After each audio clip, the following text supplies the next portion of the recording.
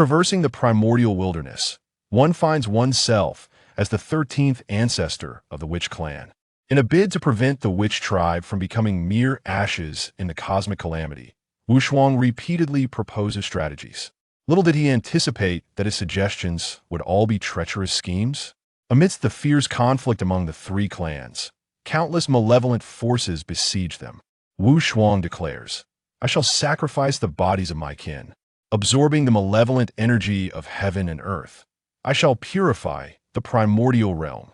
The 12 ancestor witches exclaim, "Is this truly appropriate? You would not even spare the corpses of your own kin?" They vehemently condemn his actions. Yet, upon witnessing the arrival of heavenly merit and the subsequent enhancement of the witch tribe's strength, they collectively express their newfound approval. How delightful! As for the Zixiao Palace, it is said that without a primordial spirit, one cannot comprehend the Tao.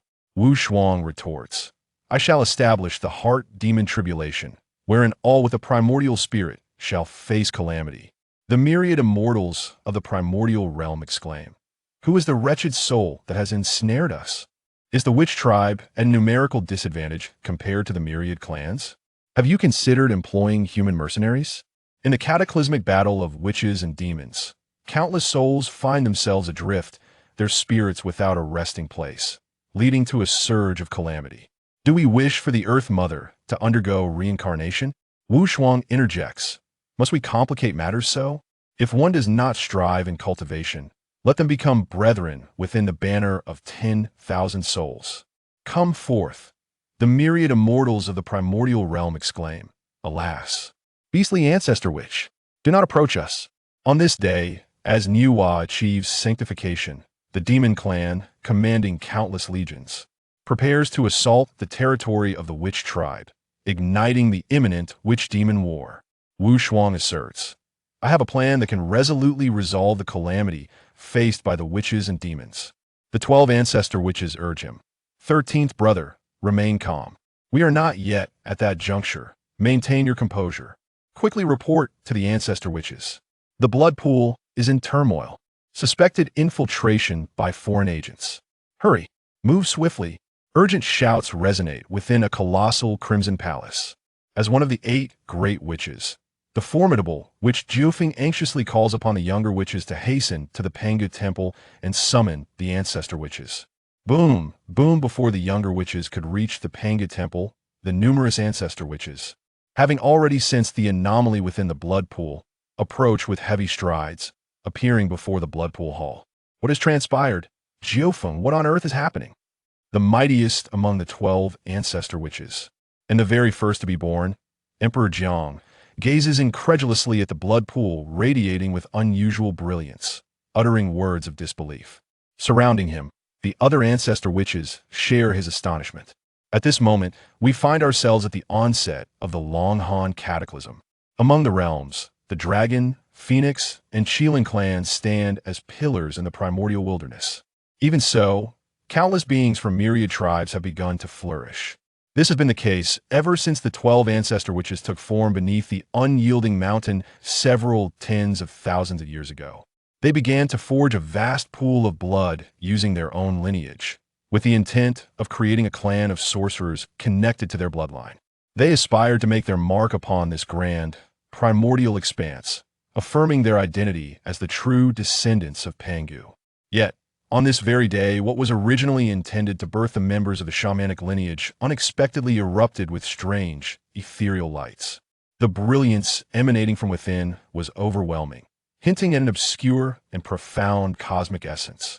This spectacle left the guardian of the site, the mighty shaman Jiufeng, momentarily at a loss for judgment, prompting him to summon the ancestral shamans. However, to his surprise, the ancestral shamans had already arrived at the scene. This was not peculiar since their inception. These ancestral beings had possessed the cultivation of the great Luo golden immortal. After countless eons, each of them had attained at least the late stage of the great Luo. Di Jiang had even reached the pinnacle of the great Luo, gazing towards an even more profound path ahead. Yet, curiously, even Di Jiang, at the apex of the great Luo, was unable to discern the nature of the strange divine light within the blood pool. What on earth was happening?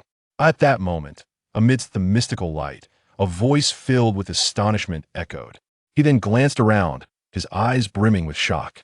The colossal figures surrounding him loomed like mountains, exuding an intense aura of malevolence, their presence augmented by an air of ferocity. Good heavens! Where am I? Is this still my homeland? The voice within the ethereal light cried out in terror once more.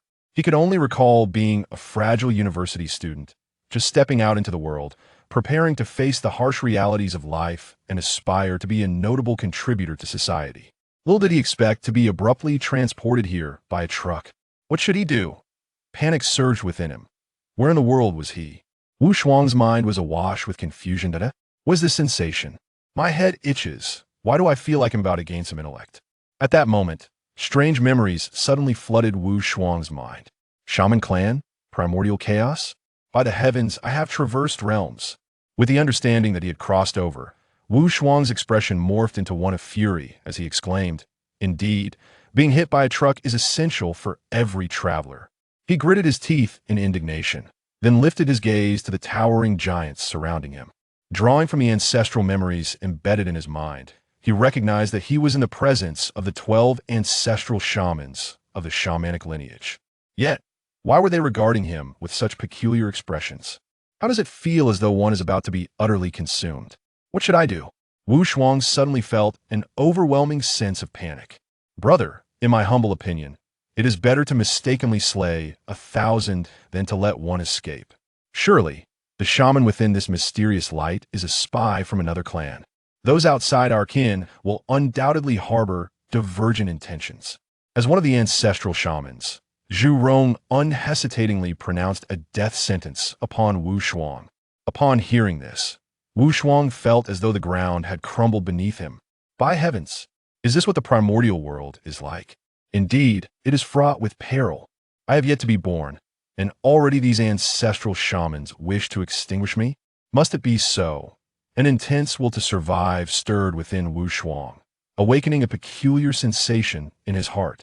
It was as if his very consciousness could extend in every direction, omnipresent. What is this? The primordial spirit. The ancestral shamans were suddenly taken aback, gazing at Wu Shuang with expressions of astonishment. Soon after, the radiant light faded, revealing a man of average stature, yet robust musculature. His features were not conventionally handsome, yet there was an inexplicable charm in his dark hair that made him exceedingly agreeable to the eye. Upon his emergence, Wu Shuang promptly bowed in reverence to the 12 ancestral shamans. Wu Shuang pays his respects to the esteemed ancestral shamans. Clearly, Wu Shuang's preemptive act of reverence left the surrounding shamans bewildered. What is happening? Why does the shaman appear to possess greater intelligence than the others? Indeed, the other shamans had just been born and lacked even the capacity for speech, let alone coherent thought. It is evident. This is due to his primordial spirit. Wu Shuang, you say? Brothers, I sense no trace of foreign lineage within him. In other words, our shaman clan has finally birthed a member with a primordial spirit. Hutu exclaimed with palpable excitement. The emergence of a primordial spirit within the shaman clan was a long-anticipated event, one they had yearned for over countless years. After all, they were inherently flawed, born without a primordial spirit, rendering them inferior to other clans in certain aspects. The existence of a primordial spirit among the shaman clan signifies profound implications, which are self-evident. Excellent, Di Jiang called out, raising his hand to rest upon Wu Shuang's head. After a moment, he exclaimed in astonishment, "Indeed, a primordial spirit exists. Wu Shuang is the first among our shaman clan to possess a primordial spirit. Thus, from this day forth, he shall be the 13th ancestral shaman of our clan." It appeared that due to Wu Shuang's unique nature, Di Jiang held great expectations for him, promptly elevating him to the esteemed rank of the 13th ancestral shaman. Goodness, this status is suddenly unparalleled. Well, at least it's not a catastrophic beginning. Wu Shuang had no desire to traverse through time, having diligently begun his journey as a mere shamanic warrior. What a lamentable fate! Upon this reflection, Wu Shuang reverently clasped his hands in gratitude, exclaiming, "Thank you, elder brother." As soon as his words fell, the figure of Hutu beside him let out a deep sigh, lamenting, Alas, while it is true that our shamanic clan has finally birthed a member endowed with a primordial spirit, it is regrettably overshadowed by the present weakness of our kin. The assembly of ancestral shamans nodded in agreement, their expressions solemn. Indeed, the dragon, phoenix, and Chilan clans are overwhelmingly powerful, leaving our shamanic lineage confined to this desolate state. It is truly stifling. Zhurong clenches fists tightly, his countenance marked by a spirit of defiance. The other ancestral shamans echoed this sentiment. If it were merely this, it would be bearable. Yet, the incessant warfare among those three clans has resulted in untold casualties, unleashing a deluge of malevolent, tainted, and resentful energies into the world. Our clan members, afflicted by this, have undergone drastic transformations, becoming uncontrollably irritable, engaging in senseless bloodshed, ultimately leading to their demise. Our shamanic lineage, inherently flawed and lacking primordial spirits, sees these fallen kin perish in vain. Alas, amidst the chorus of lamentations, Wu Shuang too felt the arduous path that lay ahead for the shamanic clan. However, malevolent energy, tainted energy, resentment, a sudden spark ignited within Wu Shuang, giving birth to a bold notion. Esteemed brothers, I have a strategy that may well address the issues of our clan's dwindling numbers and the disturbances caused by that malevolent, tainted, and resentful energy. The ancestral shamans, previously engulfed in sorrowful murmurs, were instantly invigorated by Wu Shuang's words, their eyes gleaming with renewed hope and intrigue. "Oh, 13th brother, what is your plan?" inquired Emperor Jiang, his gaze filled with anticipation and a hint of excitement. "Indeed, having a primordial spirit makes all the difference. It is evident that my 13th brother possesses a keen intellect." Chapter 2. Do not hesitate, just act. Is it the 13th brother? Wu Shuang was momentarily taken aback. This appellation was rather fitting.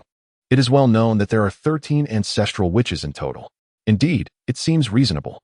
Although he himself could hardly be deemed an ancestral witch at present, whether in terms of his bloodline strength or cultivation prowess, these matters were inconsequential. The immediate objective was to bolster the strength of the witch clan, to assist them in establishing a firm foothold in the primordial world. Following that, they would vanquish the demon tribe and overpower the three pure ones. Ascending to the pinnacle of witchhood, having been granted a second chance at life, Wu Shuang brimmed with anticipation for the future, to the extent that he could not help but clench his fists, his entire being trembling slightly. Dear brothers, since malice, filth, and resentment have become calamities in the primordial realm, if our witch clan can resolve this calamity, would it not constitute an immense merit? Undertaking such a noble endeavor for the benefit of all beings in the primordial world would surely garner the favor of the heavenly path, bestowing upon our clan an unparalleled power of protection. Upon hearing this, the many ancestral witches, including the 9 phoenixes, were visibly enlightened. Indeed, this was a significant act of merit. The 9 phoenixes nodded slowly. The first recorded act of great merit in the primordial realm was when the venerable Hongjun led numerous innate deities to seal the beast Emperor Shun and I, thus quelling the chaos of fierce beasts. At that time, divine rain fell from the heavens, golden lotuses erupted from the earth, and boundless wonders manifested. With purple chi stretching for thousands of miles, the heavenly path bestowed vast merits, granting favor to the many innate deities. It was precisely for this reason that these deities, under the protection of heavenly merits, became the pinnacle of existence in the primordial world. Each one of them attained the level of the Hunyuan Golden Immortal. Yet, what should our witch clan do? Xianming gazed at Wu Shuang with a glimmer of expectation in his eyes. In my view, our witch clan possesses formidable physical strength, making us the ideal vessel to bear this murky chi. If our clan were to shoulder this burden for the sake of all beings in the primordial world, we could achieve this monumental merit. Wu Shuang spoke earnestly. That is not feasible. However, as soon as he uttered these words, Emperor Jiang was the first to voice his dissent. How can this be permissible? Although our witch clan's bodies can indeed endure a great deal of murky chi, once we become tainted by it, we would inevitably lose our reason and descend into uncontrollable madness.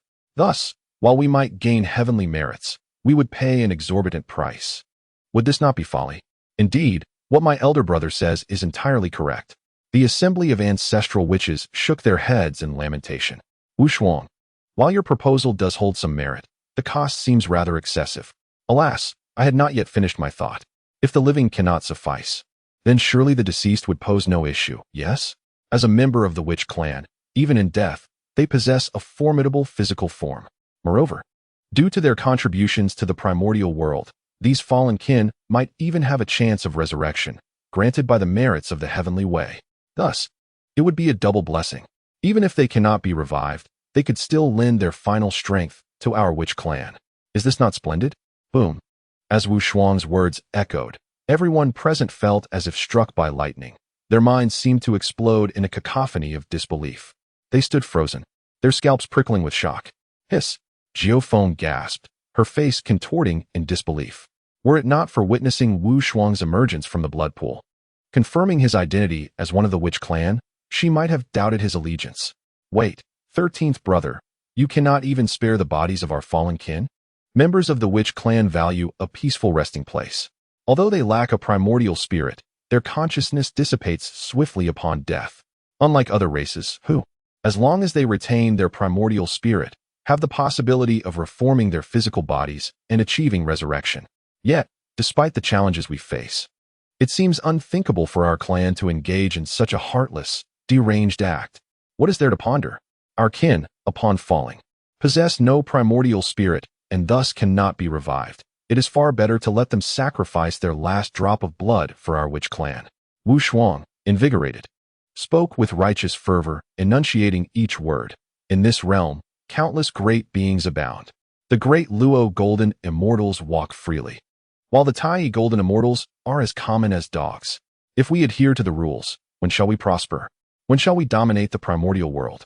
When shall we fulfill the grand aspiration of emulating our Father God, to open the heavens and create the earth? Upon finishing his declaration, Wu Shuang raised his right hand, pointing at the crowd with a spirited demeanor, his face alight with excitement. In a word, do not hesitate, just act. When one dies, they ascend to the heavens. If one does not die, they endure for eons. There is no cost to losing, so what is there to hesitate about? The many ancestral witches looked on in astonishment, evidently struggling to comprehend Wu Shuang's words. Yet, observing his fervent expression and elevated spirit, they found themselves inexplicably stirred. Indeed, even if it fails, it seems we have nothing to lose. However, will our kin have objections to this? Di Jiang voiced his concerns with a hint of worry. Upon hearing this, beside her, Jiao Feng chuckled. The ancestral witch has indeed overthought this. Our witch clan has never feared heaven or earth, nor even death itself. The only thing we sacrifice is our corporeal form to absorb the vile and malevolent energies. Upon reflection, this seems to hold great promise. A glimmer of unusual brilliance sparkled in Jiao Feng's eyes. The more she contemplated, the more she believed this scheme was viable. Indeed, Jiao Feng, you possess great insight. We, of the witch clan, do not revere the heavens nor dread the earth. What is merely a mortal body to fear? Should this plan come to fruition, our clan shall undoubtedly experience a surge in power. Furthermore, if our fallen kin could be resurrected through the merits of the heavenly path, would this not be a blessing in disguise? Wu Shuang's voice resonated like an enchanting melody, echoing in the ears of the many ancestral witches. The witch clan thrives on such an indomitable spirit. What worth is a clan that cowers in fear? Di Jiang and the others turned their gazes towards Wu Shuang, gradually nodding in agreement. Indeed, the 13th brother is undoubtedly one of us. Such audacious thoughts, though bordering on madness, are precisely what I admire. Yes, I too find merit in the 13th brother's assertions. Although this plan is somewhat perilous, while the 13th brother's thoughts may be somewhat sinister, they are indeed feasible. The ancestral witches began to chatter among themselves. Wu Shuang found himself somewhat speechless. Is this plan truly malevolent? This is merely the beginning. Chapter 3. The Panga Temple, Ancestral Witch Blood. Not long after, in a battlefield near the Buzhou Mountain, Jiao Feng, Wu Shuang, and a host of ancestral witches arrived with the corpses of their kin. What was once a picturesque mountain range, rich in spiritual energy, had been reduced to rubble due to the brutal conflict between the three clans. Now it lay transformed into a desolate battlefield, rife with endless malice, filth, and resentment. As far as the eye could see, the ground was littered with corpses, countless souls and vengeful spirits howling in anguish. Anyone daring to approach would be engulfed by the noxious energies, ultimately transforming into mindless beasts. The scene was one of desolation, filled with wails and the accumulation of blood seas and mountains of corpses. A mere glance sent chills down Wu Shuang's spine. Indeed, the primordial world is fraught with peril. With a sigh of lament, Wu Shuang turned his gaze to the assembled ancestral witches. There, Zhu Meng wielded a massive blade and struck fiercely at a section of the mountain. With a resounding crash, the colossal mountain was cleaved asunder, creating a chasm stretching thousands of miles. Within it, a vein of golden light, resembling a serpentine dragon, emerged before the eyes of all present. The so-called underground dragon veins refer to the spiritual veins beneath the vastness of the primordial world, where the ethereal energies from all corners of the universe rely upon the inexhaustible vitality of these subterranean currents for sustenance. Moreover, the underground dragon veins are intrinsically linked to the fate and vitality of the beings inhabiting this realm, often materializing into auspicious golden dragons. However, this dragon is not of the dragon clan, but rather a magnificent manifestation born from the collective fortune of all living beings in accordance with the heavens. Indeed, although this battlefield may not be extensive, the tainted malevolence has already tainted the underground dragon veins. With a sigh, the deity Zhu Meng interred 2 colossal corpses of the witch clan into the earth. Yet, within the resplendent golden underground dragon veins, a thick miasma began to seep down, polluting the entire vein, causing dark vapors to rise and rendering the area inhospitable to any creature. Were it not for the formidable physical strength of the ancestral witches, even the slightest contact would have led to dire consequences. Having completed the task, Zhu Meng returned to the assembly of ancestral witches and spoke. Now, let us observe the outcome. If this experiment succeeds, we may entomb a multitude of our kin to absorb this malevolent essence. For now, we can only wait. I sincerely hope this plan bears fruit. If it does, our witch clan's power will undoubtedly surge. Di Jiang remarked slowly. The other ancestral witches, including the 9 phoenixes, nodded in anticipation. Then, as if recalling something, Di Jiang addressed Wu Shuang, saying, 13th brother, you have yet to pay homage to our father in the Panga temple. Let us escort you back. Upon uttering these words, Di Jiang and the others led Wu Shuang away from that place. Shortly thereafter, Wu Shuang arrived at the Panga temple alongside the ancestral witches. Before him stood a grand and magnificent temple, seemingly forged from black iron, towering and stretching for countless miles. Standing before this colossal edifice, Wu Shuang felt as insignificant as an ant. Yet unexpectedly, within the temple, a sense of profound familiarity and grandeur emanated from the Panga's oppressive aura, instilling within him a deep reverence. As they slowly stepped into the great hall, it became evident that the interior of the Panga temple was entirely distinct from the outside world. It formed its own realm, vast and boundless, extending for innumerable miles, with the overwhelming pressure of Pangu lurking like a slumbering giant within. At the center of the hall stood a massive statue, exuding a majestic demeanor with an ancient visage, wielding a colossal axe towards the heavens, crowned by the sun, moon, and stars, and grounded upon the earth. It was the statue of the great god Pangu. Wu Shuang, I pay my respects to our father. Wu Shuang instinctively bowed before the statue of the great god Pangu. Immediately, the surrounding Panga pressure seemed to respond, radiating waves of mysterious light. As the multitude of ancestral witches beheld this spectacle, they could not help but smile and nod in approval, recognizing the significance of the moment. It is essential to understand that this grand hall can be entered only by those of true witch lineage. Without the blood of Pangu, one would undoubtedly be crushed into dust by Pangu's overwhelming might. The fact that Wu Shuang could enter unscathed and pay homage to the Father God, receiving a response from Pangu's power, undeniably attests to his existence and the acknowledgement of that formidable force. Truly, he is deserving of my recognition as the 13th brother. Yet, it is regrettable that he seems to lack the innate laws of the great Tao. His current physique appears rather feeble. Emperor Jiang gazed intently at Wu Shuang, a hint of disappointment clouding his expression as he spoke. Each of the 12 ancestral witches, upon their inception, inherited the innate laws of the great Tao through their bloodlines. For instance, Emperor Jiang, as the progenitor of spatial speed, naturally possesses the inheritance of the spatial Tao. Similarly, Zhu Meng, the ancestral witch of the Eastern Wood, embodies the innate laws of the wood Tao. This holds true for the multitude of other ancestral witches as well. Although the witch clan lacks a primordial spirit and cannot cultivate divine abilities, they inherently wield these laws of the Tao with ease. Now that Wu Shuang has become the 13th ancestral witch, it would be somewhat unreasonable if his power were insufficient. Contemplating this, Emperor Jiang raised his hand, channeling his bloodline to drop a single drop of ancestral witch essence before Wu Shuang. 13th brother, to aid you in enhancing your strength and truly living up to the title of the 13th ancestral witch, I offer you my precious blood today. This will bolster your prowess. Come now, swiftly refine it. Upon witnessing this, Wu Shuang's heart surged with joy. The witch clan, albeit somewhat barbaric and synonymous with strength, truly possesses a profound sense of loyalty towards their own. The willingness to bestow upon him such invaluable blood essence filled him with warmth, fostering a sense of belonging towards the witch clan. Thank you, elder brother. Wu Shuang bowed respectfully and then grasped the essence in his hand.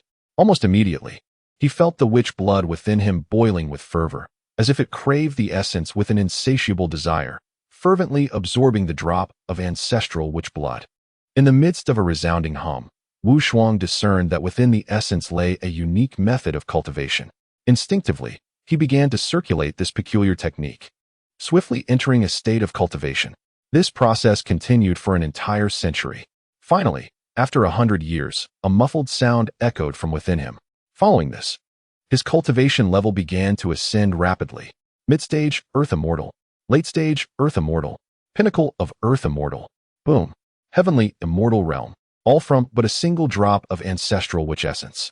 Wu Shuang's cultivation level surged, breaking through 4 realms to ascend into the heavenly Immortal Realm.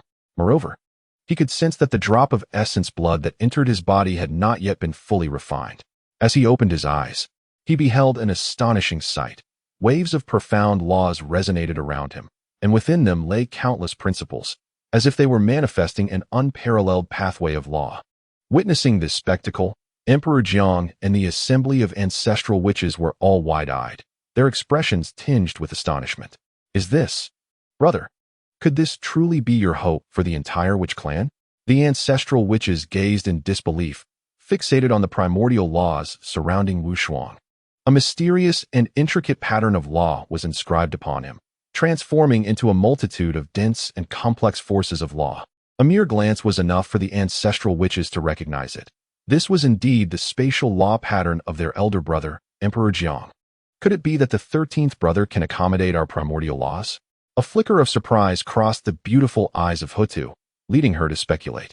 At that moment, the ancestral witches were filled with an overwhelming excitement, their eyes glued to Wu Shuang. Meanwhile, Wu Shuang, having just broken through, felt invigorated, yet still yearning for more. Upon opening his eyes, he was met with the fervent gazes of his elder brothers. Why are all of you looking at me like that? Wu Shuang felt a shiver run through him, an inexplicable sensation washing over him. 13th brother, how do you feel now? Is there something extraordinary within you? Emperor Jiang asked anxiously, as if yearning for an answer to a burning question.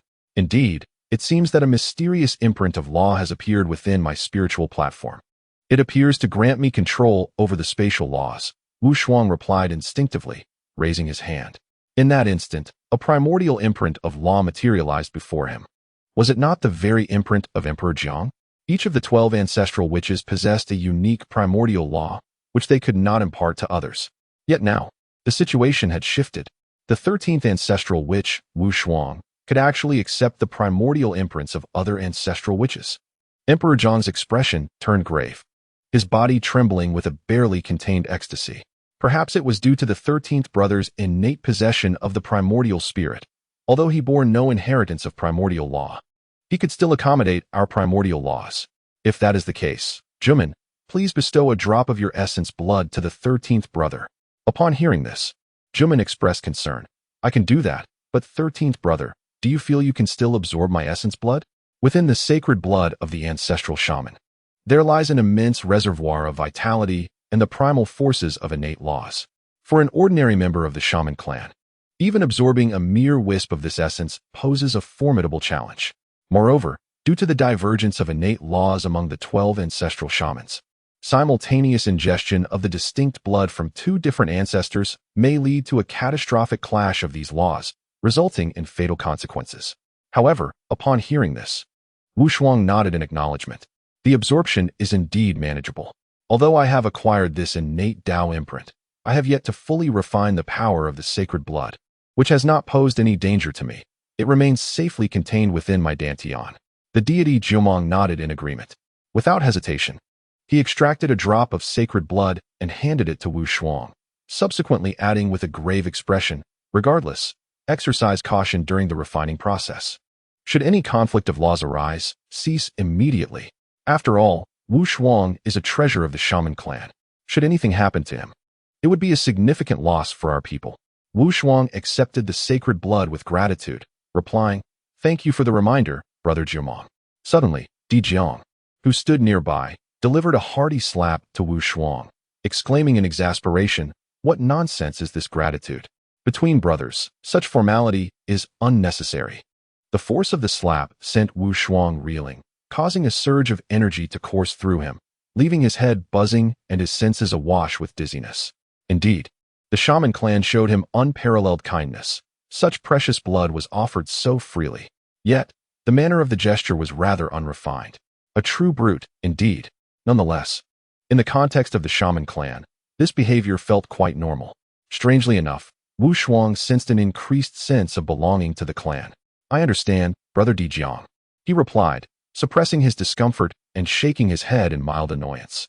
He then began to channel the unique cultivation method he had recently perceived, initiating the refinement of the drop of sacred blood.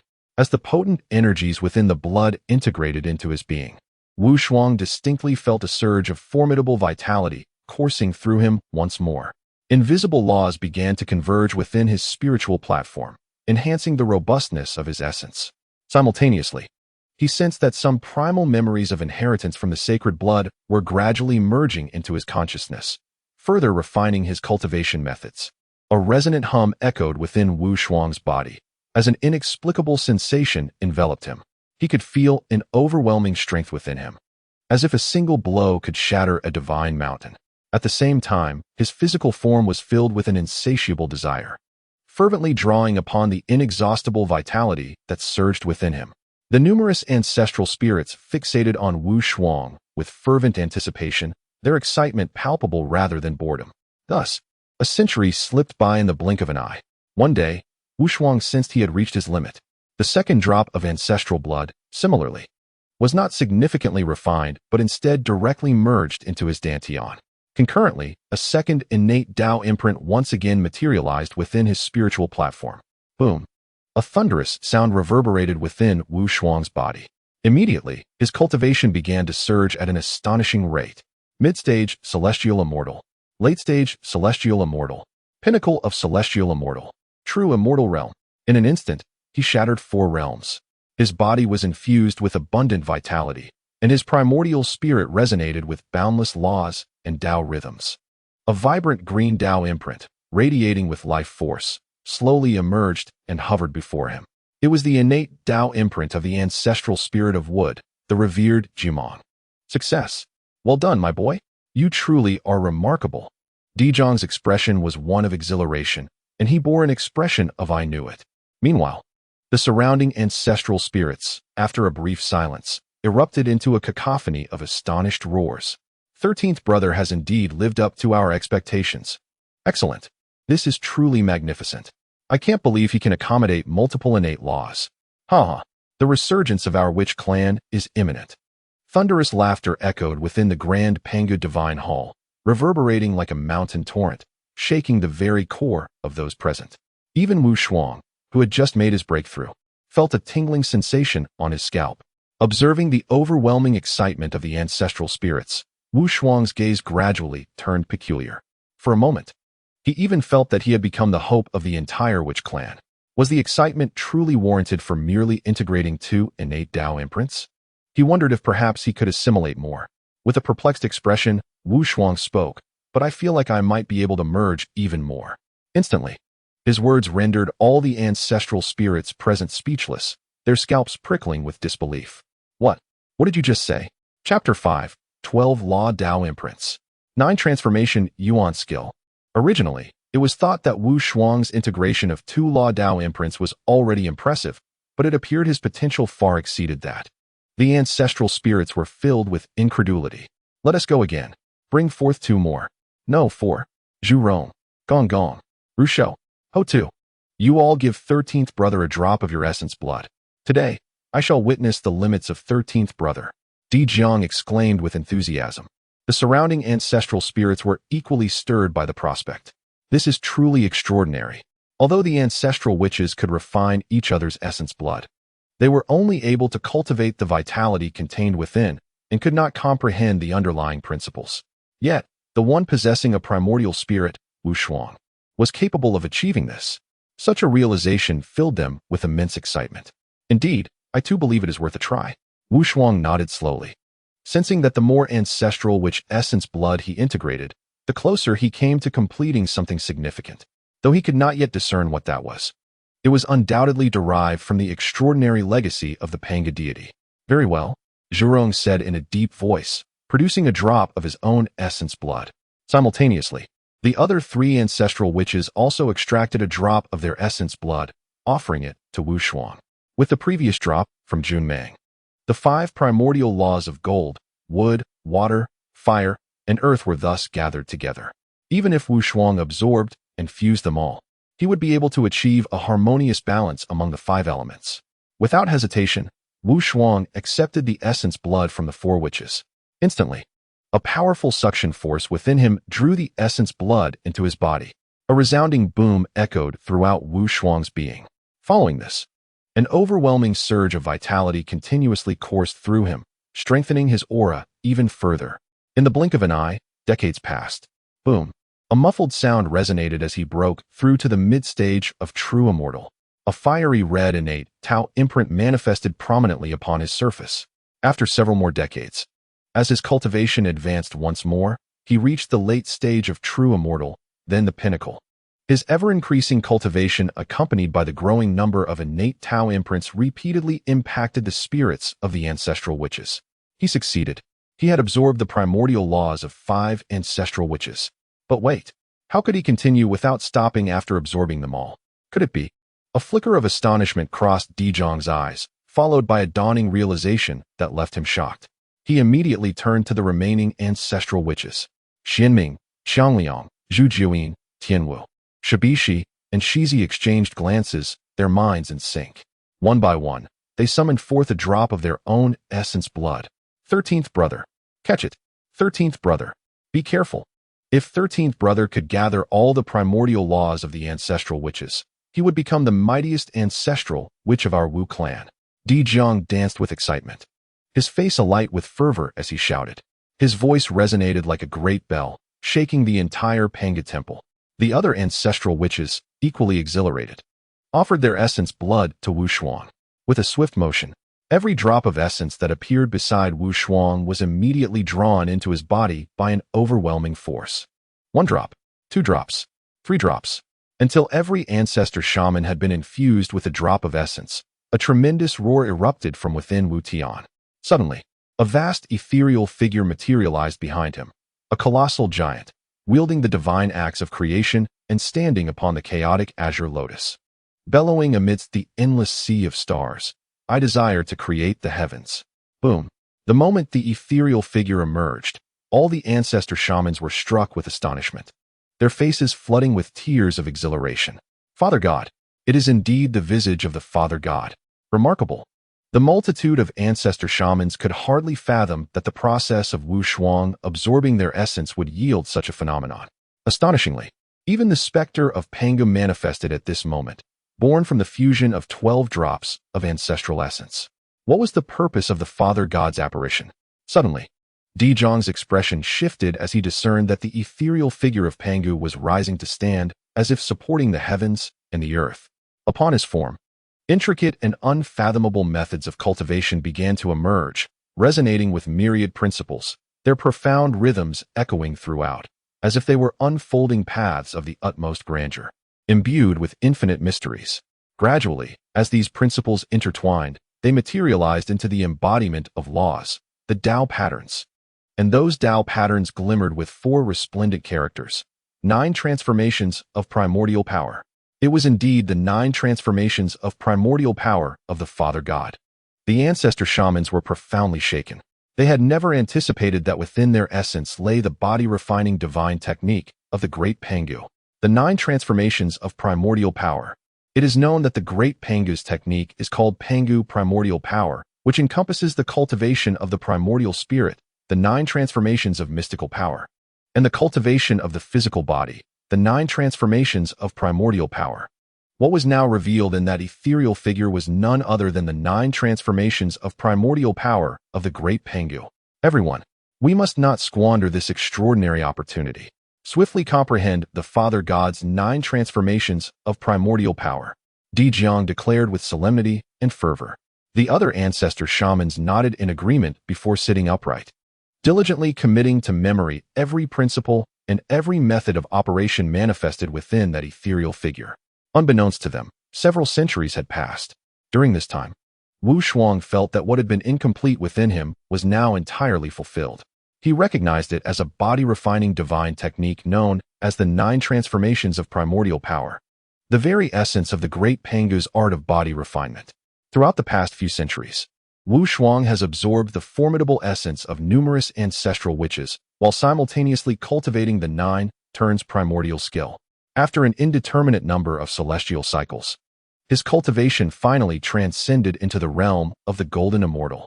With a resounding roar, a tremendous surge of vital energy erupted from within Wu Shuang, instantly painting the surrounding heavens and earth in a crimson hue, a sight that could only be described as a tempest of life force. Yet, his cultivation continued to ascend. Mid-stage, golden immortal. Late-stage, golden immortal. Peak, golden immortal. It was only upon reaching the pinnacle of the golden immortal that Wu Shuang's breakthrough gradually stabilized. However, this did not indicate that he had completely absorbed all the essence. It was merely a necessity to allow the subsequent realms to settle, preventing any further rapid advancements. Nonetheless, this was more than sufficient. Wu Shuang suddenly opened his eyes, and in an instant, golden light erupted forth, with boundless life force resonating like thunder around him. 12 innate Tao seals circled him, embodying 12 distinct primordial laws under his command. This sensation was profoundly exhilarating. A flicker of joy passed through Wu Shuang's gaze as he lifted his head to survey his surroundings, only to find the ancestral witches regarding him with increasingly fervent eyes, to the point of evoking a sense of discomfort. Ah, esteemed brothers and sisters, what is this? Wu Shuang felt an inexplicable chill creep over him. We have struck gold. Ha! My clan has struck gold. Following this peculiar exclamation, a cacophony of thunderous laughter erupted from the ancestral witches. Little did they realize that an even greater joy awaited them. Chapter 6. The Birth of the Zombie Clan. The 2 Great Ancestors. 13th Brother. You have unearthed the divine inheritance of our father, the 9 turns primordial skill, embedded within our bloodline for our witch clan. This is indeed a monumental achievement. Ha! With a resounding clap, Emperor Jiang excitedly patted Wu Shuang on the shoulder. Although his strength was not overwhelming, and Wu Shuang's cultivation and physical prowess had ascended to a formidable level, he still felt his head spin from the impact. The ancestral witches expressed their joy in such a straightforward manner. Evidently, my esteemed brothers and sisters have already acquired the 9 turns primordial skill. Thus there is no need for me to impart it again. I had not anticipated that such a divine inheritance would be nestled within your bloodline. Wu Shuang nodded and spoke. However, another thought lingered in his mind. If there were remnants of the Pangu great god's inheritance within the bloodline, could the 12 heavenly divine formation and Pangu's supreme divine abilities, the 3 techniques of creation, also reside within? Given that he had yet to fully refine the 12 drops of essence blood, if he were to completely refine them, would he indeed be able to obtain these 2 monumental inheritances? As these thoughts swirled in his mind, a gleam of brilliance sparkled in Wu Shuang's eyes. The future indeed holds great promise. Ha! With the 9 transformation primordial art, how can our Wu clan not flourish? How can we not dominate the vast wilderness? Indeed, this primordial realm was created by our father deity, and it is only fitting that we, the progenitors, govern it. With the remarkable achievements of our 13th brother, we, the 13 ancestral witches, shall stride confidently through this wilderness. The group of ancestral witches exclaimed with exhilaration. However, upon hearing this, Wu Shuang shook his head and remarked, "Esteemed brothers and sisters, in my humble opinion, it would be prudent for us to refrain from referring to ourselves as the 13 ancestral witches. Let us continue to call ourselves the 12 ancestral witches." Upon hearing this, Di Jiang was momentarily taken aback before inquiring, "13th brother, what do you mean by that?" A glimmer of clarity shone in Wu Shuang's eyes as he replied with a smile, "There are 13 of us in total among the 12 ancestral witches. This way, when we encounter formidable foes, we not only conceal the full extent of our clan's power, but also catch our opponents off guard at critical moments."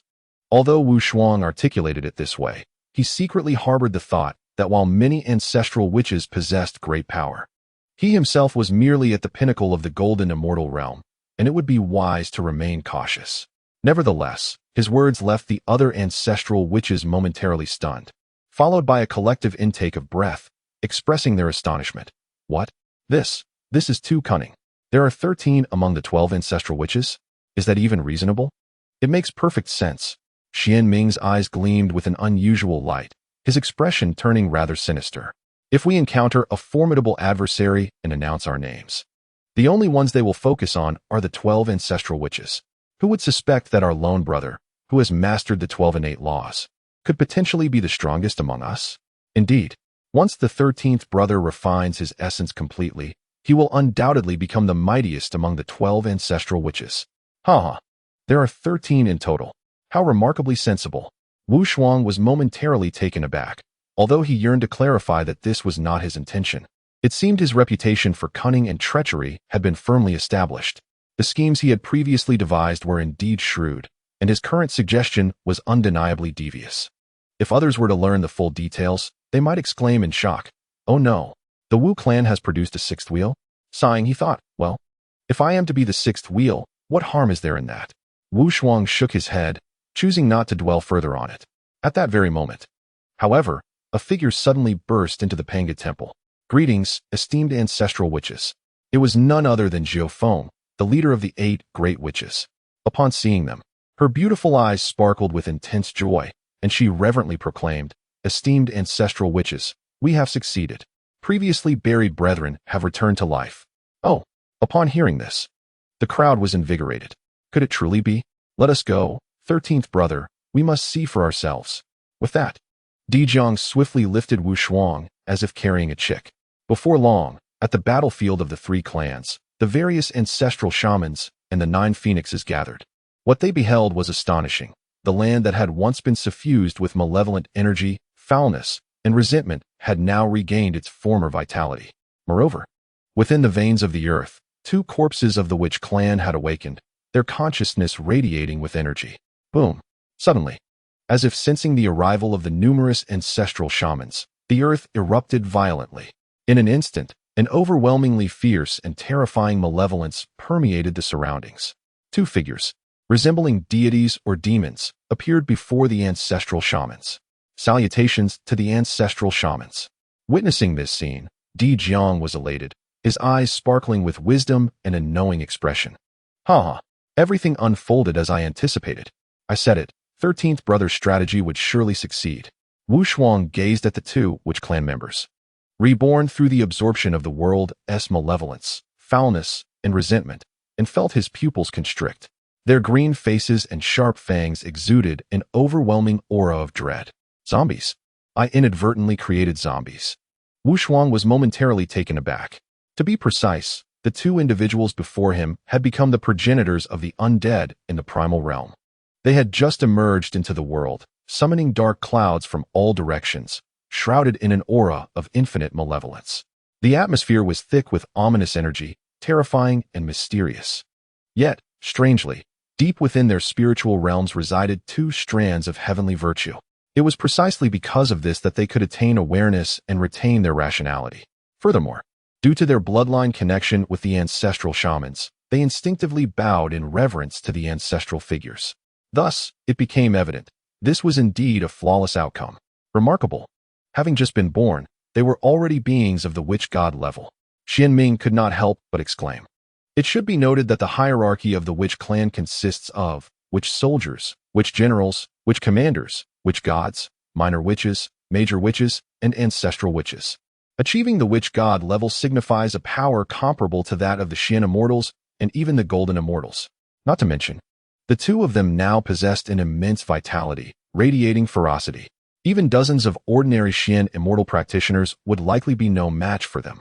Since we have been reborn, we beseech the esteemed ancestral shamans to bestow names upon us. At this moment, the male witch spoke with solemnity. Numerous ancestral witches turned their gazes toward Wu Shuang. Me? He thought, bemused, for such contemplative matters were indeed ill-suited to them. With a wry smile, Wu Shuang addressed the two. In that case, today I shall bestow upon you names. Although you hail from my witch clan, you have diverged from it. Thus, I shall grant you the tribal name, the Zombie Clan. You shall be known as the founder of the zombies, Jiang Chun, and you shall be the founding matriarch of the zombies, Han Ba. Boom. As Wu Shuang's words echoed, the heavens and earth transformed, seemingly responding to his declaration. Chapter 7. Ancestral Witch. Is your head itchy? Is it time for a brain? A celestial phenomenon. Does this not imply that the zombie clan was destined to emerge? Remarkable. The words of the 13th brother resonated as if they reached the heavens. The ancestral witches gazed in astonishment at this spectacle.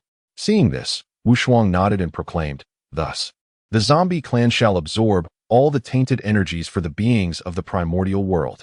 Whether it be malevolent energy, vengeful spirits, or filth, it shall all be absorbed by the zombie clan. They shall earn immense merit for this. Today, I, the 13th ancestral witch, Wu Shuang, command you both to take a solemn oath, to absorb all the tainted energies for the beings of the primordial world. At that moment, Jiang Chun and Han Ba felt a profound resonance with his words. We shall obey the command of the 13th ancestral witch, they declared. Immediately, the two great progenitors of the zombies faced the azure sky and proclaimed, today, we, Jiang Chun and Han Ba, as a branch of the witch clan, the zombie tribe, we, the zombie tribe, vow to absorb all tainted energies for the beings of the primordial world, to purify the world for all beings of the primordial realm. Zombie clan, rise. Boom. As the words of the two zombie progenitors fell, the skies roiled, and a thunderous sound akin to divine revelation reverberated through the cosmos. In the next moment, radiant light enveloped the heavens, a plethora of multicolored brilliance illuminating the skies. Pure white celestial rain descended, accompanied by countless auspicious signs. Golden lotuses erupting from the earth, and flowers cascading from the heavens. From the horizon, a vast expanse of purple energy surged forth, carrying the essence of merit and celebratory clouds, descending upon this realm. In an instant, the primordial world trembled. Across the myriad realms, countless powerful beings were astonished. On Jade Capital Mountain, an elder clad in tattered garments with a jade plate suspended above his head gazed intently at the primordial realm, his expression revealing a hint of astonishment. Heavenly merit. After so many years, who would have thought that the second descent of heavenly merit would be due to the witch clan? As he spoke these words, he could not help but calculate, his eyes growing increasingly perplexed. Strange. The witch clan should not possess such fortune. Why then? His face displayed a fleeting expression of surprise, which quickly returned to tranquility. Nonetheless, as the impending calamity approaches and the ominous energy pervades, the intricate workings of fate remain inscrutable. What truly matters, however, concerns my own affairs. The Wu clan, you say? How intriguing.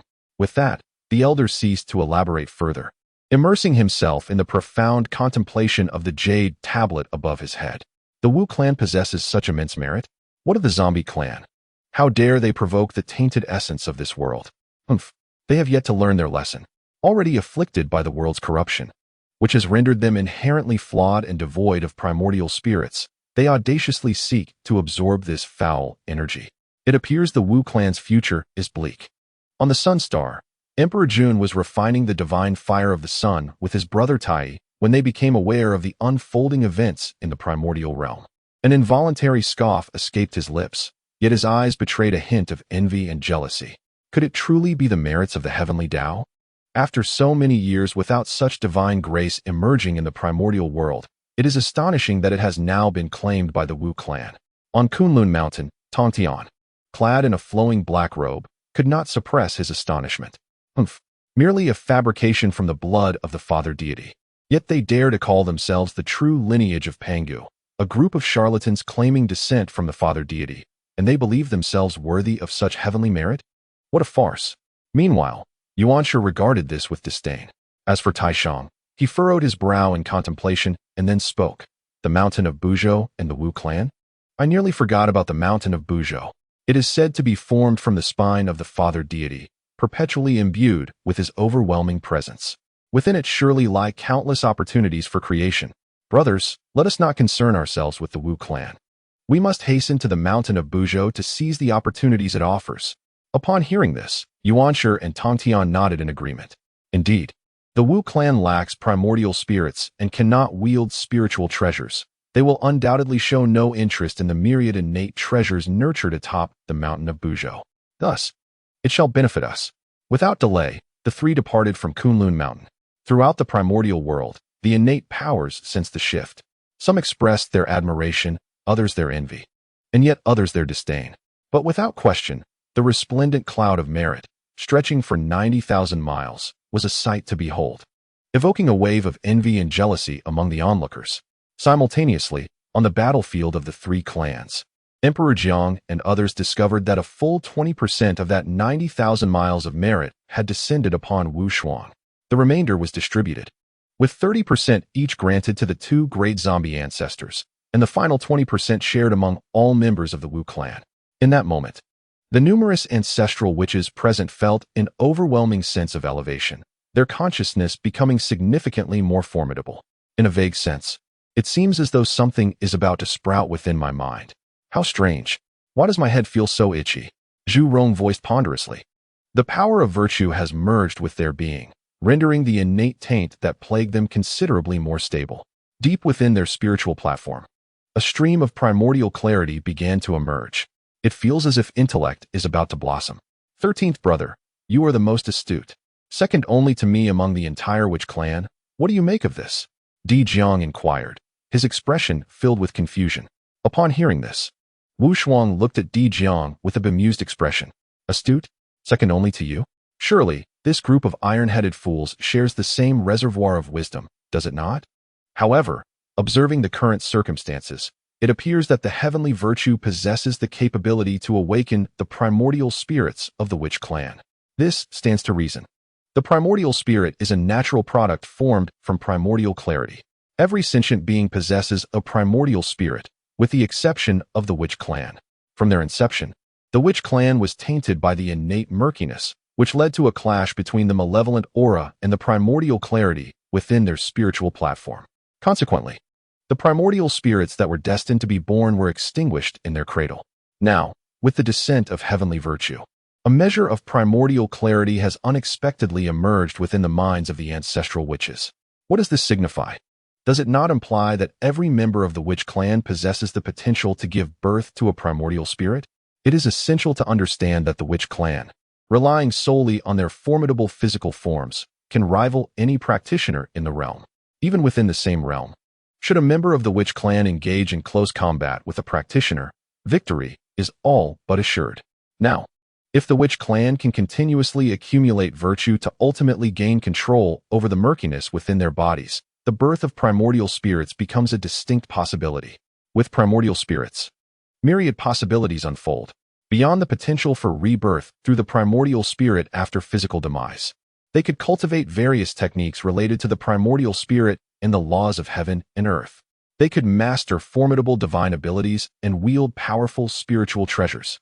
At that point, every member of the witch clan would embody the dual cultivation of life and spirit, brimming with vitality while inflicting immense damage. Such a transformation would indeed be earth-shattering. The virtues of the heavenly Tao are indeed remarkable. It seems that the forthcoming objective shall be to earn more of these celestial merits for our Wu clan, striving to enable the entire clan to master its own tainted essence and give rise to the primordial spirit. At this moment, Wu Shuang has formulated a preliminary goal. After all, the ancestral witches have shown unparalleled dedication towards him. It is worth noting that each drop of their blood is immensely precious. Yet the ancestral witches have generously offered it without hesitation. Since he belongs to the Wu clan, it is imperative that he contributes in some manner. Esteemed colleagues, It is indeed because we now possess the power of virtue that we are gradually gaining control over the innate tainted essence within our bodies. This also signifies that, in the future, we may have the potential to give birth to primordial spirits. Upon hearing these words, Dezhang's immediate thought was, does this mean my wisdom can ascend to even greater heights? Haha, truly, I am deserving. Observing the gleam of wisdom in Dezhang's eyes, Wu Shuang could only respond with an awkward yet courteous smile. As for the other ancestral witches, they too were filled with joy. Does this imply that we might also give birth to primordial spirits? Inquisitively, Jiang Chun and Han Ba couldn't help but ask, you, members of the zombie clan, have your own responsibilities. Without immense merit, it may be difficult for you to give rise to primordial spirits. However, in exchange, you have been bestowed with innate laws, rendering your physical forms even more formidable. This can be regarded as a trade-off. Wu Shuang merely glanced at the two, noticing that deep within their spiritual platforms lay a trace of innate Tao imprints. They, much like the ancestral witches, possessed the essence of innate laws. However, their innate Tao imprints were awakened due to the bestowed power of virtue. In other words, each of them now harbors a unique innate law. Jiang Chun embodies the law of life and death, while Han Ba possesses the law of fire essence. Jiang Chun is surrounded by the energies of life and death, capable of governing the flourishing and withering of all things with a mere gesture. Meanwhile, Han Ba is enveloped by parched land stretching for miles, exuding an overwhelmingly potent fire essence. Thank you for the teachings, ancestral witches. The two bowed respectfully to Wu Shuang, their eyes betraying a hint of disappointment. Unless one cultivates extraordinary merit, it would be challenging to give birth to a primordial spirit. This does feel somewhat unfair. Nevertheless, as they endure the tainted essence for the myriad beings of the primordial world, their accumulation of tainted essence will inevitably enhance their power of virtue. One day, the possibility of birthing a primordial spirit may not be entirely out of reach. However, the zombies, born from the resentment and corruption of heaven and earth, are neither aging, dying, nor perishing. They are cast away by the three realms of heaven, earth, and humanity, left wandering aimlessly, lost and forsaken, feeding on blood and drawing strength from their grievances. Aside from the two primordial zombie ancestors and other members of the witch clan who possess protective virtues, the ordinary zombies transformed by these two cannot maintain their consciousness as they do. Yet, this is of little concern. After all, those zombies transformed from other tribes do not count as members of the witch clan. 13th brother, since this matter has been accomplished, our fallen kin may rely on this method for rebirth in the future. I shall entrust this task to Jiufeng. For now, let us return to the territory of the witch clan, accompanied by Jiangxun and Hanhua. Dezhang turned to Wu Shuang and spoke.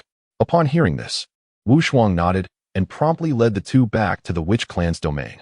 Upon returning, the 12 ancestral witches began imparting the 9 transformations of primal energy to the many members of the witch clan, including the 2 great zombie ancestors. In the present primordial realm, the 3 tribes are engaged in frequent battles, and the oppressive aura of Pango looms heavily near Mount Buzhou, deterring most from venturing there. Thus, many of the witch clan members were afforded a stable period of development. As time passed, nearly several hundred years, with the assistance of the 9 transformations of primal energy, the strength of the witch clan experienced a qualitative enhancement. Subsequently, numerous zombies emerged, birthed from the corrupted essence absorbed within the earth's veins, totaling several tens of thousands. However, as they were born later and lacked the immense virtuous power that Jiangxin and Hanhua had absorbed, their strength pales in comparison, categorizing them as second-generation zombies. Even so, this group of zombies has attained levels of power equivalent to witch generals and even witch marshals. They not only refine their vitality to enhance their strength, but also absorb the tainted essence to further augment their power, gaining corresponding virtues in the process. The 12 ancestral witches observed the growing strength of the clan's members with great satisfaction. However, with an increasing number of clanspeople, their territory began to expand. The once concealed witch tribe at the foot of Mount Buzhou gradually extended outward until it encroached upon the territories of the 3 tribes. Among them, a faction of the dragon tribe, the Panlong clan, repeatedly clashed with the witch clan. As tensions escalated, Dezhang convened many ancestral witches at the Panga shrine to deliberate on this matter. The Panlong clan has become excessively arrogant, presuming that their few great Luo Jingxian can belittle our Wu tribe. Thus, I have resolved to retaliate against the Panlong clan and eradicate them entirely from the primordial realm. Having uttered these words, he turned to Wu Shuang and declared, 13th brother, you have directly managed the zombie tribe over the years. It is now time for them to test their mettle. Upon hearing this, Wu Shuang too became intrigued. A practical trial of strength awaited him. The dual cultivation of life and death promised both power and formidable damage. He was eager to demonstrate the prowess of our Wu tribe to those who solely focus on spiritual refinement. Chapter 9. The Zombie Tribe Strikes. To annihilate together. Jiang Chun and Hanba, heed my command. Lead the zombie tribe to battle alongside me. Outside the Panga Shrine, the zombie clan had long awaited this moment. Under Wu Shuang's command, they formed an orderly and imposing array. The entire zombie tribe emanated an air of malevolence, their green faces and sharp fangs striking fear into the hearts of onlookers. Notably, the two foremost zombie ancestors possessed innate laws, exuding a terrifying ferocity. Above them, dark clouds perpetually loomed. Jiang Chun, Hanba, I abide by the ancestral will. With a resonating shout, Jiang Chun and Hanba promptly organized their forces in preparation for battle. 13th brother, I entrust this task to you. The Panlong clan harbors a few oblivious great Luo Jingxian. I shall first deal with them. Di Jiang scoffed, and with numerous ancestors, he launched into the fray. Meanwhile, Wu Shuang remained behind, leading the zombie tribe in a steady march. Although the zombie tribe exuded an aura of terror, each member retained a sense of rationality due to their inherent virtues. Thus, despite their fearsome presence, they moved in perfect unison, awaiting Wu Shuang's command. Before long, Wu Shuang led the multitude of zombie tribe members to the territory of the Panlong clan, where an epic battle had already commenced.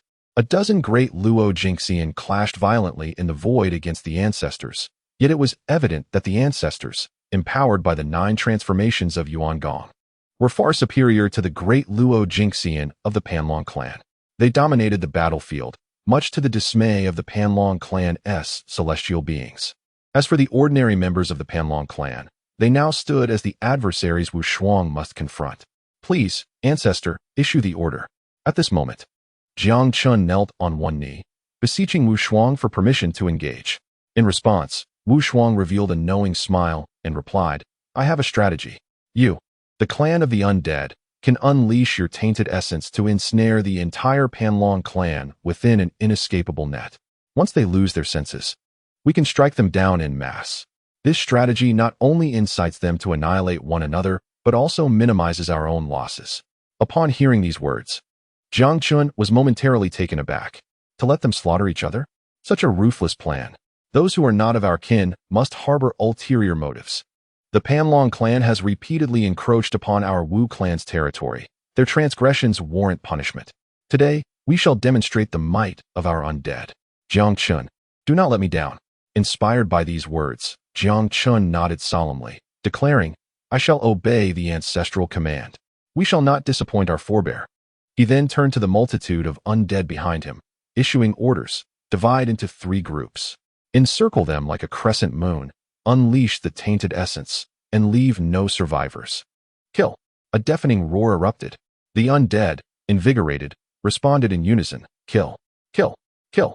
The overwhelming force surged forth like a tidal wave. The undead divided into 3 factions, soaring into the air, completely surrounding the entire Panlong clan.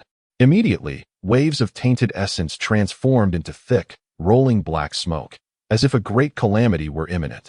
Fear flooded the hearts of the Panlong clan. Who are these beings? When did the Wu clan produce such a multitude of ferocious entities? What terrifying malevolence! Alas, I have merely brushed against a trace of this malevolence, and I can hardly contain my emotions. Step aside, for I can no longer suppress my urge to kill. Under the onslaught of that overwhelming malevolence, from the Earth Immortal to the Golden Immortal of the Panlong clan, none were immune to madness. All were driven to frenzy. The horrifying sounds of slaughter erupted among the Panlong clan, but they were not attacking the undead. Their strikes were indiscriminate, even if faced with their own kin. Under the tainted essence's influence, any member of the Panlong clan could not control the ferocious bloodlust within. Their eyes turned crimson, and they unleashed their wrath upon anyone nearby. Cursed Wu clan! How dare they employ such underhanded schemes? Deep within the Panlong clan, A noble figure with a dragon's head and a human's body could no longer contain his rage, exclaiming, "Young clan leader." This is the command from that peak golden immortal of the Wu clan. From what they imply, it seems to involve our ancestral forebear. Upon hearing this, the young clan leader was momentarily stunned. Ancestral forebear? Were there not only 12 of them? When did the 13th one emerge? However, witnessing the numerous clansmen around him engaged in mutual slaughter, as the young clan leader, he could not remain indifferent. "Everyone, join me in breaking through," he declared. "As the saying goes, to capture the thief, one must first capture the king. Let us slay that ancestral shaman, and the witch clan's army will surely collapse without a fight." Understood. With that, the young clan leader charged forward alongside 2 warriors from the Panlong clan, both at the initial stage of the Tai Golden Immortal Realm, towards Wu Shuang. Upon seeing this scene, Wu Shuang revealed a smile. "Oh, instead of fleeing, they have chosen to approach me? How intriguing. 3 at the initial stage of Tai Golden Immortal. They may provide a challenge. I too possess a dual cultivation of life and death. I not only have formidable cultivation, but also a remarkably powerful physique.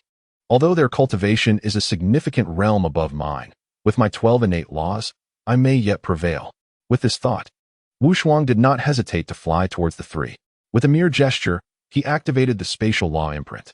A resonating hum filled the air as an enigmatic wave of laws enveloped him. In the next moment, Wu Shuang, who had been within sight, transformed into a fleeting shadow, instantly relocating tens of thousands of miles away to stand before the 3 Tai Golden Immortals. "What?" The young clan leader's expression changed in astonishment. "Instantaneous relocation? What nonsense is this? The spatial law is not the signature technique of Emperor Jiang. How could this so-called ancestral shaman also wield it? No matter, young clan leader. We 3 Tai Golden Immortals need not fear defeating a peak Golden Immortal. Let us engage." Encouraged by their words, the young clan leader gained a measure of confidence. Surely this was true. Even if he possessed innate laws, what of it? "Humph. Summon the winds and rain." The young clan leader snorted, immediately invoking his spell and reciting incantations. Suddenly, the heavens and earth around them changed color, and violent winds and torrential rain swept in. In response, Wu Shuang merely raised his hand indifferently. "Ice arise." With a resounding hum, another innate law was activated. Instantly, the ice law of the ancestral shaman surged forth, completely sealing the tempest, transforming it into a flurry of snowflakes and ice balls descending upon the earth. This, another form of innate law? How is this possible? At that moment, the 3 truly felt that something was amiss. Chapter 10. Time and Space Stand Still. Annihilation of 3 Tai. Was it not said that each ancestral shaman only masters 1 innate law? Why does he possess 2? What is happening here? The young leader of the Panlong clan wore an expression of exasperation, almost seething with rage as he berated his 2 subordinates. I do not know," the young leader exclaimed, "this ancestral which is truly enigmatic." The 2 men beside him felt a shiver run down their spines. To possess 2 innate laws simultaneously? Impossible. Absolutely impossible. Not to mention an ancestral witch. Even in the vastness of the primordial world, such an occurrence is exceedingly rare. The innate laws are termed as such precisely due to their uniqueness. They are inheritances granted at the very inception of a being's existence. Take figures like Emperor Jun, Tai Yi, or Zhun Yuanzi. Each one possesses a singular innate law, sufficient to establish their presence within the primordial realm, if not to dominate it entirely. Just one is already immensely formidable, let alone 2. "Oh, you naively believe that this is all I am capable of?" Wu Shuang smiled, a glint of mischief in his eyes. Without hesitation, he raised his hand and declared, "Time, space, temporal, and spatial sealing."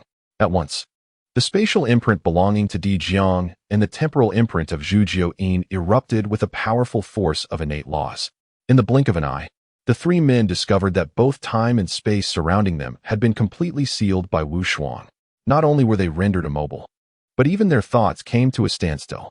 It was as if time itself had ceased to exist. Upon witnessing the immobilization of the 3, Wu Shuang wasted no time.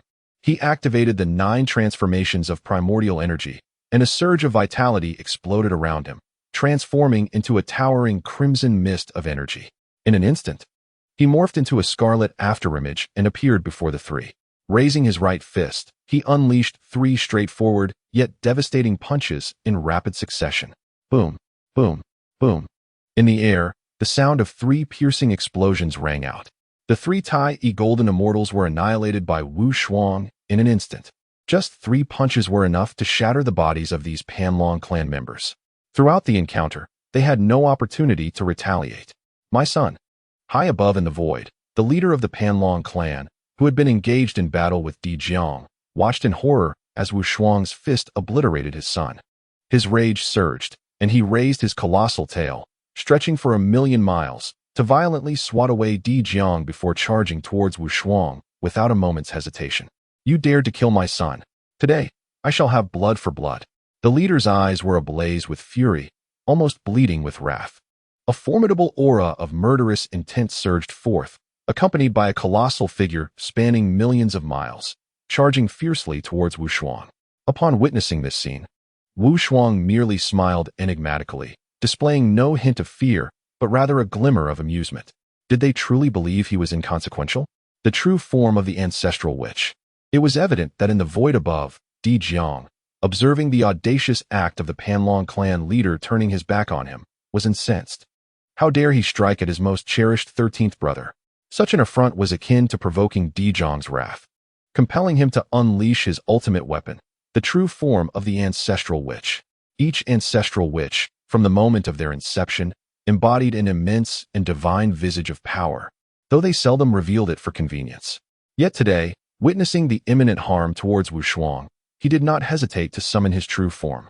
In the ominous atmosphere above, amidst swirling black clouds, a monstrous figure emerged, its face resembling a yellowish sack, glowing crimson like fiery essence. With 6 legs and 4 wings, its form devoid of discernible features, reminiscent of an ancient deity. Although its body was vast, it moved with astonishing swiftness. Di Jiang coldly snorted, instantly invoking the laws of space. He transformed into a fleeting shadow, appearing before the Panlong clan leader in an instant. Then, with overwhelming ferocity and an aura of terrifying vitality, he ruthlessly subdued the clan leader. A resounding roar echoed through the heavens and earth as the dragons bellowed in anguish. The numerous members of the Panlong clan bore witness to the fall of their leader and the young clan leader, unleashing a heart-wrenching wail. Meanwhile, those Panlong clansmen engulfed by the tainted air descended into a horrific scene, driven mad. They slaughtered a significant portion of their own kin before even engaging with the undead adversaries. In that moment, despair began to seep into the hearts of the Panlong clan. How could this diminutive witch clan possess such power? What malevolent beings were they? Were they not the undead faction previously established by the witch clan? An undead faction? How could such a fearsome lineage exist? Those Panlong clansmen still clinging to their sanity were now utterly despondent. They gazed up at Wu Shuang, who loomed over them like a sovereign, their eyes reflecting utter hopelessness. Ministers, the drought demon, the time has come. Grant me your strength to slay. With a single command, the undead warriors responded in unison. A cacophony of terrifying roars erupted throughout the realm as the legion of the undead opened their gaping maws, lunging at every member of the Panlong clan. They exuded overwhelming vitality and an aura of ferocity that none dared approach. It was almost as if they were devouring the remains of the Panlong clan whole. The remnants of that clan were swiftly vanquished with a force akin to a tempest sweeping away the clouds. Moreover, after consuming the bloodline of the Panlong, the aura of all the undead kin became increasingly terrifying.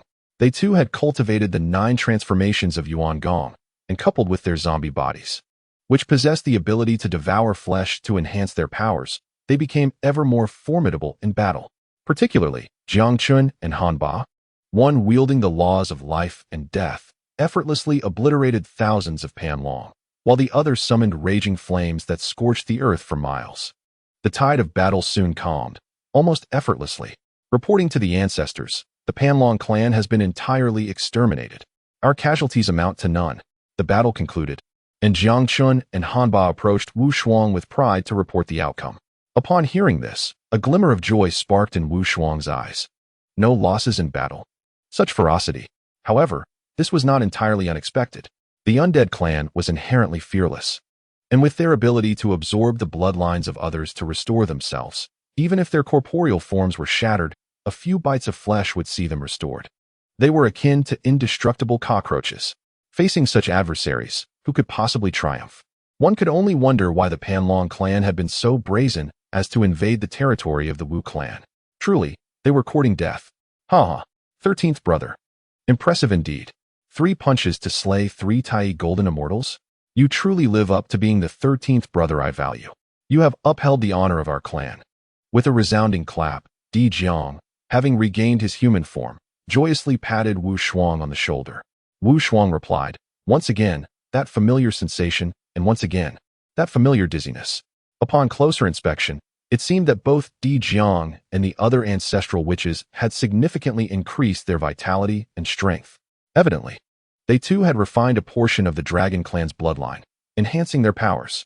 Cough, brother, now that the great battle has concluded, it is time to reap the rewards. Rewards? What rewards? A hint of confusion flickered in Di Jiang's wise eyes. Wu Shuang rolled his eyes at him, then turned his gaze toward the depths of the Panlong clan's territory. Spiritual roots. The aura of spiritual treasures. Spiritual roots? Spiritual treasures? What does our Wu clan need such things for? Di Jiang, as always, displayed his usual demeanor, which left Wu Shuang feeling utterly speechless. Heaven grants, but does not take.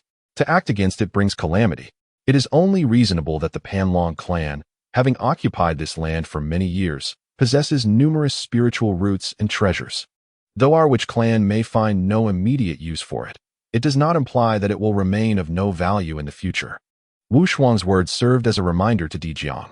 Indeed, should our witch clan accrue merits in the days to come, we might harness this fortune to coalesce our primordial spirits. At that juncture, these spiritual treasures will find their purpose. Wu Shuang nodded in agreement and continued, furthermore, those spiritual roots are treasures imbued with immense spiritual energy. If our witch clan can refine the bloodlines of living beings, surely we can also refine these spiritual roots? Very well, brother, let us promptly gather our spoils. Di Jiang slowly nodded, displaying a look of approval. He then called upon the other ancestral witches and the members of the Jiang tribe to join in the plunder. Days later, everyone returned triumphantly, not only bringing back numerous spiritual roots and treasures, but also the remains of several 100,000 members of the Panlong clan. These corpses were cast into the blood pool of the ancestors by the ancestral witches for the clansmen to refine. With the bloodlines of the Panlong clan, the strength of our witch clan's young warriors will surely surge once more. Di Jiang gazed with unrestrained joy at the increasingly potent vitality of the blood pool, yearning to leap in and absorb its power at once. However, the ancestral witches had vanquished over a dozen grand Luo Jinxian-level Panlongs, refraining from competing with the ordinary clansmen for the spoils. As for Wu Shuang, he discovered a low-grade, innate spiritual treasure. Innate spiritual treasures are exceedingly precious in any era. Despite the fierce battles among the 3 clans, the Panlong clan, as a branch of the Dragon clan, remains relatively scarce. The Panlong Pearl, a low-grade, innate spiritual treasure, can summon the Panlong avatar to confront foes or be placed atop the head for protection with dragon might. It is indeed a remarkable item that combines both offense and defense. Wu Shuang conducted a slight refinement of this treasure and immediately grasped its origins and functions through the innate principles contained within. This object is regarded as the clan's treasured artifact, bestowed upon the Panlong clan when they established themselves in the world, capable of bearing the fortune of their lineage. In the primordial realm, all clans can establish themselves to gain the acknowledgement and protection of the heavens. Any clan that arises in accordance with fate will receive certain benefits. Having acquired this treasure, Wu Shuang naturally stored it away with care. In addition to the spiritual treasure, he also obtained some celestial techniques and divine powers inherited from the Panlong clan, which would enhance his abilities. As for those spiritual roots, they could also be refined to elevate his cultivation. Wu Shuang surveyed the witch clan's treasury, brimming with various postnatal spiritual treasures and roots, and could not help but smile with satisfaction. These treasures of spiritual essence, though not particularly potent, may serve as a resource reserve for the witch clan in the future. As for the spiritual roots, they can be utilized at any time to enhance cultivation. After a thorough assessment of the battle outcomes, Wu Shuang, alongside the other ancestral witches, returned to the Penga temple to continue their training. As the saying goes, time in the primordial world is not recorded. In the blink of an eye, a millennium passed like a fleeting moment. During this millennium, the conflicts among the 3 clans intensified, resulting in a landscape strewn with corpses and rivers of blood. Such turmoil provided the witch clan with an opportunity to bolster their strength. A significant quantity of bloodlines from the three clans was brought back to the witch clan by the undead, supplying many of the clan members for their cultivation. The overall strength of the witch clan grew increasingly formidable. One day, within the Panga temple, a resounding roar echoed. Following this, the surrounding spiritual energy converged as if drawn in by a great whale, all being absorbed by Wu Shuang. He had successfully reached the early stage of the Tai Golden Immortal. After a millennium of refinement and cultivation, Wu Shuang's prowess had successfully transcended to the Tai Golden Immortal realm. Upon awakening from his training, Wu Shuang surveyed his surroundings and was surprised to find that he was the first to finish his cultivation. Well then, I shall take a brief stroll, he mused, suppressing his aura. Without attending to the other 12 ancestral witches, Wu Shuang departed the Panga temple and made his way into the territory of the undead. Upon his arrival, he greeted the ancestral witches, inquiring, "I wonder what urgent matters have brought you here today?" Upon seeing Wu Shuang, Jiang Chun and Han Ba, both of whom had also experienced a significant enhancement in their capabilities, came forth to welcome him. Their strengths could be likened to that of peak Golden Immortals. Yet in reality, even Tai Golden Immortals might not stand a chance against them. "I have come today to discuss a significant matter with you," Wu Shuang announced. "Jiang Chun, Han Ba, I need you to bring me several corpses from the three clans that you have collected. I possess a strategy that could amplify the strength of your undead clan several-fold, perhaps even dozens of times." Upon hearing this, Jiang Chun and Han Ba were both taken aback in astonishment. "Such a brilliant scheme exists? Please wait a moment. I shall return shortly." With that, Jiang Chun hurried off to retrieve several dragon corpses, laying them before Wu Shuang.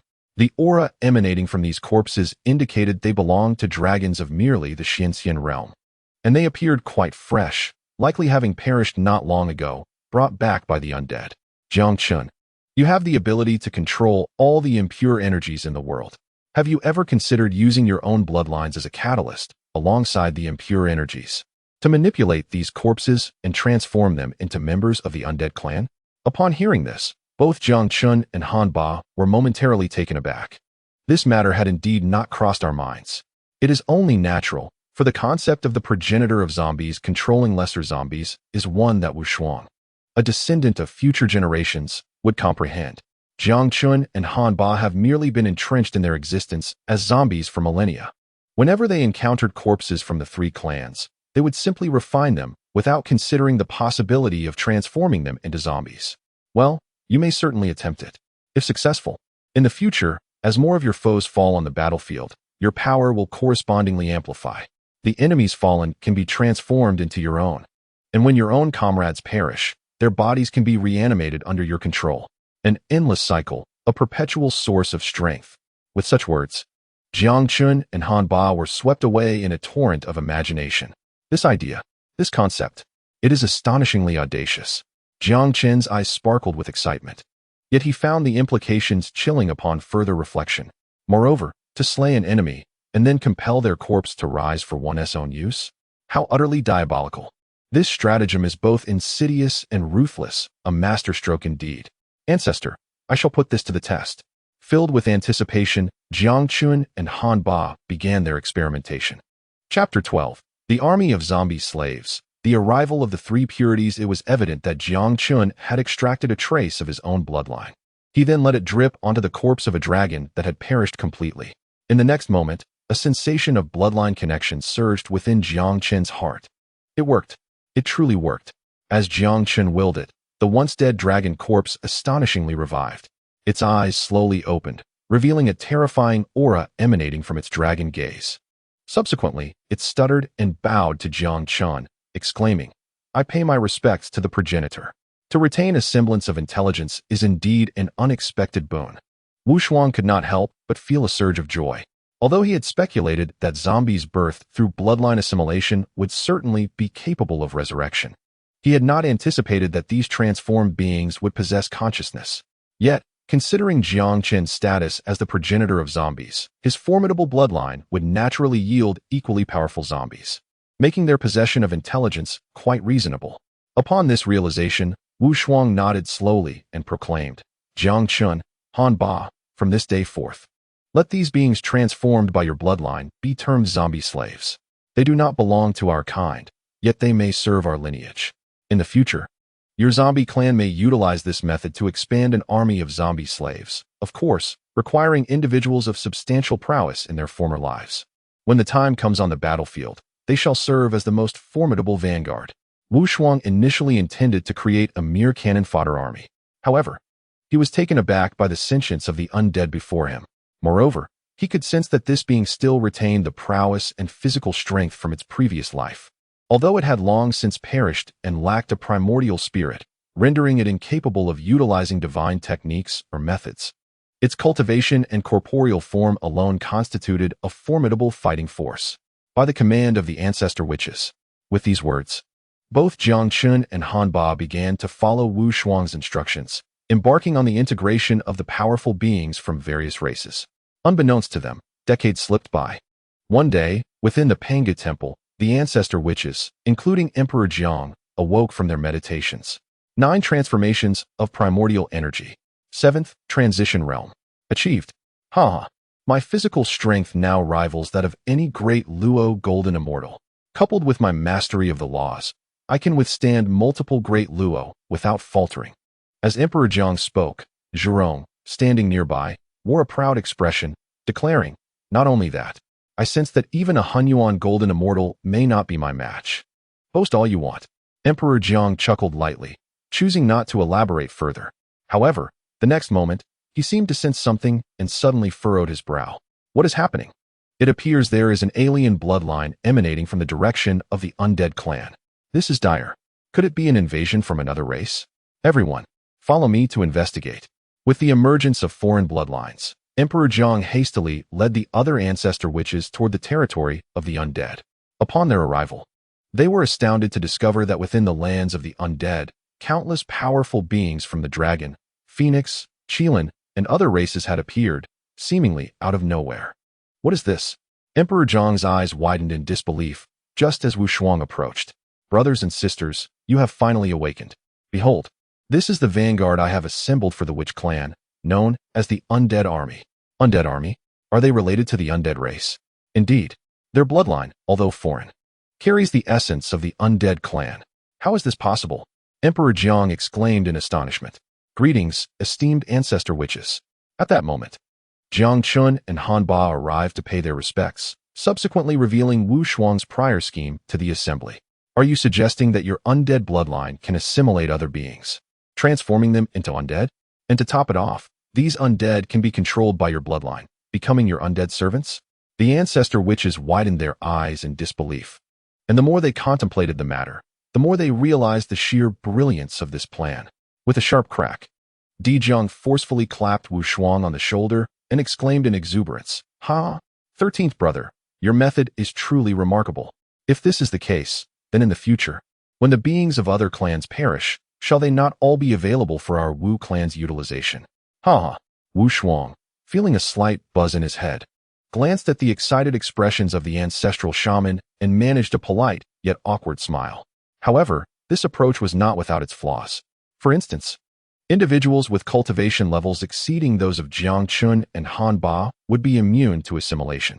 Additionally, the number of undead servants that the zombie clan could produce was limited. Han Ba and Jiang Chun could only assimilate up to 100,000 below their own cultivation levels, while ordinary zombie clan members could manage only a few thousand.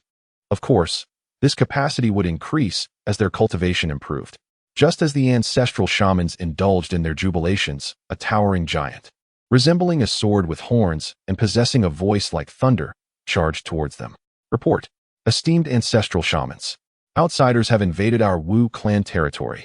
They not only injured our Qiyu clan members, but also claimed to be from the Sanqing Taoists, the true lineage of Pangu. We beseech the ancestral shamans to take action and eradicate these villains. Chio's face was contorted with fury, his teeth nearly grinding in anger. Upon hearing this, Wu Shuang was momentarily taken aback. Sanqing, they have arrived? For what purpose? The Sanqing? Those 3 audacious beings who transformed on Kunlun Mountain tens of thousands of years ago and brazenly declared their presence to the heavens? Di Jiang snorted coldly, recalling the Sanqing with some familiarity. When they first manifested, they had proclaimed their existence with great fanfare, causing a multitude of celestial phenomena and leaving a significant impact.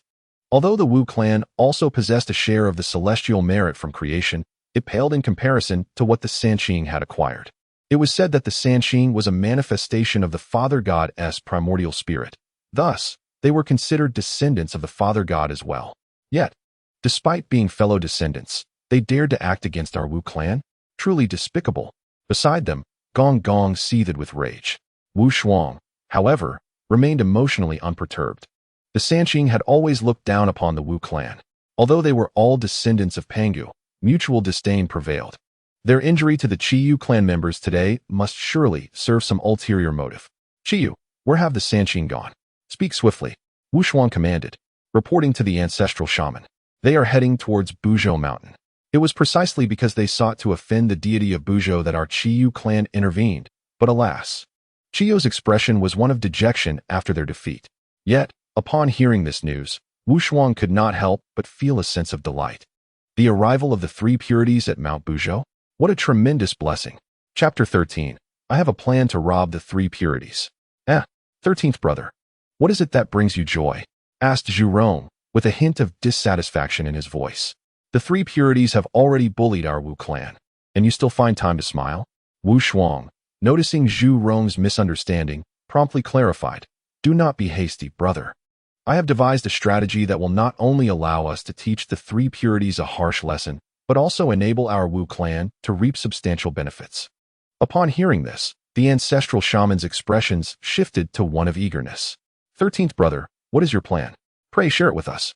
Inquired Di Jiang, his anticipation palpable. Wu Shuang nodded, then continued. Indeed, the three purities are the progeny of the Father God and possess immense fortune, shielded by the divine merits of their ancestry. Thus, it would be unrealistic to contemplate their demise. However, I surmise that their purpose in visiting Mount Buzhou must be to acquire the myriad treasures nurtured over eons within its confines. While we may not require these treasures ourselves, we certainly cannot allow them to benefit from our misfortune. Being individuals of such great fortune, they are undoubtedly attuned to the presence of opportunities. Therefore, we can leverage this to our advantage, using their hands to uncover all the treasures atop Mount Buzhou. Brothers, let us swiftly journey to Mount Buzhou, tailing the three purities. For every treasure they acquire, we shall seize one for ourselves. To offend my Wu clan while seeking fortune? They are merely dreaming. Upon hearing these words, the ancestral shamans beamed with delight, their hearts secretly rejoicing. What a splendid idea.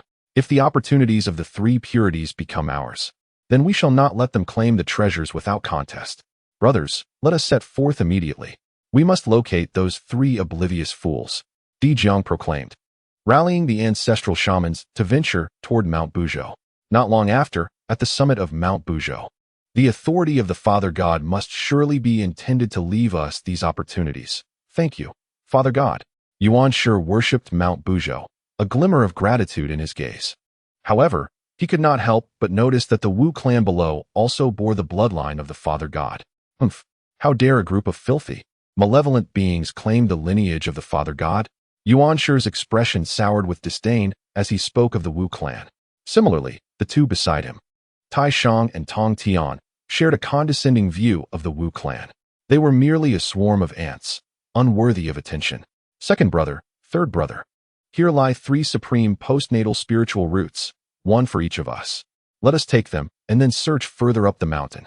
Tai Shang pointed at the three resplendent and spiritually vibrant innate spiritual roots before him, a smile gracing his lips. Indeed, this unraveled mountain is abundant with opportunities. They had only just ascended when they fortuitously stumbled upon three exquisite innate spiritual roots. In the outside world, such treasures would undoubtedly incite a frenzy among the great Luo golden immortals.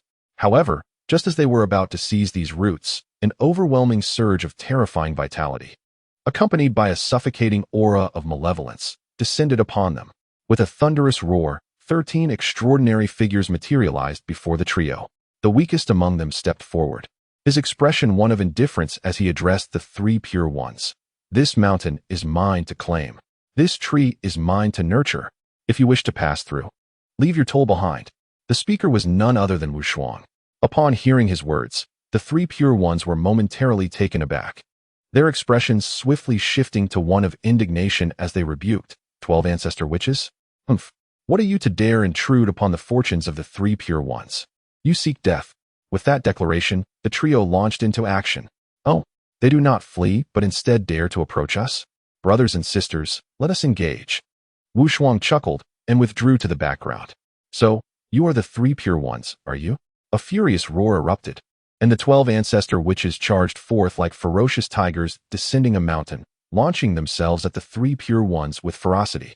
The clash was swift and tumultuous. The three pure ones found themselves struggling to counter the onslaught. No, these fiends are all great Luo golden immortals. Their vitality is terrifyingly potent. Second brother, third brother, run.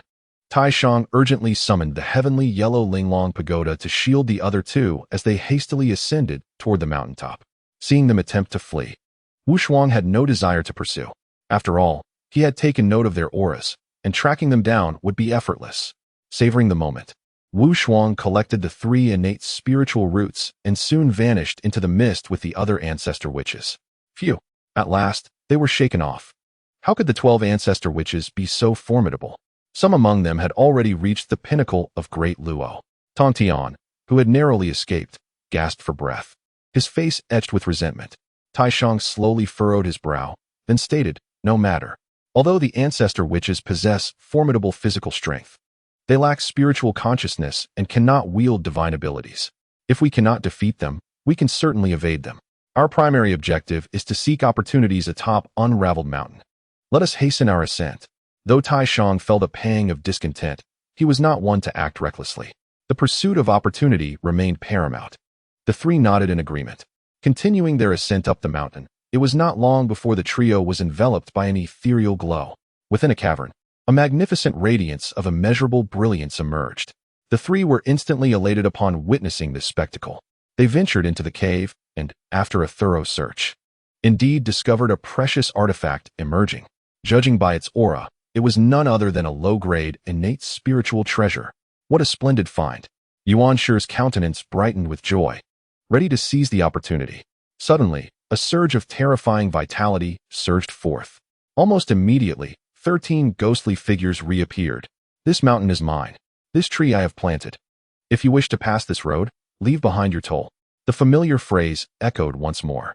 Upon hearing these words, the three pure ones were instantly dismayed. Not again. Second brother, third brother, retreat. Without a moment's hesitation, Tai Shang led Yuan Shi and Tong Tian in a hasty escape. How they resembled phantoms, haunting them relentlessly. Cursed be it, my innate spiritual treasure. Yuan Shi fumed, his expression one of bitter frustration. Forget it, it is merely a low-grade, innate spiritual treasure. What significance does it hold? Ahead, there are even greater treasures. Tai Shang, ever the comforter, reassured the two. Bolstered by his encouragement, the trio pressed on, continuing their journey up the unyielding mountain. Fortuitously, with the blessing of great fortune, they quickly sensed the presence of their next opportunity. However, the moment they discovered this chance, Wu Shuang's devilish voice echoed once again. Once, twice, thrice. After being robbed consecutively 7 times, Yuan Shi could no longer contain himself. 7 times. A full 7 times. I cannot endure this any longer. Eldest brother, do not restrain me. I shall confront them. Yuan Shi's eyes blazed with fury, unable to contain his rage. Clearly on the brink of madness. Chapter 14. The innate supreme treasure. The transformative blue lotus. Beside him, Tong Tian was also in tears. All along this journey, they had witnessed the emergence of innate spiritual treasures. Just when they finally encountered a promising opportunity, those 13 ghastly entities suddenly emerged. The crux of the matter was their overwhelming strength. They could neither fight nor flee. Once they escaped, the remaining treasures would belong solely to their adversaries. At this moment, Tai Shang furrowed his brow, gazing at the several postnatal treasures in his possession, and fell into deep contemplation. What, indeed, were we seeking upon Mount Buzhou? After searching for so long, we have acquired merely a handful of postnatal treasures? And these are the very ones that the ancestor witches deemed unworthy? How infuriating! Tai Shang ground his teeth in vexation. Finally unable to contain his fury, he exclaimed, these ancestral witches are utterly inhumane. Second brother, third brother. We must devise a plan to completely evade them. Tai Shang gritted his teeth. Tong Tian nodded in agreement, then expressed his astonishment. Logically speaking, the witch clan lacks a primordial spirit and should have no means to track our whereabouts. Yet, they have managed to locate us repeatedly, which clearly indicates they have been closely following our trail. In light of this, we might as well venture farther away to thoroughly shake them off, and then seek our fortunes elsewhere. Tong Tian's reasoning was indeed sound. Yes, they lack a primordial spirit. To follow us, they must stay closely behind. Very well. Second brother. Third brother, let us employ our evasion techniques. We must hasten to elude them. With that, the three immediately set to work, utilizing their evasion skills to swiftly ascend to the mountain's peak. Meanwhile, on the side of the 13 ancestral witches, panic ensued. Oh no, they have used their evasion techniques to escape. If we do not pursue them now, we may never catch up. At this moment, the numerous ancestral witches were tallying their considerable gains. Aside from the initial 3 exceptional postnatal spiritual roots, everything they had acquired afterward consisted entirely of innate treasures, such as innate spiritual roots and innate spiritual treasures, an abundance of riches. It could be said that their harvest was monumental. After all, innate treasures and spiritual roots would incite frenzy in any Deluo golden immortal. Not to mention, among their spoils, they had even obtained a supreme innate spiritual root. Not to worry, I can employ a celestial technique to track their whereabouts. Wu Shuang had long been prepared for this. With a swift motion of his hand, he produced a wisp of blood essence, specifically, a drop of Tong Tian's blood. Although the three had not sustained any severe injuries during the previous battle, they had coughed up blood a few times. Wu Shuang had collected numerous celestial techniques and tomes within the territory of the Panlong clan. During his cultivation, he had also practiced several practical celestial arts, boundless heavens and earth, blood spirit tracking. Upon uttering the incantation and performing the hand seals with Tong Tian's blood as a guide, the drop of blood transformed into a small blood dragon, racing towards Tong Tian's direction. After them, with those words, the ancestral witches hastened towards the location of the 3 pure ones. In the blink of an eye, several years had passed. Eldest brother, we have traveled billions of miles. Surely, they cannot be following us anymore. Yuan Shi halted, his expression grave. Taishang performed a hand seal, invoking a probing celestial technique, and soon reassured, yes, we have successfully shaken them off. Next, they could finally search for opportunities with peace of mind. In the voice of Taishang, there was an excitement that could hardly be contained. Throughout their journey, they had been robbed a total of 7 times. At last, they had shaken off their pursuers. In an instant, the 3, who were originally in a gloomy mood, perked up. After several months of searching, they suddenly beheld a radiant cliff near the mountain peak. Taishang's heart skipped a beat. He promptly brought Yuan Shi and Tong Tian to the cliff. Before them, a blue lotus slowly unfurled. Surrounding it were boundless laws of creation, interweaving myriad principles. The blue lotus radiated extraordinary light, manifesting a brilliance that reached the heavens. With just a glance, Taishang recognized the origin of this treasure. It was none other than a primordial supreme treasure. Heaven has not forsaken me. Second brother, third brother, this is an immense opportunity. The joy was evident on their faces. The lotus of creation. This was indeed the lotus of creation. Yuan Shi employed a method of inquiry, and with a single glance, he too recognized the treasure's origins. The lotus of creation was formed from the only mature seed of the chaos lotus, blooming in 24 grades, embodying the laws of creation. It could be said that aside from the 3 treasures of the heavens, the chaos bell, the Taiji diagram, and the Panga banner, this treasure was among the most precious and formidable.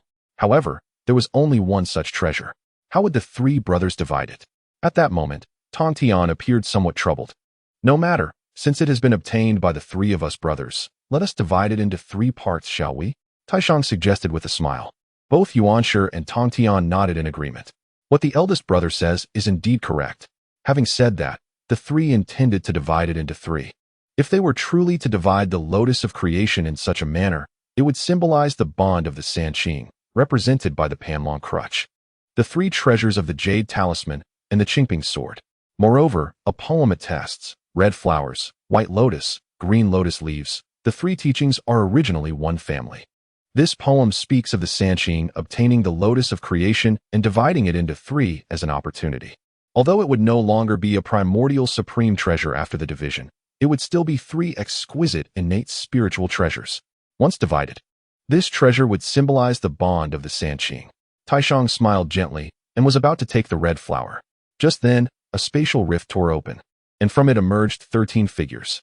Halt! You are truly squandering a treasure. A dignified, primordial, supreme treasure. A pinnacle existence among the innate spiritual treasures. And you wish to divide it into 3? You even consider it a symbol of your bond? Huh. If your friendship were truly profound, you would not vie for such trifles. A familiar voice resonated in the ears of the 3. In the next moment, the 3 clear ones collectively inhaled sharply, filled with dread. It is you again. This is unbearable. The 3 clear ones were utterly paralyzed with fear. After fleeing for over a decade, how could you still be pursuing them? Are you even human? Oh, but they were never human. They are sorcerers. Indeed, it is we, brothers and sisters. Let us take action.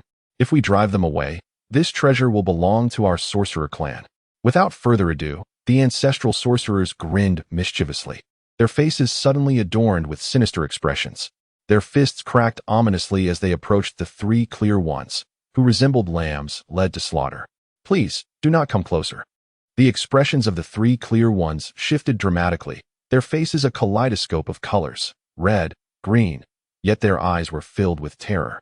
With a piercing scream, it seemed they had completely lost their composure. Then there was silence. Even though they were shielded by the merit of the heavens, it merely prevented their demise. Under the combined assault of the 12 ancestral sorcerers, the 3 clear ones were left battered and bruised. Had it not been for the protection of the wondrous tower of the cosmos, they would have undoubtedly suffered far worse. Ultimately, the Supreme One, unable to contain his fury, uttered a few harsh words, and, alongside the equally bloodied Yuan Shi, fled from Mount Buzhou. When they looked back, they realized that Mount Buzhou was not their sanctuary, but rather a perilous realm. Beasts. A pack of beasts. Yuan Shi's furious shouts echoed through the skies. Yet he was left with nothing but impotent rage. Chapter 15. Breaking through the primordial chaos. The war of the 3 clans erupts. As the 3 clear ones were driven away, Wu Shuang finally turned to gaze at the creation Qinglian. The treasure lotus radiated boundless Tao rhythms, its brilliance illuminating the surroundings.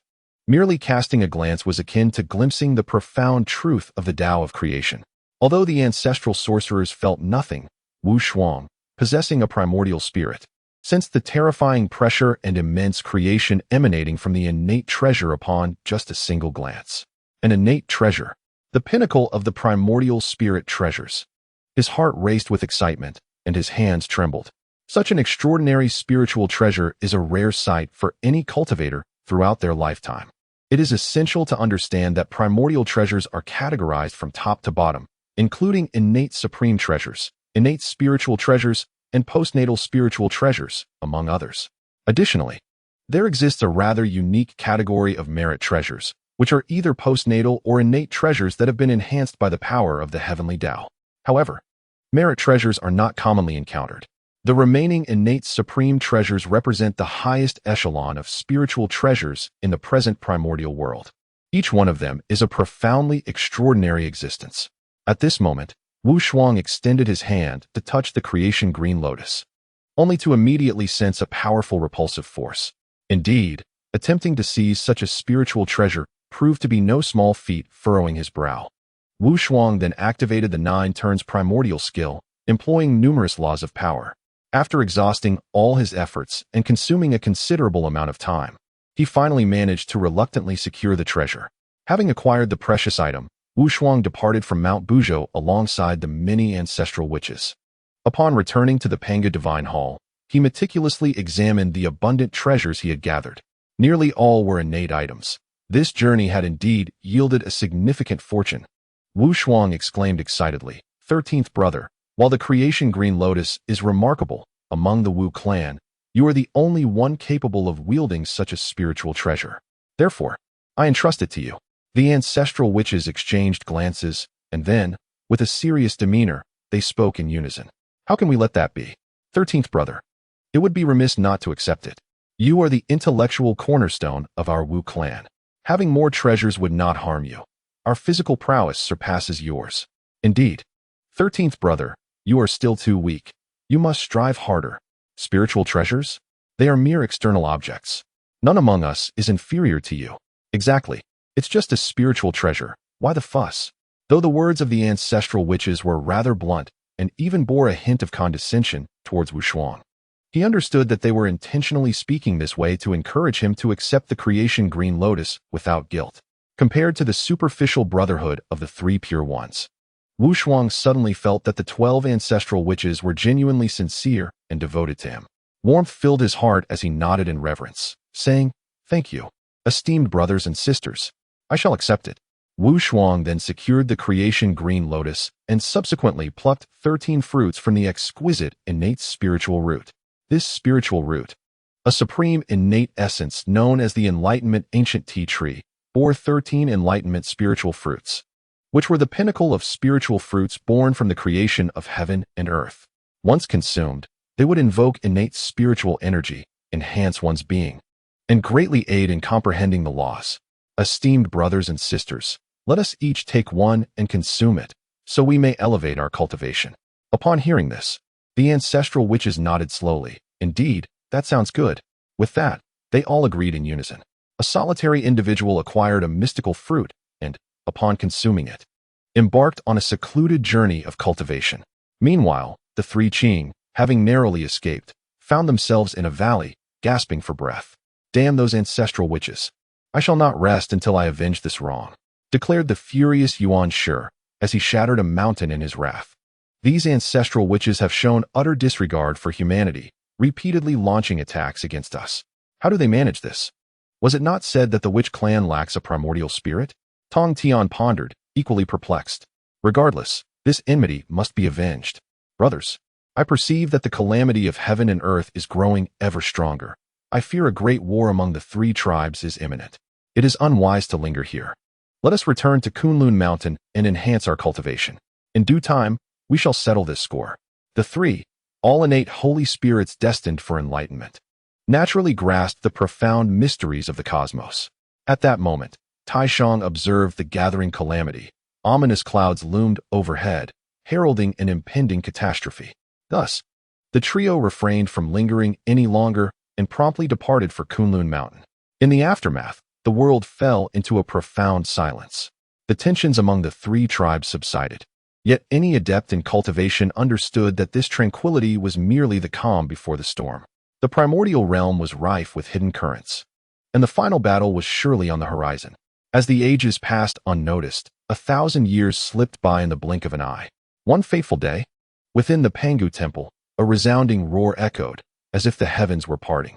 Above Dijiang, a wondrous Tao fruit manifested, a symbol of the 9 transformations of primordial essence. At the 8th transformation realm, he had achieved the status of a Hunyuan golden immortal. "I have succeeded," he exclaimed, laughter cascading through the Pangu temple. As the eldest of the 12 ancestral witches, Dijiang, bolstered by the essence of the supreme innate spiritual fruit and the enlightenment of the Tao, had finally broken through to the early stage of the Hunyuan golden immortal. "Congratulations, elder brother. Your power has grown, and we too have reaped substantial rewards." They cheered. "With our strength now enhanced, it seems our aspiration to dominate the primordial realm and inherit the legacy of our father deity is within reach." Laughter erupted among the ancestral witches. Aside from Dijiang, the other ancestral witches had attained the pinnacle of the Deluo golden immortal realm. As for Wu Shuang, throughout this millennium, he had cultivated the 9 transformations of primordial essence to the 6th transformation realm, simultaneously advancing to the later stage of the Tai golden immortal. At the moment of their elation, Wu Shuang and numerous ancestral shamans could not help but raise their gazes towards the heavens and the earth, soon revealing a look of astonishment. The calamity had reached its zenith. A resounding roar echoed through the cosmos, reverberating for countless miles. From the heart of the land, innumerable spatial rifts emerged, and at that instant, beings from the 3 clans surged forth. The ultimate battle had finally ignited. The powerful entities across the realms also took notice of this event. It seemed that this final confrontation was indeed unavoidable. Within such a grand calamity, despite the myriad dangers, there lay hidden opportunities that we must not let slip away. It was time to emerge from our seclusion. At this moment, the powerful entities made their entrance into the world, eager to seize their fortunes amidst the chaos. On that central land, the ancestral dragon, primordial phoenix, and beginning Qilin led the great armies of the ancient aquatic beings, ancient avians, and ancient terrestrial creatures, emerging endlessly from the spatial rifts. The ground was awash with a fierce glint, and a palpable aura of slaughter hung in the air, as the ancestral dragon struck first. Tearing apart the void for millions of miles, it summoned the chaotic elemental forces of earth, fire, wind, and water, slaying countless beings of the Phoenix and Chilean tribes. Thus, the great battle had finally erupted. This conflict would be prolonged and exceedingly brutal. Every moment saw countless lives extinguished, as if a vast meat grinder greedily consumed the denizens of the cosmos. Witnessing this, the many ancestral shamans of Bujo Mountain furrowed their brows. 13th brother.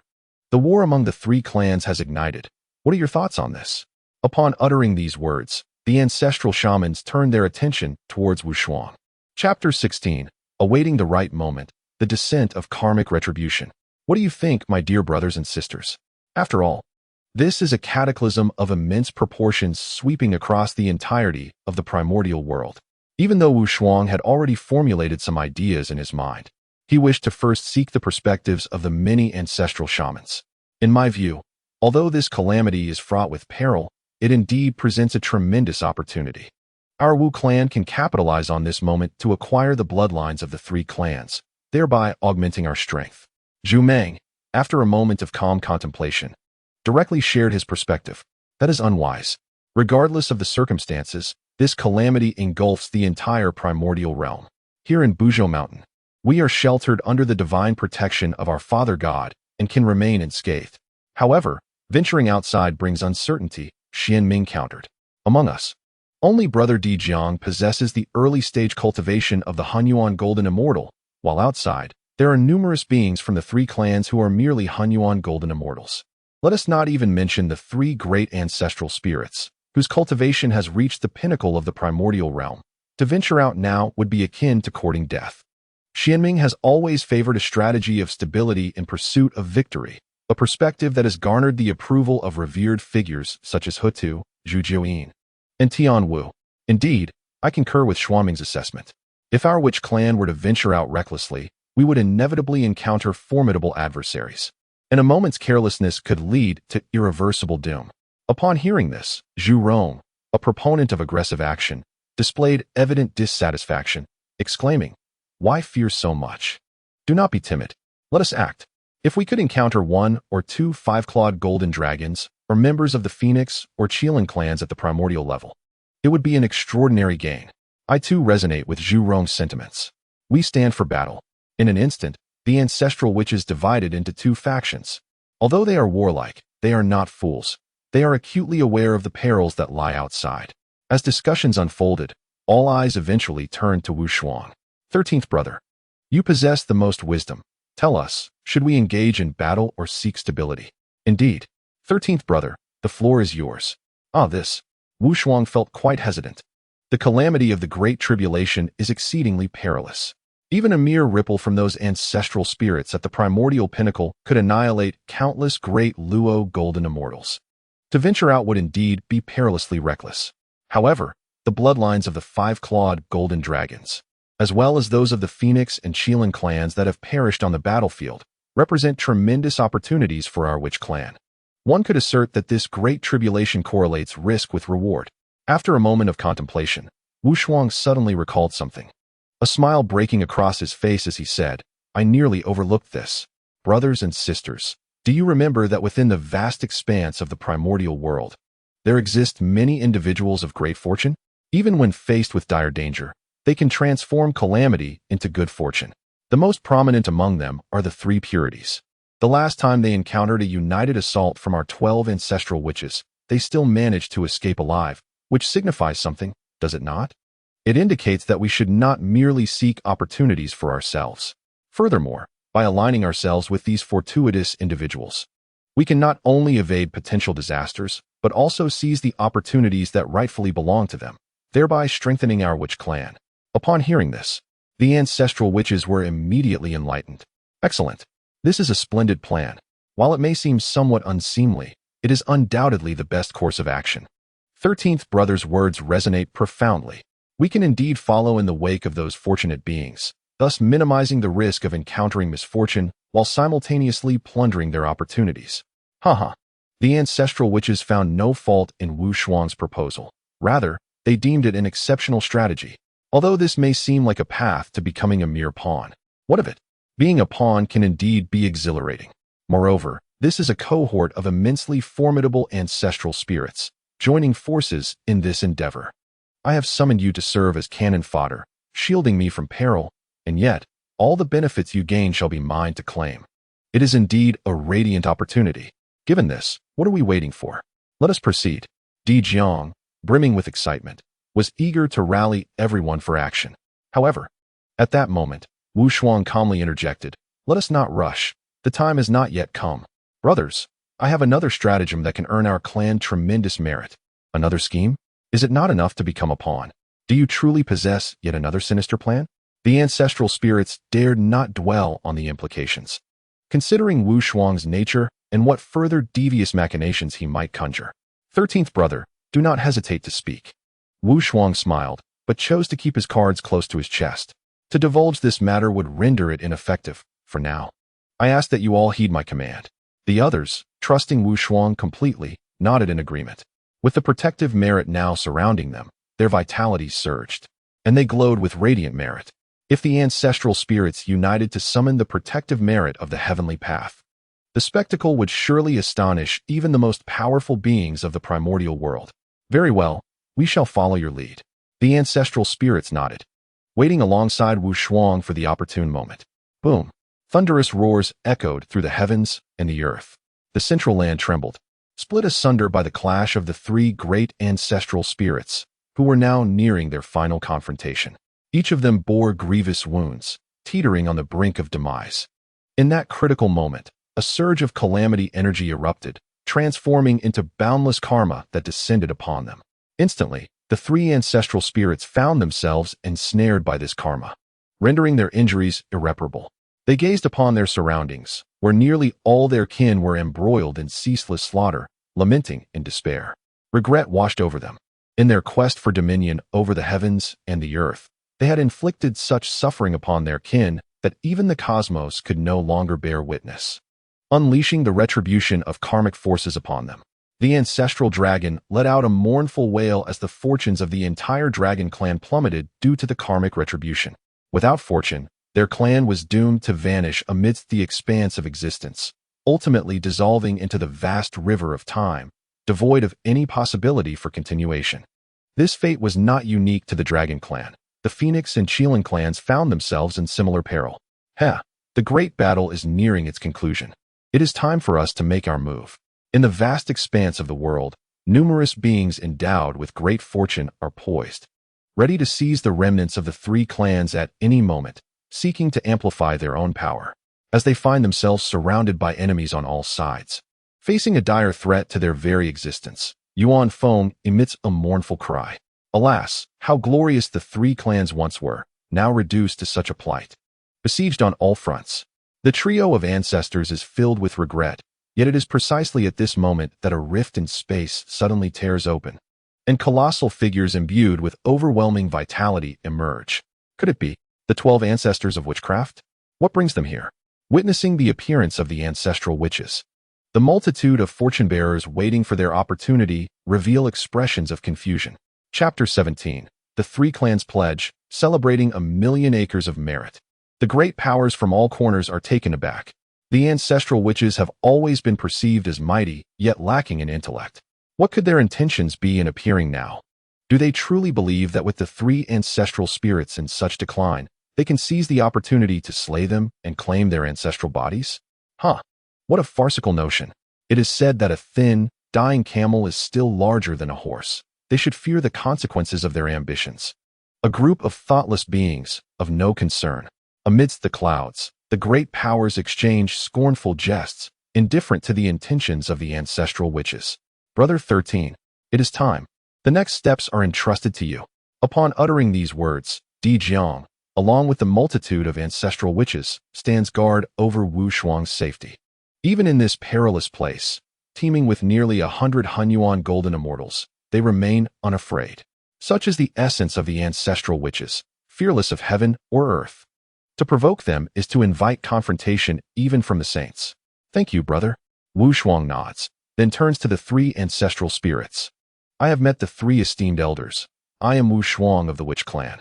I come today to assist you in seizing a glimmer of hope. Seizing a glimmer of hope.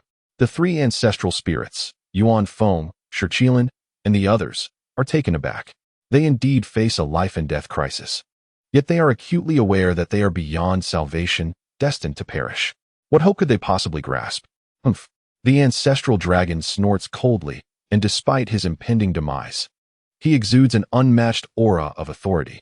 The mere sound of his dragon's roar reverberates, causing the assembled ancestral witches to tremble.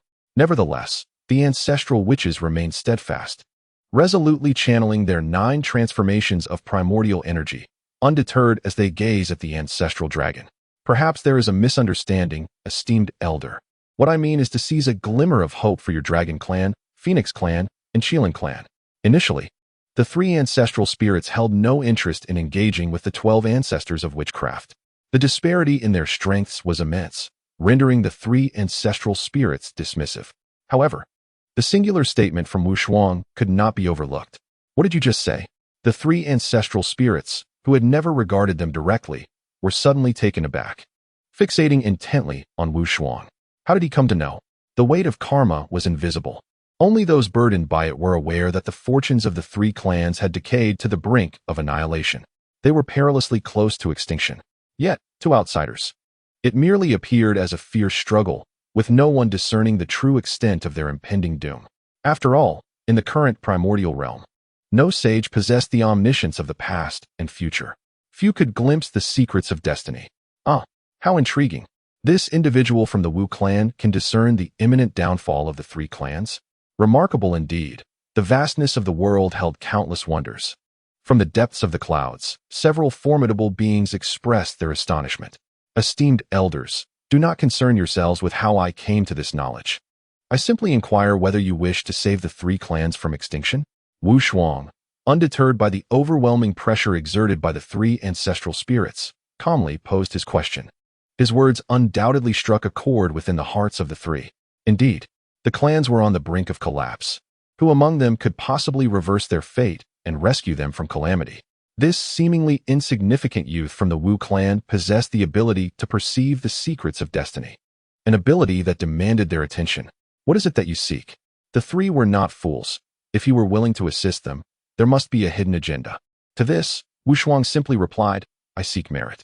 If I can bring benefit to the myriad beings of the primordial realm and garner immense merit, that alone would suffice as ample recompense for my Wu clan. Upon hearing this, the 3 were momentarily taken aback, but they quickly regained their composure. Damn it! This young man intends to exploit our crisis for his own gain. Although he was indeed aiding them, the timing of his proposal felt strikingly opportunistic. The expressions of the 3 ancestral spirits were complex, yet they found no grounds for reproach. After all, if Wu Shuang had asked for nothing, their suspicion would have only deepened. Very well, I agree to your terms. If you can assist my dragon clan in seizing a glimmer of hope, then you may pursue your merit as you see fit. Indeed, the same applies to my Phoenix clan, said one of them, and my Qilin clan shall follow suit. They had resolved to gamble, understanding that in such dire circumstances, they had no choice. Rather than helplessly witnessing their kin's destruction, they would take the risk. Wu Shuang, upon hearing their agreement, smiled gently and then employed a method of secret communication, whispering a phrase directly into the ears of the 3 ancestral spirits. A moment of astonishment ensued. Marvelous! What a splendid strategy! Wu Shuang, had you not hailed from the Witch clan but were instead of my dragon clan, we would not find ourselves in this predicament. The ancestral dragon, having heard Wu Shuang's proposal, could not help but exclaim in admiration. Beside him, both Yuan Feng and Shiqilan shared similar sentiments. However, the formidable beings surrounding them were left in bewilderment. What is happening? What did he say? The 3 ancestral spirits actually believed him? This cannot be. Is this truly the same Witch clan known for their lack of strategy? How did such an individual emerge? The powerful entities could not contain their astonishment. Very well, esteemed elders, it is time. Any further delay may lead to irretrievable consequences, Wu Shuang reminded them. Upon hearing this, the 3 no longer hesitated. They collectively raised their heads towards the heavens, declaring their solemn oath before the universe, known as the Great Oath of Heaven and Earth. This oath is a vow witnessed by the cosmos, and once uttered, it must inevitably come to pass. In the annals of history, the duo of Jian and Zhuangzhu had made 48 grand wishes to gain the merits of the heavenly path, which is the essence of this great oath. At this moment, the ancestral dragon, Yuan Feng, and Shi Qilin all proclaimed with fervor, "Today, I, the ancestral dragon, on behalf of my dragon clan, vow an oath before heaven and earth. Let us guard the boundless seas for the myriad beings of the primordial world. May we summon clouds and rain, nourishing all life. May heaven and earth bear witness. Today, I, Yuan Feng, on behalf of my Phoenix clan, vow an oath before heaven and earth. Let us guard the immortal volcanoes, shielding all beings from harm. May heaven and earth bear witness. Today, I, Shi Qilin, on behalf of my Qilin clan, vow an oath before heaven and earth. Let us manifest auspicious omens for the myriad beings of the primordial world. Wherever my clan resides, prosperity shall follow. May heaven and earth bear witness." With a resounding roar, as the words of the three ancestral spirits faded, the very fabric of the universe trembled. Boundless rays of light surged forth, thousands of purple mists ascended, and an infinite glow illuminated the skies. Numerous auspicious phenomena manifested at that moment. Golden lotuses erupted from the earth, while celestial flowers rained down.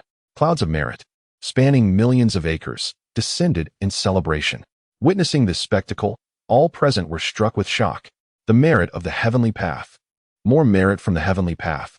Could it be that the witch clan's strategy was to enable the three clans to cultivate merit and secure a glimmer of hope? How is this possible? How did he conceive such an idea? With a thunderous sound, the powerful beings felt as if they had been struck by lightning, their minds buzzing with disbelief. The notion of cultivating merit may sound straightforward, but in reality, achieving it is as daunting as ascending to the heavens. Yet, who could have imagined that with just a few words, he would facilitate such immense merit for the three clans? Goodness, must it be this outrageous? Chapter 18, Reaping Meritorious Deeds. Let the plunder begin. Our clan. There is hope. The ancestral dragon, the primordial phoenix, and the initial Qilin gazed towards the heavens, their eyes finally revealing a glimmer of hope. In this moment, they were all profoundly moved, their bodies trembling uncontrollably. "Thank you, young friend, for providing our clan with a sliver of life." The primordial phoenix bowed her head towards Wu Shuang, though her body was covered in injuries. She still honored him as if in reverence. Subsequently, she endured her immense pain, forcing out a drop of her essence blood, which fell before Wu Shuang. Weakly, she uttered, "This is a drop of my royal essence blood, the last I possess. Young friend Wu Shuang, this is the gift from my Phoenix clan in gratitude for your assistance." Upon completing her words, the primordial phoenix let out a mournful cry and immediately fled into the distance. The ancestral dragon and the initial Qilin, witnessing this scene, also nodded slowly. Following the example of the primordial phoenix, they too offered their final drop of essence blood to Wu Shuang. "In the future, this vast primordial world shall belong to you. Young friend Wu Shuang, may your witch clan rise to dominance in place of my dragon clan." Even on the brink of death, the ancestral dragon exuded an aura of grandeur. After speaking, he too departed swiftly. What the ancestral dragon said is true, however. "You of the witch clan must not follow in the footsteps of my three clans," the initial Qilin added, offering a word of caution. Wu Shuang felt a stirring within him. Indeed, what ultimate fate awaited the witch clan that differed from the three clans? Engaging in the calamity of the witch and demon. Battling the demon clan, ultimately leading to the collapse of the heavenly pillar and the chaos of the primordial world, resulting in the annihilation of the witch clan. What use was there in being the sovereign of the heavens and earth? Wu Shuang slowly nodded, watching the three ancestral spirits retreat into the distance. He then clenched the 3 drops of essence blood and proclaimed with a smile, "Brothers and sisters, the time to reap meritorious deeds has arrived." As his words fell, the clouds of merit, stretching over 1,000,000 acres, descended from the heavens. 80% of it landed upon the dragon, phoenix, and Qilin clans, while the remaining 20% poured down from the heavens like pillars of light into Wu Shuang's being. Buzzing. In an instant, brilliance illuminated the heavens. Boundless golden light shimmered. Within that dazzling radiance was the profound fortune of heavenly merit, surging into Wu Shuang's spiritual realm like a whale engulfing water. At that moment, all the mighty beings of the primordial realm were enviously red-eyed. So much heavenly merit, Could he withstand such a deluge? Humph. Merely exploiting a few clever words to obtain such immense merit?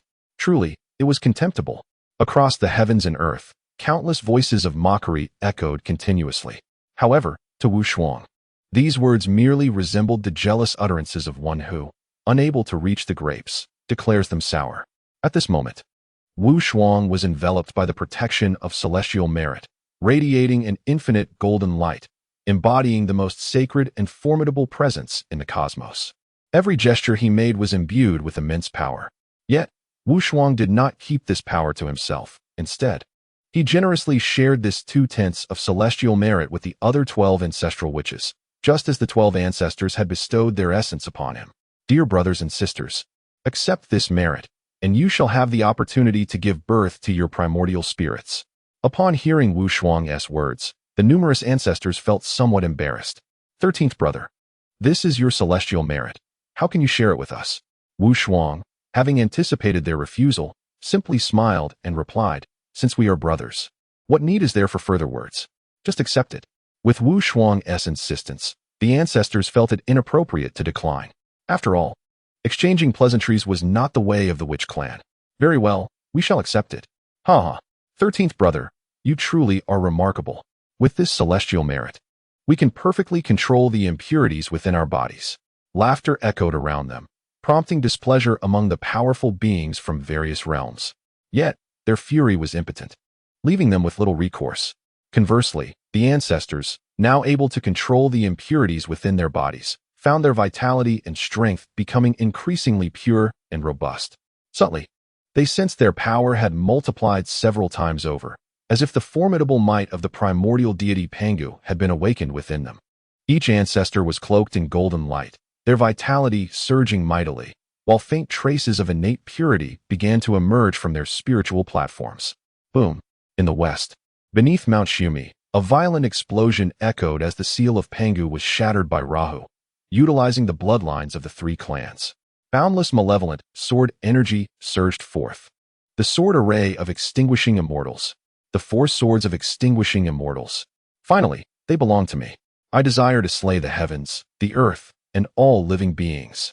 To slay is to attain the Tao. Ha ha ha. A cacophony of maniacal laughter erupted from Rahu.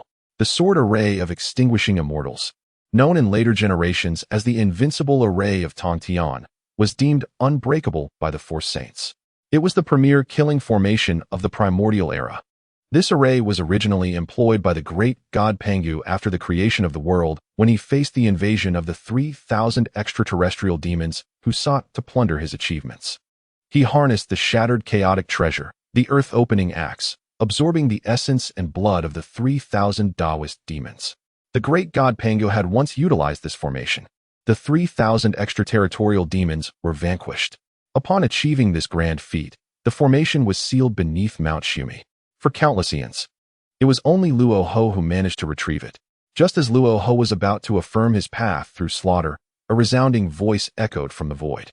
At that moment, Hong Jun, accompanied by numerous formidable beings of the primordial era, made their appearance. The war between the Tao and the demons erupted at this very instant. Concurrently, the ancestral witches, having absorbed the heavenly merits bestowed by Wu Shuang, felt a peculiar tingling in their minds, as if they were on the verge of awakening their intellect. Simultaneously, the invigorating sensation of their physical forms, amplified by the potential of the Pangu bloodline, enveloped them in a state of bliss. Emperor Jiang, with a hearty shout, could not contain his laughter. Who would have thought that purging the impurities from our bloodline would unleash a power that is not merely doubled, but potentially several times greater? I feel as if I could shatter the crystalline barriers of the primordial cosmos with a single punch. Huh. What is shattering the crystalline barriers compared to what I am capable of? I sense I could rend the very fabric of space and shatter the chaos itself. Enough with the boasting. They chuckled heartily in unison. Wu Shuang observed the enhancement of their powers, and in their spiritual realm, the ancestral witches began to emanate strands of innate purity. A surge of joy filled him.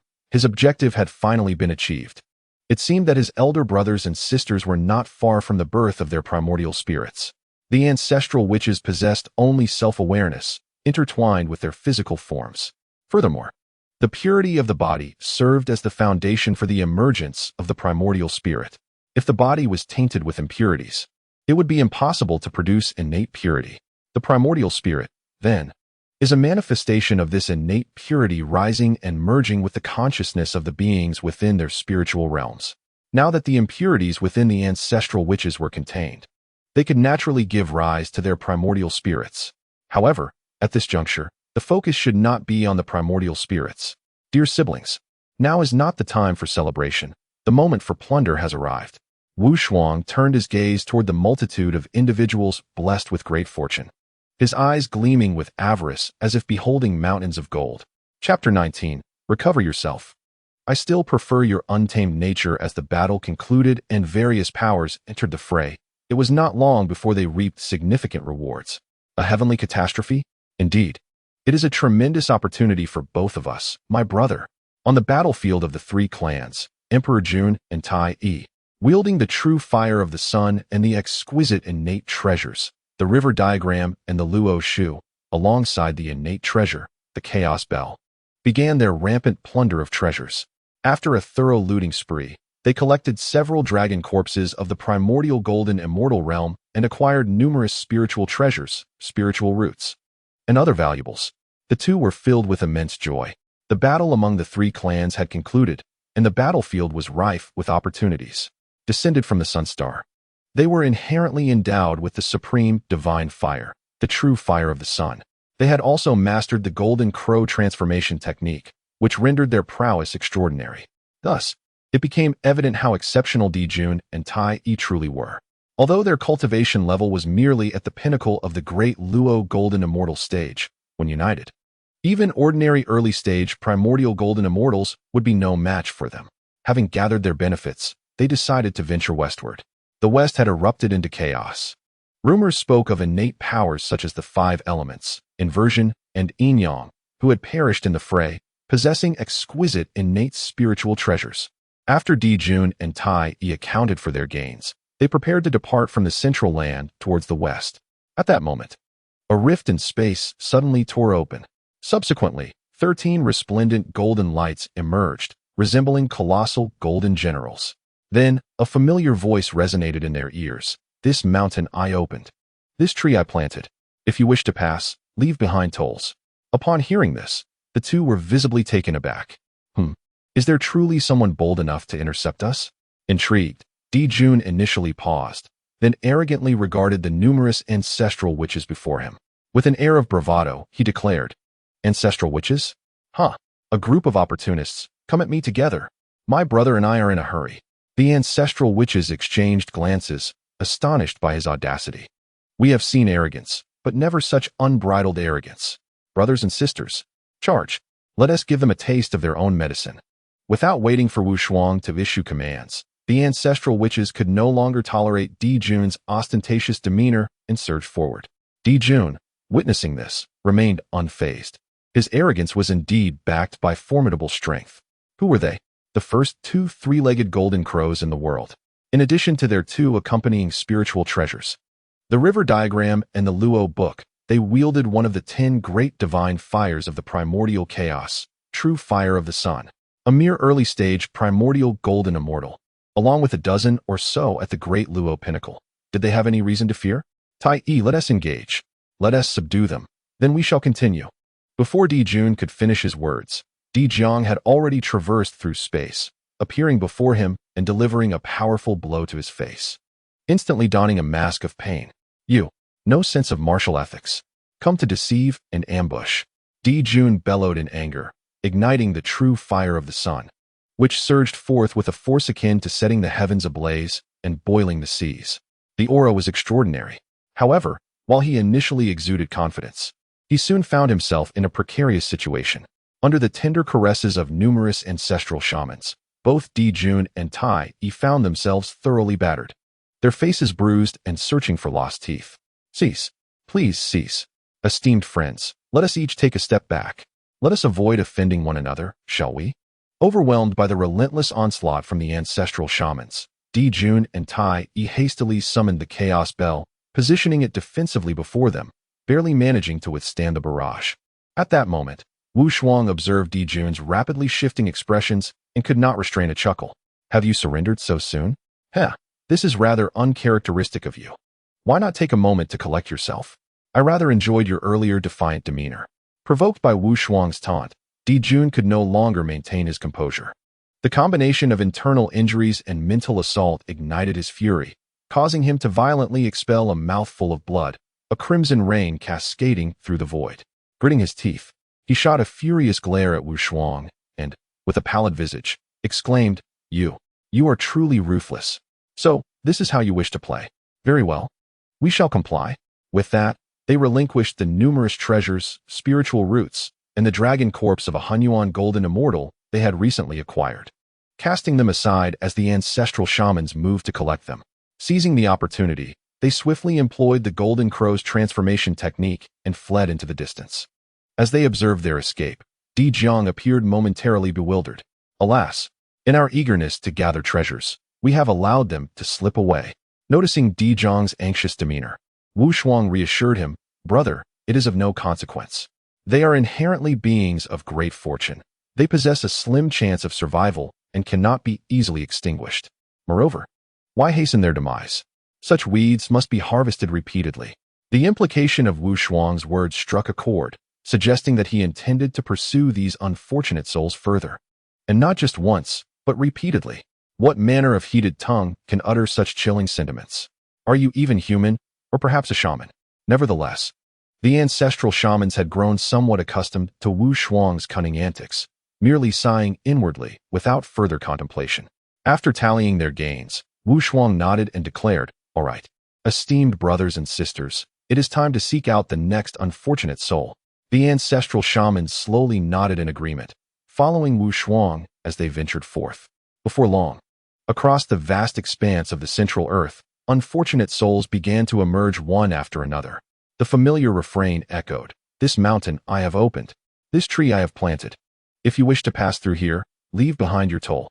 Gradually, this chant spread among the many cultivators, while the reputation of the ancestral shamans became notorious, instilling fear in the hearts of all who encountered them. Meanwhile, on the other side of the western lands, a cataclysmic battle between Tao and demons raged fiercely. Though the clash was earth-shattering, it was equally devastating. Numerous innate powers, such as the ancestor of Yin and Yang, the ancestor of the five elements, and the ancestor of reversal, met their demise within the extermination sword formation. Fortunately, in the end, Hongjun and Yang Mei, through the sacrifices of many, successfully dismantled Lu's extermination sword formation. This victory was partly due to Lu having recently acquired the 4 extermination swords, which he had not yet fully refined, preventing him from unleashing the full might of this primordial killing formation, ultimately leading to his failure. In a final act of desperation, he detonated 90% of the dragon veins in the west, perishing in the explosion. Before his demise, he established the demonic path within the primordial realm. Subsequently, his primordial spirit transformed into an outer celestial demon and fled into the void. At that very moment, a spatial rift appeared, seemingly timed perfectly, bringing forth 13 figures onto the western soil. Chapter 20. 2 supreme treasures are sufficient, yet there are more opportunities? 13th brother, we have arrived. What shall we do next? The assembly of ancestral shaman deities had almost completely aligned their actions with Wu Shuang's intentions. However, there was little choice in the matter, as Wu Shuang promised them immense fortunes. Initially, the ancestral shamans were somewhat resistant to the idea of intercepting the path of the 6th. Yet, as they continued to reap treasures and witness their fortunes grow, they instantly exclaimed, "This is truly delightful. Why toil to seek opportunities fraught with danger, where they might encounter formidable beings from the 3 clans? Instead, they opted to follow in the wake of those blessed with great fortunes, waiting for them to gather their treasures before striking decisively. After all, the mighty beings at the level of Hunyuan Golden Immortal had all ventured to the west. The remaining group of great Luo Golden Immortals were no match for their ancestral shaman clan.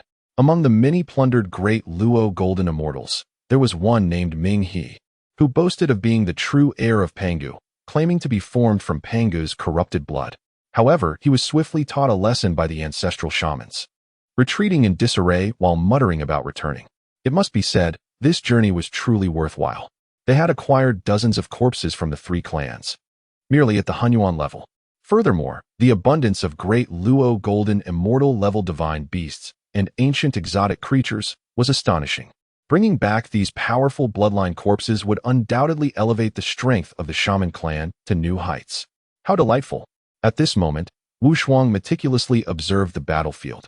Having sensed the defeat of the demon ancestor Luhu, which emboldened him to step into this perilous domain. Gazing across the western lands, it appeared as though the very earth had been turned inside out, with nearly a third of the territory reduced to powder. Moreover, 90% of the dragon veins had erupted, resulting in a scene of utter devastation and desolation. It is truly lamentable. With a sudden rush, a piercing sound akin to a comet slicing through the sky caught Wu Shuang's attention. Without hesitation, he invoked the laws of time and space, exclaiming, "Time and space binding." Instantly, the surrounding temporal and spatial realms were ensnared by Wu Shuang's will. However, to his astonishment, he sensed a frantic depletion of his celestial energy from within. What is this entity? Why is it so challenging to control? The time and space binding technique was a celestial art of his own creation, derived from the confluence of the principles of time and space. Naturally, it required the expenditure of his celestial power, and the stronger the target to be restrained, the greater the energy demanded. Previously, when he had immobilized the Tai Golden Immortal of the Panlong clan, it had only consumed a mere 1% of his celestial energy. Yet now, to restrain this sudden apparition, it was draining a full 10% of his energy every second. This was indeed alarming. Brothers and sisters, quickly, restrain this entity. I am on the brink of losing control, he cried out in desperation. The numerous ancestral witches nodded in unison, promptly joining forces and unleashing their divine abilities. Buzz.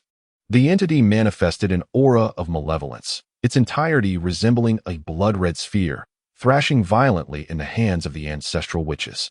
Fortunately, bolstered by their protective virtues, the ancestral witches were immensely powerful, their life force surging.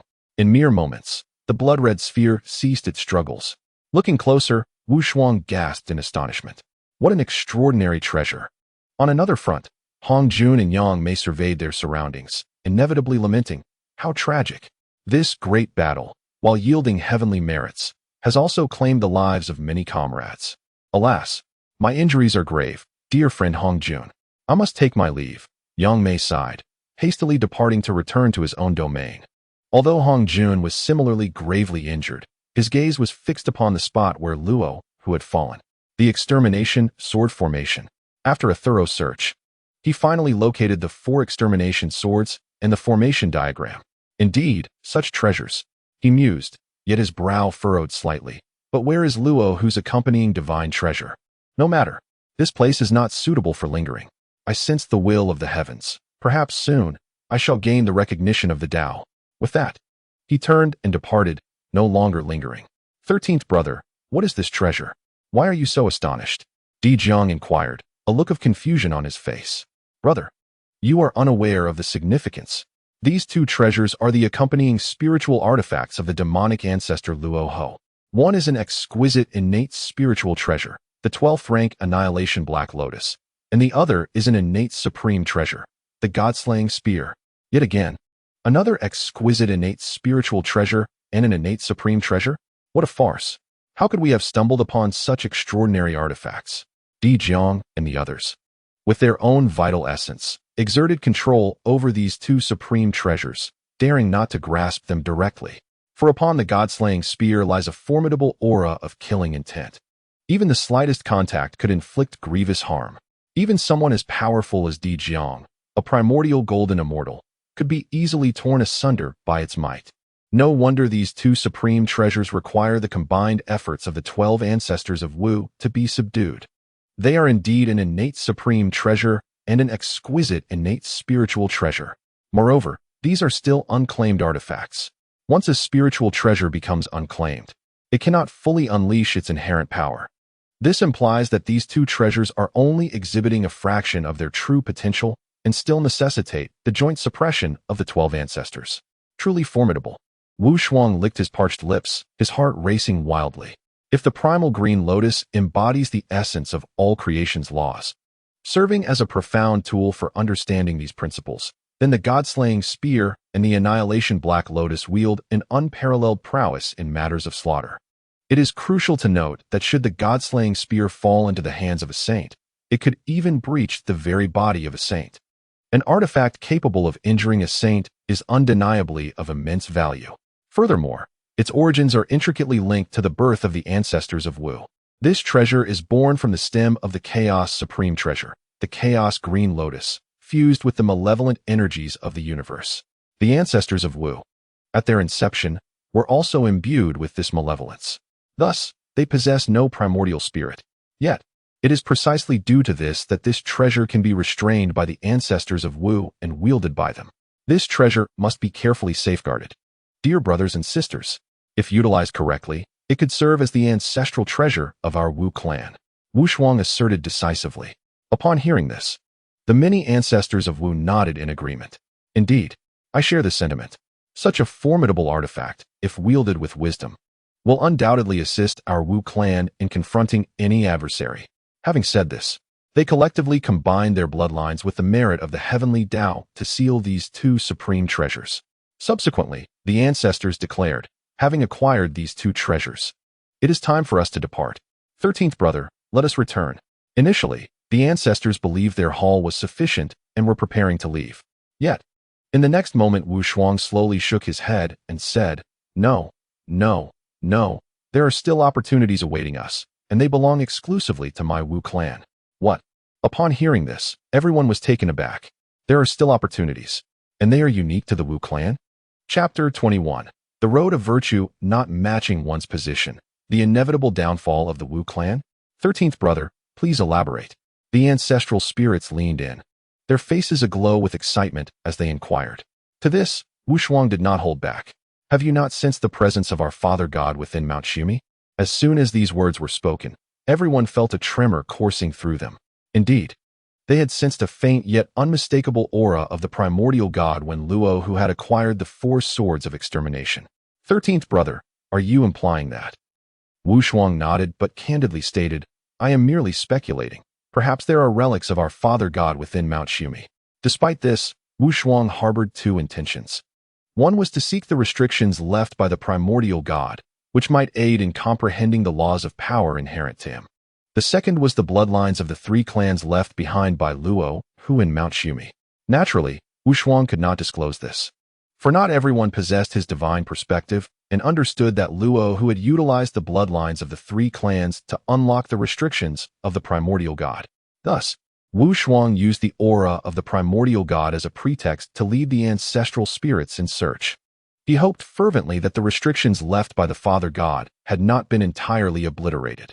With great anticipation, Wu Shuang set forth with the ancestral spirits toward Mount Shumi. Meanwhile, at Yujing Mountain, Hongjun, sensing something, sat within his Taoist sanctuary, unable to hide his elation. At last, this humble monk has gained the recognition of the heavenly Tao. A chance to ascend to greater heights has finally arrived. After years of scheming, I can finally touch the heavenly Tao. Upon uttering these words, profound and mysterious Tao rhythms manifested around him. Faintly, purple energy surged, and brilliant light radiated, as if something monumental was about to unfold. It has arrived. Such a rich force of vitality. On the other side, the ancestral spirits had reached the base of Mount Shumi. They stepped into a massive fissure that led into the heart of the mountain. Inside, they beheld a vast blood pool adorned with countless intricate Tao patterns. Within the blood pool, resounding dragon roars, phoenix cries, and Qilin calls echoed, astonishing the ancestral spirits. What? This place gathers an unimaginable amount of bloodlines from the 3 clans. What has the demon ancestor Luo done? Di Jiang exclaimed, his face filled with astonishment. Beside them, the astute Hutu and Xianin discerned the peculiarities of the situation. Sister Xianin, perhaps this great conflict among the 3 clans is being secretly instigated by Luo. Hutu remarked gravely. Indeed, it must be him. He has incited the 3 clans to engage in a bloody struggle for so many years, and the countless lives lost have become mere instruments for him to break the divine restrictions set by the Father God. After a thorough analysis, the others gradually began to perceive that this cataclysm within the primordial realm was indeed being manipulated from the shadows. No wonder.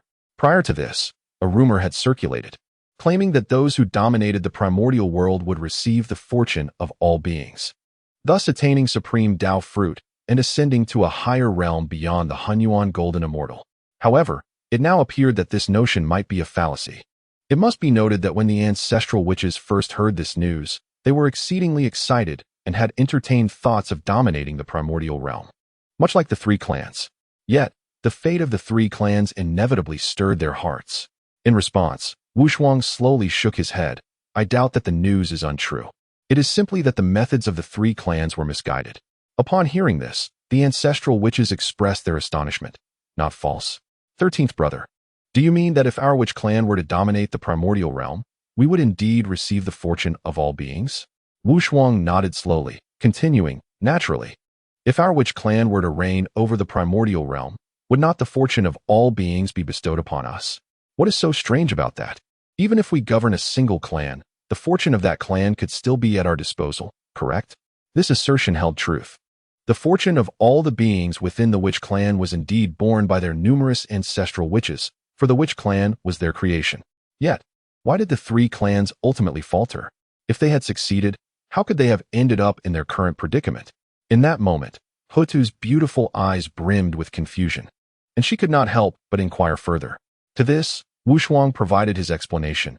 In my view, it all boils down to 8 words. Virtue does not match position. Calamity must ensue. One must remember that the Beast Emperor, Shun Ni, of the fierce Beast dynasty truly dominated the primordial realm and enjoyed the fortune of all beings. How then could he be defeated by the likes of Hongjun and other powerful beings? It was merely due to the excessive bloodshed he instigated, leading to a lack of merit and an accumulation of karma, ultimately burdening him with the weight of his own deeds. Wushuang's words were laced with his own ambitions and ulterior motives. Regardless of the circumstances, the witch clan's future would undoubtedly be one of striving for dominion over the primordial realm. When that time arrived, it was highly likely they would tread the path once taken before. As the calamity of the Lich descends, the ultimate demise of the witch clan is a conclusion that Wushuang fervently wishes to avert. Thus, he must now administer a precautionary measure to all the ancestral witches, imparting to them that the path to dominion over the primordial chaos is indeed attainable.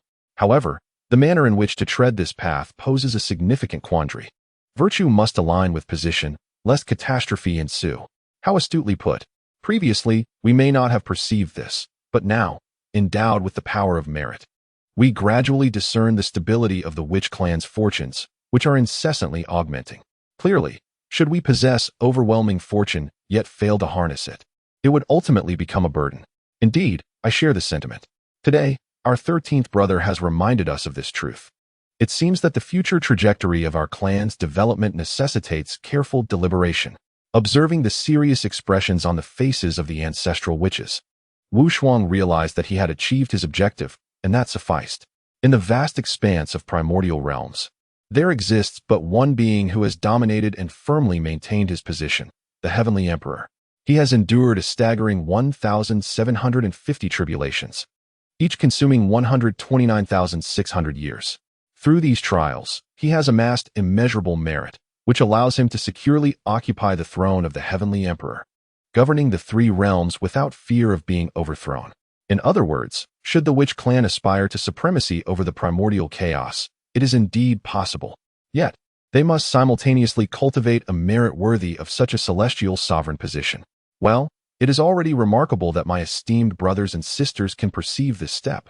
This current calamity serves as a poignant reminder. The witch clan must never tread the path of those who have fallen before us. Wushuang's words resonated with the ancestral witches, who nodded in agreement. Indeed, we must learn from past lessons. The ambition to dominate the primordial chaos and inherit the legacy of our divine forebear is undeniably our clan's long-held aspiration, but it must be approached with utmost caution. Having conveyed so much, Wushuang turned his gaze towards the immense blood pool and continued, "Let us deliberate this matter further upon our return. For now, let us seize this opportunity and first retrieve the blood pool." The ancestral witches nodded in unison. Although the blood pool had been significantly depleted of its vital essence, reduced to but a fraction of its original potency, it still retained substantial bloodline power.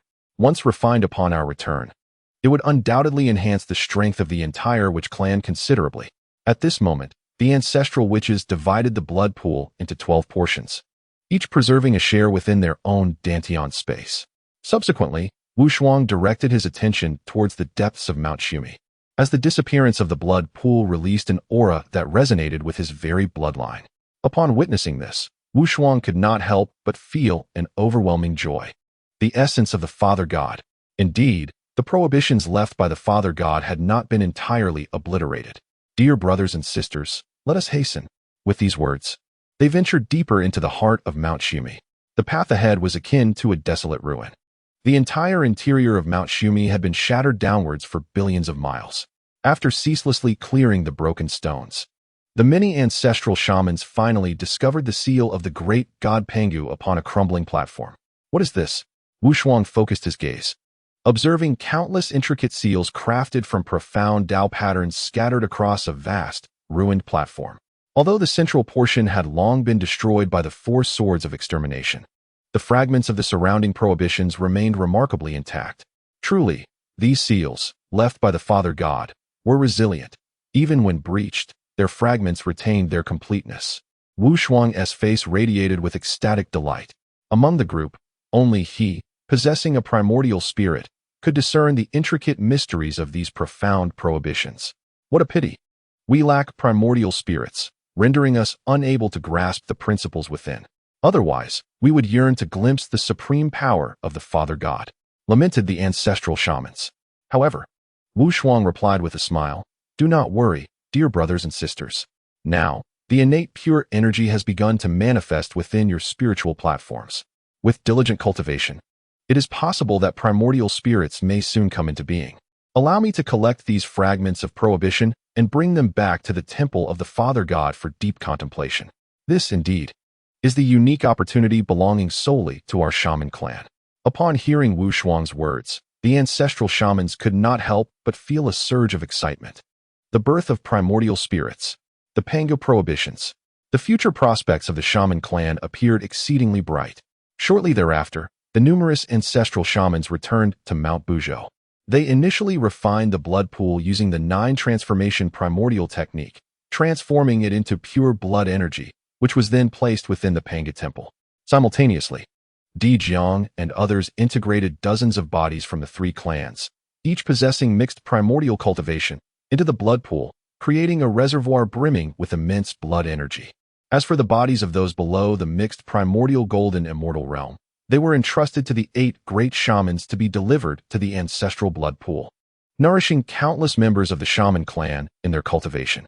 At this moment, within the Pangu temple, Wu Shuang meticulously pieced together the numerous fragments of the Pangu prohibitions, one after another.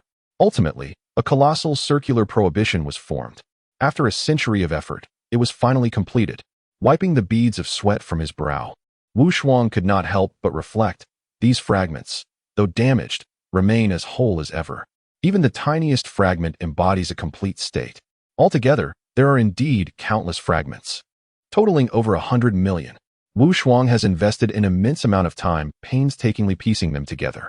He gazes at the enormous restriction, a frown creasing his brow. How peculiar. Why is there not the slightest stir?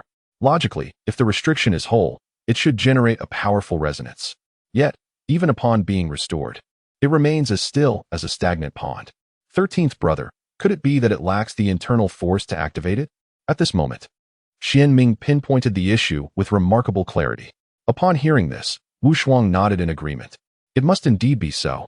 Yet, what force should be employed to set it in motion? In his perplexity, Wu Shuang channeled his celestial energy into it. However, the restriction showed no inclination to absorb it. Wait. In my view, this restriction was left by the Father God. It should be activated by the power of the Father God. Hutu astutely identified the crux of the problem. Immediately, she forced out a drop of her own blood, letting it fall upon the restriction. Indeed, as the blood dripped, a resounding hum erupted, and the entire restriction resonated with a thunderous roar, unleashing a tremendous suction force. Buzzing. The Pangu restriction began to incessantly draw upon the blood energy of everyone present. This left the ancestral witches astounded. By the heavens, what a ferocious suction! Quickly, activate the 9 turns primordial skill. Absorb the blood pool's essence. Supply the restriction with vital energy. Upon Dijon's command, everyone hastily began to draw from the blood pool's power, simultaneously infusing the transformed life force into the restriction. As for Wu Shuang, He already possessed 12 drops of ancestral witch blood within him. Seizing this opportunity, he commenced a continuous process of refinement. The air resonated with a series of booming sounds echoing throughout the vast Panga temple. In a blink, a century passed in the blink of an eye. Finally, on a certain day, nearly 1/3 of the blood pool's essence had been consumed, while Wu Shuang had refined all 12 drops of vital blood, achieving a breakthrough to the pinnacle of the Tai Golden Immortal Realm. Moreover, the Pangu restriction had finally absorbed sufficient power. With a resounding hum, the immense restriction manifested an unparalleled might, transforming into intricate and profound patterns that stirred an infinite resonance of the laws of heaven and earth. Simultaneously, all present beheld an astonishing spectacle. Boom, boom, boom. Amidst the thunderous cacophony, everyone found themselves entranced within the confines of the restriction. In the vast expanse of the starry cosmos, a colossal figure emerged, taking measured steps. Upon its appearance, the very atmosphere was rent asunder, tearing through billions of miles of chaotic void. It was none other than the father deity, Pangu. The multitude of ancestral witches present were utterly astounded, their expressions quickly transforming into profound excitement, tears streaming down their faces as they reverently bowed towards the great Pangu. Yet, only Wu Shuang stood transfixed, his eyes brimming with astonishment, gazing at the towering giant, his heart inexplicably fluttering with an unfamiliar sensation, as if a profound revelation surged within him. Chapter 22. The Great Tao. Breaking free from the shackles of the past, today I realize who I am. A unique principle seemed to flow into my mind. Wu Shuang fixated intently on the figure of the great Pangu. Every movement, every shift of the surrounding laws was inscribed in his consciousness, as if carved by knife and chisel. Wait.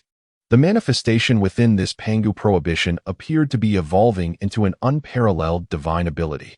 As Wu Shuang observed meticulously, he realized that this Pangu prohibition indeed contained the imprint of an extraordinary divine power of Pangu himself. However, the surrounding ancestral witches remained oblivious, merely caught in a fervent worship of Pangu's manifestation, for they lacked the primordial spirit to comprehend the underlying principles. Had the three pure ones been present, they too would have discerned the myriad laws as Wu Shuang did. Such a marvelous divine ability. It was as if power was wielded to its utmost limit. Not only did it harness its own strength, but it also activated the surrounding forces and laws. The more Wu Shuang scrutinized, the more extraordinary it seemed. In the next moment, the manifestation of the great Pangu, gazing into the boundless chaos, revealed a hint of dissatisfaction in his eyes. In a world devoid of heaven and earth, I shall create it, he bellowed imperiously. At once, from the rift in the torn chaos, an ancient axe imbued with the essence of primordial wilderness materialized. He grasped the colossal axe firmly and swung it down towards the vast chaos. Heaven and earth, open. With a thunderous roar, the vast chaos was cleaved open, creating a fissure. The chaos was relentlessly pushed apart, as an immense expanse was split into heaven and earth by a single stroke. The murky elements sank, transforming into boundless land, while the clear essence ascended, becoming the vast firmament. In that moment between heaven and earth, with a single swing, the great Pangu utterly divided the cosmos. The might of the father deity, indeed, an existence of unparalleled authority. With but a single stroke, surveying the vast epochs of time, none can rival this power. The numerous ancestral witches were filled with indescribable excitement, their bodies ablaze with fervor, dancing and offering their reverence to Pangu, their eyes brimming with awe. However, in Wu Shuang's perspective, the might of this stroke was utterly terrifying. For that single strike not only cleaved through chaos, distinguishing the pure from the impure, but it also carved out an extensive continuum of time and space that was birthed the moment the axe fell. Under this stroke, whether it be the laws of all things or the fabric of time itself, everything was forcefully divided. From this, a unique law emerged, one that belonged to the primordial realm, along with its own timeline and spatial dimensions. This was incredibly fearsome. In other words, this stroke appeared to be destructive, yet in truth, it contained immense creative potential. With merely one strike, it established the order of all things, including the initiation of the primordial timeline and space. How terrifying! Could this be the first form of Pangu's three styles of creation? The three styles consist of the first, the opening of heaven and earth; the second, the annihilation of gods and demons; and the third, the birth of all things. What I have witnessed is undoubtedly the first form of that celestial opening. As this extraordinary manifestation reached its culmination, the entire Pangu prohibition fell into a profound silence. Even as the phenomenon dissipated, the ancestral witches continued to savor the experience. Meanwhile, Wu Shuang felt a multitude of intertwining laws emerging within his spiritual platform due to this epiphany. These laws were continuously deduced and comprehended, gradually coalescing into intricate patterns. These patterns, known as Tao patterns, are the embodiment of laws, arising only when a cultivator deeply understands these principles. At this moment, the Tao pattern Wu Shuang had manifested undeniably contained the essence of the first form of the three styles of creation. Of course, he had not fully comprehended it. He merely grasped the surface. Yet, even so, Wu Shuang, drawing upon his insights, slowly activated the 9 revolutions primordial art. He then raised his right hand, channeling his vitality into a blood axe, instinctively striking outwards into the surrounding space. Heaven and earth, open. With this utterance, a terrifying roar resounded.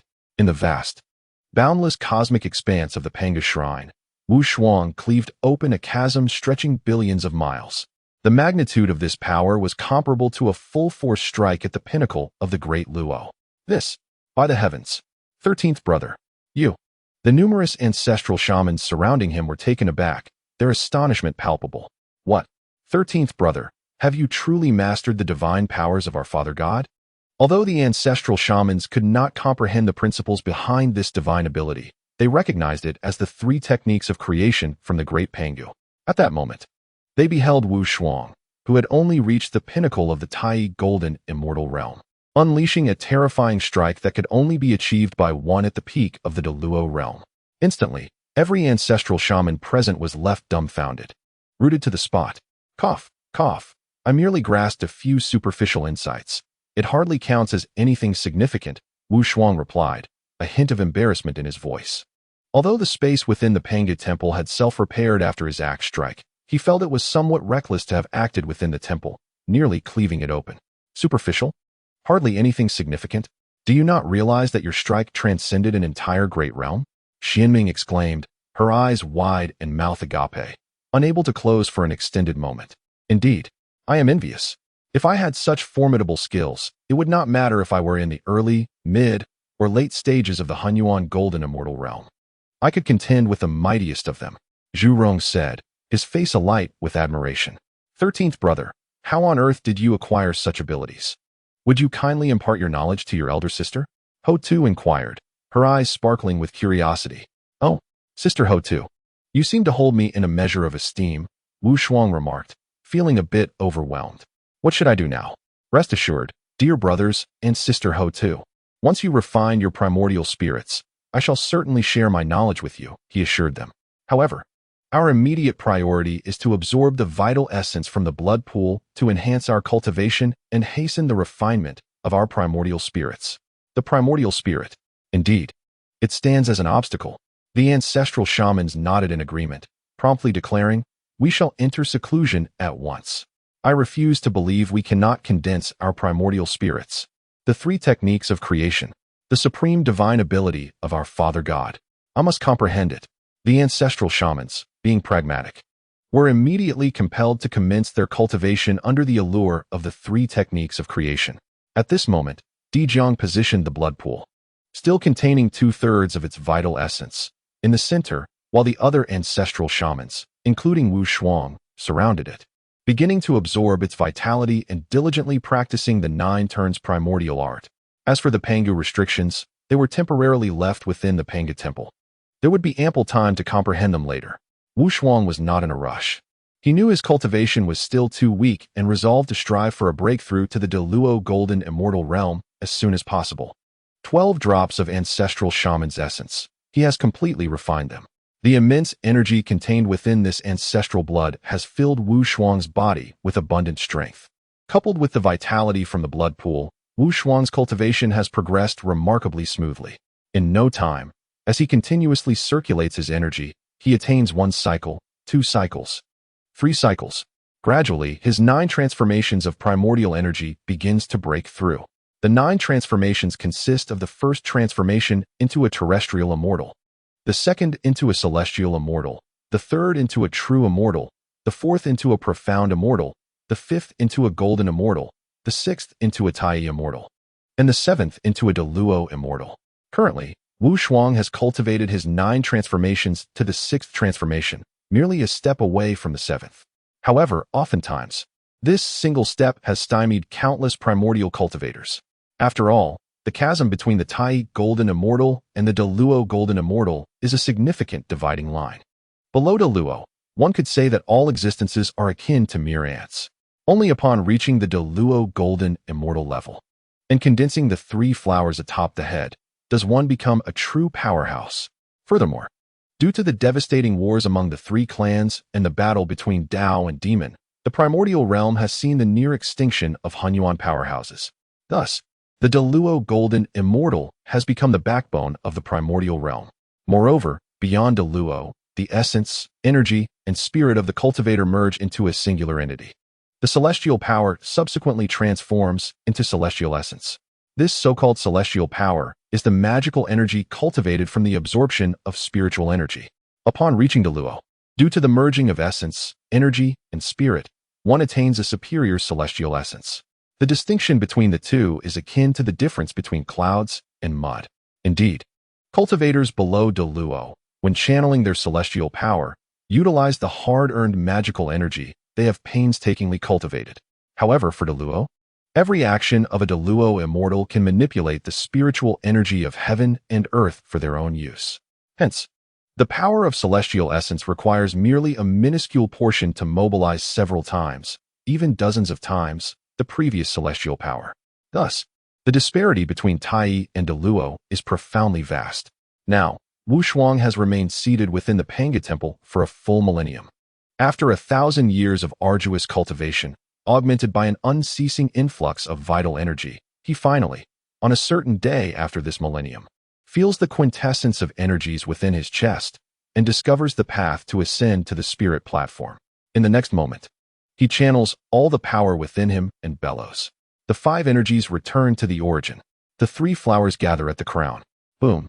With but a single utterance, Wu Shuang's Dantian spiritual seat instantly connects with the spirit platform. In the following second, essence, energy, and spirit converge into one. His entire being becomes unimpeded, experiencing a profound and mystical sensation. A profound sense of elation surged within him. Above his head, 3 resplendent lotus thrones gradually materialized. In that moment, Wu Shuang felt as though he was reborn. His perception of the world transformed entirely. It was as if he had shed the shackles of his former self. Realizing for the first time, I am who I am. The convergence of 3 flowers atop his head signified his ascension to the status of a great Luo Golden Immortal. With a single utterance, Wu Shuang's countenance grew solemn, and the aura surrounding him deepened into an unfathomable abyss. It was as if he had ascended to a celestial stage. Gazing down upon the vastness of the universe, the naivete in his eyes dissipating, leaving behind an air of calm composure, as if he had become one with the heavens and the earth. I have succeeded. Ha! Congratulations, 13th brother. Rejoice, 13th brother. Little brother. You have finally become a great Luo Golden Immortal. Just as Wu Shuang completed his breakthrough and opened his eyes, he was taken aback by the blinding sight of 12 radiant figures encased in golden light, their magnificent presence rendering him momentarily dazed. What in the world is this? Dear siblings? Upon hearing this, Emperor Jiang, somewhat belatedly, explained, "Oh, while you were in seclusion, we deliberated and decided to bestow some merit upon Sister Hu. She possesses the least amount of impurities within her, making her the most likely candidate to condense a primordial spirit. We allowed her to attempt it first. Look, it has succeeded." Following Emperor Jiang's gesture, Wu Shuang was astonished to see, atop Hutu's head, a small figure had appeared, resembling her in every aspect. The little one, timidly clutching Hutu's hairpin, gazed at Wu Shuang with wide-eyed curiosity. Hutu's primordial spirit was quite charming, with rosy cheeks and an exquisite visage, embodying the very essence of beauty. And her bashful demeanor elicited an instinctive affection in him. Oh, Sister Hutu's primordial spirit is rather adorable. Upon hearing this, Hutu's cheeks flushed with embarrassment, and she hurriedly withdrew her primordial spirit, her golden radiance also receding. You are incorrigible, little brother. Humph. I shall ignore you, Hutu proclaimed playfully, her face aglow with shyness. In response, Wu Shuang chuckled, ignore me? But doesn't that mean you still require my guidance on the 3 techniques of creation?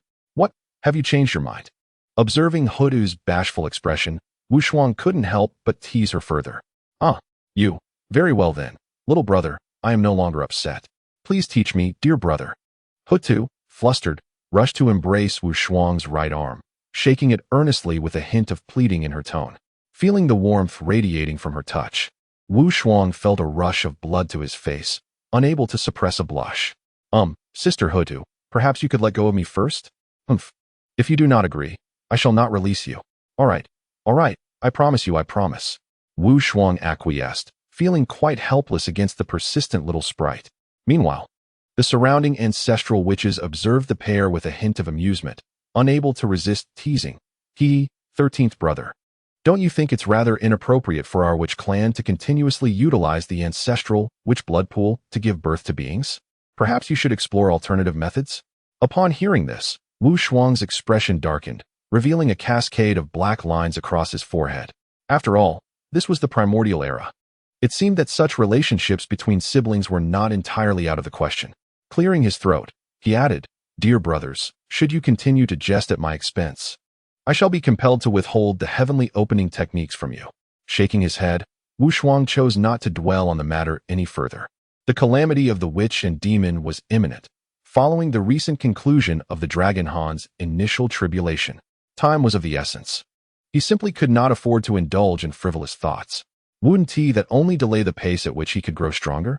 Therefore, Wu Shuang decisively turned the tables on everyone.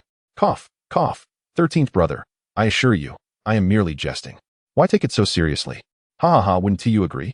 The crowd chuckled awkwardly, their laughter tinged with politeness. Wu Shuang gazed at them, shaking his head in resignation. The calamity of the witch and demon awaited them. Chapter 23. The Divine Powers of the Witch Clan. The Opening of the Heaven's Fist. However, with the emergence of her primordial spirit, Hutu now possessed a significant advantage for future schemes. After all, Hutu was destined to embody reincarnation. Initially devoid of a primordial spirit, she had been trapped in the underworld after her transformation, though she later attained boundless merit, resulting in the rebirth of her primordial spirit. Yet, this newly emerged entity was, strictly speaking, merely a reincarnation of the former Hutu, known as Lady Pingxin, retaining only her memories. The consciousness of the witch clan was intrinsically linked to the physical form. Once the body perished, true demise followed. Her decision to adopt the name Pingxin was simply a reflection of her past fall. The new her was not the complete Hutu. At most, she was a new consciousness birthed from the remnants of Hutu's body. Furthermore, this transformation of Hutu into reincarnation was part of the heavenly Taoist design. However, these were matters for another time. Now that Hutu had attained her primordial spirit, Wu Shuang unhesitatingly imparted to her the complete principles of the first technique of the heavenly opening. After over a century of comprehension, Hutu mastered the various principles of the first technique. Indeed, it was the supreme divine power of the Father God. Even a mere grasp of its surface yielded terrifying might. Presently, aside from possessing a primordial spirit, Hutu's cultivation had also reached the initial stage of the primordial golden immortal. Once the triad of creation is activated, it bestows the ability to challenge beyond one's current capabilities. Although this triad of creation is indeed remarkable, it appears, dear 13th brother, that it may not be entirely suitable for our purposes. After some contemplation, Hutu also arrived at this conclusion. Wu Shuang nodded in agreement, having recognized this truth long ago.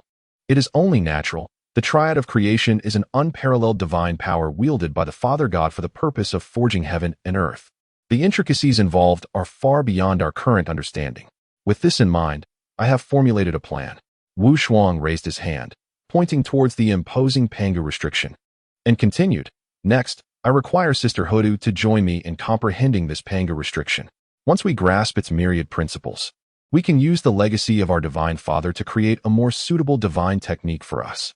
Upon hearing this, the ancestral shamanic beings were momentarily taken aback. What a clever lad. You intend to create a divine technique? The ability to forge one's own divine technique typically emerges when one reaches the pinnacle of the great Luo golden immortal stage, allowing for the comprehension of the laws of the cosmos. Currently, within the shamanic lineage, only Hutu and Wu Shuang possess the primordial spirit, thus meeting the prerequisites for such creation. Indeed, not only do I aspire to create a divine technique, but it must also be accessible for all members of the shamanic lineage to cultivate. Wu Shuang's intention was straightforward. In the martial arts of my previous life, there existed a unique practice. In the hands of martial masters, it could be a lethal skill, while for the common folk, it served as a means of nurturing health and vitality. This practice is none other than Tai Chi. By employing the principles of Tai Chi, I aim to develop a divine technique suitable for all members of the shamanic lineage. This way, from the ancestral shamans to the shamanic warriors, everyone would possess the ability to cultivate this technique, thereby significantly enhancing the overall strength of our lineage. What you mean, dear brother, is to create a technique that does not rely on spiritual energy, but instead harnesses the power of life force? Furthermore, you wish to simplify it to the extent that everyone can easily learn it? Hutu immediately discerned Wu Shuang's objective. You speak wisely, Sister Hutu. Wu Shuang nodded fervently, then elaborated. Although our shamanic clan has already developed shamanic arts, there might often fall short. Now, if we could wield the first divine technique of the triad of creation in our hands, we could significantly bolster the strength of our shamanic lineage. I trust my esteemed brothers and sisters will not oppose this notion. Upon hearing his words, the crowd erupted in hearty laughter. Huh, what a jest. Oppose? Who would dare challenge me? 13th brother, there is no time to waste. You and Sister Hutu should begin at once. We shall act as your guardians. The ancestral shamans were filled with excitement. Wu Shuang's proposition signifies that they could wield the divine powers bequeathed by the primordial deity Pangu without the need for a primordial spirit. Currently, they have entrusted a considerable amount of merit to Hutu, enabling her to first cultivate a primordial spirit. Although others can also nurture a primordial spirit, the time required for such an endeavor is considerable. In this tumultuous era of the Hongwang, they cannot afford to squander their time. Sister Hutu, let us commence, Wu Shuang declared, as he and Hutu seated themselves, preparing to comprehend the myriad principles enshrined within Pangu's restrictions. Today, I, Yinshan, declare to the heavens and the earth the establishment of the Spirit Leopard clan. Today, I, Jingxiu, announce to the heavens and the earth the founding of the Flying Tiger clan. In the Hongwang, following the decline of the three clans, various beings began to proclaim their own lineages, seeking the heavens' acknowledgement and securing celestial protection. This period of the Hongwang starkly contrasts with later epochs. Any clan that gains the heavens' recognition is granted celestial protection and a measure of fortune. Although the fortune bestowed varies among clans, often intertwined with their future destinies. At this moment, on the shores of the Eastern Sea, Dijuan and Tai declared to the heavens, aspiring to establish the demon clan. However, after their proclamation, they found themselves devoid of celestial acknowledgement. Why are we unable to establish the demon clan? What could be the reason for this? Surrounding them were numerous ancient divine beasts, such as Baizhe, Jiuing, and Kunping. Initially, Dijuan and Tai believed that amassing a formidable assembly of ancient divine beasts would suffice to establish the demon clan.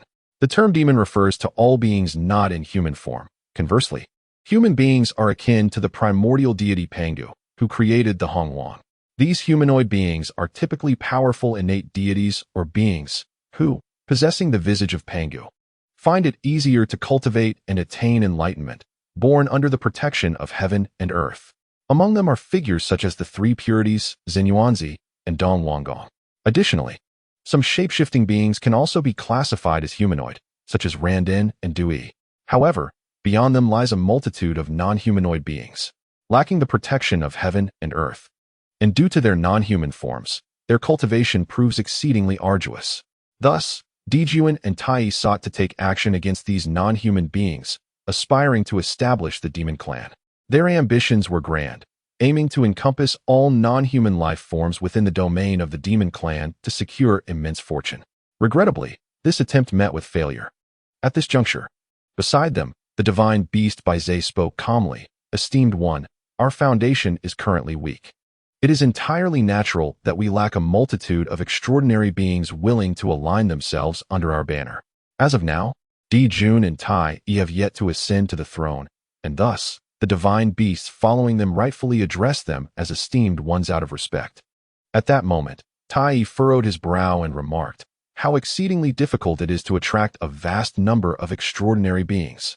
This endeavor demands immense sacrifice, alongside a reputation of sufficient grandeur. What draws others is often either substantial benefits or renown.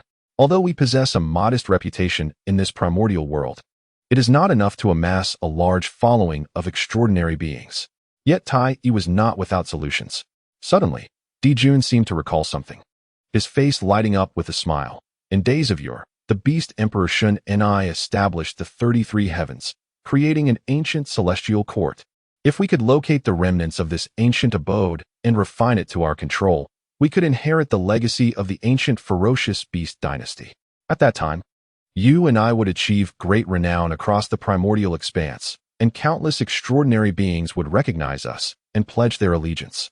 Upon hearing these words, the surrounding divine beasts displayed expressions of delight. What the esteemed one says is profoundly true. If so, let us journey into the chaos and seek it earnestly. The 33 heavens, a supreme treasure created by the beast Emperor Shun and I to dominate the primordial realm, represented a unique celestial domain. Mastery over the 33 heavens would grant control over the entire cosmic cycle of the primordial world, allowing the restoration of the celestial constellations.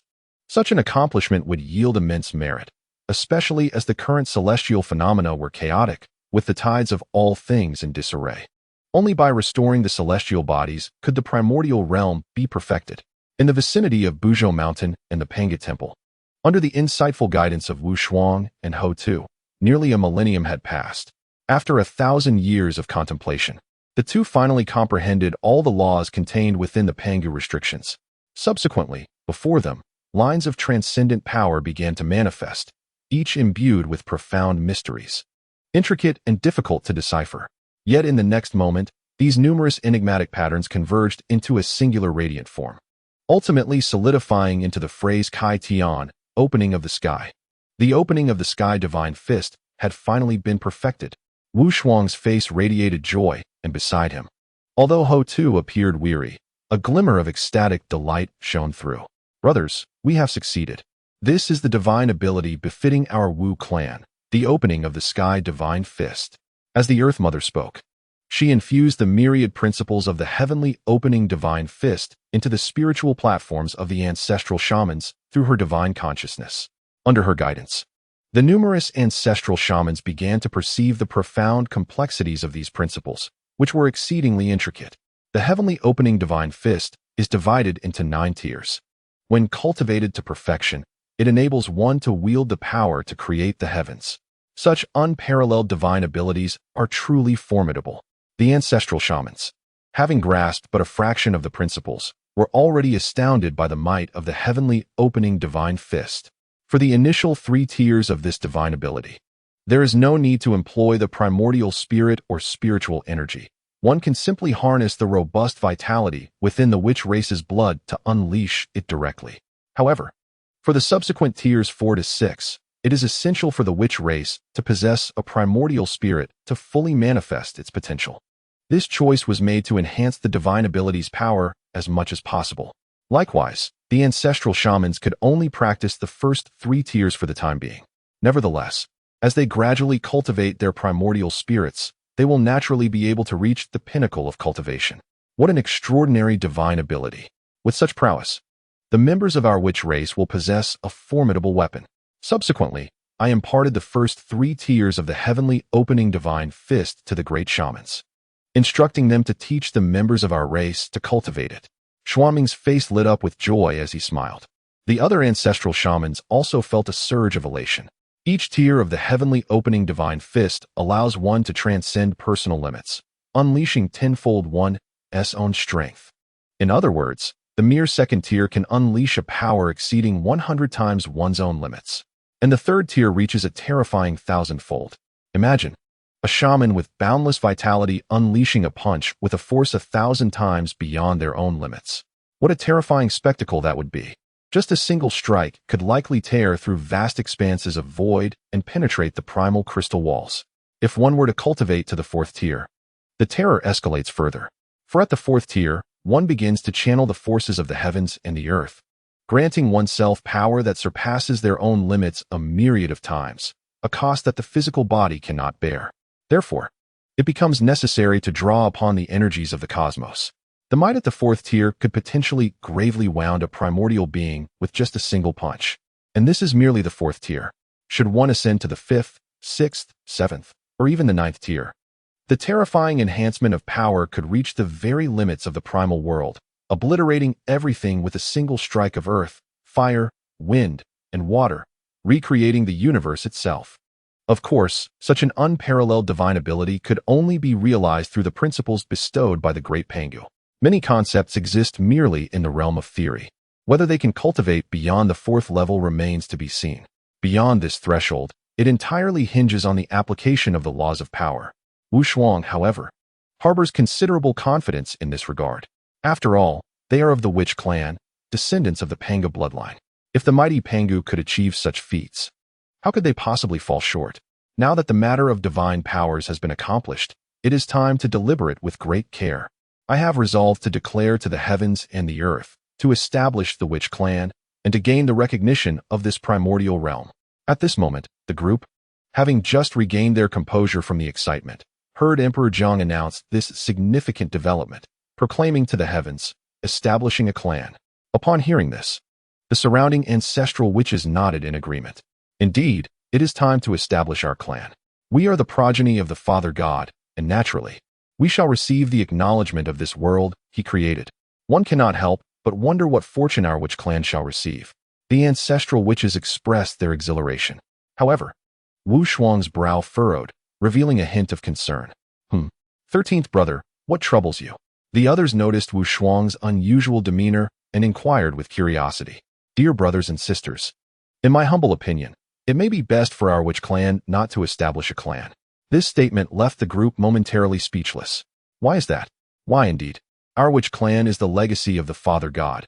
Establishing our clan in the world he created seems only natural. The ancestral witches displayed expressions of perplexity, struggling to grasp Wu Shuang's reasoning. Establishing a clan is generally considered a glorious endeavor. The dragon, phoenix, and Shilin clans have all fallen into oblivion. Why should they not seize the opportunity to dominate the primordial realm? Wu Shuang nodded and proceeded to elucidate. In the past, did the dragon, phoenix, and Shilin clans ever anticipate that they would face the peril of extinction? They received the heavens' recognition, yet they were also bound by its constraints, inevitably stepping into calamity from which they could not escape. Esteemed brothers and sisters, establishing a clan is a trap. Once a clan is established, we shall undoubtedly fall into the snare of the heavenly path, destined to become pawns in a great calamity, fated for annihilation. Wu Shuang's words, though spoken with restraint, resonated powerfully. The ancestral witches felt as if their minds were struck by a thunderous revelation. Reflecting on the fate of the three clans, the more they contemplated, the more they broke into a cold sweat. Upon careful reflection, it indeed appeared to be the case. But why? Why must establishing a clan lead to becoming pawns in a grand calamity? This seems profoundly unjust. Jerome widened his round eyes, his entire being radiating with flames as fierce as the sun's explosion. The numerous ancestral shamans around him expressed their discontent, proclaiming, this world was bequeathed by the Father God. Why must it succumb to the whims of the heavenly Tao? We refuse to submit. The ancestral shamans roared in fury. The surrounding heavens and earth reverberated as if they had offended celestial authority, echoing with thunder from all directions. Yet, paradoxically, none dared to act against them. Behold, this is the witch clan. This is the ancestral shamans, the true descendants of Pangu, fearless of heaven and earth. Even uttering such blasphemous words, the heavenly Tao could not dare to retaliate. Of course, this is only the current state of affairs. If the witch clan were to fall into the calamity of the witches and demons, then they would truly be doomed. My dear brothers and sisters, in this vast primordial realm, the spiritual essence is limited. Even if all beings draw from the essence of heaven and earth, cultivating their paths and attaining endless longevity, the establishment of our clan, though protected by fortune, merely incurs a significant karmic debt to the heavenly Tao. The causes of today will inevitably become the consequences of tomorrow. Consider the dragon, phoenix, and Shilin clans. When were they not prosperous? They reigned over the primordial world, commanding countless beasts, aquatic creatures, and avian beings, with millions upon millions under their banner. Yet, Even they could not escape this great calamity. The ancestral shamans fell into deep contemplation. While they may be brash, they are far from foolish. How could they fail to perceive the intricacies of the events unfolding in the heavens and earth? Should we simply acquiesce? Allow the heavenly Tao to dictate the realm left by the Father God? The ancestral shamans were resolute in their defiance. The primordial world was created by the great Pangu, not by the heavenly Tao. The heavenly Tao exists solely to maintain the order of the world left behind by Pangu. What right does it have? Wushuang sighed deeply and spoke. Alas, this is also due to the incompleteness of the primordial realm. To this day, the laws and order of the primordial world remain fragmented, and even the very essence of heaven and earth is not whole. After the Father God created the world, he swiftly perished, leaving behind an incomplete primordial realm. Thus, the spiritual essence is limited. Any living being can absorb this essence to cultivate and attain longevity. In the long run, when the final breath of essence is consumed, the primordial will lose its vitality. The heavenly Tao is merciless, yet it is merely a form of order. If the heavenly Tao did not impose calamities to purge living beings and restore the essence to the heavens and earth, the primordial would have long since perished. In the midst of this discourse, Wushuang posed another question. The fundamental reason for calamities lies in the inherent incompleteness of the primordial realm. The essence itself is finite. The resources for cultivation are limited. If everyone cultivates and becomes an immortal, what vitality will the world possess if all the spiritual energy is absorbed? Surely, there would be none. Wait, 13th brother, I believe I grasp your meaning. Ha! Truly it is you. At this moment, Emperor Jiang suddenly displayed an expression of enlightenment and praised Wushuang. Wushuang was momentarily taken aback. What did I say? You understood it already? You mean to suggest that our witch clan should refrain from establishing a lineage and instead focus on restoring the primordial world? By doing so, we could entirely eliminate the calamities. Furthermore, we could gain merits and strengthen our witch clan. In this way, even without establishing a lineage, our clan would attain immense fortune and boundless merit. Could this lead us to dominance in the primordial realm? Am I correct? This. Wushuang smiled awkwardly yet politely. I hadn't even considered such a vast notion. How did you come to this conclusion on your own? However, what Emperor Jiang said indeed awakened Wushuang. To restore the primordial world in exchange for merit and fortune. This is certainly another means of strengthening the witch clan aside from establishing a lineage. Moreover, as long as the witch clan does not establish a lineage, we will not owe any karmic debt to the heavenly Tao. In the future, the witch clan can act freely without being pawns in the calamities dictated by the heavenly Tao. Perfect. This is simply exquisite. Wushuang's heart stirred, and he conceived a brilliant plan. I have a strategy. It will grant our witch clan immense merit and fortune while significantly curtailing the calamities in the world. Ultimately, it may lead to a complete resolution. At this declaration, the ancestral witches could not help but smile. It is the familiar recipe, the familiar flavor. The witch clan has a mastermind. How splendid. 13th brother, please speak plainly. The ancestral witches displayed expressions of anticipation as they looked at Wushuang.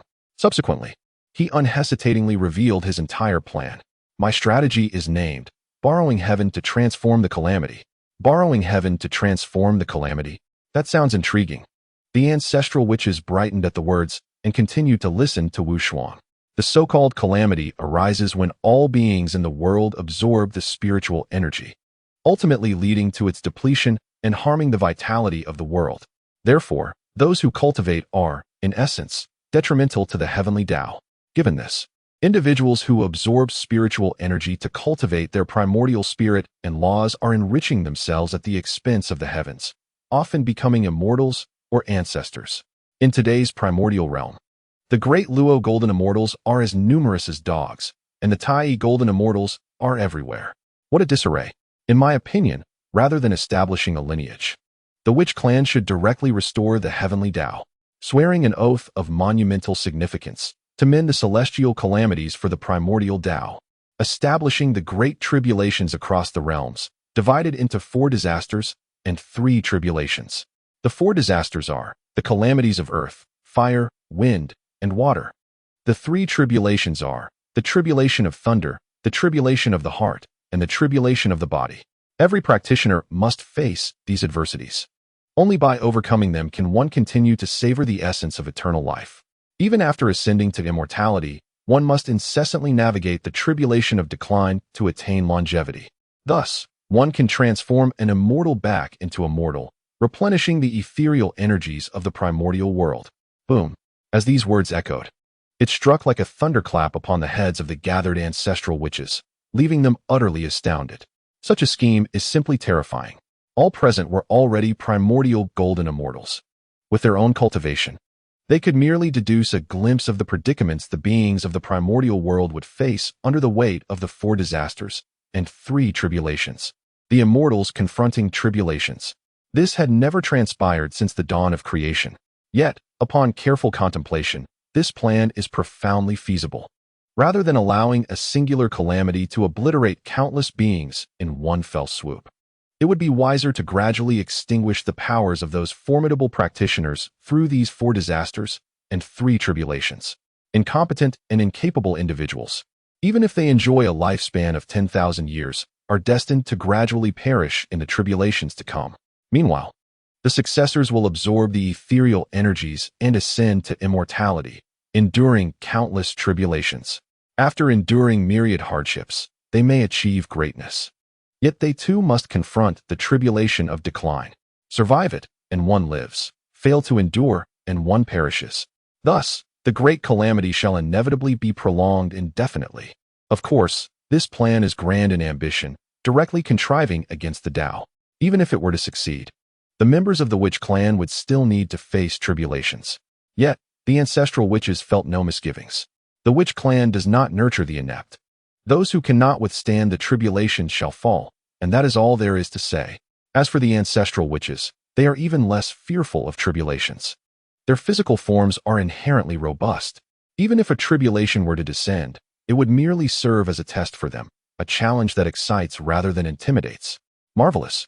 This plan is indeed splendid. It not only severs the paths of countless beings toward cultivation, but is also insidiously clever. Our witch clan possesses formidable physical strength, and most of our kin can transcend tribulations. Even if some cannot, it matters not. They can transform into the undead to face the tribulations once more. The undead, absorbing the tainted energies of the primordial world, are shielded by virtue. How could they possibly fail to overcome the tribulations? Wait, 13th brother, could it be that you have been plotting this from the very beginning? The undead and the tribulations have formed a perfect closed loop. The ancestral witches, somewhat belatedly, expressed their astonishment, exclaiming, "What a remarkable young man! Your intellect is nothing short of divine.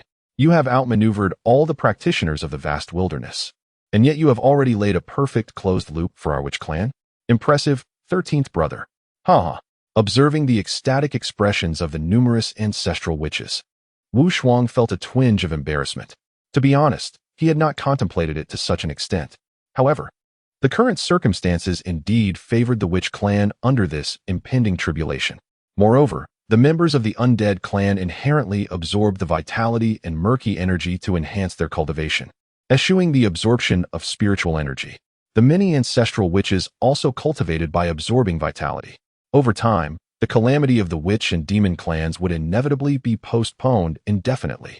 With time at their disposal, he could devise a method to significantly increase the spiritual energy of the vast wilderness. Very well, esteemed brothers and sisters.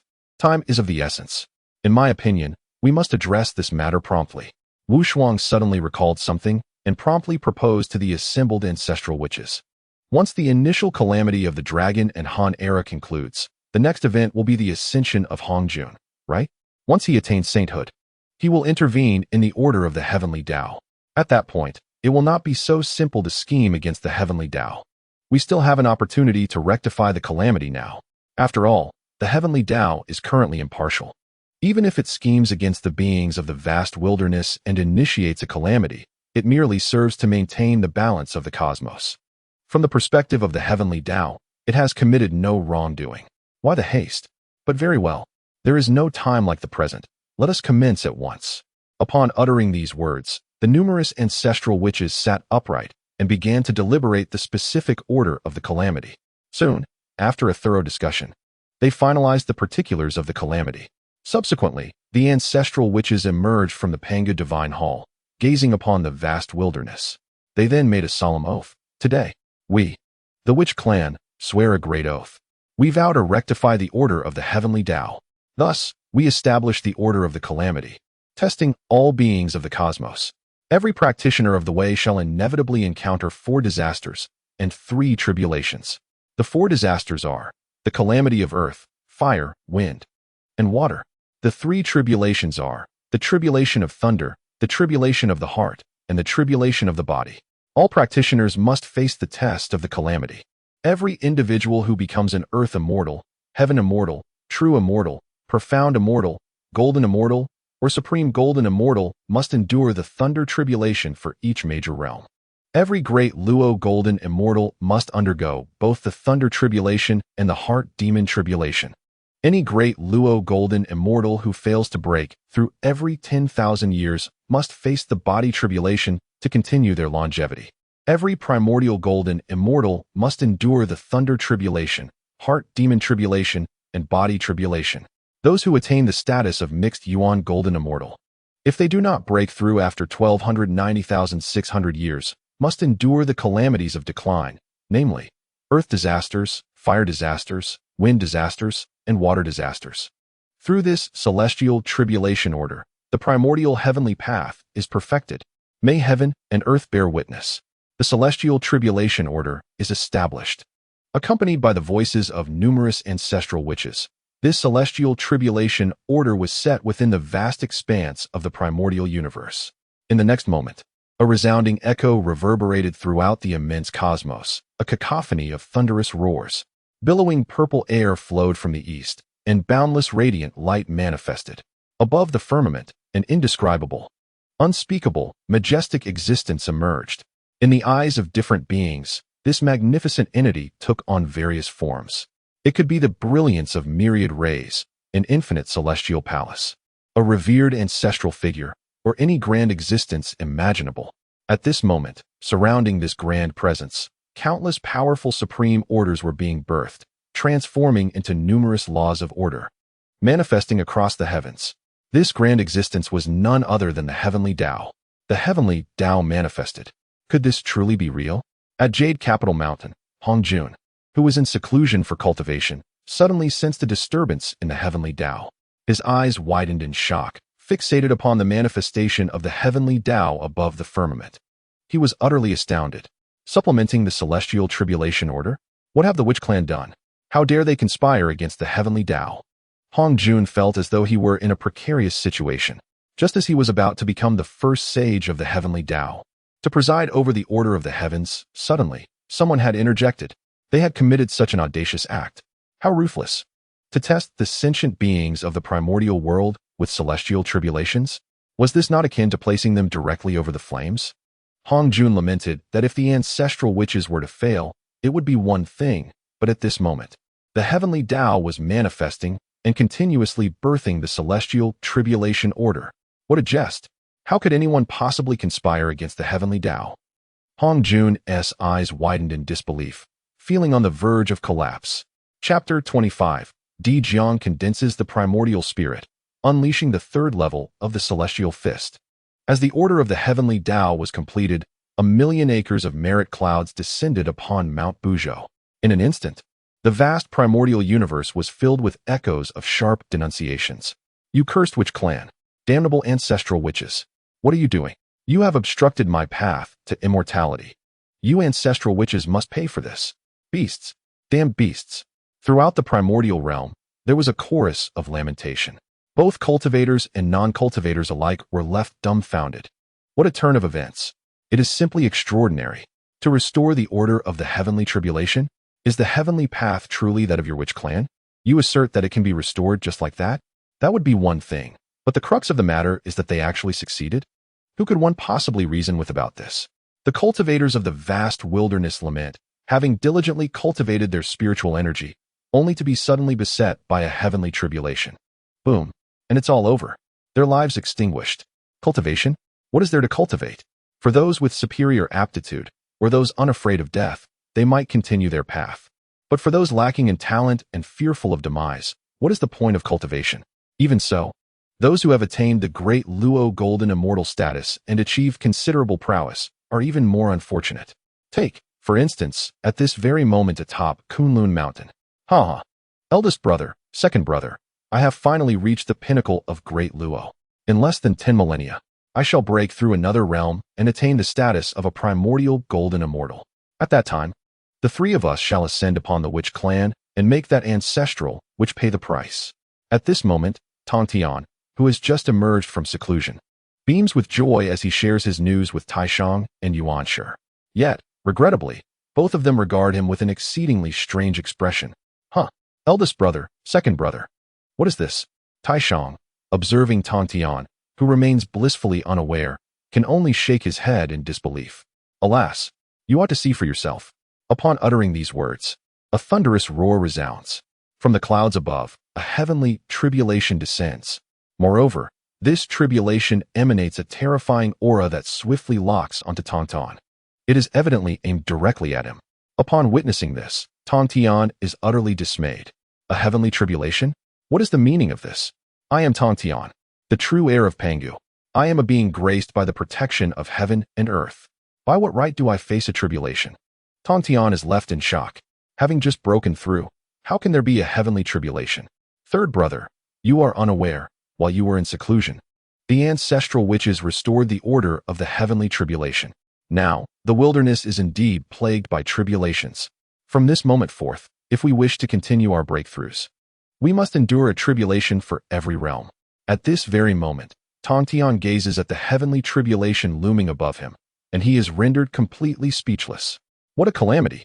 Simultaneously, throughout the vast wilderness, numerous cultivators and mighty beings, who have just completed their breakthroughs and are euphoric, find themselves relentlessly tormented by the descending tribulations, thunder tribulations, demonic tribulations, driving them to the brink of despair. Most of them are utterly oblivious to the origins of this tribulation. Having just broken through, they are immediately reduced to mere dust. Only those of exceptional lineage or those possessing spiritual treasures survive. At the very moment when the order of the heavenly tribulation was perfected, countless cultivators perished beneath its might. Soon thereafter, the vast expanse of the primordial world was significantly replenished, blossoming with vitality and abundant spiritual energy. Witnessing this scene, Wu Shuang understood that his objective had been achieved, to restore the order of the heavenly tribulation and eliminate all those who were inadequately prepared or lacked sufficient foundation. The number of cultivators in this primordial realm was indeed overwhelming.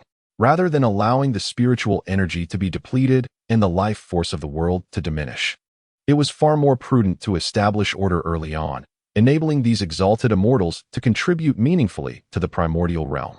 Such immense merit was truly a boon. Thanks to the 13th brother. In contrast to Wu Shuang, the other numerous ancestral witches were more focused on the immediate gains. The clouds of merit were a rare occurrence, descending only in the wake of significant deeds. Unlike the heavenly merits acquired by the undead, these clouds represented a fusion of heavenly merit and divine providence, manifesting as a boundless display of auspicious phenomena. A portion of this merit cascaded down, dividing into 13 shares, each infused into the bodies of the 13 ancestral witches. In that moment, Wu Shuang felt a profound ease within his being, as if he had encountered immense fortune. Even his cultivation seemed to shift slightly. Furthermore, concealed within him was a surge of extraordinary fortune, gradually intensifying and manifesting as auspicious signs. Reminiscent of a Qilin's roar and the harmonious calls of dragons and phoenixes, a true emblem of great destiny. Marvelous! Wu Shuang clapped his hands in delight. Now that the order of the heavenly tribulation was perfected, the impending calamity of the witch and demon tribes could be significantly postponed. At that time, he would possess ample opportunity to fully conclude this tribulation or discover a means for the witch clan to evade it. 13th brother, having obtained this heavenly merit, it is now time to refine our primordial spirits. Let us return, spoke Di Jiang at that moment. In response, Wu Shuang nodded in agreement. Very well. With that, the ancestral witches turned and made their way back to the Pangu temple to begin the process of refining their primordial spirits. This merit was sufficient, eliminating the necessity to allocate it to a single individual. Thus, every ancestral which had the opportunity to refine their primordial spirit, though this would ultimately depend upon their individual comprehension, as the process required time. Unbeknownst to them, time passed swiftly. A millennium has swiftly passed. And in the course of this vast expanse of time, within the primordial realm, there remain those cultivators whose practices are insufficient, whose paths are lacking, and who have failed to transcend their tribulations. Their failures have inadvertently filled the void of spiritual energy in the primordial world. With the emergence of heavenly tribulations, the primordial realm has begun to swell increasingly. What once was an inconspicuous inferior postnatal spiritual root has now become a coveted treasure, fiercely contended by all. A superior postnatal spiritual treasure, which previously would hardly entice a great Luo golden immortal, has also become the target of fierce competition due to the advent of heavenly tribulations. Even a superior postnatal spiritual treasure could provoke the intervention of a great Luo golden immortal in a bid to seize it. The primordial realm has descended into chaos, rife with slaughter, yet the vitality of the cosmos has grown ever more robust. The imminent calamity shows no signs of materializing. The entire primordial world has begun to enter a virtuous cycle, albeit one that has become increasingly brutal for many cultivators. Meanwhile, beneath Mount Buzhou, within the Panga Temple, a sudden roar resonated, heavenly opening divine fist. At that moment, Wu Shuang bellowed, channeling every ounce of power within him to launch a formidable punch into the vast little world. A tremendous roar echoed as the immense little world was rent asunder, creating a colossal rift spanning hundreds of millions of miles. It is noteworthy that the space within the Panga Temple constitutes a complete grand thousand-world level of existence. Such a stable space possesses remarkable resilience and self-repairing capabilities. Yet, even so, it was still forcefully shattered by Wu Shuang's fist. Little brother, it has only been a millennium, and you have already cultivated the heavenly opening divine fist to the third realm? The beautiful eyes of Ho Tu revealed a hint of astonishment, her surprise palpable. Wu Shuang chuckled and replied, "What can I say? My comprehension is simply high. Though a millennium is not long, it is sufficient for me to reach the third realm." Upon hearing this, Ho Tu displayed an expression of exasperation. "Who can compare to you? I have only reached the second realm, while you have already attained the third. I refuse to accept this. If you have the ability, let us compete," Ho Tu declared with a playful challenge, striking a pose as she prepared to spar with Wu Shuang. The mere thought sent a shiver down his spine. Wait, Sister Ho Tu. You are currently at the initial stage of the Hunyuan Golden Immortal Realm. How can you compete with me? Have you not bullied me enough already? Over this millennium, Wu Shuang's rapid progress has been entirely due to having the formidable ancestor witch, Ho Tu, as his training partner. The opponent frequently sought challenges, and under such intense training, Wu Shuang's heavenly opening fist had ascended to the third realm. Of course, reaching the third realm signified the limits of physical prowess. Any further advancement would necessitate an understanding of the profound laws of perception. Henceforth, any breakthrough would not be a simple endeavor. 13th brother, are you afraid? A hearty laugh echoed at that moment, causing Wu Shuang and Ho Tu to momentarily pause. Upon closer inspection, they beheld the presence of numerous ancestral witches. Elder brother Daijang, to what realm have you ascended? Ho Tu inquired with a puzzled expression. Having garnered sufficient merit from the heavenly Tao, Daijang had coalesced his primordial spirit long ago. Over 8 centuries past. After all, he was the earliest to emerge among the ancestral witches and possessed the greatest strength. Conversely, the others progressed at a significantly slower pace. Particularly the 2 brash individuals, Zhu Rong and Gong Gong, who appeared somewhat dim-witted. In truth, they were the most affected by the primordial taint, making the formation of their primordial spirits exceedingly challenging. Among the rest, the one who most swiftly formed his primordial spirit was indeed Daijang, the one with the highest comprehension and formidable power. Currently, we have all cultivated the heavenly opening fist to the second realm. However, attempting to test its might within this small world is rather imprudent. A misstep could potentially collapse the Panga Divine Hall, which would be quite troublesome. Let us venture into the chaos and witness the true power of the heavenly opening fist. Upon hearing this, Wu Shuang nodded in agreement. Very well, he mused. To be candid, my previous strike did not employ my full strength. Yet, even so, it nearly breached this small world. It is time to step outside and ascertain the results. With that, the group tore through the fabric of space and stepped into the vast chaos. All Hunyuan Golden Immortals possess the ability to rip through space for long-distance movement. Now, amidst the boundless chaos, Wu Shuang surveyed his surroundings and was met with countless chaotic winds and spatial turbulence. The fierce gales merely brushing against his form elicited a tingling sensation. However, should these winds strike an ordinary Deluo golden immortal, they would likely be torn apart in an instant. Only the formidable physiques of the ancestral witches could withstand the might of these chaotic winds.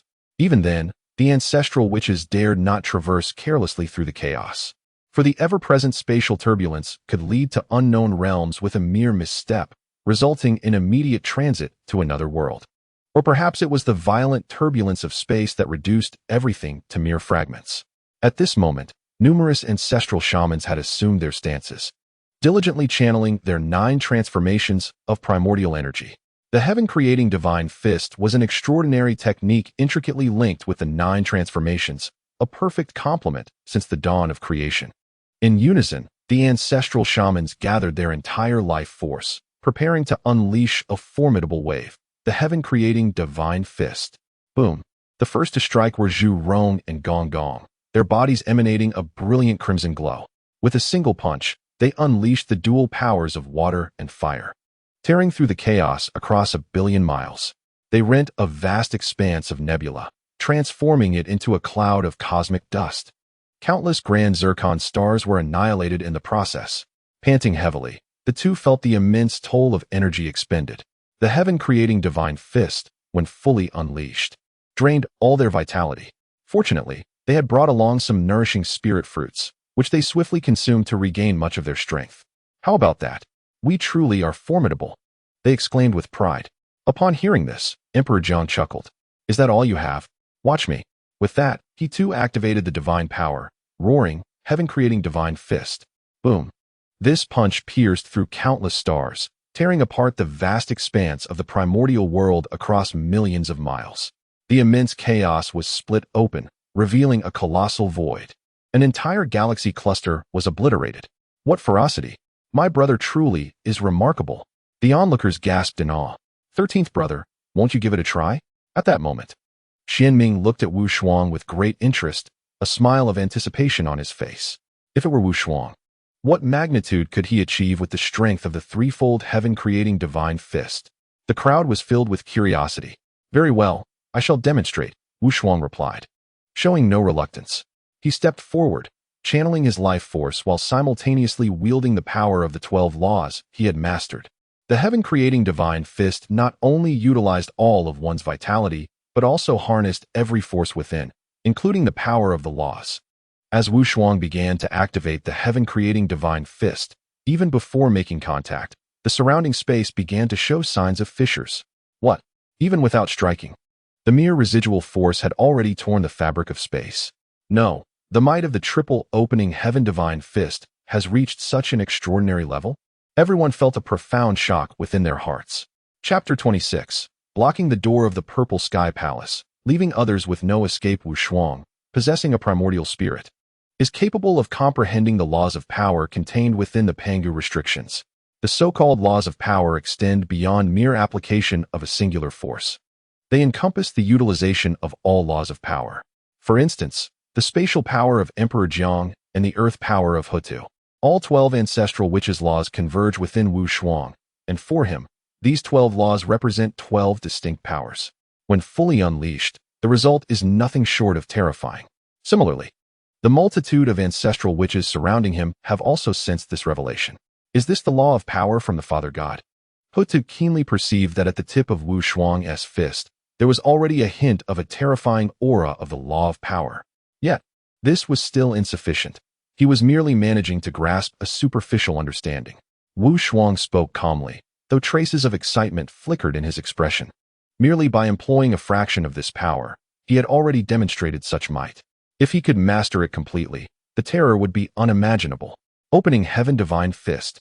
As Wu Shuang activated the triple opening Heaven Divine Fist, the power within his body was instantaneously magnified 1,000-fold. In an instant, his right arm, from the fist to the entire limb, was violently torn apart by that overwhelming force. With this strike, even Wu Shuang himself would have to pay a considerable price. Boom.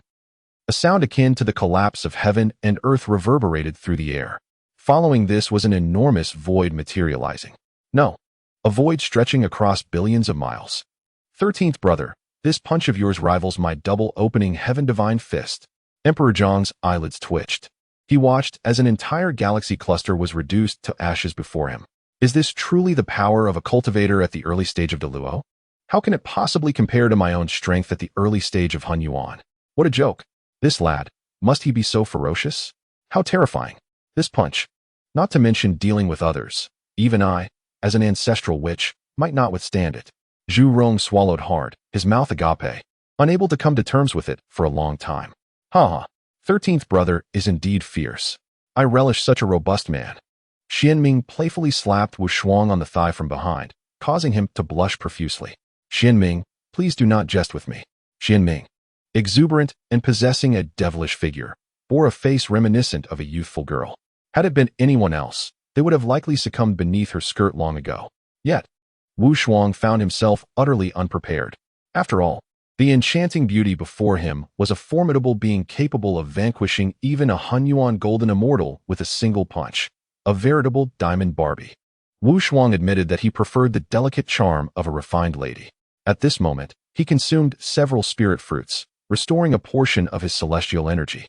Simultaneously, he channeled his vital essence to mend his severed right arm. He couldn't help but reflect. This Kirin arm of mine possesses quite an overwhelming strength. A punch wielded with full force can rival that of the mighty Dijiang. Indeed, the laws of power bestowed by the Father God are remarkable. This was only to be expected. The laws of power stand as the foremost among the four supreme laws, ranking first among the myriad pathways of existence. Not only do they embody extreme destructive potential, but they also possess the capability to create and transform all things. The power of any law can be harnessed by the law of power, whether it pertains to creation, time and space, fate, or causality. This, indeed, is the most astonishing aspect of the law of power. To put it simply, it represents the convergence of all the pathway's forces into one singular entity. Possessing the law of power equates to possessing the entirety of the 3,000 pathways. In this moment, numerous ancestral witches also tested their current capabilities and methods, their hearts brimming with joy. However, it was precisely at this juncture that a formidable sacred aura reverberated through the boundless chaos. In an instant, the ancestral witches felt an overwhelming sense of urgency. Today, I, Hongjun, having fulfilled the merits bestowed by heaven and created the myriad transformations of the world, have attained the status of a sage. To express my gratitude for the benevolence of the heavens, I shall expound upon the teachings in the Chaos Zishao Palace a millennium hence. All those with affinity may come to listen. Buzz, as Hongjuan's words resounded. The heavens and earth underwent a dramatic transformation, manifesting boundless auspicious signs and vibrant colors, with an overwhelming purple aura illuminating the space. Celestial flowers cascaded from the heavens while golden lotuses erupted from the earth, and countless pure sacred rains fell upon the primordial wilderness. In an instant, under the nurturing embrace of this sacred rain, innumerable beings were able to take form, and countless cultivators achieved breakthroughs. At that moment, the air resonated with waves of heartfelt gratitude and reverent worship from all directions. Thank you, Sage, for bestowing this opportunity. Congratulations to Ancestor Hongjun for attaining sagehood. The voices echoed across the 4 seas and 8 desolations, effortlessly drawing in another wave of merit and transformation for Hongjun. Upon witnessing this, Wu Shuang gradually narrowed his eyes. Hongjun has become a sage. How astonishingly swift. One could only speculate that he had been plotting for this moment since the era of the Beast Kings. Nevertheless, Hongjuan's teachings present a splendid opportunity. Sagehood? What level of status does that entail? Could it be the realm beyond the Hunyuan Golden Immortal? Is the next tier not the Hunyuan de Luo Golden Immortal? Listening to the words of Hongjun, the assembly of ancestral witches felt an inexplicable sense of confusion. However, it was Wu Shuang, along with Hutu and Dijiao, who discerned the terrifying nature of the sage. This esteemed sage, it seemed, had already grasped the very order of heaven and earth. With but a single utterance, Hongjun wielded supreme power, capable of manifesting the ethereal into the tangible. Dijiao's expression turned grave, and he exclaimed in astonishment. Upon hearing this, the surrounding ancestral witches widened their eyes in awe, marveling at such immense capability. It was evident that the sage indeed belonged to the same echelon as the primordial golden immortal, since the chaos gave birth to the heavens. The teachings of enlightenment that have been passed down include Earth Immortal, Heaven Immortal, Mysterious Immortal, True Immortal, Golden Immortal, Tai Golden Immortal, Great Luo Golden Immortal, Primordial Golden Immortal, and Primordial Great Luo Golden Immortal. These pathways to enlightenment existed even before the creation of the heavens. Yet now, Hongjuan's esteemed sagehood is evidently of a different caliber. Only Wu Shuang comprehended the extent of the sage's defiance against fate. The sage embodies the very order of heaven and earth, transcending the ravages of time, immortal and eternal. Even in demise, one can return to the world through the essence of their true spirit, which is already merged with the Tao. In simpler terms, this is an extraordinary mechanism.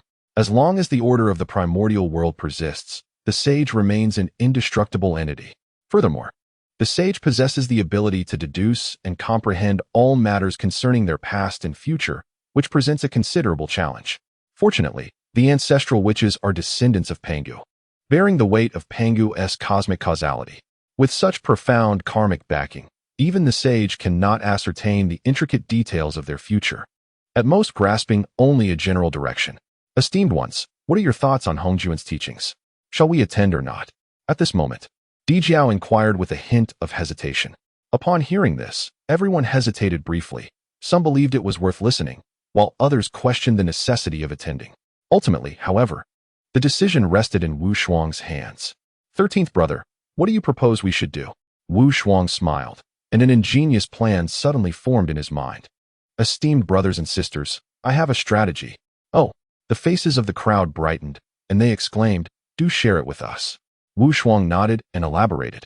Hongjun has established his teaching grounds within the chaos, which fundamentally serves as a trial. Only those with extraordinary backgrounds among the great powers of the primordial world can access the Zixiao Palace. Since it is a trial, there must be a reward. The first to arrive will likely receive a profound opportunity. Therefore, as we, the ancestral witches, already dwell within this chaos, why not make our way to the Zixiao Palace early and block the entrance to his teaching grounds? To prevent future generations from seizing the initiative, we shall take this opportunity to grasp fortune first. Upon hearing these words, the eyes of many ancestral shamans sparkled with a flicker of brilliance. What a splendid idea! Let us first blockade the entrance. Regardless of the consequences, we shall secure the opportunity before anything else. Should the later ones wish to contest, they must first inquire whether our ancestral shaman's fists approve. After a brief moment of contemplation, the assembly unanimously concurred. So it shall be, as the 13th brother suggested. Dear brother, you possess a touch of mischief. Indeed, this scheme of the 13th brother is utterly cunning. To tread the path of others, leaving them with no way forward. To obstruct their entrance, rendering them unable to enter. 13th brother, you are remarkable. How delightful it is that all the ancestral shamans have been led astray. Were we not a band of brutes?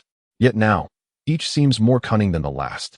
Engaging in unscrupulous deeds, they have become increasingly adept. Truly, being the 6th brother is indeed addictive. Eldest brother, the sages impart wisdom. We must not miss this opportunity. In merely 1,000 years, we must hasten to the chaos. Amidst Kunlun Mountain, after a discussion among the 3 pure ones, they too set forth for the chaos. Why does it feel as though this journey possesses great fortune? Dear friend Jin Yuanzi, shall we also attend the lecture? At Wuzhuang Temple, Hongyun embarked on his own perilous journey. Esteemed guests, this expedition promises immense transformation. Let us temporarily set aside the quest for the 33 heavens and first attend the lecture. Within the chaos, Emperor Jun, accompanied by numerous ancient divine beasts, made his way towards the Zixiao Palace.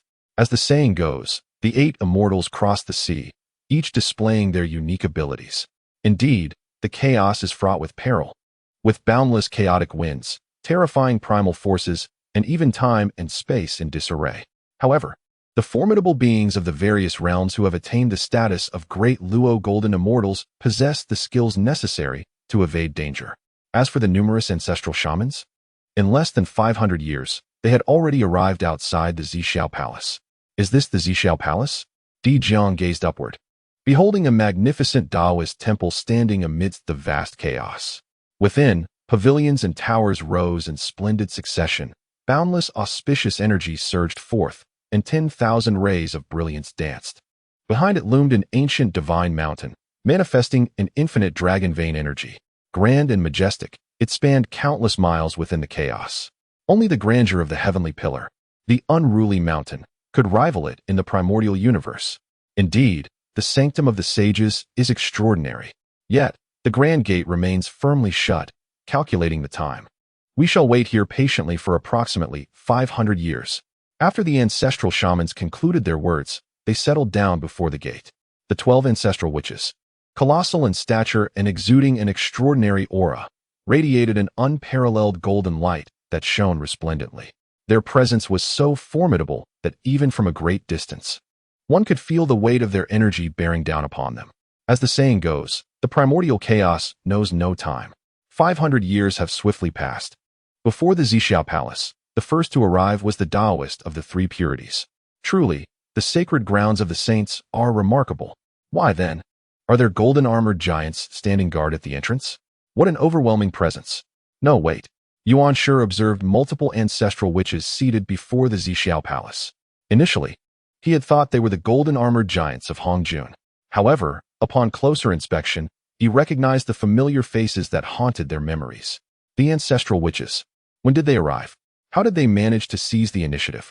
The Three Purities, being exceptionally astute, realized that under Hongjun's trial, there must be opportunities to be had. Thus, they exerted every effort to reach this location, yearning to claim the foremost positions. To this end, they expended considerable celestial elixirs and spiritual fruits to hasten their journey. Yet who would have imagined that despite their substantial sacrifices, others had already beaten them to it? What a jest! These beings are not to be trifled with. Elder brother, second brother, we should refrain from provoking them. Even though Tai Shang harbors a deep-seated enmity with the ancestral witches, he wisely chose to retreat. After all, patience leads to tranquility, and taking a step back opens up vast horizons. However, while the Three Purities possessed such foresight, the other two did not share this temperament. Elder brother, we have finally arrived. To listen to the saint's teachings must surely bear opportunities. Otherwise, why would the saint choose to establish his grounds amidst this chaos? This is evidently a trial. Not far off, Tai wore a look of delight as he gazed upon the grand Zixiao Palace, accompanied by numerous ancient divine beasts, all destined to become the future demon race's sovereigns. Each one of them possessed extraordinary lineage and remarkable cultivation. Indeed, while we may have spent some time, fortunately, we have not fallen too far behind others. With that, Dijuan and Tai led the ancient divine beasts to the entrance of the Zixiao Palace. Upon arrival, Dijuan's head buzzed with dismay. The ancestral witches? How dare they block the entrance? Damn it! With them here, how can we seize the advantage? Recalling the last encounter on the battlefield of the three clans, where they were thoroughly bested by the ancestral witches, Dijuan's heart burned with fury. Though they had been outmatched before, this time, they were not merely two individuals, but a multitude. Moreover, each individual within this assembly is a formidable figure at the pinnacle of the great Luo golden immortal realm, their lineage unparalleled, all possessing the blood of ancient divine beasts. This time, I shall reclaim all that was lost. Dear friends, we must not allow the ancestral witch to gain the upper hand. Strike now. They possess only one primordial being, while the rest are merely great Luo golden immortals. Having spoken these words, Emperor Jun and Tai, accompanied by a multitude of ancient divine beasts, surged forward. A monumental battle was on the brink of unfolding. Chapter 27. The Zixiao Palace sells meditation cushions, highest bidder wins. Regrettably, Emperor Jun had overlooked a critical detail. The current cultivation levels of the ancestral witches had already ascended to the primordial golden immortal stage. Initially, only Emperor Jiang was at the early stage of primordial, but now, it had transformed into a scenario where only Wu Shuang remained a great Luo golden immortal. As the ancient divine beasts approached the ancestral witches, they suddenly witnessed Emperor Jiang's eyes widen, and he bellowed furiously, "Get lost!" This utterance unleashed a terrifying aura of blood and pressure, causing the many ancient divine beasts present to feel a shudder of fear. Yet, they remained undeterred, retorting indifferently. With only one primordial golden immortal, you dare to oppose our demon kin? You seek death. At the forefront was Kuanpeng, who, with a mighty sweep of his arm, transformed into a colossal rock that obscured the heavens, flapping its wings to summon an overwhelming tempest. The other demon kin also revealed their true forms. each towering to a colossal height of 1,000,000 miles, standing amidst the vast chaos like divine beings descended from the heavens, exuding an awe-inspiring might. The numerous powerful demon figures unleashed an array of lethal techniques. Before the Zixiao Palace, countless magical powers coalesced into radiant rainbows, racing forth. In response, the ancestral witches merely snorted coldly. Instantly, a brilliant golden light enveloped them, as boundless merit transformed into resplendent radiance, swiftly quelling the various magical powers. Since you insist on courting death, we shall not show mercy. Come forth to meet your demise. In that moment, the ancestral witches did not even reveal their true forms, relying solely on their human bodies to unleash an overwhelming force of blood and energy. Following this, they channeled the 9 cycles primordial technique, gathering terrifying energies in their hands. With a thunderous roar, each of the 12 ancestral witches struck with a punch, unleashing a force tenfold beyond their limits. In an instant, the void shattered across billions of miles. Countless star rivers trembled. The once numerous ancient divine beasts, amounting to over 100, were annihilated by half in mere moments. Only those exceptional beings among the great Luo golden immortals could withstand a fraction of this onslaught, yet they too could not escape a grievous fate. Even the mighty Dijuan and Tai summoned the Chaos Bell, only to be violently shaken to the point of spitting blood. Hiss! In that instant, all present gasped in shock. How could this be possible? 12 Hunyuan golden immortals? What an absurdity! When did this occur? At this moment. The 3 pure ones gazed upon the numerous demon clans, half of whom had been annihilated, and they felt an intense chill run down their spines. Thankfully, we did not provoke them. Cursed be this. How has the strength of these ancestral witches increased so dramatically? Dijuan and his companions have suffered a tremendous loss. These demon clans, possessing the bloodlines of ancient divine beasts, are indeed formidable, yet even so, they could not withstand a unified strike. Truly terrifying. The 3 pure ones were left in a state of shock, their eyes widening in disbelief as they fixated on the scene before them. Subsequently, they instinctively took several steps back, daring not to approach the gates of the Purple Cloud Palace any closer. What a jest! Who could endure such a blow? One single punch obliterated an enormous nebula. If unleashed in the primordial chaos, it would suffice to shatter the crystalline walls of heaven and earth. Of course, these crystalline walls possess remarkable regenerative capabilities. Even if shattered, they would swiftly restore themselves unless a catastrophic level of destruction occurred, rendering them irreparable. At this moment, Dijuan and Tai wore expressions of deep concern, their hatred intensifying. They had painstakingly rallied the ancient divine beasts to join their demon clan, and now, half of them lay dead. Among them were over a dozen great Luo golden immortals. What a grievous loss. Do they still harbor thoughts of engaging in combat? Emperor Jiang raised his gaze slightly, exuding an overwhelming aura as he looked down upon the crowd, his expression cold as if regarding a swarm of ants. This chilling gaze left them too intimidated to act recklessly. You are formidable indeed. Let us depart. With that, Dijuan, Tai, and their companions retreated, unwilling to contend any further. Though they yearned to fight the ancestral witches with all their might, even if they were to lose, it would not be a matter of shame. However, for the moment, they prioritized heeding the teachings of the sages. They were compelled to suppress their simmering rage. This event became a mere appetizer before the commencement of the Purple Cloud Palace. In the ensuing years, a steady stream of cultivators and powerful beings gradually arrived at this locale. Initially, a few reckless individuals attempted to challenge the 12 ancestral witches. But regrettably, each one was reduced to mere ash in the chaos. Gradually, the reputation of the ancestral witches spread far and wide.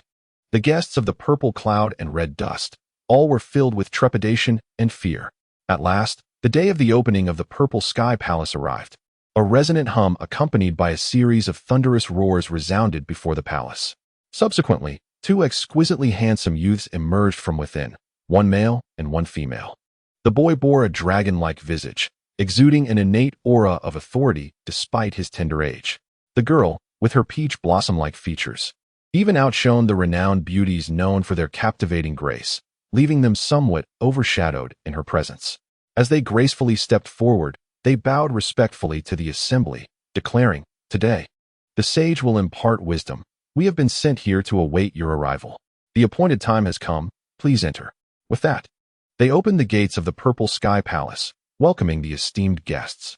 Witnessing this, Wu Shuang could not help but smile knowingly, pondering whether these two were destined to be the future rulers of the heavenly court. Indeed, they possessed extraordinary fortunes. Wu Shuang gazed intently, employing a technique to glimpse their destinies and discern dragon and phoenix-like auras surrounding them. Furthermore, the sheer charm of these two enchanting youths stirred feelings of affection within him. Without hesitation, he produced two innate spiritual fruits and tossed them into their hands, exclaiming with a smile, "Your vigil here has been arduous. I am the ancestral witch Wu Shuang, and I bestow these celestial fruits upon you, forging a bond of goodwill." Wu Shuang harbored his own intentions. Although the celestial sages typically looked down upon the heavenly emperor, he recognized that after delivering his teachings at the Purple Sky Palace, the heavenly emperor would descend to the mortal realm for rigorous cultivation. Having endured 1,750 tribulations, each lasting a staggering 12,960 years, he had amassed boundless merit and fortune through his trials.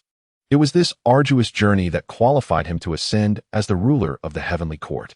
Establishing a cordial relationship with him now would surely yield favorable outcomes in the future. At that moment, the heavenly emperor and the fair Yaoqi accepted Wu Shuang's gift with joy in their hearts, expressing their gratitude. "Thank you, esteemed elder." "Thank you, esteemed elder." The two porcelain-like children bowed respectfully before retreating. Subsequently, the assembly of ancestral witches entered the Purple Sky Palace. Gazing around, they found the vast expanse of the palace to be a world unto itself, grand and magnificent, housing countless dimensions. Within, the stars were scattered like gems across a boundless universe. As they stepped forth, they seemed to stroll upon the Milky Way, the scale of which rivaled that of the Panga Temple. Truly, it was befitting of a sage, as this sacred venue was indeed a sight to behold. With a smile of approval, Wu Shuang began to survey his surroundings eagerly. Before them lay 6 cushions beneath a chaotic altar, distinctly different from the others. "Brothers, these 6 cushions are surely a fortuitous opportunity. Let us seize them." Wu Shuang, communicating through the bloodline of the witch clan, informed everyone of the cushion's significance. In this sacred ground of the saints, the ancestral witches communicated through their lineage, refraining from direct speech. However, upon hearing Wu Shuang's words, a multitude of ancestral witches rushed forward without hesitation, claiming the 6 cushions before anyone else could. "What? They are gone. But wait. Did not these ancestral witches boast of their sheer strength and lack of intellect? Why, today, all the cultivators seem utterly bewildered. Though the discerning could easily sense the extraordinary nature of the 6 cushions, they could not fathom being outpaced in such a manner. Moreover, it was the ancestral witches, known for their brute strength, who had seized them. This was truly baffling. 13th brother, we have snatched the cushions, but there are only 6. It shall be difficult to divide them." Di Jiang scratched his wise head, feeling a sense of impending trouble. Upon hearing this, Wu Shuang wore a look of exasperation and casually communicated, "I feel that we cannot claim these cushions." Wu Shuang was well aware that sitting upon these cushions would entangle them in the great karma of Hongjun, while one might acquire a wisp of primordial purple energy. Such rewards were not easily obtained. Once claimed, they would bear the immense karma of becoming a saint under Hongjun. With such profound karma, they would inevitably be bound to obey Hongjun in the future. Why should they subject themselves to such a fate? "Oh, what do you mean by that? 13th brother, do you have some hidden scheme? A scheme? Good heavens! Is that how you all perceive me, Wu Shuang? Am I such a person? Huh! You truly have an eye for character. These cushions must harbor some significant karma. If we take them, we would likely incur the karma of the old Taoist Hongjun. Our ancestral witches already bear the karma of Pangu, the father god, and possess the foundation to govern the primordial chaos. Should we take on the karma of Hongjun, he could seize control of the order of the primordial world without repaying Pangu's creation karma. Therefore, we certainly cannot claim these cushions. However, while we cannot take them, the numerous cultivators below are indeed envious. I have a plan. Since we cannot possess the cushions, why not sell them? Let the various cultivators bid for them. The highest bidder shall win. I refuse to believe that these 6 cushions cannot be exchanged for several innate spiritual treasures or a handful of innate roots." Upon hearing this, the ancestral witches displayed expressions of sudden realization. "So it is. That was a close call. We almost fell into the trap of the old Taoist Hongjun. Oh dear. The venerable Hongjun is indeed shrouded in enigma. Although it is merely a possibility, such an occurrence must be averted at all costs. Fortunately, the 13th brother has considered this matter thoroughly. Very well then, let us commence the auction without delay. Although the ancestral witches are unfamiliar with the concept of an auction, it seems that, according to Wu Shuang, the highest bidder shall prevail. Ahem. Listen closely. Our witch clan possesses no primordial spirit. Even if we were to acquire these few mats, we would likely be incapable of utilizing them. Thus, it is regrettable, but these 6 mats shall be offered to you. As Wu Shuang spoke, a wave of excitement surged among the many formidable beings present. What? You are offering them to us? But why did you block the entrance earlier? Oh, who would have thought you all could be so accommodating? Ha! We thank you, esteemed friends. The crowd exclaimed, eager to seize these mats. However, upon the fierce glare and overwhelming pressure released by Di Jiang and others, they hesitated to advance. What is the rush? While we have declared them yours, surely you cannot take them without offering something in return? This is an opportunity bestowed by the saints, potentially a remarkable spiritual treasure. Wu Shuang feigned ignorance and began the auction. Let the inaugural auction of the primordial era commence. An auction, by definition, is a contest where the highest bid wins. These 6 opportunities granted by the saints will be awarded to those who bid the highest. Boom. As those words echoed, many voices erupted in outrage. The highest bid? What a farce. Do you have any idea how perilous our journey has been over the past millennia? And now you expect us to pay a price to obtain these saintly opportunities? This is utterly ruthless. I am distraught. We could simply seize them. Yet you insist on conducting an auction. A cacophony of sarcastic and mocking remarks filled the air. However, Wu Shuang and his companions remained unfazed. After all, those who spoke out were not their intended targets. At this moment, the 3 pure ones, Di Jun, Tai Yi, Kuan Pong, Jin Yuanzi, Niwa, and other innate powers were deep in contemplation. Particularly, the 3 pure ones and Di Jun exchanged knowing smirks. These ancestral witches are quite ignorant. These saintly opportunities are far more than mere spiritual treasures. These 6 mats undoubtedly harbor immense potential, perhaps even relating to the path of sanctification. Taishang spoke indifferently to Yuan Shi and Tong Tian beside him. Indeed, what you say is entirely accurate, elder brother. We must not let this opportunity slip away. No matter the cost, the 3 of us shall secure them. With that declaration, the stage was set. The venerable Taishang spoke without hesitation. Esteemed friends, I possess a low-grade innate spiritual root, and I wonder if it might be exchanged for a meditation mat. As soon as he spoke, others joined in the fray. A mere low-grade innate spiritual root, and you aspire to acquire the fortune of a sage? I shall offer 2. Dijun sneered and immediately placed his bid. Though I am not particularly esteemed, I too wish to give it a try. I offer 3 roots, as I happen to have a few. Jin Yuanzi clapped and laughed, stepping forward from the crowd. I offer 4. I bid 5. I present a mid-grade innate spiritual root. The bidding is escalating. With the commencement of the auction, the assembly of cultivators began to raise their offers. The position of a meditation mat, initially valued at a low-grade innate spiritual root, soared to the level of a high-grade innate spiritual root. Moreover, the stakes continued to rise. Observing this, the ancestral witches could hardly contain their joy. Did they truly believe I was unaware of the underlying scheme? I was merely teasing you. The more fervently you compete, the more we ancestral witches shall profit. Within the Zixiao Palace, Wu Shuang's face radiated delight as he watched the powerful beings of the Honghuang era vie for supremacy, his pride swelling further. Chapter 28. Hongjun was perplexed. This was not how the script was supposed to unfold. Amidst the fierce competition among the mighty, it was ultimately Taishang who made an offer that most could scarcely match. I shall trade a supreme innate spiritual treasure for a position on the meditation mat. Upon hearing this, the gathered crowd collectively gasped in astonishment. A supreme innate spiritual treasure? Are you mad? This is merely for a meditation mat. Such an auction was not something we dared to partake in. To even produce a supreme innate spiritual treasure? What a jest! At this moment, everyone instinctively took a few steps back, their expressions tinged with shock. That was a supreme innate spiritual treasure. Even if all present pooled their resources, they might struggle to find 10 such items. Yet now, it was being offered in exchange for a humble meditation mat. The assembled cultivators were not fools. They could discern that the mat must harbor tremendous opportunities. However, it surely could not compare to a supreme innate spiritual treasure. Such a priceless artifact is rare even across the vast expanse of the Honghuang realm. Alas, it seems futile to even hope for a chance now. So be it. Let us yield this one to Taishang. The gathered cultivators all stepped back.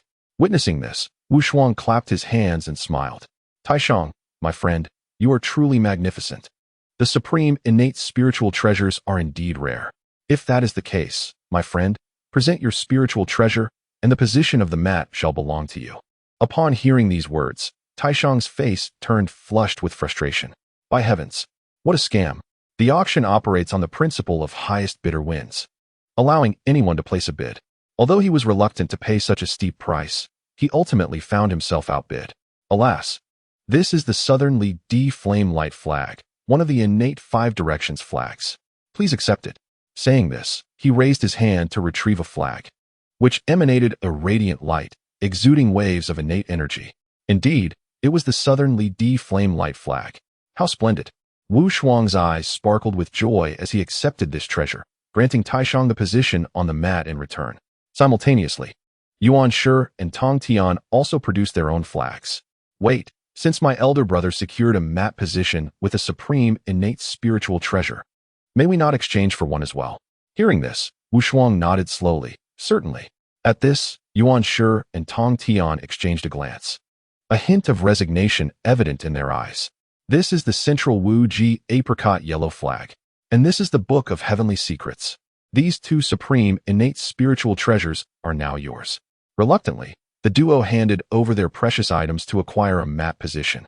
As they sat upon it, their expressions fluctuated between joy and discontent, clearly feeling they had made a poor trade. Yet, considering Taishang's substantial sacrifice, they had no choice but to follow suit. Now, let the auction continue. With Wu Shuang's cheerful proclamation, the atmosphere in the venue revitalized.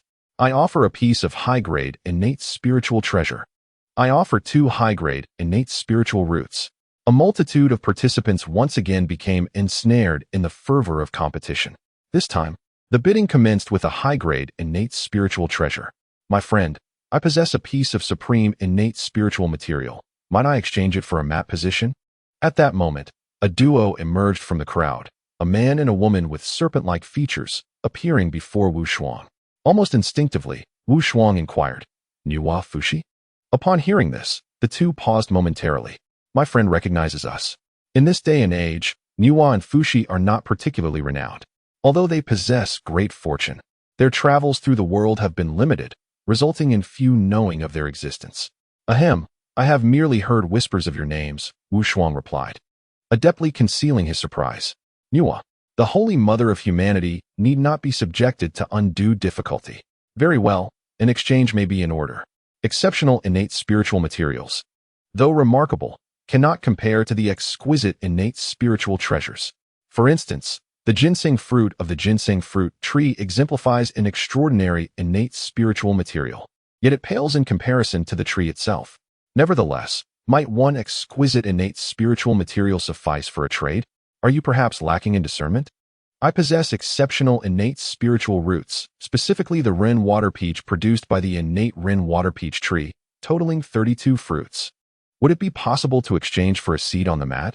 At this moment, the West Queen Mother, holder of the Ren water peaches, began to make an offer. Ah, if that is the case, I too possess 42 ginseng fruits, which are also exceptional innate spiritual materials. Might they be traded as well? Upon hearing this, Nuwa and Fushi's expressions grew awkward. They possessed no spiritual treasures, and even the exceptional innate spiritual materials were bestowed upon Nuwa. To this day, they could not bear to refine them. Alas, brother, it seems the mat seat is beyond our reach, so be it.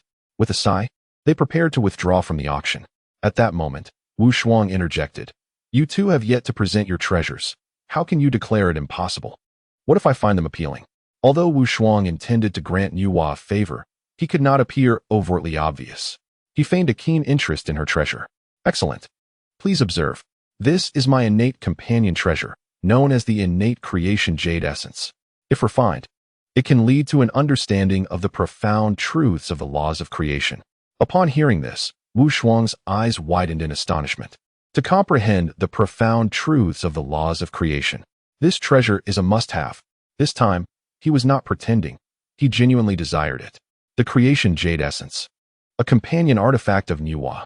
Moreover, with his possession of the creation green lotus, the combination with the creation jade essence would surely enable mastery of the laws of creation. With this thought in mind, Wu Shuang immediately declared, "I shall yield the fourth mat seat to you, Nuwa." Having said this, he raised his hand to collect the creation jade essence and subsequently offered Nuwa a seat on the mat. Witnessing this scene, the ancestral witches were momentarily taken aback. What? 13th brother, have you taken a liking to her? That seems unwise. Nuwa has the head of a human and the body of a serpent. Are you inclined towards serpents? Unexpectedly, 13th brother has such tastes. Observing Wu Shuang's intent to grant Nuwa a favor, the numerous ancestral witches exchanged amused whispers among themselves, their teasing reverberating in the air. Ahem, dear brothers and sisters, you misunderstand. Just now, I employed the art of divination to observe the destinies of these two individuals, and lo and behold, they possess the grace of dragons and phoenixes. Clearly, their future achievements are boundless. Thus, I wish to gather some capable individuals from my witch clan to form alliances. Furthermore, I truly require that precious jade essence. Let us not forget that I previously acquired the jade lotus of creation. Upon hearing this, the ancestral witches merely chuckled, displaying expressions that communicated their understanding. Wu Shuang rolled his eyes, utterly disinterested in their banter, and turned his gaze calmly towards Nuwa. At this moment, Nuwa appeared somewhat astonished, clearly taken aback by the unexpected opportunity to secure a position on the mat. However, upon further contemplation, the two of them came to a realization. Wu Shuang had indeed done them a favor. They pondered the reason behind this ally's willingness to extend such courtesy, sensing no malice in his intentions. Brother, what do you think? Nuwa privately communicated with Fushi. Dear sister, you have grown up and possess a certain charm. This individual appears quite handsome and carries the virtue of Pangu's true lineage. Accepting his kindness would not be a detriment, Fushi remarked. Nuwa's face flushed at this. Brother, you jest. Nevertheless, we must express our gratitude properly. Fushi, finding no fault in this, nodded in agreement, and together they respectfully proclaimed, "Thank you, esteemed friend. This is outrageous. How can it be fair?" At this moment, Yuan Shi and Tong Tian were incensed, engaging in heated debate. We have offered exquisite innate spiritual treasures, while she has merely provided a piece of superior innate material. What is this? Hearing their outcry, Wu Shuang's demeanor grew stern. If you two are dissatisfied, you may leave. We shall reclaim the mat position and auction it once more. Upon hearing this, Yuan Shi erupted in fury. You do not presume to take advantage of us. Once sold, an item cannot be reclaimed. Your actions are utterly immoral and insane. His frantic words echoed in Wu Shuang's ears, inciting not irritation but a sense of exhilaration. Am I in the wrong? Have I revealed my true nature? Immoral? Insane? Who decrees that what I have sold cannot be taken back? I shall seize what I desire. And what if you object? Yuan Shi, glancing at the ancestral witches behind Wu Shuang with their murderous glares, trembled in fear. Thieves! He exclaimed. Speak. Are you submissive or not? Wu Shuang pressed forward, causing Yuan Shi's face to redden with indignation. Brother, do not act rashly. A moment's anger is not worth the future benefits. Endure this, and it shall pass. At this juncture, Taishang hastily conveyed a message. The old fellow, indeed, exhibited a remarkable composure, uttering not a single word. Yet, to Yuan Shi's ears, this sentiment ignited a profound sense of indignation. What does it mean to simply endure and let it pass? How can one endure? It felt akin to a young wife cornered against the wall, while bystanders, rather than offering solace, merely advised her to hold on, and it would soon pass. What kind of talk is that? However, there was no room for debate. Yield swiftly. Alas, with gritted teeth, Yuan Shi resentfully spat out a single word. Yield. Boom. As this word escaped his lips, a thunderous reverberation echoed in the minds of all present. How outrageous. They could have directly launched an assault. Instead, they generously offered a seat upon a mat? Truly, such behavior is akin to that of bandits. Very well, then. Sit there quietly and refrain from foolish talk, lest you lose your spiritual treasure alongside this mat. Wu Shuang spoke with an air of authority, instilling a commanding presence that silenced any further folly in the assembly. Yet, nearly everyone silently cursed. Brute. Very well, let the auction proceed. The subsequent auction unfolded with considerably more ease. Observing Yuanshi's discomfort, they were disinclined to further provoke him. Ultimately, the remaining 2 mat seats were claimed by Emperor Jun and Dong Wanggong.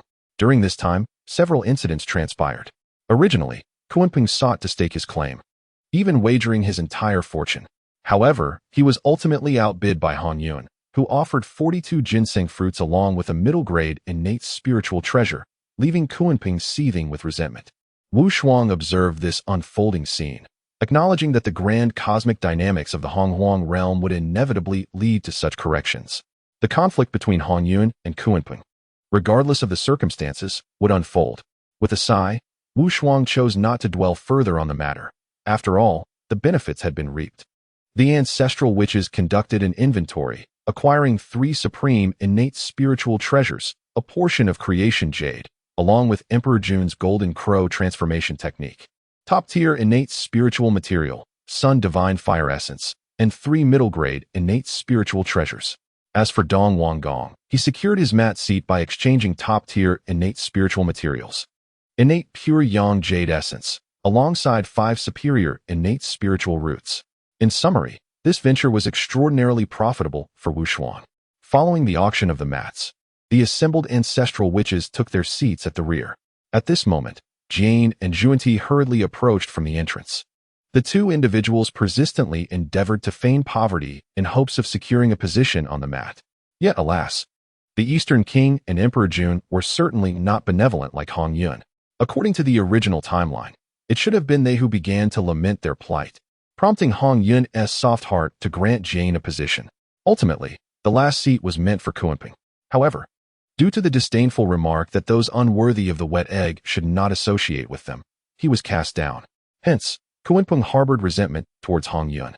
Yet this time, their cries of poverty bore no fruit. Instead, they served only to become a source of amusement. After all parties took their seats, deep within the depths of the purple cloud palace, beneath the divine wheel of heavenly law, Hong Jun gradually awakened. The moment had arrived. Over the years, he had been deducing all matters concerning his past and future, foreseeing significant events to come. He understood that he would accept a few disciples, establish the Xianmen, and allow the 6 saints to govern the future trends of the primordial chaos. This included the subsequent calamities of the Wu and Liao, as well as the Fengshan calamity. All were meticulously deduced. Thus, when the time was ripe, he naturally awakened from his contemplations. However, upon awakening, he immediately sensed something amiss. Wait, what transpired? Shouldn't the positions on the mat have been occupied by the 3 pure ones, Nuwa, Jane, and Juanti? How could Emperor Jun and the Eastern King also claim seats upon the mat? What on earth had happened? Hong Jun was utterly astonished and found it hard to believe. Although it was said that the ancestral witches bore the karma of Pangu, which prevented him from deducing the intricate details concerning them, he could still calculate the fates of others. Through a brief analysis, he grasped the unfolding events. An auction for the mat. What nonsense! What were these ancestral witches up to? Hong Jun was bewildered. This was not how the script was meant to unfold. In the future he had envisioned, there was no scene of ancestral witches intervening at all. What had gone awry in this scenario? Hong Jun was at a loss. Chapter 29. Great powers become quasi-saints. Wu Shuang comprehends the laws of creation. Wait, what is this? The ancestral witches have actually attained their primordial spirits? The other cultivators to this day remained unaware that among the ancestral witches, there were already 3, Di Jiang, Ho Tu, and Wu Shuang, who had acquired their primordial spirits. Hong Jun wore a perplexed expression, harboring doubts. Could it be the will of heaven? After all, at this moment, Hong Jun was not yet in harmony with the heavenly principle and knew little of its arrangements. Nevertheless, regardless of the circumstances, what significance did the ancestral witches' attainment of primordial spirits hold? In Hong Jun's perception, the heavenly mechanisms have not undergone significant changes. Perhaps this signifies that while the grand design remains constant, minor details can be altered. At present, the priority lies in imparting the teachings. He seeks to enlighten the myriad beings of the primordial universe and establish his own esoteric lineage. This endeavor is a preparation for Hong Jun to harmonize with the celestial way.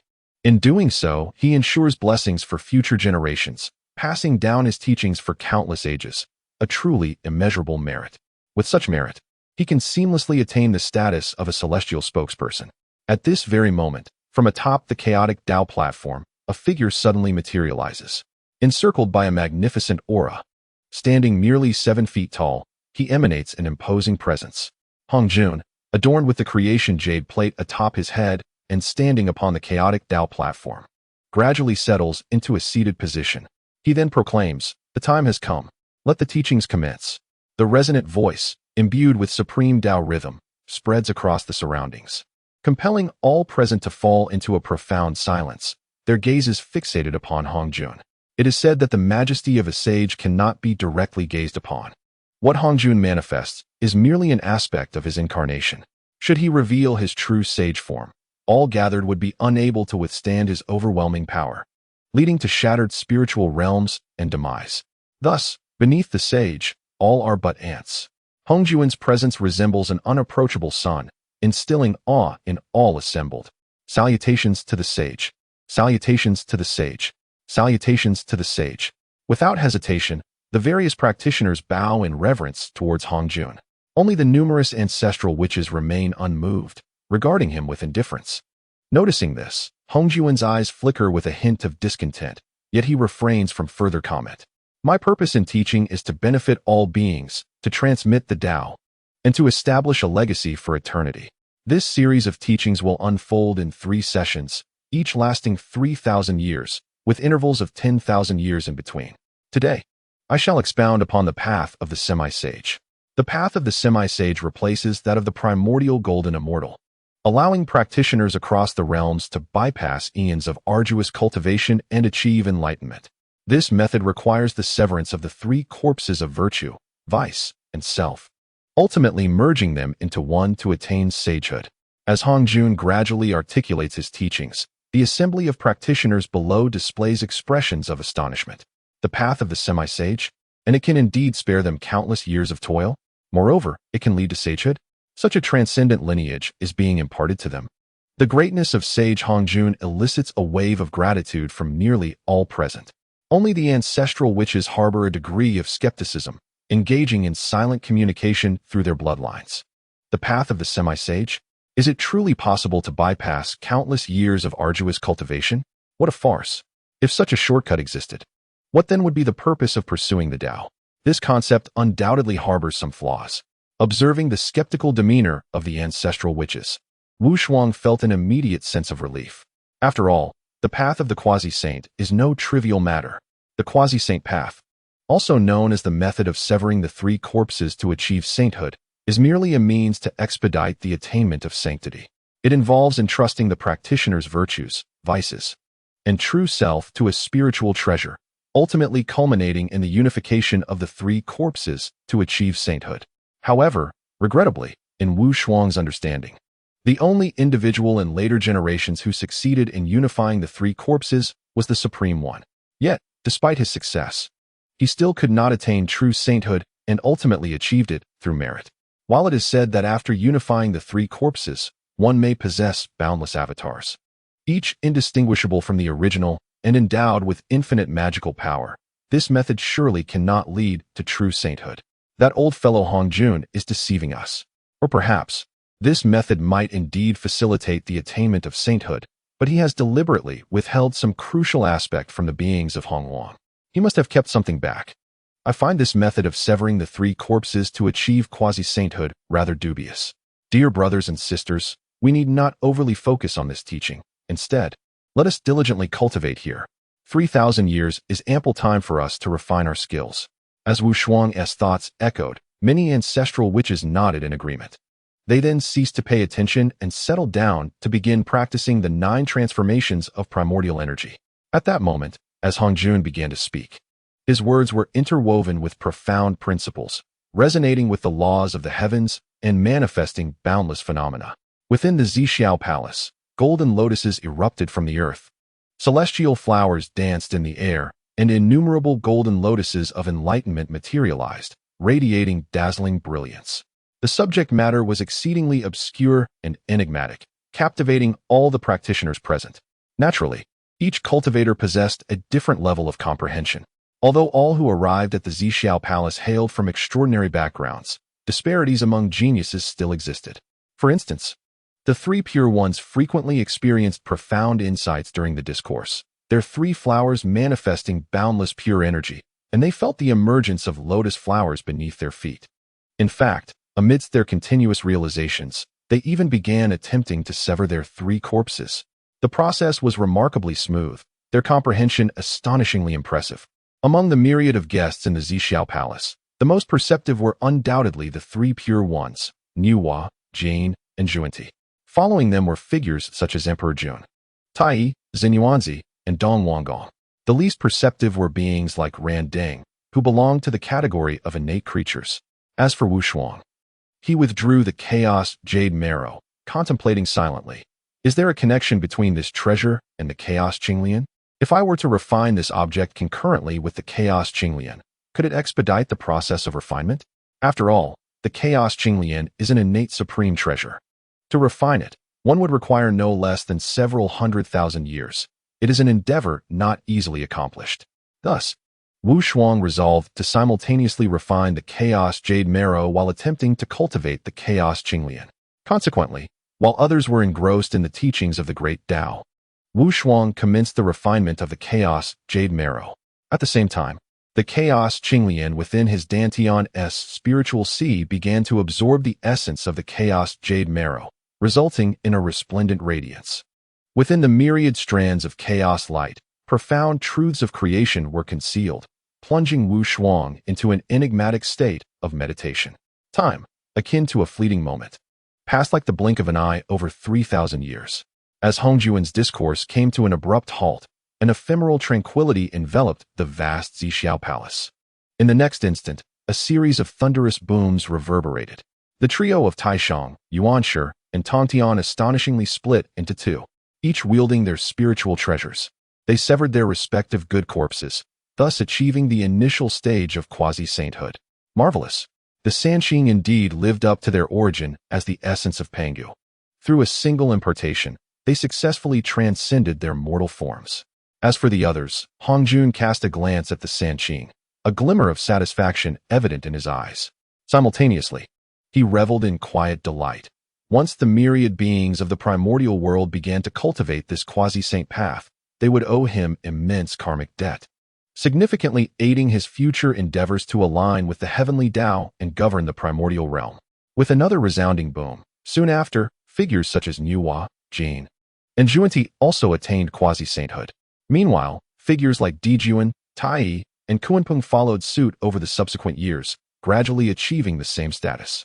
This assembly of formidable beings underwent a transformation of power, absorbing boundless spiritual energy and converting it into immeasurable magical prowess. In the vast expanse of the primordial world, a thin wisp of calamity energy emerged. This marked the inception of the Wu and Yao calamity. Hongjuan's visage brightened with a smile. It seemed that he had successfully fostered the unfolding of the cosmic momentum. However, at that very moment, a Taoist Qinglian materialized conspicuously among the ancestral witches. Following closely, myriad rays of light surged forth, revealing an abundance of creation within those luminous strands. Concurrently, a mark of creation manifested above Wu Shuang's head, profoundly mysterious and extraordinarily deep. What is this? How is it possible that this group of the witch clan, devoid of primordial spirits, possesses such profound insight? It is utterly absurd. In merely 3,000 years, this young man has managed to comprehend the principles of creation? Fortunately, the witch clan lacks primordial spirits. Were they to possess them, this level of enlightenment would be nothing short of extraordinary. A chorus of astonishment echoed from all directions. Clearly, they had yet to discover that Wu Shuang possessed a primordial spirit. After all, Wu Shuang was merely cultivating the laws and had not employed any divine powers or spiritual treasures, rendering his abilities undetectable to the crowd. What significance does mastering the principles of creation hold? He is but a mere Deluo golden immortal, not to be feared. However, the likes of Dijun and others regarded this with disdain. In their eyes, there was a hint of murderous intent directed at the numerous ancestral witches. With their recent breakthroughs in cultivation, their strength had surged, naturally igniting thoughts of vengeance against the ancestral witches.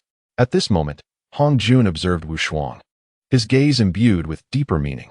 This young man possesses some intrigue. Yet, his power is far too feeble to effect any change. Hongjun remained indifferent to Wu Shuang. perceiving him merely as an insignificant insect. With the completion of this lecture, the next one would not occur for another 10 millennia. All present were invited to attend at that time. After uttering these words, Hong Jun vanished from sight. Meanwhile, Niuhua and Fuxi approached Wu Shuang, clasping their hands in a gesture of respect, and smilingly remarked, "Congratulations, fellow Taoist, on your comprehension of the principles of creation." In response, Wu Shuang returned the gesture, replying calmly, "It is also thanks to the creation jade marrow of Taoist Niuhua." Although Wu Shuang maintained an outward appearance of composure, internally he was brimming with joy. The creation jade marrow was indeed remarkable. He had yet to fully refine it, yet had already grasped the principles of creation. Furthermore, he had successfully refined a portion of the creation azure lotus, enabling him to summon this treasure for combat. Thus, the creation jade marrow was scarcely inferior to a top-tier innate spiritual treasure. Indeed, our 13th brother possesses exceptional insight. With a resounding clap, Di Jiang struck Wu Shuang's shoulder. However, this time, Wu Shuang remained unperturbed, clearly indicating that he had advanced further in strength. "In truth, we have come with another matter to discuss with all of you." At this juncture, Niuhua spoke with a furrowed brow. Upon hearing this, Wu Shuang nodded in agreement. "Fellow Taoist, please feel free to speak candidly." Niuhua nodded, and then conveyed to the ancestral witches, "In fact, when I achieved my breakthrough earlier, I sense that there is a chance awaiting me on Mount Buzhou, which is about to manifest. Mount Buzhou, being the domain of esteemed friends of the Tao, I propose we join forces to seize this opportunity. After all, I have previously received kindness from Wu Shuang. Niuhua also harbors a desire to repay him. However, her deeper intention is to collaborate with the numerous ancestral witches. As a primordial being of her caliber, she can sense certain future events that pertain to her existence, such as opportunities and calamities. Niuhua perceives that this opportunity is significant and intertwined with both fortune and misfortune. It appears that something unfavorable may transpire, potentially prompting various powerful beings to contend for it, making it challenging for both her and Fuxi to navigate. Regarding this matter, the ancestral witches turned their gaze toward Wu Shuang, subsequently inquiring, "13th brother, what is your perspective?" Without hesitation, Wu Shuang responded, "Why not go?" Considering the timeline, the opportunity Niuhua refers to must be the innate gourd vine that has emerged atop Mount Buzhou. This innate gourd vine is a supreme primordial spiritual root, bearing 7 gourds, each one a top-tier innate spiritual treasure. Furthermore, the vine itself is an exceptional spiritual treasure, nurtured by the renowned soil of the 9 heavens breath. One could assert that this opportunity is exceedingly extraordinary. Oh, why does Niuhua casually mention it, and you readily acquiesce? It seems our 13th brother has also been stirred by romantic inclinations. Haha, fear not, although Niuhua possesses a human head and serpent body. If 13th brother wishes to indulge in serpentine play, we bear no objections. Haha. The teasing voices of the ancestral witches echoed through their bloodline connection, flooding Wu Shuang's mind, leaving him momentarily exasperated. "I am not that kind of person. Since this matter concerns Mount Buzhou, we ancestral witches have an undeniable duty. The treasures of Mount Buzhou belong to our Wu clan. How can we allow others to encroach upon them? Did you not discern? Niuhua is seeking assistance. When the spiritual treasures manifest, it will undoubtedly incite a fierce competition among powerful beings, leading to chaos." Upon hearing this, the ancestral witch's expressions turned grave. "Indeed, 13th brother speaks the truth. We cannot allow others to infringe upon the territory of our Wu clan.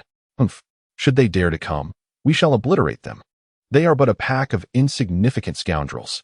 At this moment, Di Jiang directly proposed, "Why not do this?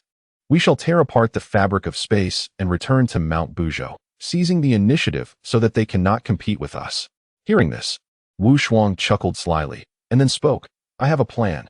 I ask that all my brothers and sisters cooperate." Chapter 30, Surrounding the Ancestral Witches. Let them all transform into mindless puppets. Observing Wu Shuang's cunning demeanor, the ancestral witches understood that he must have devised another clever scheme. "Oh, what is the plan? 13th brother, do share it swiftly." The ancestral witches, intrigued, could not help but inquire. In response, Wu Shuang nodded and elaborated. "During the recent battle among the 3 clans, we intercepted numerous individuals of great fortune, and now they have ascended to the status of quasi-saints. With their newfound power, they will undoubtedly seek vengeance against our witch clan. Furthermore, Considering the substantial benefits we reaped during the recent auction of the mat, we shall inevitably attract the covetous attention of various factions, prompting them to pursue us relentlessly. At that point, we can turn the tables and execute our counteroffensive. I suggest that Brother Di Jiang return to make preparations, and once we reach Mount Buzhou, we shall ensnare them all in one fell swoop. The individuals Wu Shuang referred to were none other than the likes of the Three Purities and Di Jun.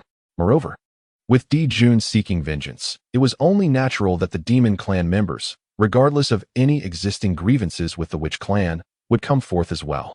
These beings were all infused with the blood of ancient divine beasts. Should we manage to vanquish them, we would undoubtedly acquire their potent divine bloodlines. Simultaneously, others witnessing such a formidable confrontation would likely seize the opportunity to benefit from the chaos. I anticipate that our numbers will swell considerably by then.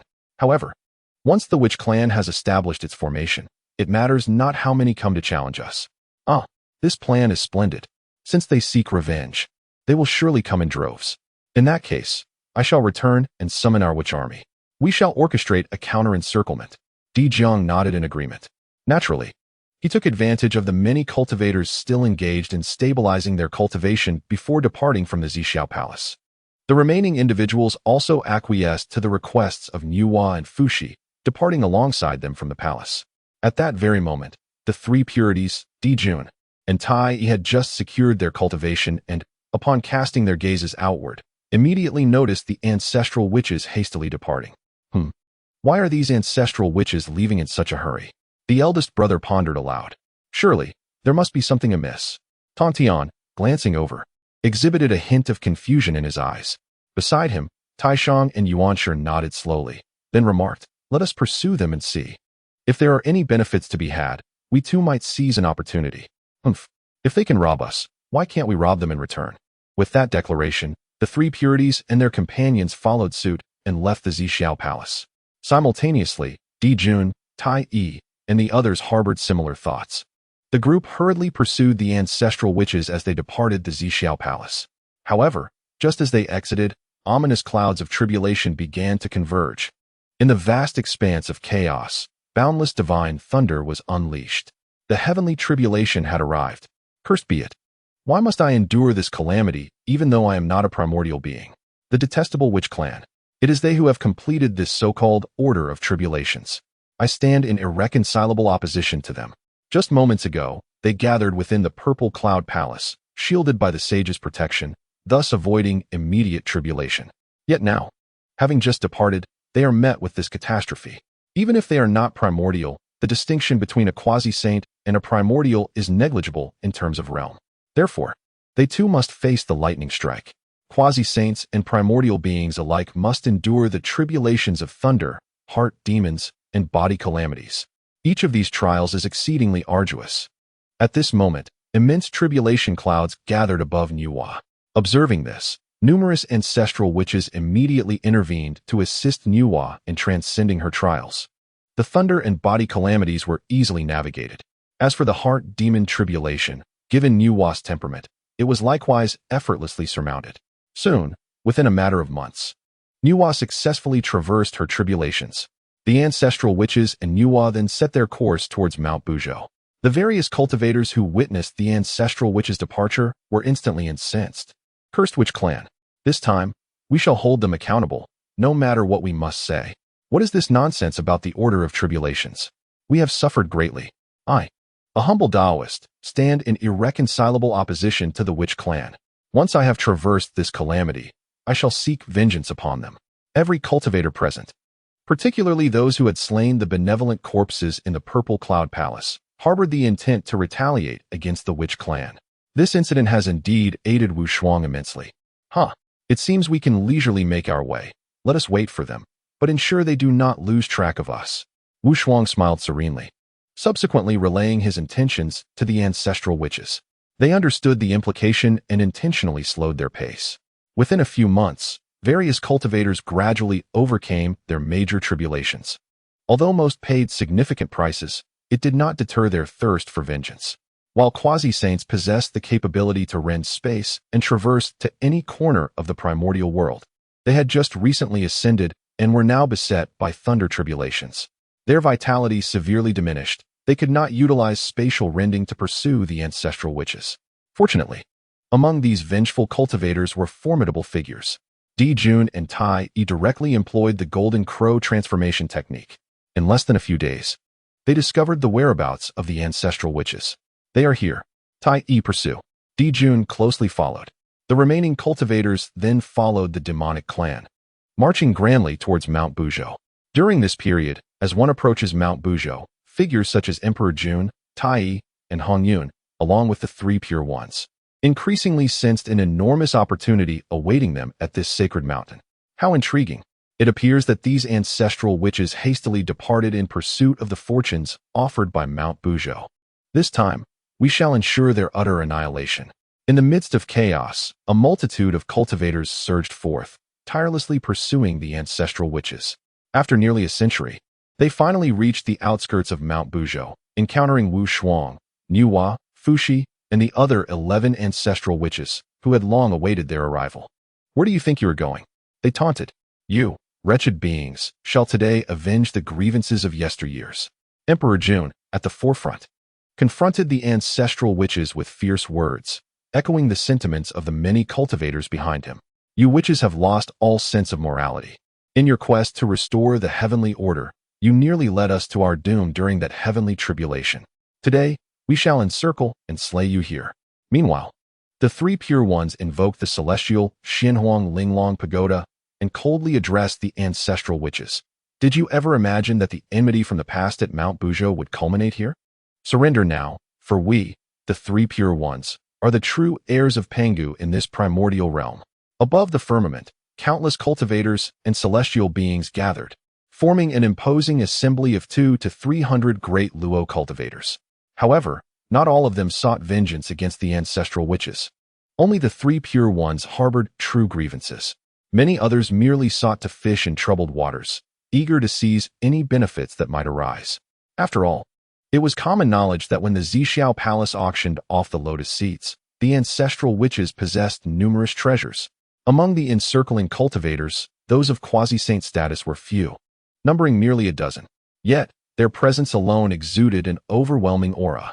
Observing this scene, Niuhua could not help but furrow her brow and remarked, "Dear friends, I am aware of your notorious reputation, but I did not anticipate it to be this dire." Upon hearing this, Wu Shuang scrutinized Niuhua and inquired, "Are you afraid? Do you regret allying with my witch clan?" To which Niuhua gently shook her head, asserting, "I am not one to betray my commitments, having allied with you. I have no regrets." Gazing into her eyes, as clear as a spring, Wu Shuang discerned the truth in her words. It seemed that forging an alliance with Niuhua was indeed a commendable choice. Reflecting on this, the narrative unfolds further. Wu Shuang smiled and reassured, "Fear not. We have our own measures in place. These individuals may appear numerous, yet they are merely a rabble." His words ignited the wrath of the formidable beings present. "You insolent wretch, what did you say? You are but a mere initial stage of the great Luo, and you dare to belittle us? Who among us is not your superior? Very well, let us first slay you, then deal with the rest." A palpable aura of murderous intent surged towards Wu Shuang. Yet, even in the face of overwhelming power, he remained unyielding. "And so what? Have you ever considered that while you conspire to slay us today, you too may fall prey to our Wu clan?" Slowly, he raised his gaze, a hint of mockery gleaming in his eyes. What? Before they could react, a terrifying aura surged behind them. The cries of "Wu, Wu, Wu," echoed solemnly as dreadful phantoms emerged from the shadows. At that moment, all the cultivators present were left utterly stunned. The Dragon Clan? The Phoenix Clan? No, why is the Qilin Clan here as well? When did the Wu clan acquire warriors from the ancient three clans? The first sight to greet their eyes was the formidable army of undead. Over the years, the undead had scoured the lands for the remains of the three clans, forging an army of over 10,000 undead soldiers.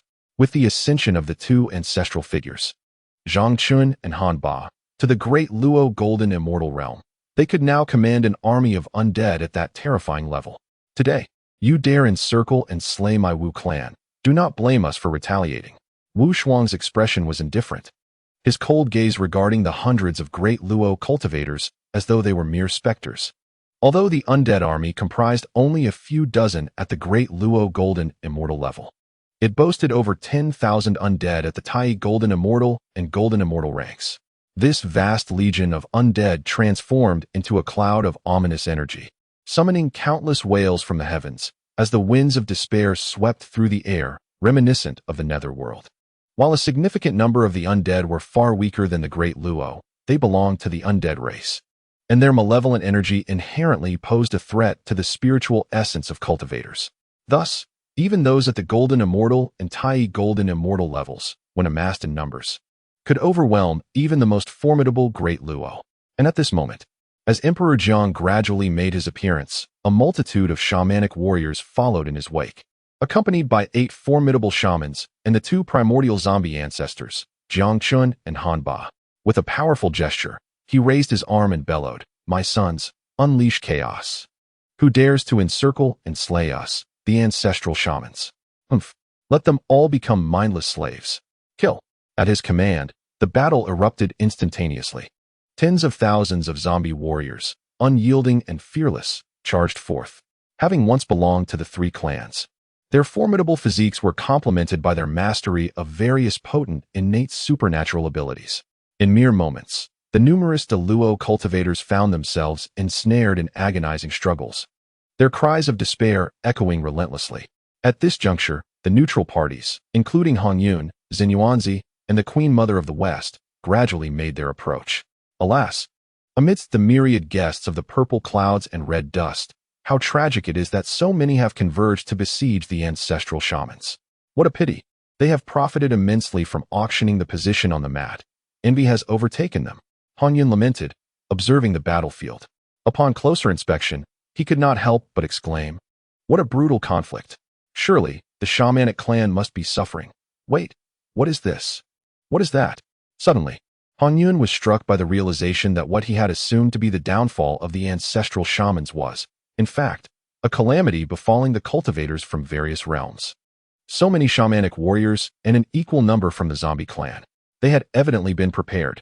On the battlefield, the 12 ancestral shamans joined forces against the numerous quasi-saints, engaging in a fierce confrontation. Meanwhile, Wu Shuang remained stationed at the rear, watching the spectacle unfold with a bemused smile. "How do you find it, Taoist Nuwa? What do you think of the strength of my shamanic clan?" With the 12 ancestral shamans and the entire shamanic clan in action, Nuwa and Fushi need not intervene. They merely observed the cultivators who were now crying out in despair. Their eyelids twitched in response to the ferocity of the battle. "How ruthless!" exclaimed Nuwa, noting that several hundred Deluo cultivators had already fallen victim in a single encounter. "Was this all planned by you, Wu Shuang?" A glimmer of clarity passed through her eyes, as if she had discerned the mastermind behind the strategy. "Just a minor ploy," Wu Shuang replied with a nonchalant smile, choosing to say no more. However, Nuwa was taken aback, her heart racing. "A minor ploy? This scheme is exceedingly ruthless, luring numerous cultivators into a trap using oneself as bait. As a result, you had long since deployed the army of the Witch clan, only to find them encircled and slaughtered." At this moment, Nuwa suddenly sensed that the individual before her, Wu Shuang, was extraordinary. An unusual feeling stirred within her heart, leading her to contemplate that perhaps befriending this Taoist Wu Shuang was indeed one of the wisest decisions she had ever made. What a jest! How is it that the number of adversaries continues to swell? What trickery is the zombie clan truly engaging in? On the battlefield, the Deluo Golden Immortals, after much effort, managed to vanquish a few of the zombie servants. Yet, in the blink of an eye, these same servants, having merely consumed some flesh and blood, surged forth once more, akin to an indomitable cockroach. To annihilate them, one must thoroughly crush them to dust. Only then will they be utterly extinguished. Yet, that was not the worst of it. The most alarming revelation was that the members of the zombie clan could directly convert their fallen comrades into zombie servants. Good news. Our deceased companions have been resurrected. Bad news. Those very companions have turned against us. Witnessing the horrific scenes unfold, the leaders, including the 3 purities and Emperor Jun, felt a chill run down their spines. How can we continue this battle? Chapter 31. The Unprecedented Opportunity of the 7 Treasures Gourd Vine. Belonging to the heavenly book of the celestial mechanisms among this assembly of Deluo Golden Immortals, most bore no enmity toward the Witch clan. They merely sought to seize treasures at this opportune moment.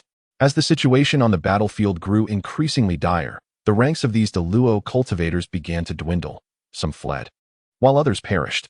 The once formidable scene of hundreds besieging the 12 ancestral witches was abruptly reversed.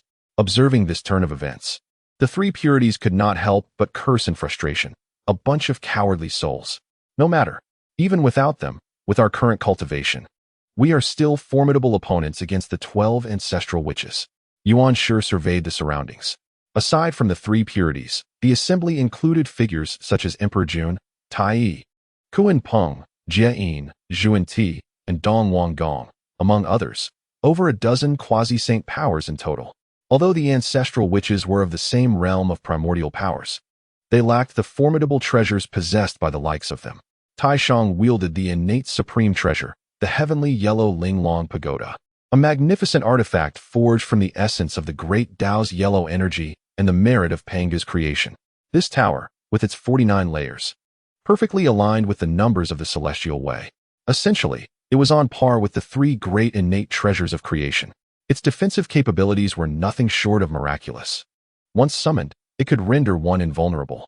Meanwhile, Tai Yi possessed one of the three great innate treasures of creation, the Chaos Bell, formed from the handle of Pangu's divine axe, possessing the power to suppress chaos, the ability to reverse the flow of time, the skill to refine the dualities of yin and yang, and the capacity to alter the very fabric of the universe. These qualities are boundless and enigmatic, a testament to the infinite wonders of creation. Even amidst a fiercely contested battlefield, one remains capable of contending with numerous ancestral witches, their struggles nearly evenly matched. Amidst this turmoil, a brilliant radiance surged forth from the summit of Mount Buzhou. Within that luminous treasure, a seven-colored gourd vine materialized in the realm of existence. In an instant, auspicious phenomena manifested in abundance, enveloped by a myriad of primordial energies. Radiant hues illuminated the heavens, casting their brilliance far and wide. At this moment, nearly all combatants ceased their fighting, fixated on the direction of the divine treasure, their expressions filled with astonishment. The emergence of an exquisite primordial spiritual root was indeed extraordinary. No wonder the ancestral witches hastily departed from the Zixiao Palace. It was for this. At this juncture, the neutral figure of the Queen Mother of the West could not suppress her exclamation. What? Within that divine light, there exists the aura of 7 primordial spiritual treasures. Zhen Yuanzi gazed toward the treasure light and employed his divination technique. With a mere glance, he discerned the multitude of spiritual treasures contained therein. 1, 2, 3, 4, 7. 7 gourds, each an exceptional primordial spiritual treasure? This is astonishing. Hong Yun raised his hand to count, utterly astounded. Ha! Indeed, a momentous opportunity has arisen. Today, this 7-colored gourd vine shall belong to the 3 pure ones. Yuan Shi laughed maniacally, joining with Tai Shang and Tong Tian as they hastened toward Mount Buzhou. At this moment, the 3 of them held the greatest hope of seizing the treasure. We cannot afford to miss this opportunity. Tai Yi, summon the Chaos Bell. We shall advance as well. Di Jun snorted coldly, leading the demon clan toward the 7-colored gourd vine. From all directions, those originally neutral powerhouses could no longer contain themselves. After all, a supreme primordial spiritual root, accompanied by 7 exceptional primordial spiritual treasures, such a terrifying and fortuitous opportunity was not to be missed. Thus, regardless of whether it was Zhen Yuanzi, Hong Yun, or the Queen Mother of the West, they all surged toward the 7-colored gourd vine. Observing this scene, Di Jiang smiled knowingly. Brothers and sisters, the time has come. It is time for them to experience our capabilities. Upon hearing these words, the various powerhouses were momentarily taken aback, their expressions shifting slightly. Could it be they have a backup plan? This thought floated through the minds of all present. Before they could ponder further, in the next moment, an overwhelmingly formidable surge of blood energy erupted from the 12 ancestral witches. Boom! A surge of overwhelming vitality transformed into an ascending aura that swept across the realms and reverberated through the skies. The 12 ancestors of the witch possessed an unfathomable energy. Most terrifyingly, around them, a faint manifestation of the law of power began to emerge. The divine fist of creation.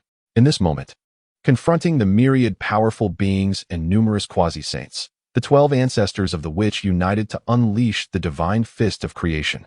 Instantly, 12 distinct forces of law, alongside their own vital essence, coalesced into a colossal hand. This hand emerged from the clouds, as if capable of annihilating all, fire, wind, and water, to reshape the vast expanse of the sun and moon into unparalleled might. Was that the aura of the Father God?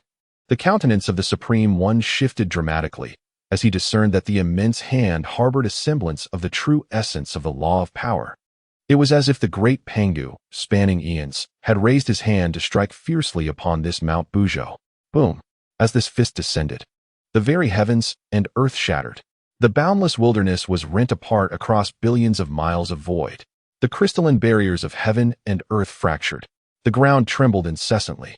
The terrified populace, under the weight of this fist, quivered in fear, unable to gaze directly upon it.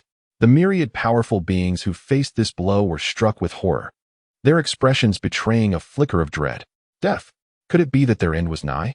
A sixth sense, tinged with panic and profound terror, coursed through every being, akin to an electric shock, causing them to shudder involuntarily.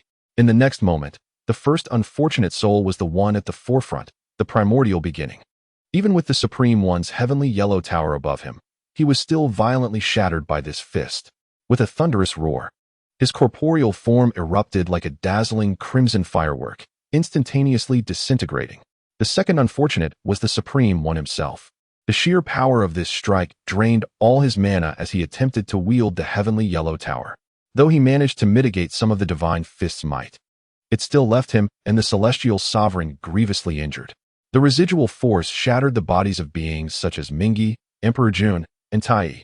Others, while not obliterated, were nonetheless severely wounded. A rain of blood fell from the heavens. In this moment, all powerful beings across the realms paid a bloody price. Those whose bodies were shattered relied on the recently slain benevolent corpses to shield themselves from the blow. Although they survived, their cultivation plummeted to the pinnacle of the great Luo. With the benevolent corpses destroyed, they merely clung to life. The others who were injured also paid a significant toll. No longer possessing the strength of the first war, only those neutrals who joined last remain, as they are the farthest removed and have only sustained minor injuries. Red Cloud expelled a mouthful of reverse blood, his eyes filled with disbelief. Damn it! Run! Fellow Taoist Zhen Yuan, these ancestral witches are truly terrifying. Although Zhen Yuan was not gravely injured, he was hardly in a good condition.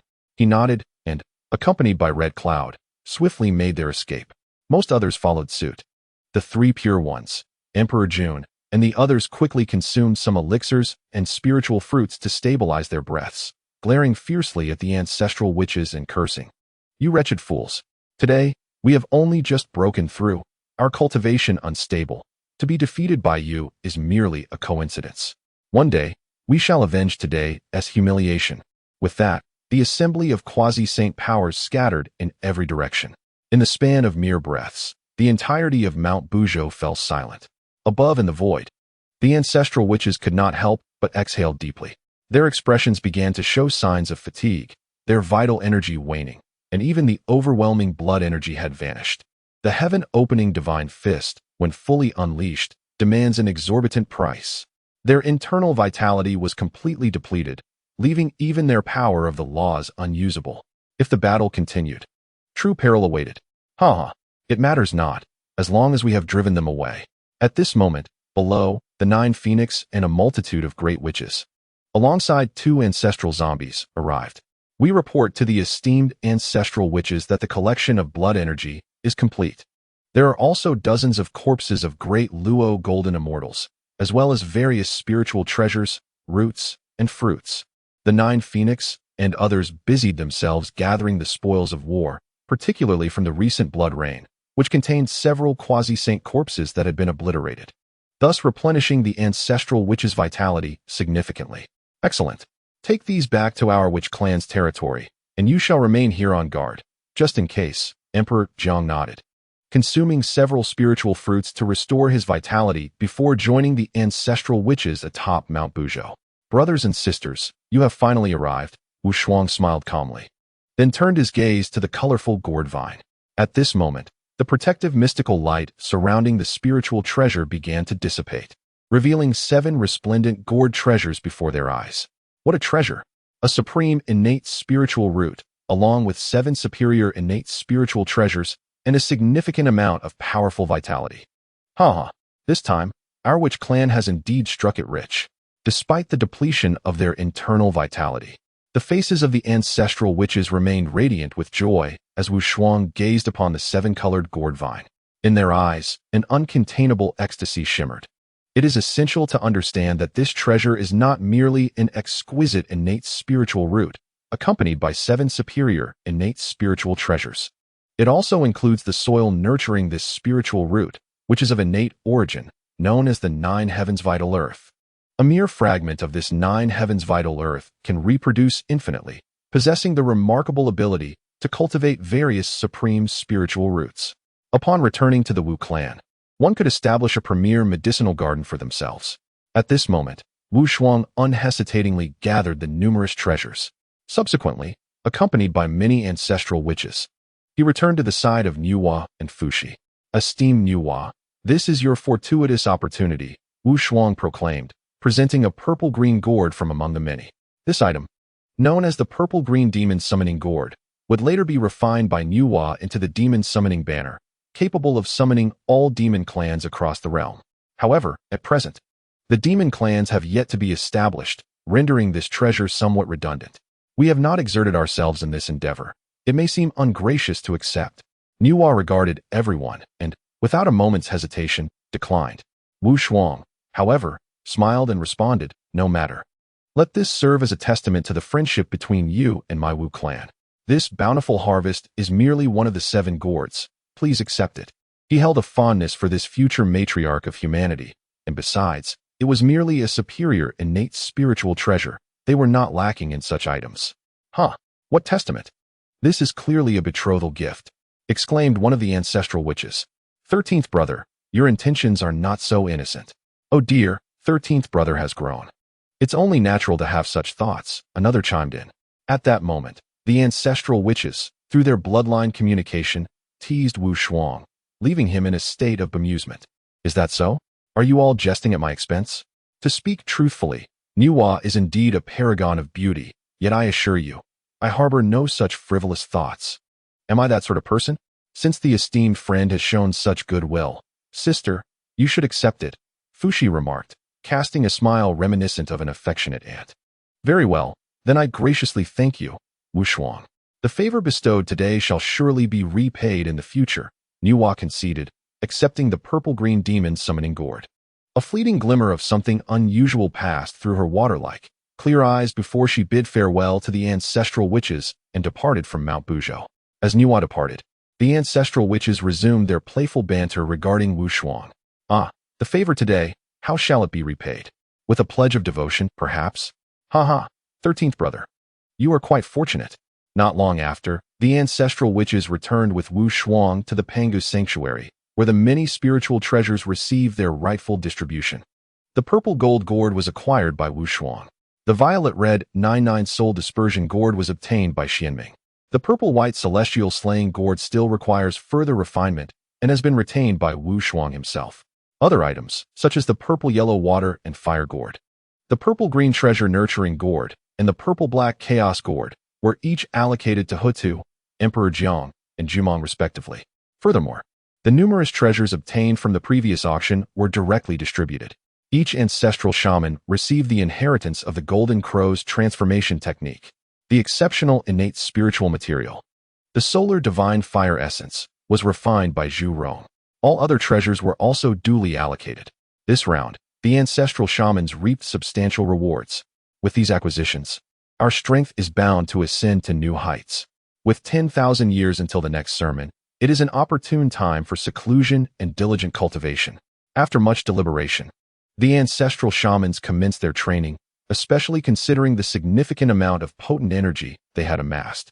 Aside from distributing a portion to various shaman tribes, they still retained a considerable surplus. Wu Shuang, on the other hand, withdrew the transcendent innate spiritual treasure, the Celestial Mechanism Codex. This treasure encompasses profound mysteries, exceedingly intricate, and does not require refinement to comprehend its essence. It merely demands introspection. Wu Shuang closed his eyes, sitting upright, with the Celestial Mechanism Codex suspended above his head. Through his attunement, he perceived the boundless profundities contained within. He discerned numerous divine abilities, celestial arts, and the existence of various fundamental truths of the laws. More importantly, it contained the profound truths regarding alchemy, artifact forging, and array formation. In simpler terms, the Celestial Mechanism Codex resembles a tome imbued with a multitude of diverse principles. If one were to fully comprehend the laws contained within its golden scripts and jade scrolls, they would become a being well-versed in myriad doctrines, possessing extensive knowledge across various domains. For Wu Shuang, this proved to be immensely beneficial. After all, the comprehension of the laws of perception is precisely what such a treasure is needed for. Chapter 32. The 12 Heavenly Profound Origin Grand Formation. The creation of Daoic texts, to be passed down through the ages. The law of power amalgamates the strengths of numerous laws. The power of the Honghuang laws is all encompassed within the law of power, regardless of whether it be causality, fate, or creation. All supreme laws stem from the law of power. It can be said to be akin to the primordial deity Panga's act of opening the heavens and the earth.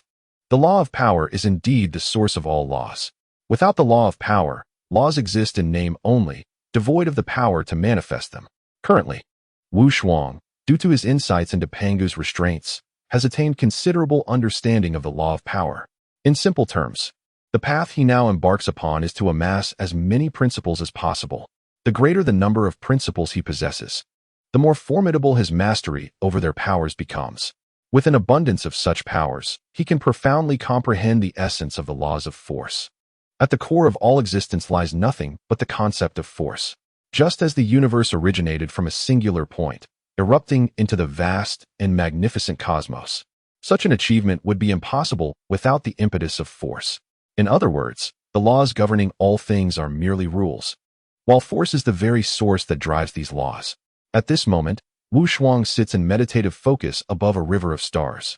As the myriad principles from the celestial tome intertwine and flow into his spiritual realm, various extraordinary phenomena gradually manifest around him. Lotus blossoms spring forth beneath his feet, and radiant light envelopes his entire being. Countless intricate principles continuously surge into his mind, originating from the four foundational elements of earth, fire, wind, and water, and extending into the countless laws of the primordial universe. Gradually, interwoven laws of force faintly materialize upon Wu Shuang's form. Though this power remains fragile, it has nonetheless taken its first breath. Initially, Wu Shuang spent a millennium absorbing the fundamental truths of the world. Subsequently, he delved deeper, grasping the principles of transformation and evolution. After another millennium, 2,000 years of contemplation culminated in a day when a small vortex unexpectedly emerged in his dantian. Its ends seemed to possess boundless roots, spiraling upwards, while immense weight descended in a rhythmic ebb and flow. Vast, pure energy gently ascended into his spiritual realm. In that instant, he felt a profound sense of serenity enveloping his entire being, and in his every gesture, an unparalleled strength seemed to awaken. How utterly marvelous! Wu Shuang exclaimed in wonder. Upon opening his eyes again, he was astonished to discover that with a mere gesture, he could manipulate the power of all laws within 1,000 miles around him for his own purpose.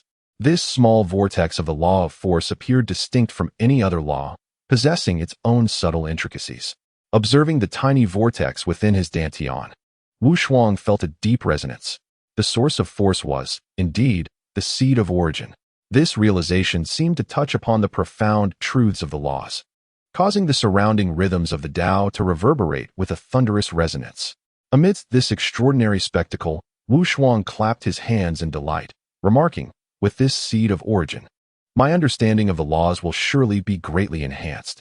I should seize this opportunity to grasp even more profound truths of the laws." Since the emergence of that seed of origin, Wu Shuang could sense a remarkable shift within himself. His own comprehension, the strength of his physical form, and even the potency of the celestial essence within him have all undergone a remarkable qualitative leap. Hence, he did not squander any time, continuing to grasp the myriad mysteries contained within the celestial tome.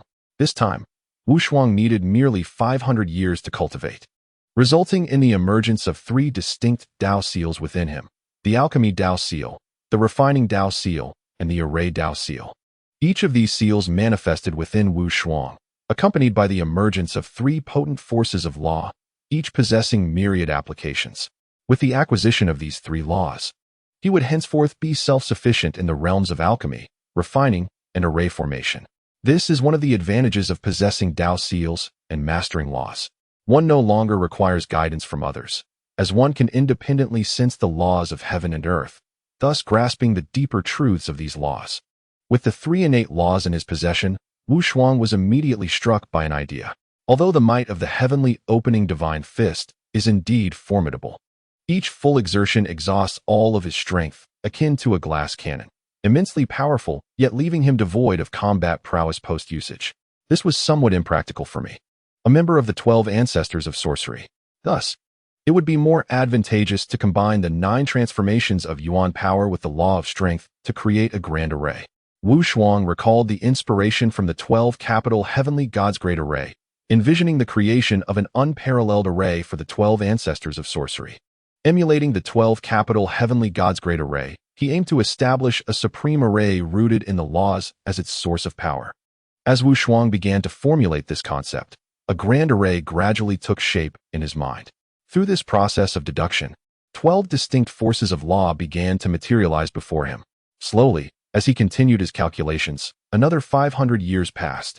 At last, on a certain day, Wu Shuang suddenly unleashed numerous Tao seals, forming a small array before him. Within it could be seen the elements of heaven and earth, sun and moon, and the myriad mountains and rivers, all existing as a cohesive entity. Simultaneously, it encompassed 13 forces of law, ever-changing and unpredictable, most exquisitely under the array's activation. He could also harness the heavenly opening divine fist through the 13 forces of law. It could serve both to ensnare foes and to vanquish them. It was a success. Finally, it was complete. This array shall be called the 12 capital heavenly mysterious origin array. Wu Shuang's face radiated with ecstatic joy, and he could not help but exclaim in jubilation.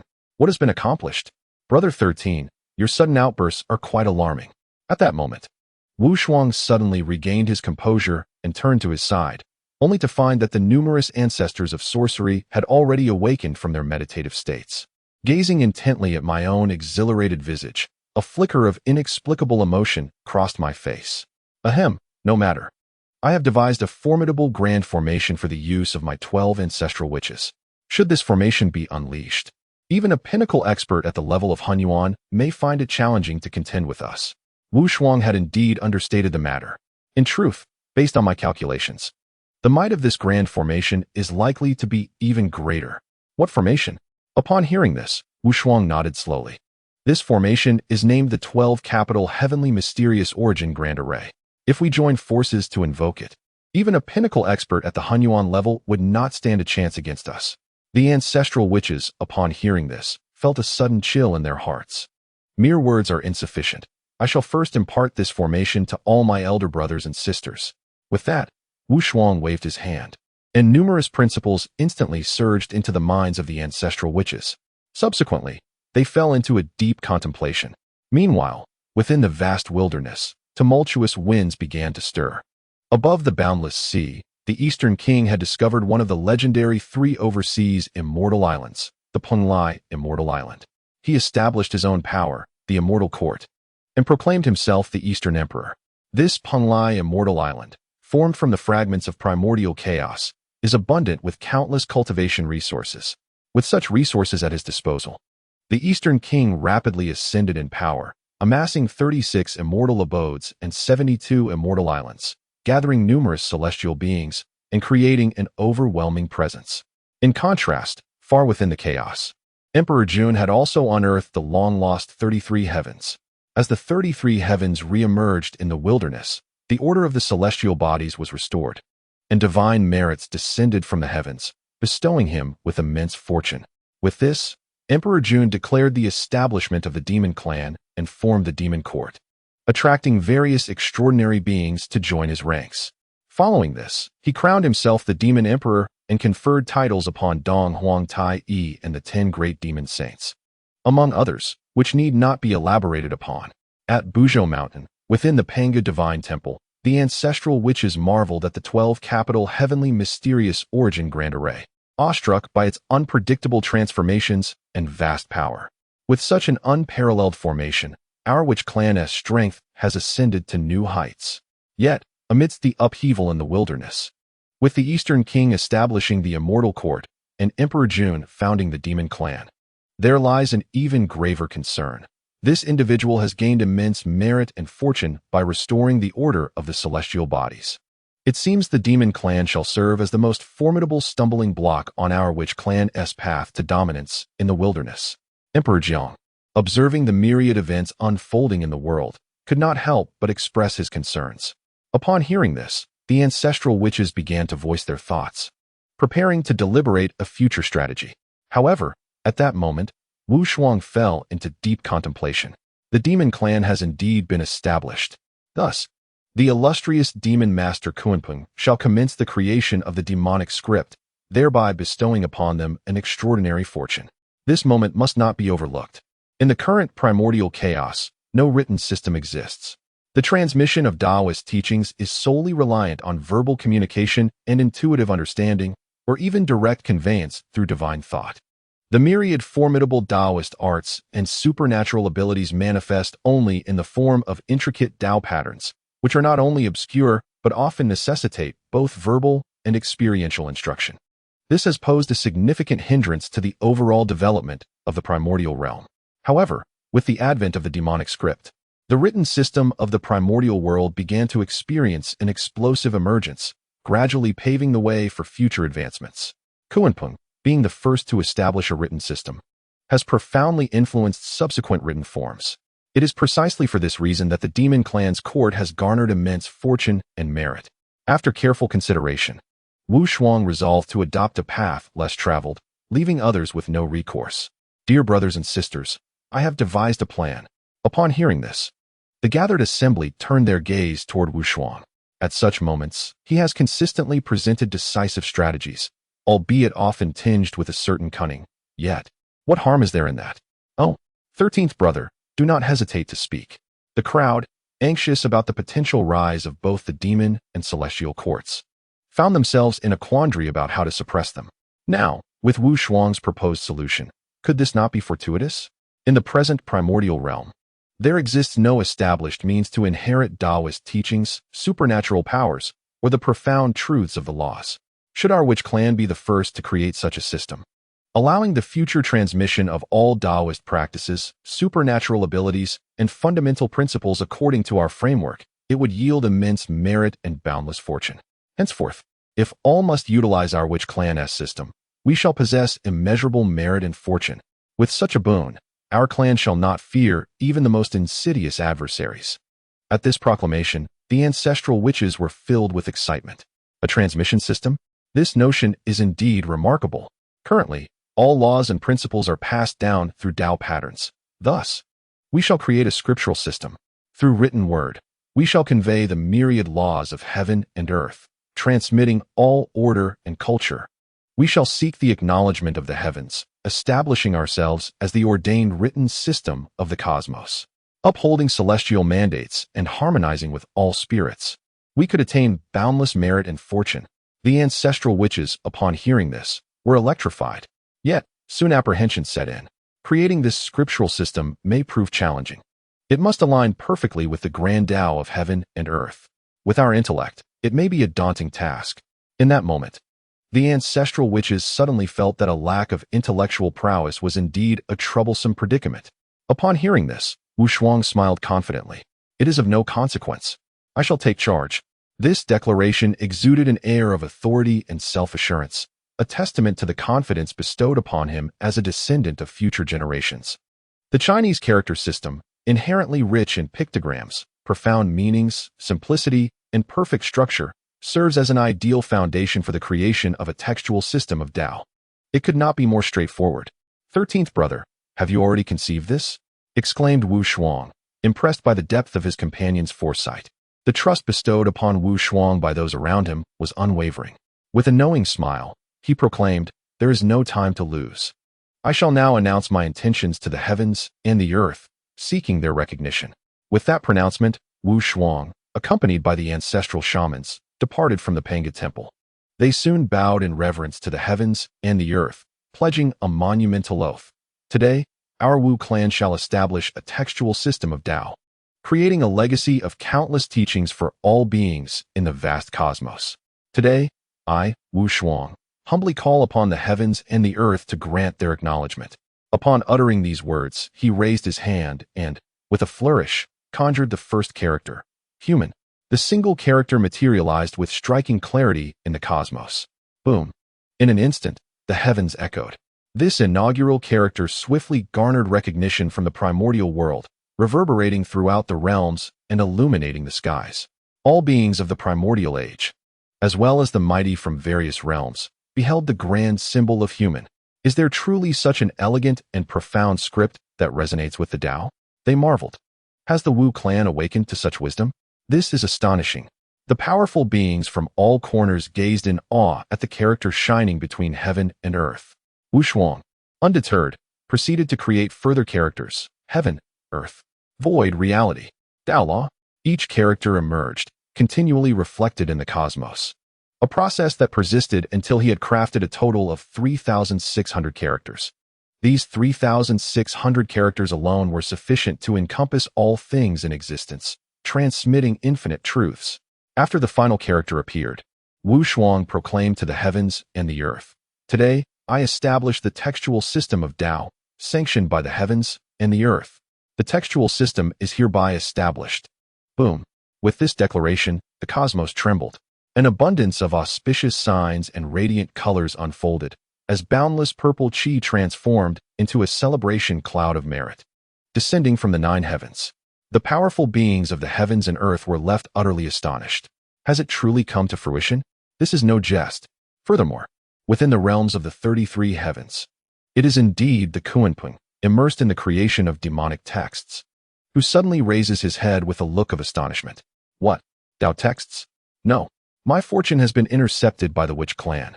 Kunpeng gazes at the vast expanse of Tao texts, a shiver running down his spine. This is an enormous opportunity of mine. How can they simply seize it? Chapter 33. The 12 Heavens, Xian Yuan Grand Formation and the Han Yuan He Luo Grand Formation. Kunpeng feels as though he has swallowed a fly, overwhelmed by discomfort. He compares the Tao texts crafted by the witch clan with his own demonic writings. The disparity is as vast as heaven and earth. His demonic texts resemble pictographs, complex yet conveying little meaning. Yet the witches? With merely the 2 characters of heaven and earth, they encompass all things. How can one possibly compete? Enough is enough. No matter how hard I try, I will never be a match for the witch clan. Cursed be the witch clan, the stumbling block to my demon race's dominion over the primordial chaos. In a fit of rage, Kunpeng rises and ascends to the 33 heavens, seeking out Emperor Jun. He bows respectfully, declaring, Kunpeng pays homage to the demon emperor. Greetings, Eastern sovereign. After his greeting, he speaks plainly. Demon emperor, you have witnessed it. That accursed witch clan has seized our opportunities. You commanded me to create demonic texts, yet just as I was halfway through, the witches audaciously intercepted me, claiming this grand opportunity for themselves. If this grievance goes unavenged, I shall remain unsatisfied. Listening to Kunpeng's words, both Emperor Jun and Tai, along with the many demon saints surrounding them, unanimously agree. Indeed, the witch clan has gone too far. Throughout these years, every time our demon race has sought to unify the primordial world, we have faced their obstruction. Our kin have been slain by the witches on numerous occasions. Though only 3,000 years have passed, the accumulated grievances are countless. These individuals display a facade of righteous indignation, yet in truth, they have merely overreached, encroaching upon the territory of the witch clan. Since the emergence of Wu Shuang, the witch clan has strictly prohibited its members from engaging in acts of slaughter, seeking to avoid calamity. Had the adversary not come knocking, the witches would never retaliate. Unfortunately, the witch clan has grown powerful, even when conflicts arise. It is often the witches who emerge victorious against the demons. After 3 millennia of repeated confrontations, a deep-seated enmity has developed between the 2 clans. At this moment, Emperor Jun gazes intently at Mount Buzhou, his eyes brimming with murderous intent. At present, this emperor contemplates the profound Hunyuan Hulua formation at a critical juncture. Unless absolutely necessary, it is prudent to refrain from taking action against the witch clan. The events of today have been duly noted, and once this emperor fully comprehends the Hunyuan Hulua formation, The witch clan shall undoubtedly pay a price for their transgressions." Having spoken thus, the numerous members of the demon clan nodded in agreement, pledging their allegiance to the decree of the demon emperor. Concurrently, the vast expanse of merit, spanning millions of acres, descended upon the entire witch clan. In an instant, every member of the clan reaped significant benefits, particularly the ancestral witches, who sensed an intensifying clarity deep within their spiritual realms, as if the culmination of their primordial spirits was finally at hand. Remarkable. My 13th brother had evidently been well prepared. The 3,600 Tao texts were seamlessly woven together, all receiving the recognition of heaven and earth. From this day forth, these Tao texts shall be established as the official written system embodying the true essence of the universe. No one can ever undermine the status of our witch clan's Tao texts. The ancestral witches rejoiced wildly within their hearts. Wu Shuang also clapped his hands in delight, secretly admiring the wisdom of countless sages from later generations. The Chinese character system indeed aligns most harmoniously with this primordial world. Very well, esteemed brothers and sisters. Since we have acquired such immense merit today, it is the perfect opportunity to consolidate our primordial spirits, striving for all 12 ancestral witches to attain this state. Upon Wu Shuang's words, the ancestral witches returned to the Pangu Divine Hall, dedicating themselves to the cultivation of their primordial spirits. As for Wu Shuang, he began to experiment with alchemical elixirs and the crafting of spiritual treasures. These two abilities are paramount in enhancing the strength of the witch clan. As the saying goes, the primordial age knows no bounds. In the blink of an eye, a millennium had passed. Within the Pangu Divine Hall, the sound of clanging resonated continuously. Upon closer inspection, Wu Shuang stood bare-chested, revealing his nearly flawless physique, wielding hammers with both hands as he meticulously forged a spiritual treasure. Success, with a postnatal restriction inscribed within.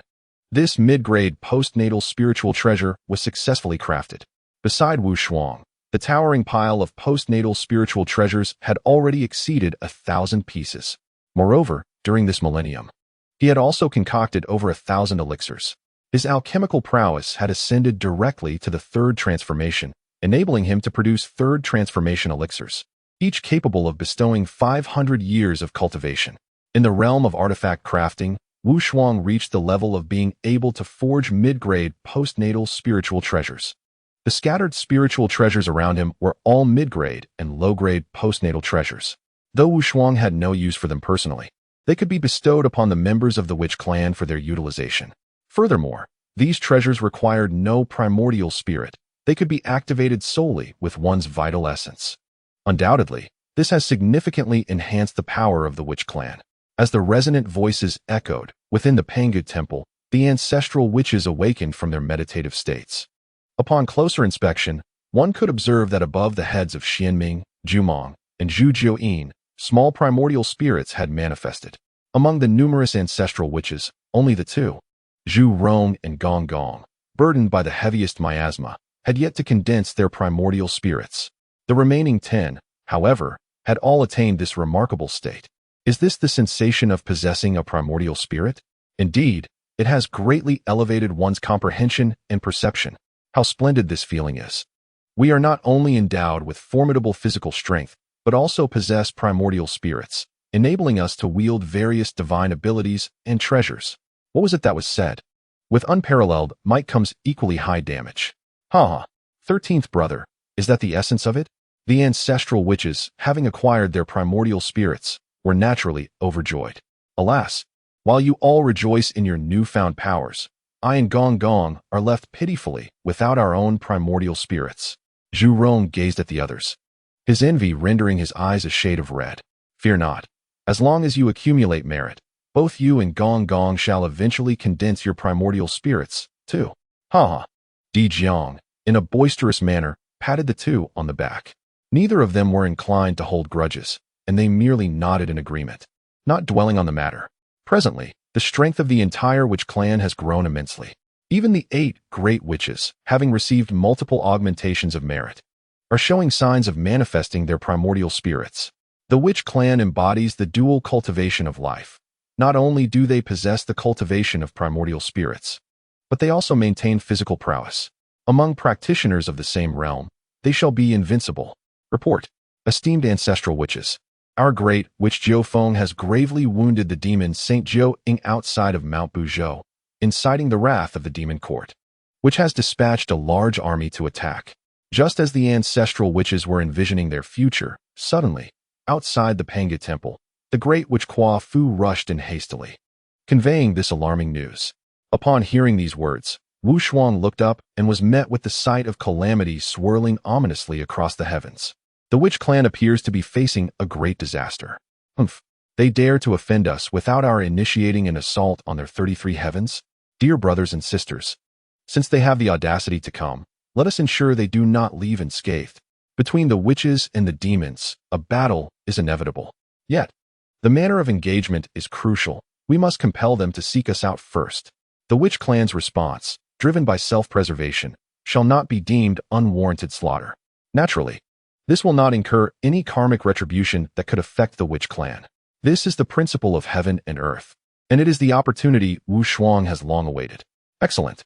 Kwa Fu, issue a decree to summon the various clans of my shaman tribe and mobilize forces to confront the enemy. Understood. Kwa Fu received the order and immediately set about making arrangements. The numerous ancestral shamans also sprang into action. Ahead lay the formidable Buzhou Mountain. My brother, now that our demon clan possesses the primordial river Luo formation, we shall surely eradicate the shaman tribe entirely. Above the clouds, Tai Yi held the chaos bell, accompanied by billions of demon troops. His gaze was stern, exuding confidence as he proclaimed, "Indeed, this battle will ensure that the shaman tribe is forever erased from the primordial realm." Dijun's expression was one of pride. Throughout the years, he had been contemplating the mysteries of the river diagram and the Luo book. From these insights, he grasped the true essence of the universe. Having mastered the 33 heavens, he wielded the power of the celestial constellations to aid him. Thus, he devised an unparalleled formation based on the river diagram and the Luo book, known as the primordial river Luo formation. This array was founded upon the principles of the river diagram and the Luo book, meticulously designed in accordance with the ancient mountains and rivers of the primordial age, encapsulating a myriad of phenomena. If the celestial constellation formation represented the sun, moon, and stars, then the river diagram and Luo book encompassed the geography of mountains and rivers, including the great rivers and oceans of the primordial era, the sky, and the myriad creatures, illustrating the transformations of the ancient world. Moreover, the most extraordinary aspect of this formation was that within it, one would lose track of time, witnessing snow-capped peaks transform into oceans and vast seas turn into fertile lands. The illusions upon the river diagram revealed countless cycles of life and death, as if eons had passed or countless tribulations had been endured. Thus, it was aptly named the primordial river Luo formation. Armed with such a grand array, they were filled with unwavering confidence. Moments later, the billions of demon troops soared above Buzhou Mountain. Dijun manifested as the three-legged golden crow, summoning a conflagration of divine fire. With a thunderous roar, he declared, "You wretched shamans, dare to harm my demon saint, Jiuing. Today, my demon clan shall lead millions of heavenly soldiers to erase your names from existence." His voice resonated magnificently, capturing the attention of many formidable beings. In the next instant, a multitude of ancestral shamans appeared, standing defiantly in the void, confronting him. Who do we see? Merely the vanquished from yesteryears. Once, we annihilated your kind, and yet you dare return? Dijun, Tai Yi, you truly have not learned your lesson. The ancestral shamans radiated with golden light, illuminating the heavens. Their virtuous radiance cast 13 colossal illusions across the cosmos, as if deities and demons had descended upon the world, majestic and extraordinary. Simultaneously, behind them, billions of shaman troops, including numerous from the zombie clan and the army of the undead, emerged at this moment. Enough of this idle chatter. Let our actions speak the truth. Demon troops, heed my command. Let us slay. A command filled with a chilling intent reverberated, unleashing an overwhelming surge of murderous intent. In the midst of countless demonic cultivators, a resounding echo reverberated through the air, chanting kill, kill, kill. Amidst the thunderous cries, drums resounded with might. The heavens roared with thunder, and fierce winds swept through, as myriad lethal techniques coalesced at this very moment. Following closely, numerous demonic cultivators instantly engaged in fierce combat with the great armies of the witch clan. A malevolent wind howled through the heavens and the earth, and an overwhelming aura of slaughter surged forth, marking the commencement of this cataclysmic upheaval. It appears that the grand scheme of the universe remains unchanged. The calamity between the witches and the demons has arrived as foretold. Within the Purple Cloud Palace, Hong Jun smiled faintly, his gaze indifferent, clearly unmoved by the countless lives lost in the conflict. The demon saints, alongside the emperor and Tai, commenced the formation of the primordial river and Luo array. As the lower ranks engaged in battle, the demon quasi-saints above would not miss the opportunity. The 10 great demon saints, together with Emperor Jun and Tai, combined their efforts to activate the river map and Luo book, instantly manifesting a vast microcosm within the realm, replete with mountains, rivers, sun, and moon, as if the primordial wilderness had resurfaced in the world. The primordial river and Luo array? Very well, my esteemed siblings, today, let them witness the might of our witch clan's 12 capital heavenly mysteries array. Wu Shuang spoke with an air of indifference. He then summoned the creation green lotus. The 12 capital heavenly mysteries array is centered around the creation green lotus and Wu Shuang himself, linking the 12 ancestral witches to draw upon the power of all laws from the heavens and the earth, thereby evolving a world replete with boundless creation. Immediately, the ancestral witches opened their minds, allowing Wu Shuang to control their own laws. As hundreds of incantations were cast, the ancestral witches found themselves interconnected by intricate array patterns. Subsequently, they felt their consciousness and innate laws directly link with Wu Shuang. In an instant, myriad principles surged into their minds, and within a fleeting moment, they realized they could command each other's law powers. This, indeed, is the remarkable strength of the 12 capital heavenly mysteries array, which, through the application of the laws of force, solidifies the power of each ancestral witch and enables them to share their law powers collectively. 12 capital heavenly mysteries array, arise. With these words, boundless creation unfurled, and a colossal microcosm began to extend outward from Wu Shuang's center, evolving rapidly. In the blink of an eye, the array was established. While the 12 ancestral witches concealed themselves within the fabric of the cosmos, within this realm, numerous ancestral witches can manifest at any moment, capable of invoking the myriad transformations of heaven and earth, mountains and rivers. It is indeed a boundless creation. As the immense 12 capital heavenly mystic array is summoned, Emperor Jun's pupils evidently constrict in shock. How could such an intricate formation appear in the hands of the witch clan? This array is astonishingly comparable in might to my own primordial He Luo grand formation. Emperor Jun's expression reflects his astonishment, as he finds the scene before him utterly inconceivable. Simultaneously, the mighty beings from all realms are equally awestruck. The primordial He Luo grand formation, the 12 capital heavenly mystic array. Both the witch and demon clans possess such formidable supreme formations. Is it possible that the future of the Honghuang world will belong to the witch and demon clans? The mighty beings cannot help but express their astonishment, their gazes fixed here, eager to discern which clan is superior. Chapter 34. A single fist breaks the formation. Hongjuan's hidden move. However, it is merely a fade of strength. The witch clan lacks a primordial spirit, so what formidable formations can they truly possess? In my view, Emperor Jun's primordial He Luo grand formation is indeed superior. Within this array, the vicissitudes of time and space are ever-changing. Who would dare to enter? Emperor Jun is undeniably extraordinary. Before the battle even commences, the various cultivators have already concluded that the 12 capital heavenly mystic array pales in comparison to the primordial He Luo grand formation. Yet, this is not surprising. The primordial He Luo grand formation emulates the visage of the ancient Honghuang world. Arranged with the supreme innate spiritual treasures, the He Tu and Luo Shu as its focal points. The cultivators still favor the demon clan. However, they remain unaware that Wu Shuang's array is constructed with the innate supreme treasure, the creation Qinglian. The boundless creation within the array far surpasses the might of the primordial He Luo grand formation. Haha, what do I think of this array? Merely a mimicry of my primordial He Luo grand formation. Very well, let you witness my prowess. Within the primordial He Luo grand formation, Emperor Jun coldly declares, arrogantly invoking the grand array, which directly presses down upon the multitude of ancestral witches. Observing this scene, Wu Shuang sneers, a glimmer of murderous intent flickering in his eyes. The law of power. With a single utterance, an ineffable and supreme law emerges from the vast expanse of heaven and earth. Instantly, under the convergence of this law's power, all 12 ancestral witches, including Wu Shuang, summon 13 types of law's power, coalescing as one. In this immense realm, they manifest a colossal hand. What is that? Tai gazes at the hand, feeling that it is a staggering billion miles in size. The emergence of that colossal hand was nothing short of earth-shattering. The vast primordial world was suddenly enveloped in an impenetrable darkness. All beings within this realm were cast into shadow by that singular, immense hand.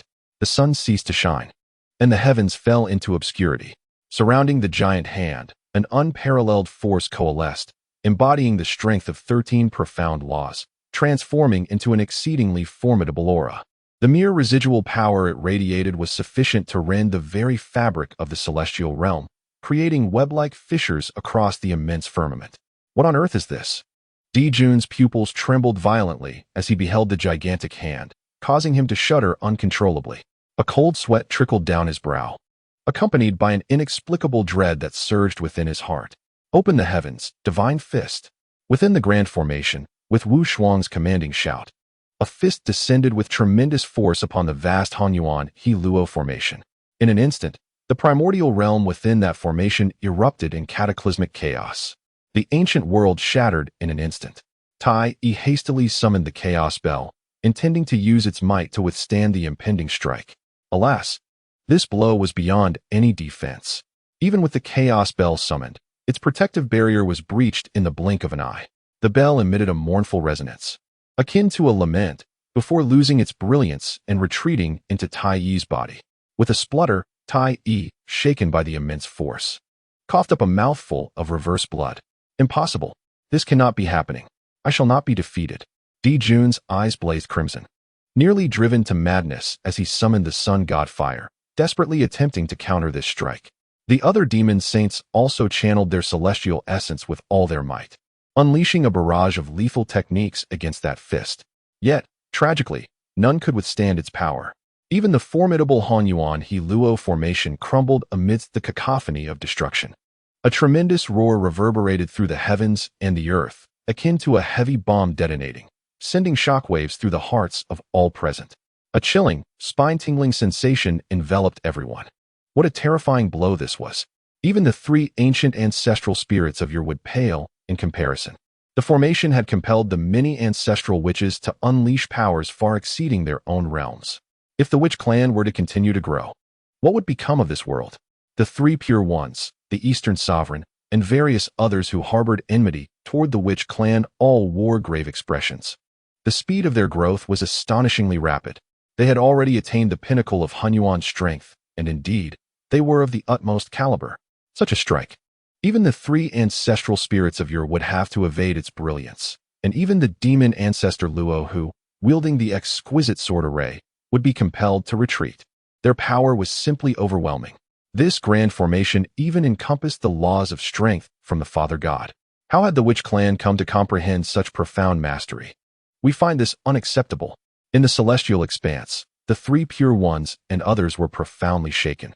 That was the essence of the 3,000 great Tao laws. The law of strength from the Father God Pangu. How could it be that the witch clan had grasped it so effortlessly? What had transpired? It had only been a mere 4,000 years since the conclusion of the teachings. How had the witch clan attained such formidable prowess in their absence? At this moment, as the Hanyuan Hulua formation was shattered, Jun and his companions experienced immense backlash, coupled with the residual force of that singular blow. Their bodies were marred by terrifying wounds. Such grievous injuries would require an exorbitant cost to mend, rendering it nearly impossible to continue opposing the witch clan. Yao Di, Eastern Emperor, the situation is dire. We must retreat at once. Kuanpeng, pale of countenance, hastily urged the 2. Absolutely not. If I retreat today, I will become the subject of ridicule across the world. Jun, nearing a frenzy, fervently summoned the sun god's fire, resolved to engage in a desperate battle against the witch clan. After all, he was now the Yao Emperor. How could he allow himself to flee? Brother, we must depart quickly. If we linger, we may find it impossible to escape. At this moment, Tai Yi, sensing the dire straits, anxiously implored. While the Green Mountains remain, one need not worry about a lack of firewood. There will be opportunities to avenge today's grievances in the future. The surrounding demon clans and demon saints hastily echoed the sentiment. Ultimately, Di Jun let out a deep sigh, revealing a profound sense of reluctance. He spoke fiercely. You are indeed formidable. Once I harness the power of the Zhou starry sky, I shall ensure the witch clan is but a wisp of smoke. Having uttered this ominous vow, Di Jun and his companions fled from the Buzhou mountain, while the multitude of demon clans below scattered like frightened birds, desperately seeking escape. Yet, under the hands of the zombie clan, they suffered heavy casualties, with countless demon cultivators transformed into undead slaves. After a fierce battle, nearly one-third of the countless demon tribes suffered casualties. The devastation was extreme. Meanwhile, the members of the witch clan gathered the numerous corpses of the demon tribes, which served as excellent materials for their cultivation. Observing their resounding victory, Wu Shuang retracted the creation Blue Lotus, causing the entire formation to dissipate.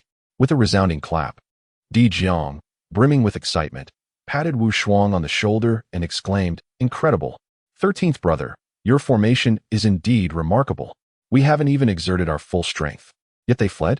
Truly feeble." Ha ha. The joy of victory elicited hearty laughter from the ancestral witches. However, these words sent chills down the spines of the powerful beings present, leaving them feeling a sense of dread. They had not yet unleashed their full potential. Despite their ferocity, they had not even gone all out. The witch clan would undoubtedly become formidable in the future.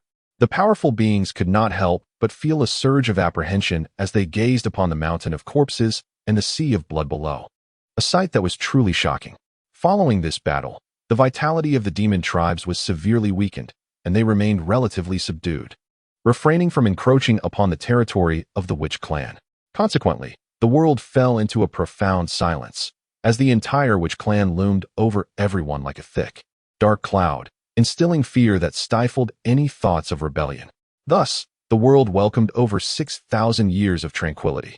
During these 6 millennia, Wu Shuang experienced yet another elevation in his cultivation. Due to his extensive immersion in various laws, each of his breakthroughs became exceedingly slow. After 6,000 years of cultivation, he finally ascended to the mid-stage of the great Luo Golden Immortal Realm. During this period, he also endured a heavenly tribulation. However, for one who cultivated both life and death, this tribulation posed little threat.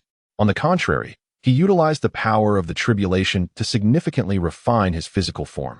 As he reached the mid-stage of the great Luo Golden Immortal Realm, his physical strength saw a considerable enhancement. Soon after, with the commencement of Hong Jun's second sermon, the many ancestral witches, as was customary, made their way to the Purple Cloud Palace. Unlike the previous occasion, this time there was no contention for seating. They took their places in the order established earlier. However, it was evident that no one dared to approach the ancestral witches even by half a step. This sermon was set to last 3,000 years, focusing on the path to sanctification. As the sermon concluded, the humble monk prepared to announce a significant matter. With Hong Jun taking the stage, the multitude of cultivators within the Zixiao Palace hung on his words, enveloped in a mix of curiosity and anticipation. What momentous news could the sage possibly have? Each sect eagerly awaited, their minds attuned to absorb the teachings of the sage. However, when Hong Juan's gaze fell upon the numerous ancestral witches, his brow furrowed slowly. 10 out of the 12 ancestral witches had attained their primordial spirits? What transpired here? Hong Jun was momentarily taken aback, his heart filled with astonishment. It had only been 10,000 years, and yet more ancestral witches had emerged with primordial spirits? This could spell disaster. Should this trend continue, the demon clan might find it difficult to contend with the witch clan. Fortunately, the humble monk had prepared for such eventualities. With a slight frown, Hong Jun dismissed these thoughts. After all, the calamity between witches and demons had already commenced, manifesting as a vast expanse of tribulation energy across the realms. There should be no significant errors in the unfolding events. With this in mind, he resumed his teachings, focusing on the path to sanctification. In the primordial world, there exist 3 distinct paths to becoming a sage. The first involves achieving sanctity through merit by refining the primordial purple energy. The second entails severing the 3 corpses, merging them into one, thereby attaining sanctity through the physical form. The third and most arduous path requires one to create their own heaven and earth, proving their way through sheer force to attain sagehood. Naturally, Wu Shuang was well acquainted with these teachings, thus paying them little heed. Instead, he summoned the Book of Heavenly Mechanisms, delving into its profound truths. The other ancestral witches practiced the 9 transformations of primordial power. Initially, they had no necessity to attend. Yet Wu Shuang remained mindful of the matter regarding the division of treasures. Although he recalled that this event would transpire only after the 3rd sermon, they came nonetheless as a precaution. Soon, 3,000 years of teachings slipped by in the blink of an eye. The 3,000 worldly guests in the Zhixiao Palace each gained insights from the discourse. As this session concluded, the next sermon was scheduled to occur in 10,000 years. Now, the humble monk had a significant announcement to make. After stating this, Hongjun turned his attention to the Eastern King and the Western Queen, realizing the need to bolster support against the witch clan. Otherwise, the balance of the impending calamity would be difficult to maintain. With a sense of resignation, Hongjun contemplated the last conflict between the demon and witch clans, the outcome of which had surpassed his expectations. Thus, he resolved to cultivate additional contingencies, ensuring the calamity between the witches and demons could unfold as intended. The Eastern King and the Western Queen were to be included in his plans. Both individuals were momentarily taken aback. Almost immediately, they bowed to Hongjun, acknowledging their junior status. "We are here," they proclaimed. "In this chaotic era of the primordial world, there is still a need for hands to maintain the rightful order of heaven and earth. Thus, today, I bestow upon you both the Eastern Green Lotus Treasure Flag and the Phoenix Staff, 2 exquisite innate spiritual treasures. And I decree you as the foremost male and female immortals of the realm. In my stead, you shall govern the multitude of immortals." Upon hearing these words, the entire assembly erupted in astonishment. The titles of immortal heads, the finest innate spiritual treasures. This revelation stunned everyone. It was unexpected that Hongjun would announce such significant matters. The Eastern King was overwhelmed with joy, reverently accepting the Eastern Green Lotus Treasure Flag. However, the Western Queen appeared to sense deeper implications in Hongjun's words and did not display excessive joy. After Hongjun departed, the surrounding cultivators quickly gathered around the two, showering them with flattery. Wu Shuang, observing the Eastern King, suddenly recalled something.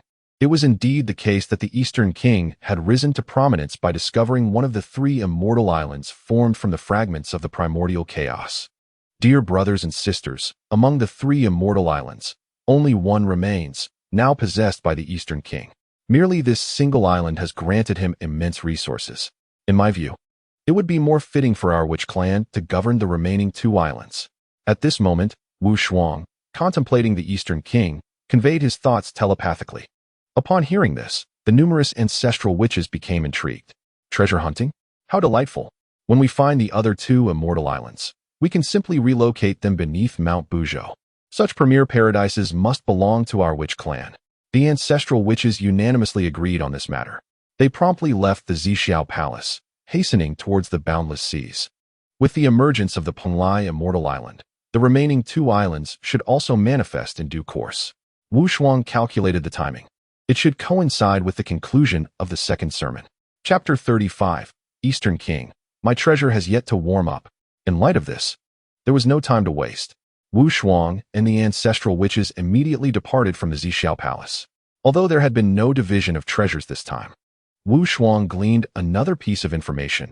Hongjun had begun to orchestrate the dynamics of the primordial world. First, he established the Eastern King and the Western Queen as the immortal heads, and next, he would likely bolster the influence of the demon race.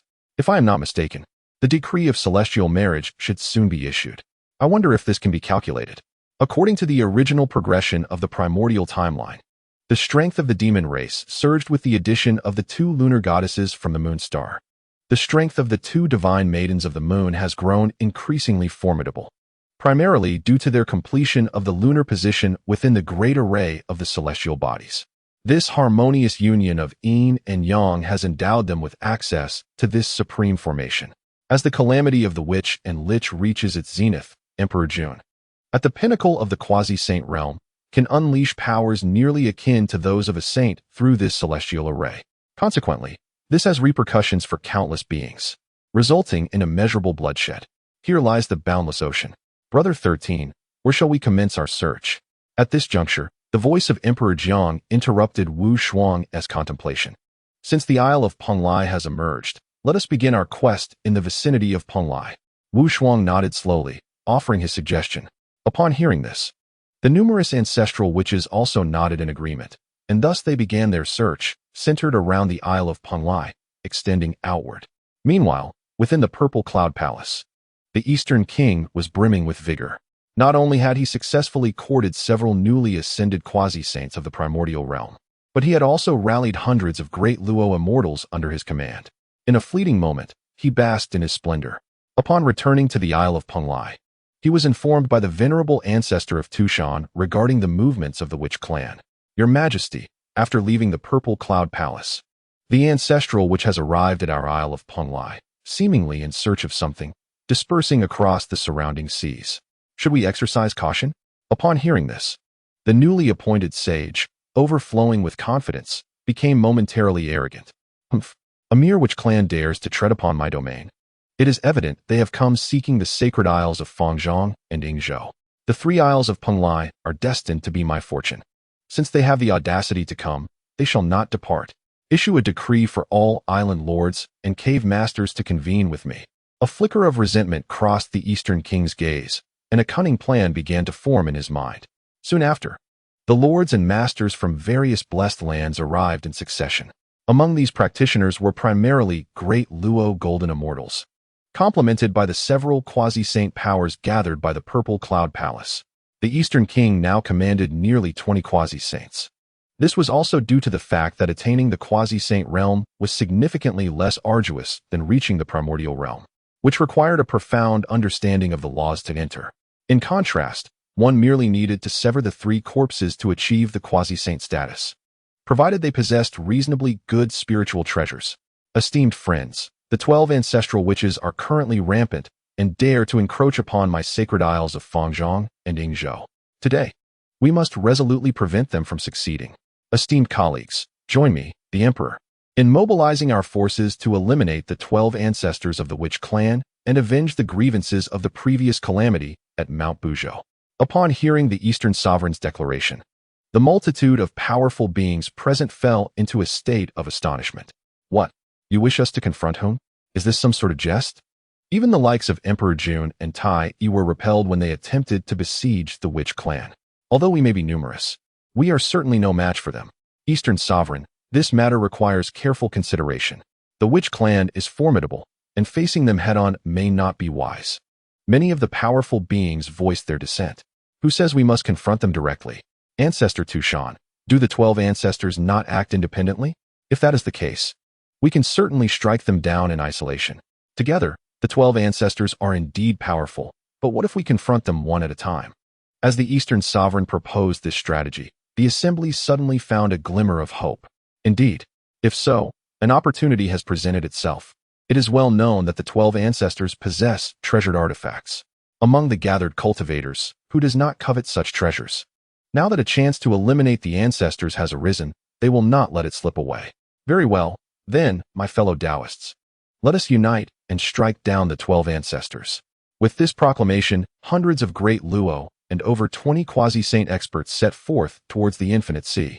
At this moment, the various ancestors were indeed acting separately. However, their separation was predicated on their bloodline connection. Even across vast distances, they could still communicate and coordinate. Moreover, all the ancestors were of the primordial realm. Should one face peril, the others could instantly tear through space to assist. Yet, the Eastern Sovereign and his companions were blissfully unaware of this.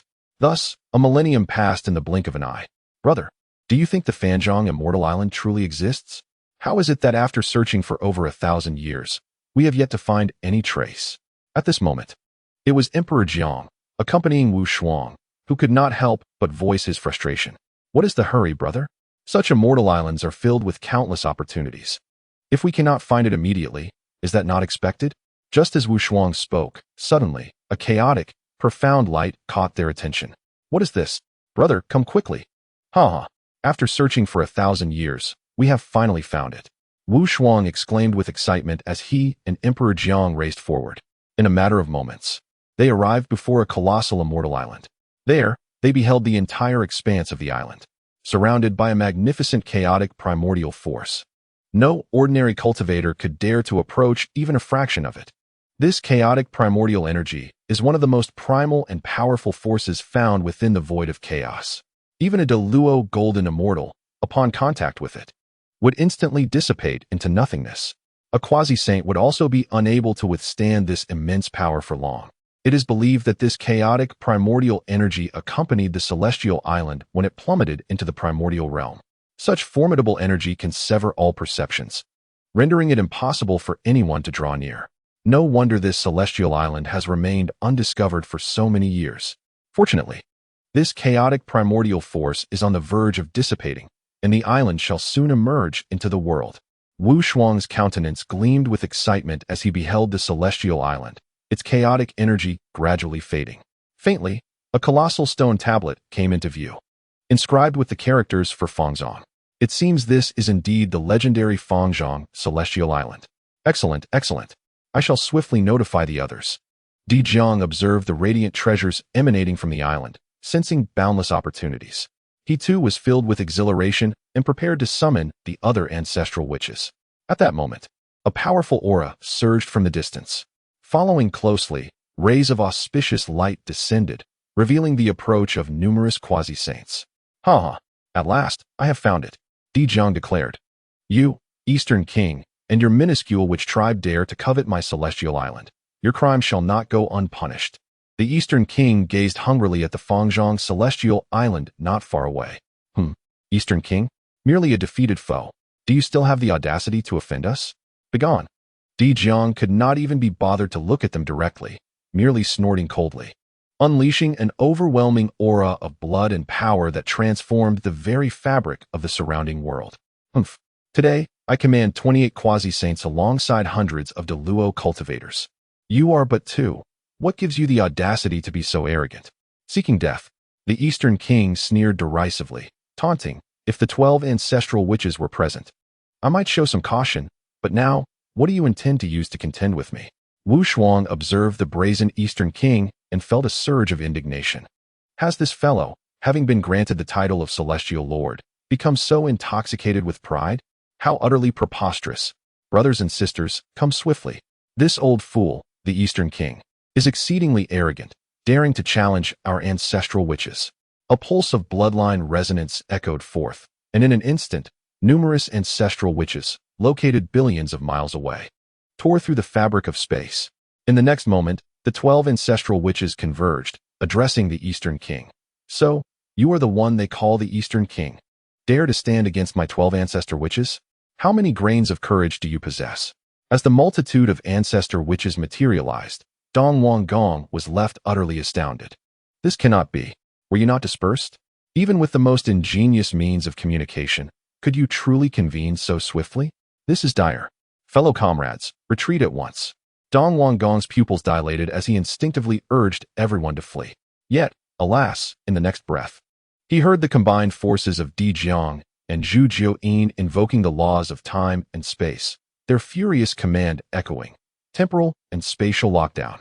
Instantly, the surrounding dimensions and time itself were ensnared by these formidable laws. This was a divine technique imparted by Wu Shuang to the duo, now wielded with unparalleled mastery. Temporal and spatial lockdown. Cursed be it. This ancestor which possesses such capabilities. Dong Wanggong and his companions found themselves immobilized, their minds in a stupor. They had set out to encircle the ancestor witches, only to find themselves ensnared in turn. What absurdity is this? At this moment, Jerome soared forward, raising his hand to deliver a resounding slap across Dong Wanggong's face. Crack! The sound reverberated, and his visage swelled instantly. So, you are Dong Wanggong, are you? Crack! You dare to act against us, do you? Crack! You presume to challenge us, do you? Crack! Crack! Crack! A relentless barrage of slaps ensued, transforming Dong Wanggong's face into a grotesque caricature of a pig's head. The surrounding cultivators could only shudder at the sight. This is not merely a minor injury. The humiliation is profound. It would be more merciful to end his life with a single strike. You, a warrior, may be slain, but not dishonored. Crack! Release me if you possess any valor. Crack! I shall engage you all in a battle to the death. Crack! Crack! Oh, can you cease with the slapping? Initially, Dong Wang Gong maintained his defiance, but gradually, a quiver of desperation crept into his voice. Those around him fell into a stunned silence. How brutal. After all, this is the esteemed celestial lord, personally appointed by the sage Hong Jun. How is it that he, in the hands of the ancestor witches, is treated like a mere child? To be slapped? This is more torturous than death itself. Have you come to realize your folly? Wu Shuang regarded Dong Wang Gong with a mocking smile, speaking with nonchalance. I, for one, am unyielding. If you have the audacity, release me and let us engage in a fair contest. He still clung to the hope of salvaging his dignity. Very well, I grant you this opportunity. By the rules of the realm, let us duel. With that, Wu Shuang exchanged a knowing glance. Di Jiang and Zhu Jiuyin swiftly lifted the spatial barrier. Freed from captivity, Dong Wang Gong found it hard to believe what he was hearing. A one-on-one duel? How splendid. Perhaps there was still a chance. Just as he was about to summon his spiritual treasure to salvage a modicum of dignity, he noticed a multitude of ancestral witches gradually approaching. Wait, didn't you agree on a duel? Why are there so many of you? Wu Shuang smirked and remarked, it is indeed a duel, but not one-on-one. Rather, it is you against all of us. Dong Wang Gong exclaimed in despair, no. Moments later, he was left battered and bruised, tears of regret streaming down his cheeks. Meanwhile, the other cultivators hastily offered apologies, presenting various treasures in a bid for mercy. Why did you offend us? Shouldn't you be leaving promptly? Wu Shuang weighed the Eastern Qinglian treasure banner in his hand, a satisfied smile gracing his features. Killing Dong Wang Gong would be ill-advised. After all, Hong Jun had conferred upon him the title of a mortal sovereign. If they were to slay Dong Wang Gong, it would undoubtedly lead to complications. Instead, it would be wiser to plunder and let him go, for a field of leeks must be harvested repeatedly. Dong Wang Gong nearly ground his teeth in frustration. Yet after much contemplation, he dared not voice his grievances. He could only hastily tear through the fabric of space and flee. The animosity he felt towards the ancestral witches deepened. My exquisite innate spiritual treasure. I have yet to refine it, and it has already been snatched away by those brigands. It's gone, all gone. Upon returning to his domain on Panlai Island, Dong Wang Gong could not help but pound his chest in despair. Regret, resentment, and indignation swelled within him. Meanwhile, the ancestral witches patted their bulging pockets, revealing satisfied smiles. Although the gains from this encounter were not substantial, even the smallest morsel is still flesh. However, the real loss was Dong Wang Gong's exquisite innate spiritual treasure, now seized by Wu Shuang. One could only imagine him weeping alone that night. What a pity. But who compelled him to provoke them? Now, it was time to explore what treasures awaited on the summit island. Above the summit island, waves of chaotic primordial energy dissipated continuously, while boundless radiance emanated from the treasure-laden isle. Countless exotic flowers and rare herbs glimmered with vibrant hues. Undoubtedly, this venture promised great rewards. Yet suddenly, the crowd's pupils contracted sharply, as if witnessing something truly extraordinary. Upon this celestial island, Chapter 36, The Harvest of Treasures. Two magnificent innate spiritual treasures have been acquired. The ancestral witches ascended the towering celestial island, with Emperor Jiang taking the lead as he severed a mountain range. Suddenly, a serpentine underground dragon vein, reminiscent of a great azure dragon, was revealed. A resounding dragon's roar echoed through the heavens and the earth, bringing joy to all present. This dragon vein, it appeared, bore the signs of transforming into a fortune golden dragon. The underground dragon vein is so named because it carries the fortune and spiritual energy of the land. Provided that the fortune and spiritual energy of this realm are sufficiently rich, the possibility of metamorphosing into a golden dragon of fortune arises. Alas, this particular dragon vein is incomplete. Perhaps it requires the convergence of the three celestial islands to become whole. If that is the case, then this towering celestial island must be relocated to the territory of our witch clan. Once the three celestial islands gather, we shall obtain a complete dragon vein, and the birth of a fortune golden dragon may not be impossible. Upon hearing this, the many ancestral witches nodded in agreement. Subsequently, under their combined strength, they effortlessly lifted the immense celestial island, tearing open a rift in space and relocating it to the witch clan's territory. Meanwhile, within the witch clan's realm, a host of great witches, including the two primordial zombie ancestors, suddenly beheld a colossal celestial island, spanning millions of miles, manifesting above their territory. Instantly, everyone was taken aback. It is the ancestral witches. They have actually transported a celestial island here? Such incredible power is simply unfathomable, not to mention the astonishment of the witch clan. On another front, Emperor Jiang employed spatial laws to seal the immense island in the void. At that moment, a dragon-shaped spiritual vein descended from a distance of 80,000 miles above the witch clan's territory, penetrating throughout the realm and invigorating all the spiritual energy within. Well, the task is complete. It is time to seek treasures. With a broad smile, Emperor Jiang, accompanied by the ancestral witches, stepped onto the celestial island to commence their quest for various celestial materials and spiritual treasures. Wu Shuang, being the most formidable among the ancestral witches, was the first to discover a pool of three-colored divine water. What is this? Three light divine water. Before him shimmered a pool of divine water, radiating boundless vitality. This is indeed a top-tier innate celestial material. It is a rather rare treasure of heaven and earth, capable of reviving the dead and mending broken bones, even curing the most grievous injuries and the deadliest of poisons. With just a single drop, restoration occurs in an instant. Not to mention, there are countless drops here. What a treasure! I shall take them all. Wu Shuang grinned broadly, then retrieved the purple golden gourd, lifting it to gather the divine water of the three lights in its entirety. Little brother, come here, what is this? At that moment, the voice of Hutu unexpectedly reached Wu Shuang's ears. He hurried over to find, nestled within a secluded valley, a large black flag radiating boundless brilliance. Surrounding it were traces of primordial energy, an endless array of splendor illuminating the heavens. A truly dazzling sight. Wu Shuang employed a probing technique.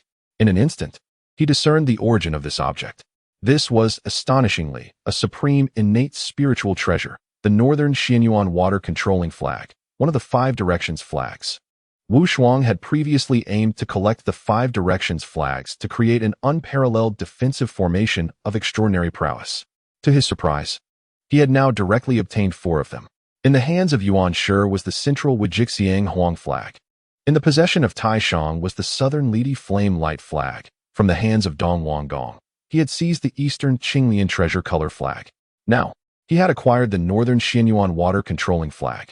In total, there were 4 grand flags. Only 1 flag remained to complete the collection of the Five Directions flags. Excellent. Now, only 1 flag is left. I wonder where the final Western Yunjia Plain flag is. Could it be on this celestial island? Wu Shuang spoke with excitement. Upon hearing this, Huda seemed to recall something and said, "Oh, little brother, if you say so, it seems that Sister Xianyuan has found a large flag. I wonder if it is the Five Directions flag you mentioned?" "Ah, I was merely speculating. Is there truly one?" Wu Shuang felt a stirring in his heart and immediately set off with Hutu to seek out Xianyuan. Moments later, the anxiety that had gripped Wu Shuang's heart finally dissipated. It was indeed the Western Yunjia Plain flag. Fantastic. The Five Directions flags have finally all been gathered. Wu Shuang's excitement was palpable. Although the innate Five Directions flags primarily served an offensive purpose, their defensive capabilities were extraordinarily formidable. When combined, they were comparable to a supreme innate treasure. In terms of defensive prowess alone, they were certainly no weaker than Tai Shang's Heavenly Earth mystical Linglong Pagoda, perhaps even surpassing it by a margin. Dear brothers and sisters, you may continue your treasure hunt. I shall retreat with these Five Directions flags. Once I emerge from seclusion, I will be able to create a defensive formation of unmatched might for our Wu clan. Upon hearing this, everyone nodded in agreement, allowing Wu Shuang to proceed on his own. Returning to the Panga Temple, Wu Shuang directly assumed a seated posture, his consciousness connecting with the innate Five Directions flags. Although this may seem wasteful, in order to expedite the refining process, it has become a necessity. Wu Shuang raised his hand, and, in an instant, streams of virtuous power surged forth. This virtuous power is a manifestation of the natural order of the heavens and earth, possessing boundless utility. Beyond its capability for self-defense and repelling foes, it can also be absorbed to enhance one's cultivation. Furthermore, it can accelerate the speed of refinement and comprehension, rendering it akin to a panacea in the primordial world. It is precisely due to this versatility that the formidable beings of the primordial realm are drawn to the merits of the heavenly Tao. Yet, at this moment, Wu Shuang is audaciously utilizing his own virtuous power to hasten the refinement of the Five Directions flag. Such an application could be deemed a reckless squandering of resources. Were other cultivators to witness this, they would likely chastise him for his extravagance. But who could fault Wushuang? He possesses an abundance of virtuous power. At present, his greatest asset is indeed this very power.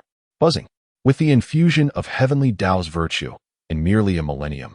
The innate five directions flag was imprinted with Wu Shuang's divine consciousness. Although not fully refined, it is now perfectly usable. Meanwhile, ever since the Eastern King was thoroughly reprimanded by the ancestral witches, he has harbored resentment. One day, the Eastern King, accompanied by various quasi-saints, made his way to where he encountered Emperor Jun. Friend Jun, he said, the 12 ancestral witches have become intolerably brazen. Not only have they obstructed your grand ambitions to dominate the primordial realm, but they have also dared to encroach upon my 3 immortal island. Tell me, how can we sustain ourselves in this primordial expanse if this continues? They have disregarded even the immortal head appointed by me, a saint, and they look down upon you, the demon emperor of the. Should we not join forces to obliterate the witch clan entirely? Upon hearing this, a flicker of hatred crossed Emperor Jun's gaze. Your words ring true, my friend. However, I currently lack the sufficient preparations for a hasty strike. It may yield little fruit. In response, the Eastern King chuckled. If a direct approach is unfeasible, shall we not resort to cunning? Last time, they conspired to ambush us at Mount Buzhou. Let us take advantage of the absence of the 12 ancestral witches and eliminate their kin. When the witch clan suffers heavy casualties, even the mightiest of the 12 ancestral witches will be powerless to intervene. Observing the Eastern King's cunning and crafty eyes, Emperor Jun revealed a glimmer of appreciation. Splendid. This plan is indeed excellent. With that, the two began to deliberate on the particulars of their scheme. Thus, the Celestial Court and the officially commenced their first alliance. At Mount Buzhou, several millennia passed. One day, within the territory of the witch clan, unbeknownst to the reasons behind it, a myriad of golden lotuses manifested, accompanied by an infinite brilliance of relics, immense powers, and the very essence of chaos and duality, overturning the 5 elemental forces. Boundless wonders shimmered, obscuring the cosmos and shrouding the sun. In an instant, an array of intricate patterns unfurled, enveloping the entire territory of the witch clan. 5 flags, exuding the primordial essence, descended upon the cardinal directions and the center. In the next moment, Wu Shuang appeared above the void of the witch clan's domain. With a resounding shout, he proclaimed, "The great array of the 5 directions, arise." As he spoke, it was as if his words had conjured the very laws of nature. Boundless patterns dissolved into the ether, and in an invisible manner, the entire territory of the witch clan was encased within a hazy, translucent membrane. Upon witnessing this, the 12 ancestor witches hurriedly flew to Wu Shuang's side, their faces etched with astonishment. 13th brother, what have you conjured this time? They inquired. Wu Shuang, with a gentle smile, replied, this is the primordial great array of the 5 directions, forged from the primordial 5 flags. As long as even one member of our witch clan remains within the array, its integrity shall be preserved, and none shall trespass. In times of necessity, it can shield our kin from fatal attacks. It can be said that even if 1,000 Deluo combined their forces, they might not breach it. The 12 ancestor witches gasped in surprise. Such power exists? 1,000 Deluo? That seems rather exaggerated. Yet, in the face of their incredulity, Wu Shuang merely chuckled. This array automatically draws upon the strength of the many witch clan members within, integrating the principles of power to harness their collective might. Although an individual's strength is limited, the aggregation of many allows us to summon the forces of heaven and earth, thus providing an extraordinary defense. Initially, the others thought Wu Shuang's claims were somewhat exaggerated. However, upon hearing the phrase principle of power, they were immediately reassured. Ah, so that's how it is. That makes perfect sense.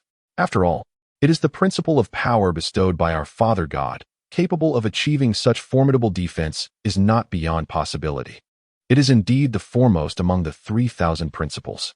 What seems implausible can become reasonable when applied to the principle of power. Thus, we can continue our quest for the final Izhou Immortal Island. The last time we discovered the Abbot's Immortal Island, it truly held extraordinary fortunes. Indeed, there were 2 exceptional primordial spiritual treasures. We cannot afford to miss the Izhou Immortal Island. After much deliberation, the multitude of ancestor witches promptly departed from the witch clan. setting their course for the boundless sea. As before, they centered their search around the Penglai immortal island, venturing outward in pursuit of their destiny. This indeed alerted the celestial beings tasked with guarding the Isle of Penglai to the movements of the 12 ancestors of sorcery. Friend Emperor June, the moment has arrived. The 12 ancestors have ventured to the infinite sea in search of the Isle of Ingzhou. Now, we can mount a grand offensive against their territory. In the celestial court of the demon realm, the Eastern King tore through the void and upon arrival, revealed a glimmer of delight. Upon hearing this, Emperor June's expression shifted, and he could not help but smile, exclaiming, "Excellent, truly splendid. I have awaited this day for over 2 millennia. It is time for the sorcery clan to pay the price." He commanded, "Issue a decree to assemble the 10 great demon saints and 365 demon generals to command our countless celestial troops. We shall strike the sorcery clan's domain." With this command, the vast expanse of the 33 heavens trembled. Simultaneously, the Eastern King dispatched numerous formidable beings from the celestial court, numbering over 20 quasi-saints.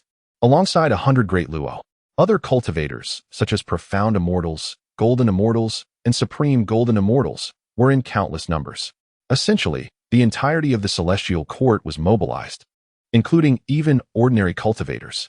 The situation was similarly dire for the demon clan, with over 20 quasi-saint level powers, nearly 300 great Luo, and countless others at the level of supreme golden immortals, and profound immortals, totaling well over 1 million. In addition, there were innumerable celestial soldiers of lesser ranks, numbering in the hundreds of millions. In a matter of mere years, the vast armies had already reached the outskirts of Mount Buzhou, within the territory of the sorcery clan. A cacophony of war horns resonated through the heavens and earth.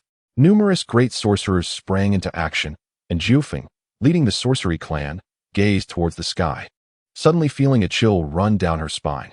This is bad. Why must it be at this very moment? The 12 ancestors have all left our clan, and they dare to launch a surprise attack now. Jufeng's face darkened with fury. Beside her, the irascible Xingtian shouted angrily, "Those damned demons! Jufeng, let us fight back. Jiangchen, Handa, you undead kin, charge alongside my Xingtian faction. We shall take down as many as we can. If I fall, let me rise as a zombie. Today, even if I am shattered into pieces, I will drag a few of them down with me." Apart from Xingtian, the other great sorcerers shared a similar sentiment, all displaying a fearless resolve. They loathed the cunning and treachery of the demon clan for launching a surprise attack in the absence of the 12 ancestors. Although they had the innate protection of the 5 Directions Grand Formation, the outermost members of the sorcery clan faced dire consequences. At present, the foremost urgency lies in retrieving our kin from the periphery. Subsequently, we must ensure the safety of our people while we await the return of our ancestral shamans. Upon hearing these words, the numerous great shamans nodded in agreement. Soon after, the entire Witch clan mobilized, rushing to assist those kin who were beyond the boundaries of the Grand Formation. In the heavens above, Emperor June and the Eastern King gazed down upon the Witch clan, perceiving them as insignificant as ants. Instantly, their spirits soared. A swarm of insects was about to learn the price of their existence. Allow me to incinerate 100,000 of their kin as a release of my pent-up wrath. With that, Emperor June transformed into a 3-legged golden crow and summoned forth the divine flames of the sun, which erupted forth in a magnificent display. Boom! The heavens were engulfed in divine fire, cascading downwards, and it was evident that calamity was about to befall the Witch clan. Chapter 37. Ancestral Shaman. We have never encountered such a peculiar request in our entire lives. As Emperor June unleashed the divine flames of the sun, the searing fire, capable of incinerating the heavens and boiling the seas, swiftly enveloped the multitude of witches on the periphery, plunging them into a fiery abyss. Instantly, a chorus of anguished screams erupted from their lips, witnessing the witches being consumed by the divine flames. Emperor June and the Eastern King could not help but display satisfied smiles. "All sons of mine, heed my command. Slay them for me." With a single decree from Emperor June, the vast army of demons surged forward, converging upon the Witch clan. "Damn it, I shall fight to the death with you." The great shamans, such as Xing Tian and Qua Fu, seeing their kin perish in agony, were driven to madness. They raised their weapons and retaliated fiercely. Boom, boom, boom.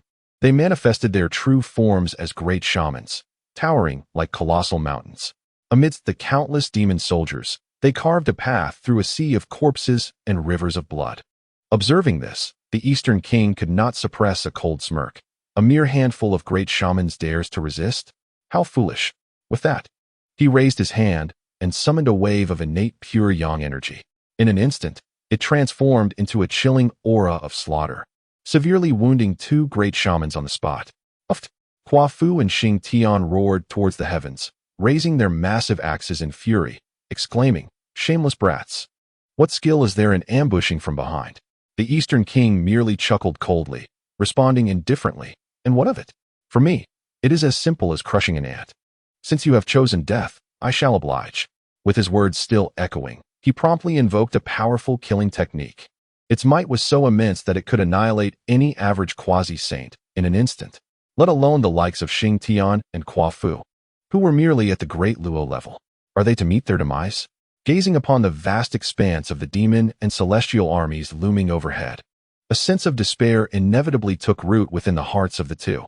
This was the stark disparity of realms, a crushing weight brought forth by such a difference. For Dong Wanggong, a quasi-holy figure, to annihilate them was an endeavor of utter ease. Yet, it was precisely at that moment that a resounding boom reverberated through the air. Above the heads of all the great witches, 5 grand banners suddenly levitated into view.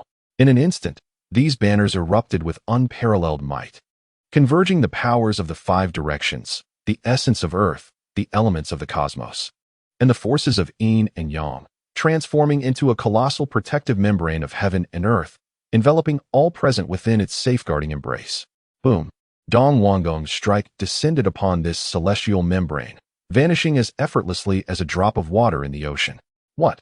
Dong Wanggong was momentarily taken aback, and then, as realization dawned upon him, he uttered in disbelief, "Spirit treasures? How could the witch clan possibly wield spirit treasures? Do they not lack primordial spirits?" Di Jun was left dumbfounded. What on earth was happening? It seemed we have been outmaneuvered. It was widely believed that the witch clan possessed no primordial spirits. Yet there must be exceptions to every rule. Within their ranks, there was surely someone who had acquired a primordial spirit and refined the innate 5 directions banner. Brother, Dong Wanggong, look below. It is evidently a formidable grand formation. Among the demon clan, Di Jun and Tai Yi both possessed considerable knowledge of formations. Thus, Tai Yi discerned at a glance that they were being countered by a grand array. Simultaneously, they received an exceedingly critical piece of information. Someone within the witch clan had indeed obtained a primordial spirit. But who could it be? Di Jiang? Xianming? Ho Tu? Damn it! Even those outside the witch clan possess such contingencies. Di Jun gritted his teeth, veins bulging on his forehead, and seethed with rage, regardless of the circumstances. We must conclude this battle swiftly. If the 12 ancestral witches detect this and return, it would spell trouble. Initially, they had anticipated a smooth battle, only to find themselves confronted by such a formidable formation. Meanwhile, within the territory of the witch clan, numerous great witches instantly sensed that a portion of their power was being siphoned away by the grand array, while simultaneously, the primordial forces of the 5 directions were summoned to provide them protection. Of course, this was not without its limits.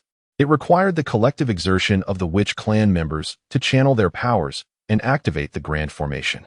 Fortunately, the current situation was quite favorable. Everyone, do not be lax. Let us continue to activate the innate 5 directions banner. Once our ancestral witches return, their demise is assured. After all, the 8 great witches are not the ancestral witches.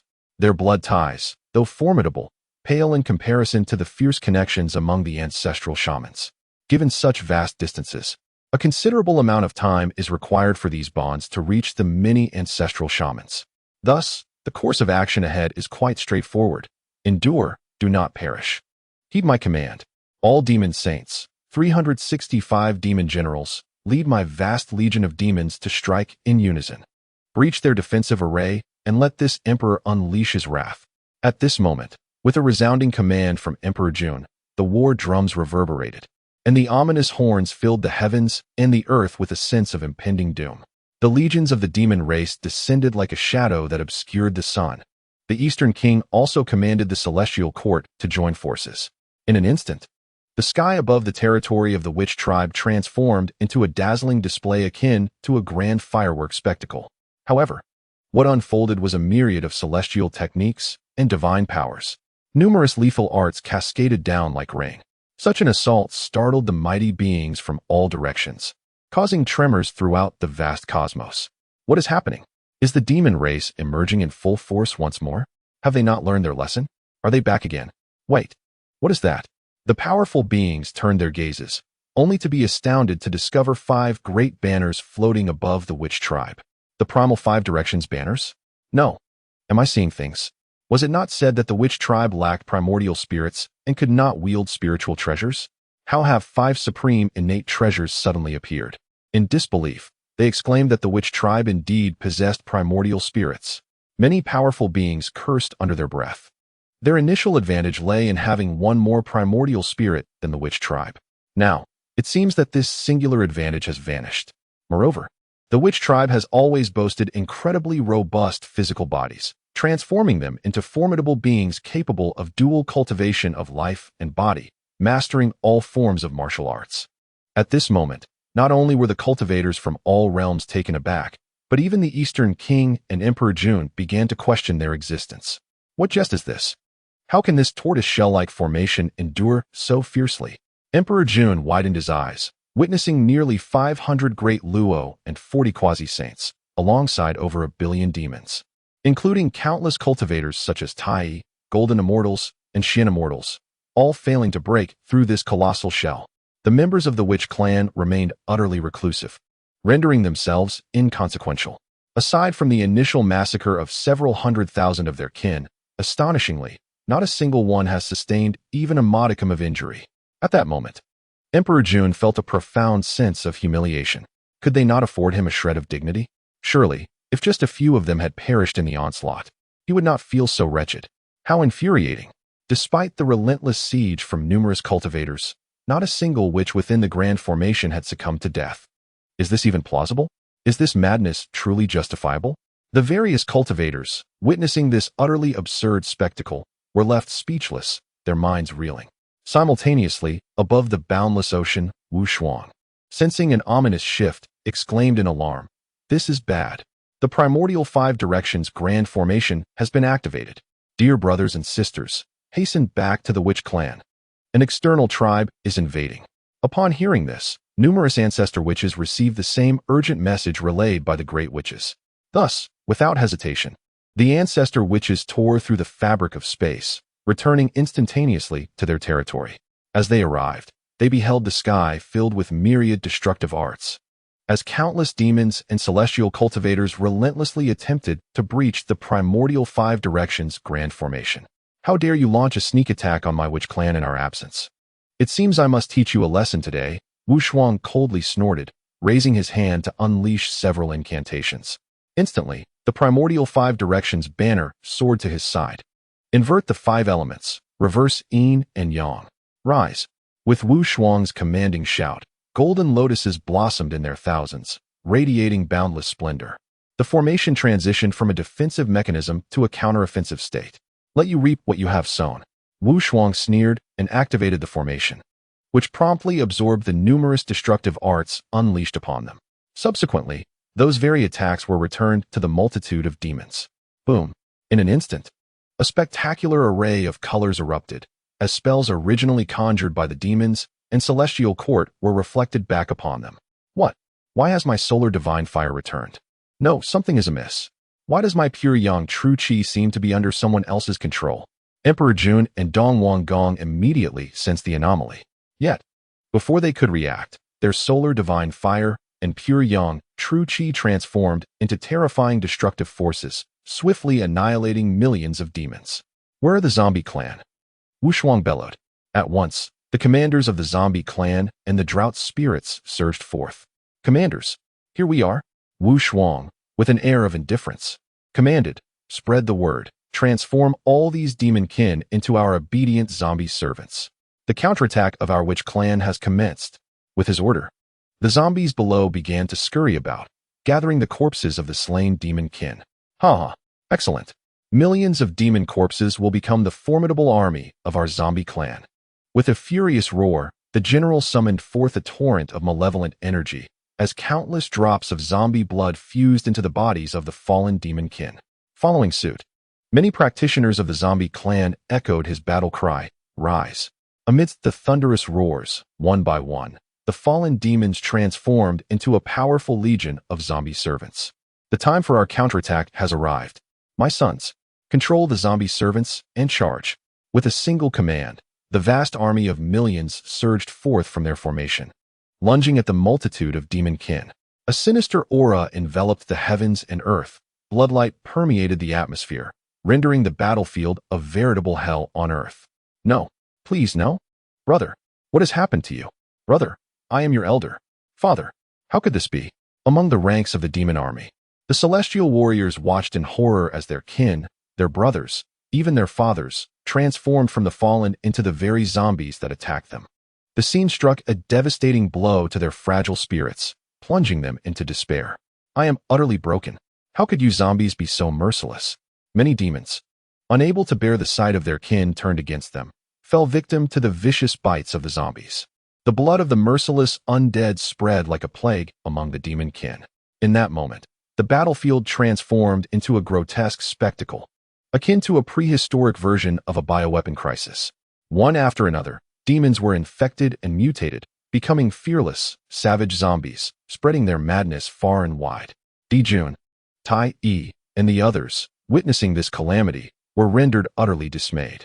Cursed fate! How could this happen? To resolve the issue of the zombie servants, we must annihilate the controlling zombie clan. Yet, this innate five-direction formation is impenetrable. The zombie clan remains entrenched within, commanding over a multitude of 1,000,000 zombie servants, mercilessly tearing into their own kin. If this continues, alas, it seems we are in dire straits. The 12 ancestral witches have returned. Fellow Emperor Jun, shall we retreat? The Eastern King displayed a hint of trepidation and proposed an immediate withdrawal. You, insolent wretch, our great vengeance remains unavenged. How can we flee? Emperor Jun's eyes turned crimson with fury, bellowing his intent to shatter the primordial five-directional formation and obliterate the witch clan. Yet, regrettably, scarcely had he uttered these words when a colossal rift tore open in the void above. Clap, clap, clap. Wu Shuang applauded, a mocking glint in her gaze as she regarded Emperor Jun and the others. Subsequently, she chuckled. It appears you gentlemen are rather preoccupied. But tell me, are you truly up to the task? After all this time, you have yet to breach even our witch clan's defensive formation? Emperor Jun, Eastern King, you are rather lacking. The numerous ancestral witches stepped forth, their eyes alight with indignation. Hundreds of thousands of witch clan members have suffered casualties. Though not extensive, these were nonetheless tangible losses. Had it not been for Wu Shuang's primordial five-directional formation, the witch clan's toll would have been far greater. This debt must be settled. You, wretched child, how dare you speak such arrogance? At Wu Shuang's words, Emperor Jun felt a surge of blood rise, as if his head might burst. Humph, cowardly knaves. If you possess any courage, confront the 12 ancestral witches in open battle. Instead, you resort to underhanded tactics. What skill does that reflect? Buzz. Emperor Jun felt as if his mind had been ruthlessly kicked by a rampaging bull, seething with rage and spewing blood. How dare you? You shameless wretch. How would you respond to the fact that you encircled me on Mount Buzhou? Witnessing Wu Shuang's blatant provocations, Emperor Jun could no longer contain his fury. The ancestral witches, upon hearing this, could not suppress their derisive laughter. Encirclement? Were you not the ones who first sought to besiege us? Do you still have the audacity to claim that? With hundreds of Deluo and over 20 quasi-saints, you could be countered? Are you truly capable? Precisely. With such a formidable lineup, even in the vast expanse of the primordial realm, you could obliterate any opposing force. How is it that you seek to justify your failure? Faced with the relentless reproach from the ancestral witches, Emperor Jun and the Eastern King were rendered utterly speechless. Oh no, it seems they have a point. Not only did they feel the sting of shame, but even the cultivators observing this matter silently cursed under their breath. Why must they provoke the very issues that should remain unspoken? That sharp-tongued brat. Were it not for this impenetrable formation, would we fear you? If you possess any courage, step forth. The Eastern King's face flushed red as he surprisingly began to seek confrontation. Oh, how dare you allow our ancestral wraith to emerge from the grand formation? Have you heard that? This is what he proclaimed. I have never encountered such a peculiar demand in my lifetime. The ancestral wraiths chuckled ominously and subsequently stepped out from the confines of the grand formation. As they approached, a flicker of trepidation manifested in the eyes of the Eastern King. Do not come any closer. Chapter 38. The Semi-Holy Corpse Puppet. Eastern Sovereign's ambush. The Eastern King retreated step by step, a bead of cold sweat trickling down his forehead. Do you truly believe there is no one in my celestial court? Fellow Tushan, fellow corpse puppet, fellow green robe. In a moment of desperation, the Eastern King hastily summoned the numerous semi-holy beings of the celestial court. The three leading figures were the most formidable among the celestial court's ranks. Tushan, of the ancient celestial fox lineage, possessed 9 tails, capable of traversing the realms of yin and yang, foreseeing past and future events. His innate divine ability allowed him to evade 9 certain deaths. The corpse puppet Old Ghost was one of the most powerful ghost cultivators in the primal world, crafting formidable corpse puppets, even transforming his own benevolent corpse into a semi-holy puppet. As for the green-robed Taoist, he was a mighty sword immortal of the celestial court, wielding the green lotus sword technique, where each strike possessed the might to rend the heavens and shatter the earth. The trio gathered closely around the Eastern King, flanked by over 20 semi-holy powerhouses. How could the 28 semi-holy beings of my celestial court fear your 12 ancestral wraiths? The outcome of today's battle remains uncertain. With allies at his side, the Eastern King's confidence visibly surged. My esteemed comrades, attack! The first to slay an ancestral wraith shall be rewarded with a supreme, innate spiritual treasure. As the saying goes, great rewards inspire brave souls. The semi-holy beings, in need of powerful spiritual treasures to vanquish malevolent corpses, were stirred by the Eastern King's generous offer of such a precious artifact in exchange for the head of an ancestral wraith. Despite the intimidating presence of the 12 ancestral wraiths, each brimming with formidable vitality and awe-inspiring might, the allure of wealth was undeniable. The semi-holy beings were willing to risk it all for the promise of a spiritual treasure. Furthermore, whoever could slay Wu Shuang would claim the innate 5 directions flag as their own. Suddenly, the Eastern King fixed a vengeful gaze upon Wu Shuang and issued a highly targeted command against him. Upon hearing this, Wu Shuang's expression darkened. Damn it! This old fool is targeting me. However, upon reflection, it was not surprising that they had discerned his role as the mastermind among the 12 ancestral wraiths after so many encounters. You wish to slay me?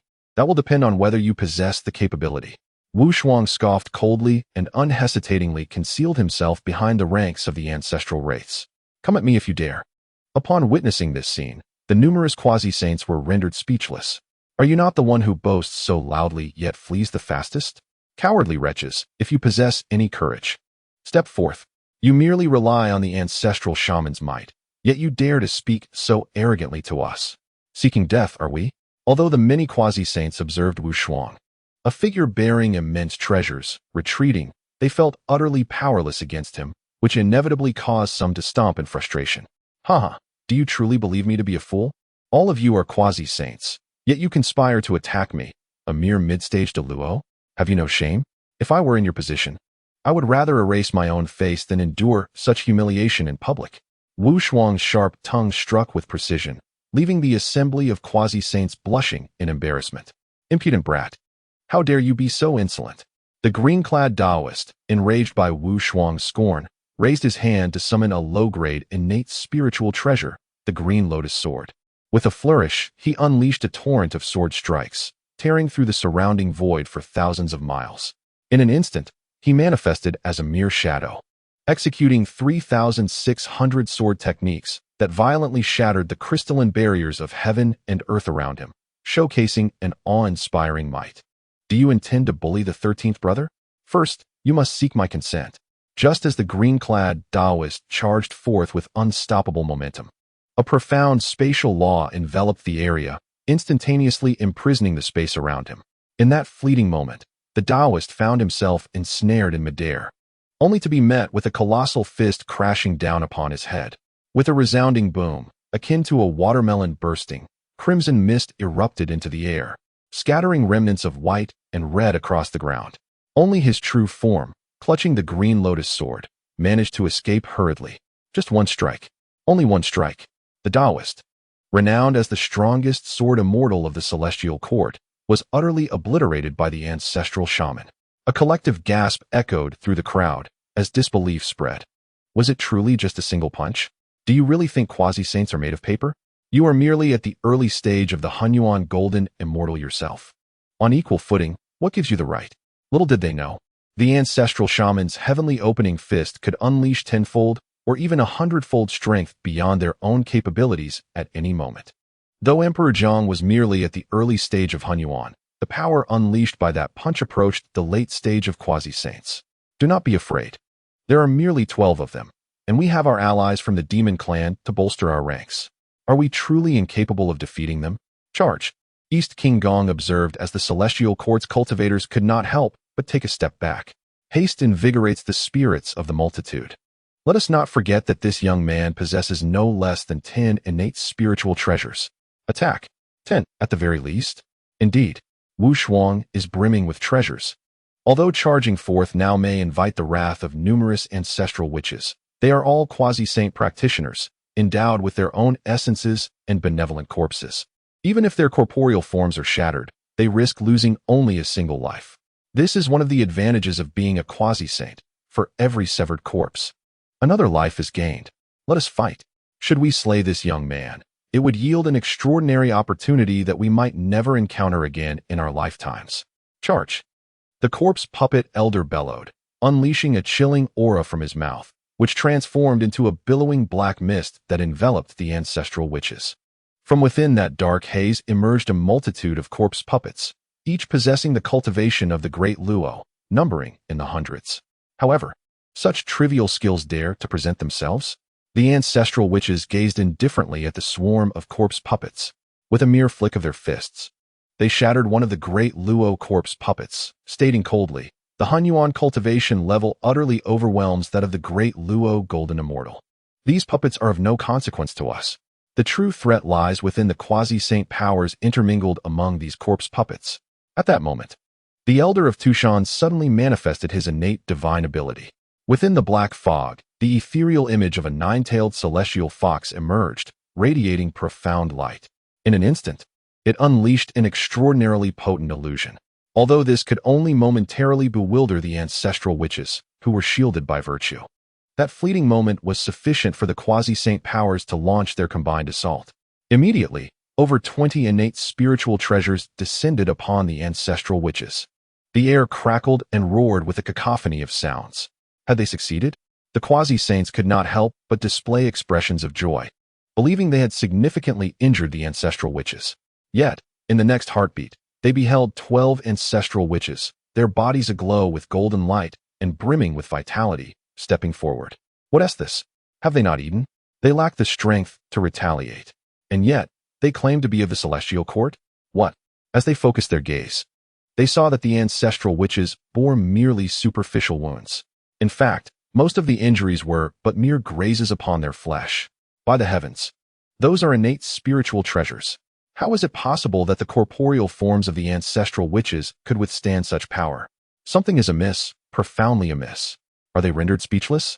Esteemed brothers and sisters, not only is there a protective aura of merit surrounding me, but I have also cultivated the 9 transformations of primordial energy to the 8th level. The lower and middle grade innate treasures can inflict only the slightest harm.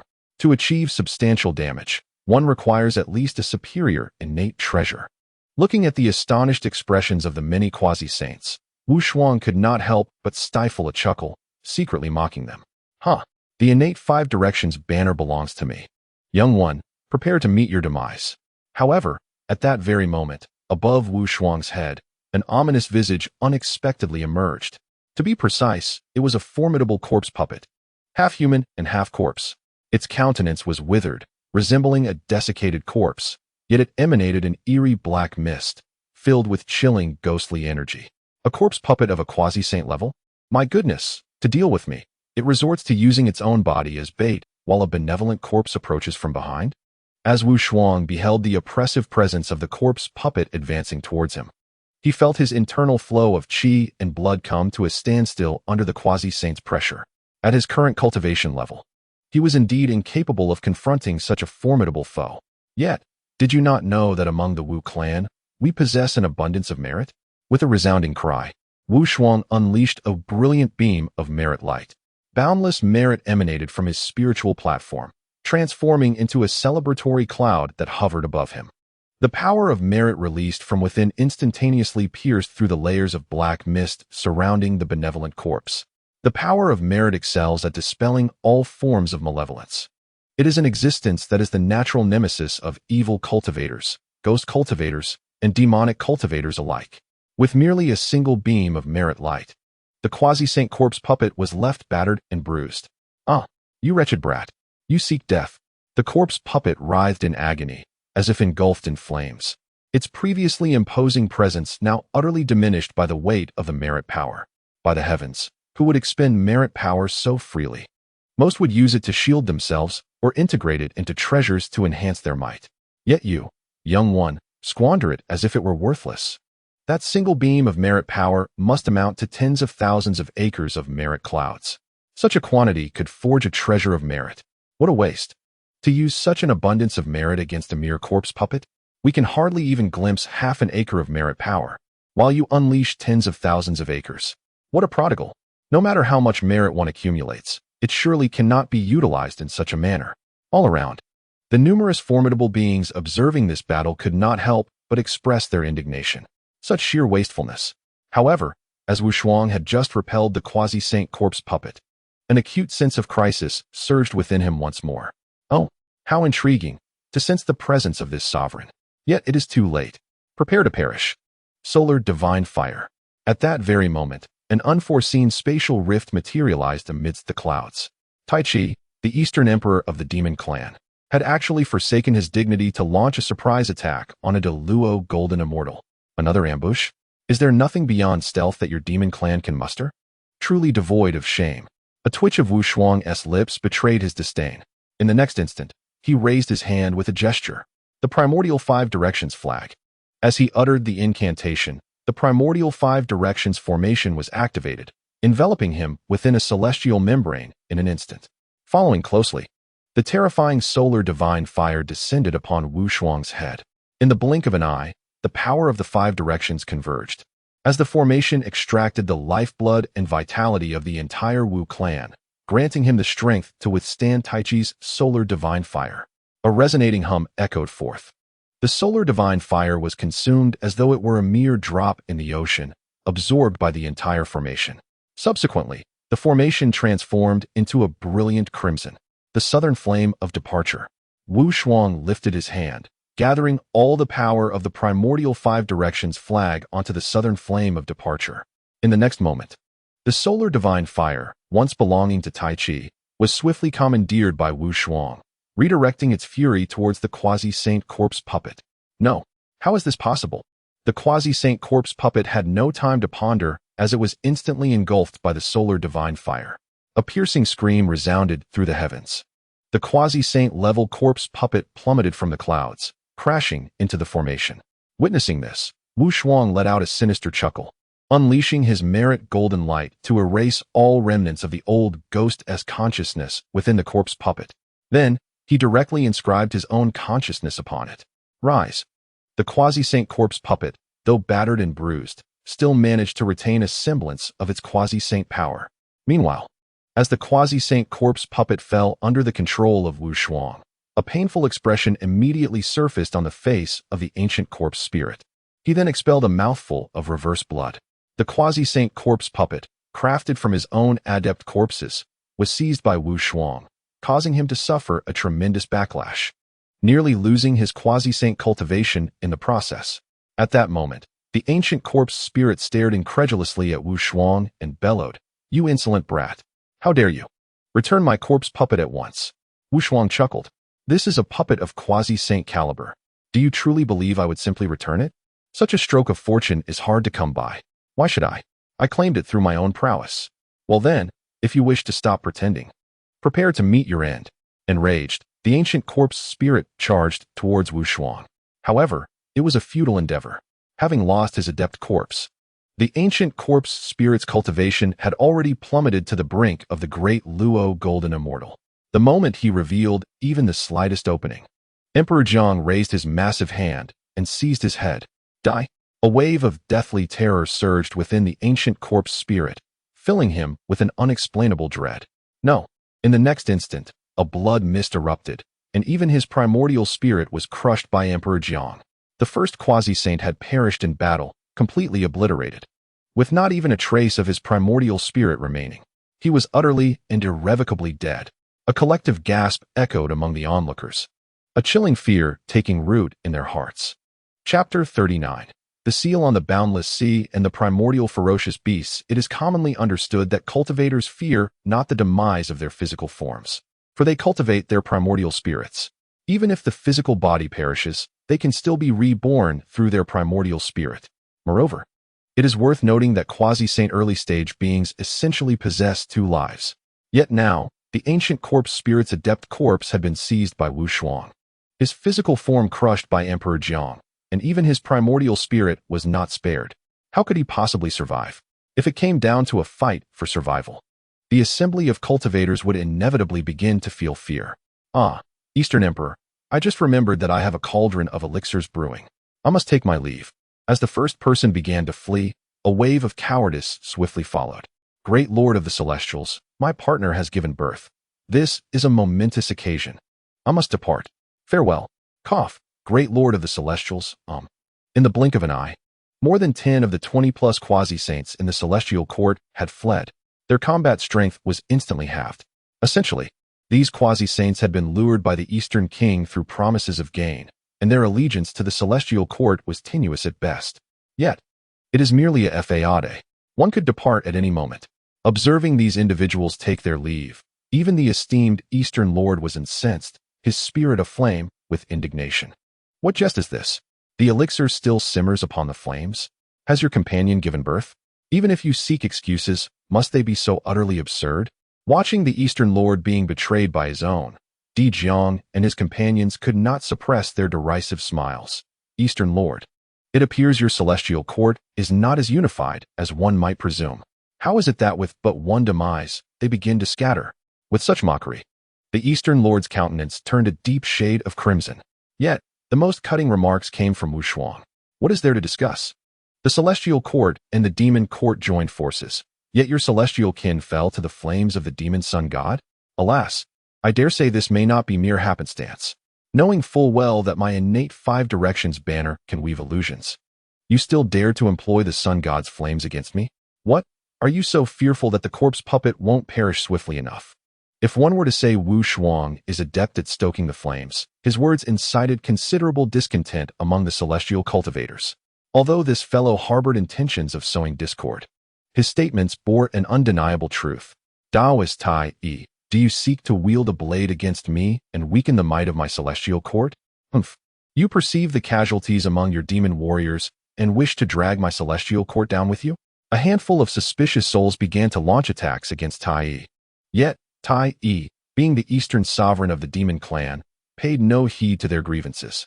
Does this sovereign require your counsel in his affairs?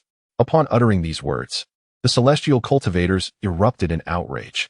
What did you say? Do you, demon court, wish to stand against my celestial court? Humph. After causing the demise of our comrade, do you still assert your righteousness? My lord, it seems unnecessary to squander time here. Let the demon court contend with the witch clan on their own. Those few suspicious individuals had already begun to urge the Eastern Lord to withdraw. In response, the Eastern Lord felt greatly vexed. This matter, Tai Yi did not intend to provoke. Cease your chatter. Yet how is it? Do my words no longer carry weight with you? Helplessly, he could only suppress the matter by virtue of his position as the celestial sovereign. Yet it was evident that the people of the celestial court had begun to harbor doubts towards their demon counterparts. That wretched Wu Shuang, sharp-tongued and astute. It seems the battle today will yield no advantage. The Eastern Lord's heart bled internally.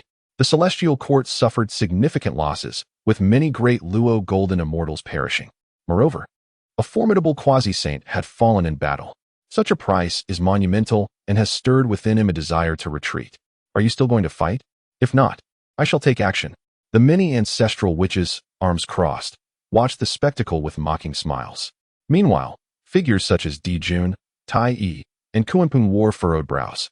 Elder brother, It seems we have no choice but to summon the great array of the heavenly stars, Tai Yi suggested, glancing at Dijun. This was a pivotal moment. The great array of the heavenly stars. It served as the trump card of the demon clan. Once invoked, its power could obliterate all elements: earth, fire, wind, and water. Terrifying indeed. However, this formation currently lacked the principal position of the moon. If summoned hastily, it might not withstand the ancestral witches. Nevertheless, Dijun was no fool.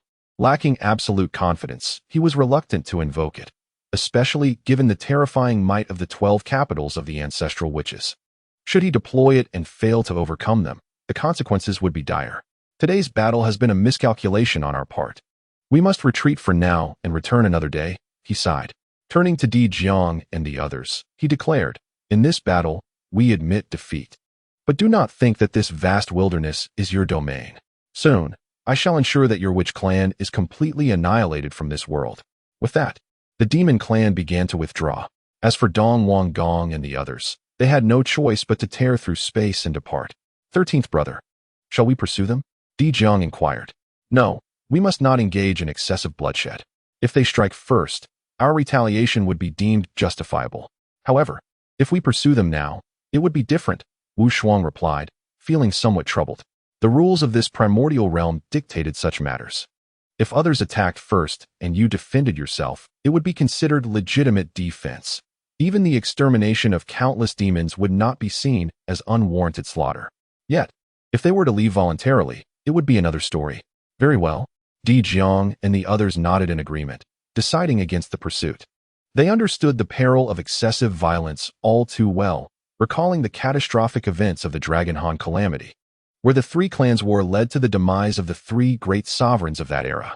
They could not afford to neglect such lessons. Let the fallen kin transform into the undead, Wu Shuang commanded. Jiangchun and Hanba, you shall see to this matter. The two responded, yes, Ancestor Witch, and began to restore order to the battlefield.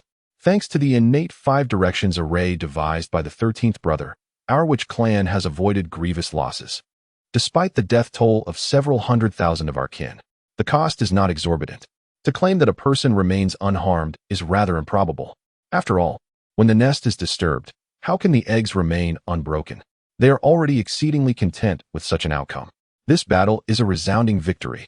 Nonetheless, we still require more formidable means to eradicate these scourges at the earliest opportunity. Wu Shuang nodded in agreement and remarked, ideally, we should force them into a decisive battle with my Wu clan. Otherwise, their ability to come and go at will is simply intolerable. A flash of murderous intent flickered in Wu Shuang's eyes as he gazed towards the 33 heavens. But how should this be accomplished? The demon court remains an incessant nuisance, and the celestial court is equally bothersome, akin to a persistent fly. Contemplating these matters, Wu Shuang felt a twinge of headache. Let us set aside these concerns for now. I recall obtaining the Fanzhong Immortal Island last time, acquiring a portion of the Dragon Vein, yet it is not complete. Perhaps we need to gather the 3 great Immortal Islands to achieve this. If that is the case, we should swiftly seek the Yingzhou Immortal Island. Wu Shuang suddenly broached this topic. The others nodded in agreement, stating, speaking of this, I have sensed something. In a certain location within the boundless sea, there exists a powerful aura of chaotic primordial energy. It seems that this is the last immortal island. At this moment, Hutta unexpectedly mentioned this matter. She is the ancestral witch who possesses a primordial spirit after Wu Shuang and has been least affected by the miasma. Naturally, her perceptive abilities are second only to Wu Shuang's. Not to mention, she is at the early stage of the primordial unity realm. Upon hearing this, the ancestral witches could not help but feel a surge of joy. Sister, why didn't you mention this sooner? You didn't ask me. The urgency of this battle transpired so swiftly that even Hutu had no time to bring it up. It was only now, with the crisis averted, that she could mention it. If that is the case, let us follow Sister Hutu and investigate together. Indeed, that sounds good. After this exchange, the ancestral witches departed from Buzhou Mountain once more. Approximately a millennium later, they finally located the realm of chaotic primordial energy atop the boundless sea. What is this? The ancestral witches gazed upon the vast expanse of chaotic primordial energy, instantly feeling a tingling sensation upon their scalps. Before them, the sea stretched endlessly to the north for countless miles, forming a colossal barrier of chaotic primordial energy. Furthermore, the surroundings were adorned with countless Tao patterns, formations, and restrictions. It appears that this place is a forbidden zone, sealed off to contain the ancient primordial ferocious beasts. It is said that in ancient times, the ferocious beast dynasty wreaked havoc upon the vast wilderness, prompting many of the innate deities, including Hongjun, to unite in their efforts to obliterate the beast dynasty and imprison these ferocious beasts in a concealed location within the wilderness. Could this be the very place?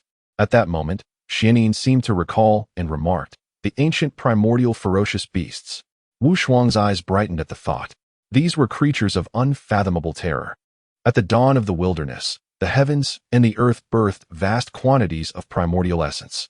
However, some of this essence became tainted by the malevolent energies of the 3,000 great paths and demons, transforming into terrifying primordial ferocious beasts. Among the most infamous was the future figure known as the Mosquito Taoist. This individual, a blood-winged black mosquito among the primordial ferocious beasts, was born at the beginning of the primordial era, attaining the realm of the great Luo Golden Immortal upon taking form. He was adept in strategy and possessed life-preserving techniques that rivaled those of the Lord of the Underworld. Wielding an innate divine ability that granted him the swiftest speed in the world, second only to that of Kunping. However, this being chose to remain hidden, avoiding the world until the time of the canonization of gods. It was only when the Western figure of Jane preemptively ventured to the battlefield of canonization that this creature stealthily arrived in the West and devoured 3 grades of the 12-grade Merit Golden Lotus. That is indeed a supreme innate spiritual treasure, capable of being consumed by this creature. This speaks volumes of its ferocity. If this place is indeed a prison for the ancient primordial ferocious beasts, it is likely that countless such beasts dwell within. Brothers, Wu Shuang suggested, why don't we open a passage and investigate further? If we can harness their power, these ancient primordial ferocious beasts might become a tremendous asset for our Wu clan. With Wu Shuang's proposition, the ancestral witches began to ponder. 13th brother, these ancient primordial ferocious beasts are exceedingly brutal and born with an insatiable thirst for blood. They simply cannot be tamed. What do you mean by harnessing? Wu Shuang smiled broadly and responded, if the living cannot be utilized, then the dead can certainly serve our purpose. Eldest brother, tear through the fabric of space and fetch Jiang Chun and Hanba. Where else could we find such formidable corporeal forms for our Jiang clan? Upon hearing this, the ancestral witches were momentarily stunned, and then their expressions transformed into one of ecstatic surprise. Could it truly be done? They exclaimed in astonishment. Indeed, we almost forgot. Jiang Chun and Hanba can transform the corpses of other clans into Jiang slaves. If we could convert the ancient primordial ferocious beasts into Jiang slaves, that would indeed be extraordinary. Although not every ancient primordial ferocious beast possesses the same level of defiance as the Mosquito Taoist, it is undeniable that each primordial ferocious beast is endowed with remarkable gifts. They possess terrifying innate legacies, akin to the Mosquito Taoist's ability to consume the very essence of heaven and earth. Naturally, other ancient primordial ferocious beasts also possess similarly extraordinary talents. As they contemplated this, Di Jiang ceased his prattling and immediately tore through the fabric of space, returning to the Wu clan. In less than half a day, as Jiang Chun and Hanba arrived at this location, they both sensed something extraordinary, jolted by an overwhelming presence of malevolent energy. Behind this chaotic primordial force lay an undercurrent of terrifyingly potent malice. It is no wonder that they, as members of the zombie clan, are most familiar with the ominous energies of the world. Even Wu Shuang and his companions could not perceive the sinister aura lurking behind the chaotic primordial force. It seems our conjecture was correct. Sealed within this chaotic energy is indeed the essence of the ancient primordial beasts. The ancestral witches displayed expressions of delight. Furthermore, during their journey, Jiang Chun and Hanba had come to understand Wu Shuang's intentions. At this moment, both were considerably apprehensive. Esteemed ancestors, they cautioned, the malevolence emanating from behind is exceedingly formidable. It may be beyond our current capabilities to control the remains of those ancient primordial beasts. After all, they were merely at the initial stage of the Great Luo, and their cultivation was far from sufficient to manage the legendary ancient fiends. Upon hearing this, Wu Shuang merely smiled. Your clan thrives on contaminated energies and draws strength from the malevolent forces of the heavens and earth. Have you not reached a place rife with such malevolence, sufficient to elevate your cultivation? Soon, we shall break the seal for you. Simply enter and absorb the malevolent energy belonging to the myriad paths of divine demons. I refuse to believe that this primal malevolence, originating from the primordial chaos, will not suffice to enhance your powers. Jiang Chun and Han Ba exchanged glances, momentarily taken aback, but soon their spirits lifted with quiet joy. Indeed, what was there to fear? They were the progenitors of the zombie clan. Chapter 40. Subduing the Primordial Beasts. Breakthrough at Zixiao Palace. With that, time was of the essence. They hastened to shatter the seal and uncover the truth. Di Zhang nodded in agreement, and together with the ancestral witches, they took action. Fortunately, the seal's restrictions had weakened over the ages, making it significantly easier to breach from the outside than from within. Thus, the ancestral witches exerted minimal effort to tear open a rift. As they entered, they established a seal at the exit using their own laws, ensuring that the malevolent energy within would not wreak havoc upon the primordial world. Upon entering, all the ancestral witches, including Wu Shuang, were immediately enveloped by an overwhelming sense of pressure. The heavens above seemed to split apart, and the time and space of the celestial realm transformed into a chaotic torrent. Scattered across the vast ocean lay countless colossal remains, which, due to the passage of time, had gradually morphed into enormous bone islands. Upon these islands of bones, numerous ancient primordial beasts, their eyes ablaze with crimson light, engaged in a fierce battle amidst one another. Countless malevolent energies and the aura of death surged into the sky, infusing this chaotic sea with a palpable sense of slaughter. Even with the protection of merit, the sinister atmosphere here still enveloped me in discomfort. Truly absurd. Wu Shuang, possessing immeasurable merit, had long expelled the tainted essence of the witch clan from his being. Yet upon arriving here, he was overwhelmed by a heavy sensation, as if an incessant, suffocating pressure bore down upon him. What say you? Do you feel anything, you too? Wu Shuang turned to Jiang Chun and Han Ba, inquiring further. For us, this place resembles a supreme paradise. Jiang Chun and Han Ba gazed around, their eyes gleaming with avarice as they swallowed hard. The sheer potency and purity of the malevolent energies here could elevate our cultivation to new heights. Indeed, it might even catalyze a transformative change in our zombie forms. Very well, then. You may cultivate here at your leisure. We shall safeguard you. Di Zhang spoke slowly, as numerous ancestral witches settled around them, encircling Jiang Chun, Han Ba, and Wu Shuang in protection. Thank you, ancestors. Jiang Chun and Han Ba replied, promptly taking their seats to absorb the formidable malevolent energy. As for Wu Shuang, he scrutinized the swirling currents of sinister energy around him, sensing a hidden might within them.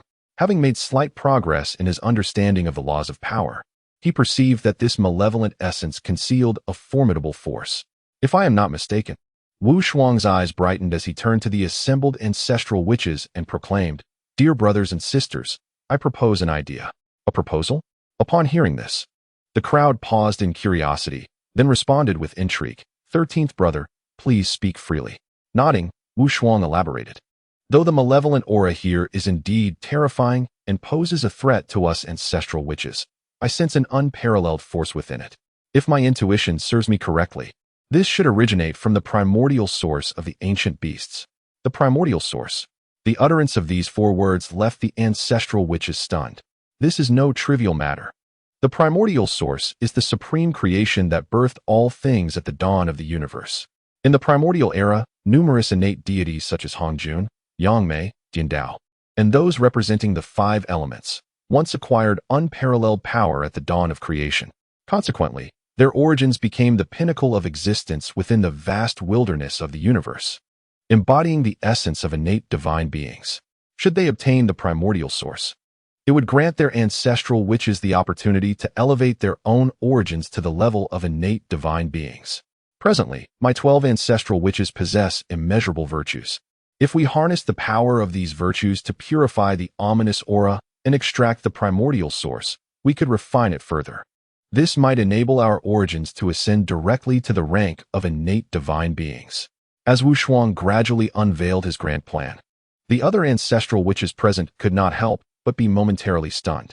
What an extraordinary opportunity this is. What more is there to discuss? Let us commence. Not only should we enhance the strength of our ministers, but my 12 ancestral witches must not lag behind. Having uttered these words, the ancestral witches promptly summoned their immeasurable virtues.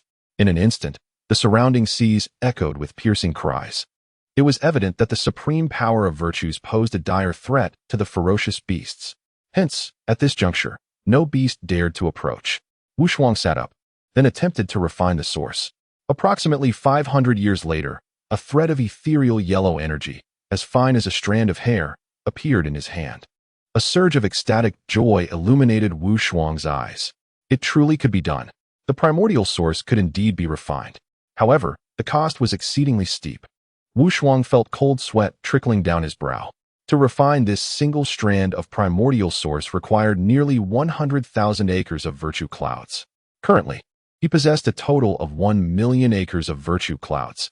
Even if he used them all for refinement, he feared it would yield little result. No matter. Let me absorb and try it first. With that thought, he immediately began the process of absorbing and refining this minuscule strand of primordial source. Boom. As he integrated it into his body, it felt as if his form had explosively shattered.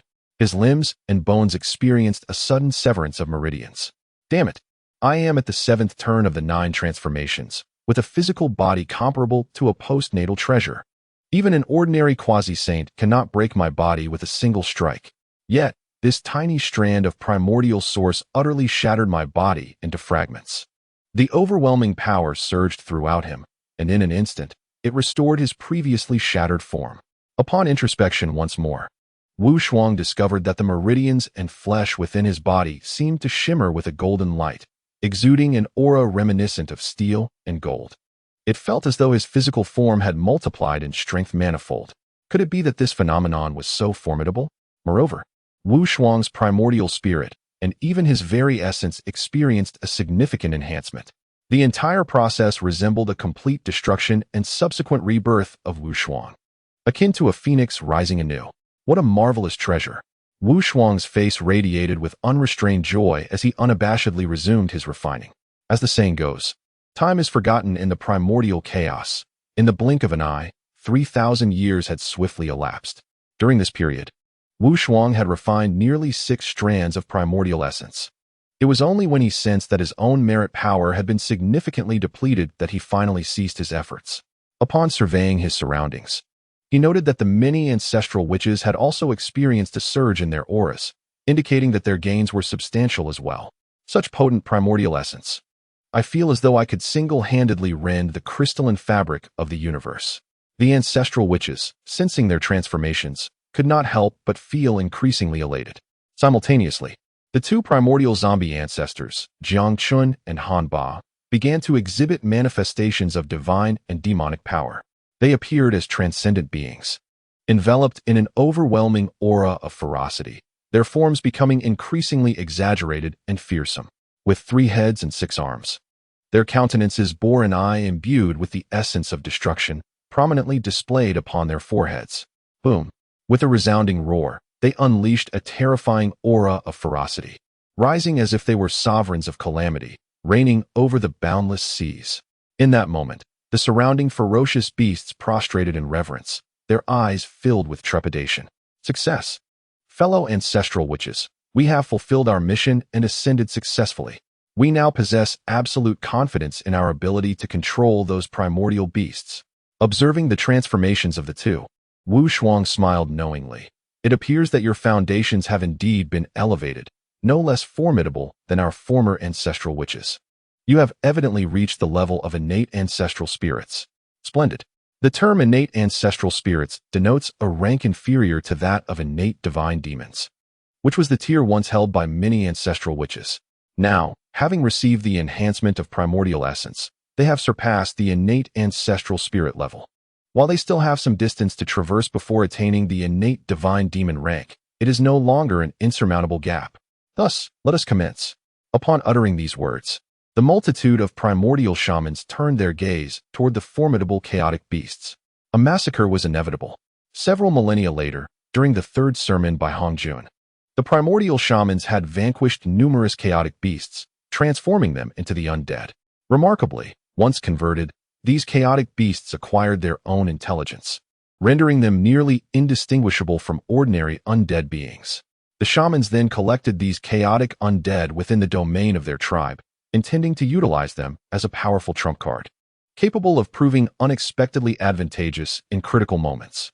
Subsequently, they proceeded directly to the Chaos Zixiao Palace, arriving at the final sermon. The dispute over the treasure cliff was imminent. Wu Shuang entered the Zixiao Palace and, alongside the primordial shamans, found a place to sit. Surrounding figures, including Dong Wang Gong and Di Jun, cast them glances of disdain. Yet the shamans remained utterly unperturbed. Soon after, the sage Hongjun emerged from the void as always, taking his seat upon the Chaos Dao platform. With a calm demeanor, he began, "In this sermon, I shall expound upon the great Tao of heaven and earth. This discourse will span 3,000 years, and upon its conclusion, I shall announce a significant matter." Upon hearing this, the assembled practitioners were taken aback, their hearts stirred with anticipation. What good news would be revealed? The last time, 2 celestial sovereigns were conferred. What might this occasion hold? The air thickened with expectation amongst the crowd. As Hongjun commenced his teachings, the audience fell into a focused silence, intent on absorbing his words. The primordial shamans, however, were indifferent to the proceedings, engrossed in their own cultivation of the 9 turns primordial arts. Wu Shuang initially intended to glean some insights, but as the sermon progressed, he sensed an unsettling discrepancy. Something was amiss. The teachings of that old rogue Hongjun appeared flawed. Thanks to his understanding of the laws of power, Wu Shuang had already grasped the essence of the heavenly principles. While Hongjun's discourse offered various insights into the laws of heaven and earth, they lacked substance and critical depth. He offered no elaboration whatsoever.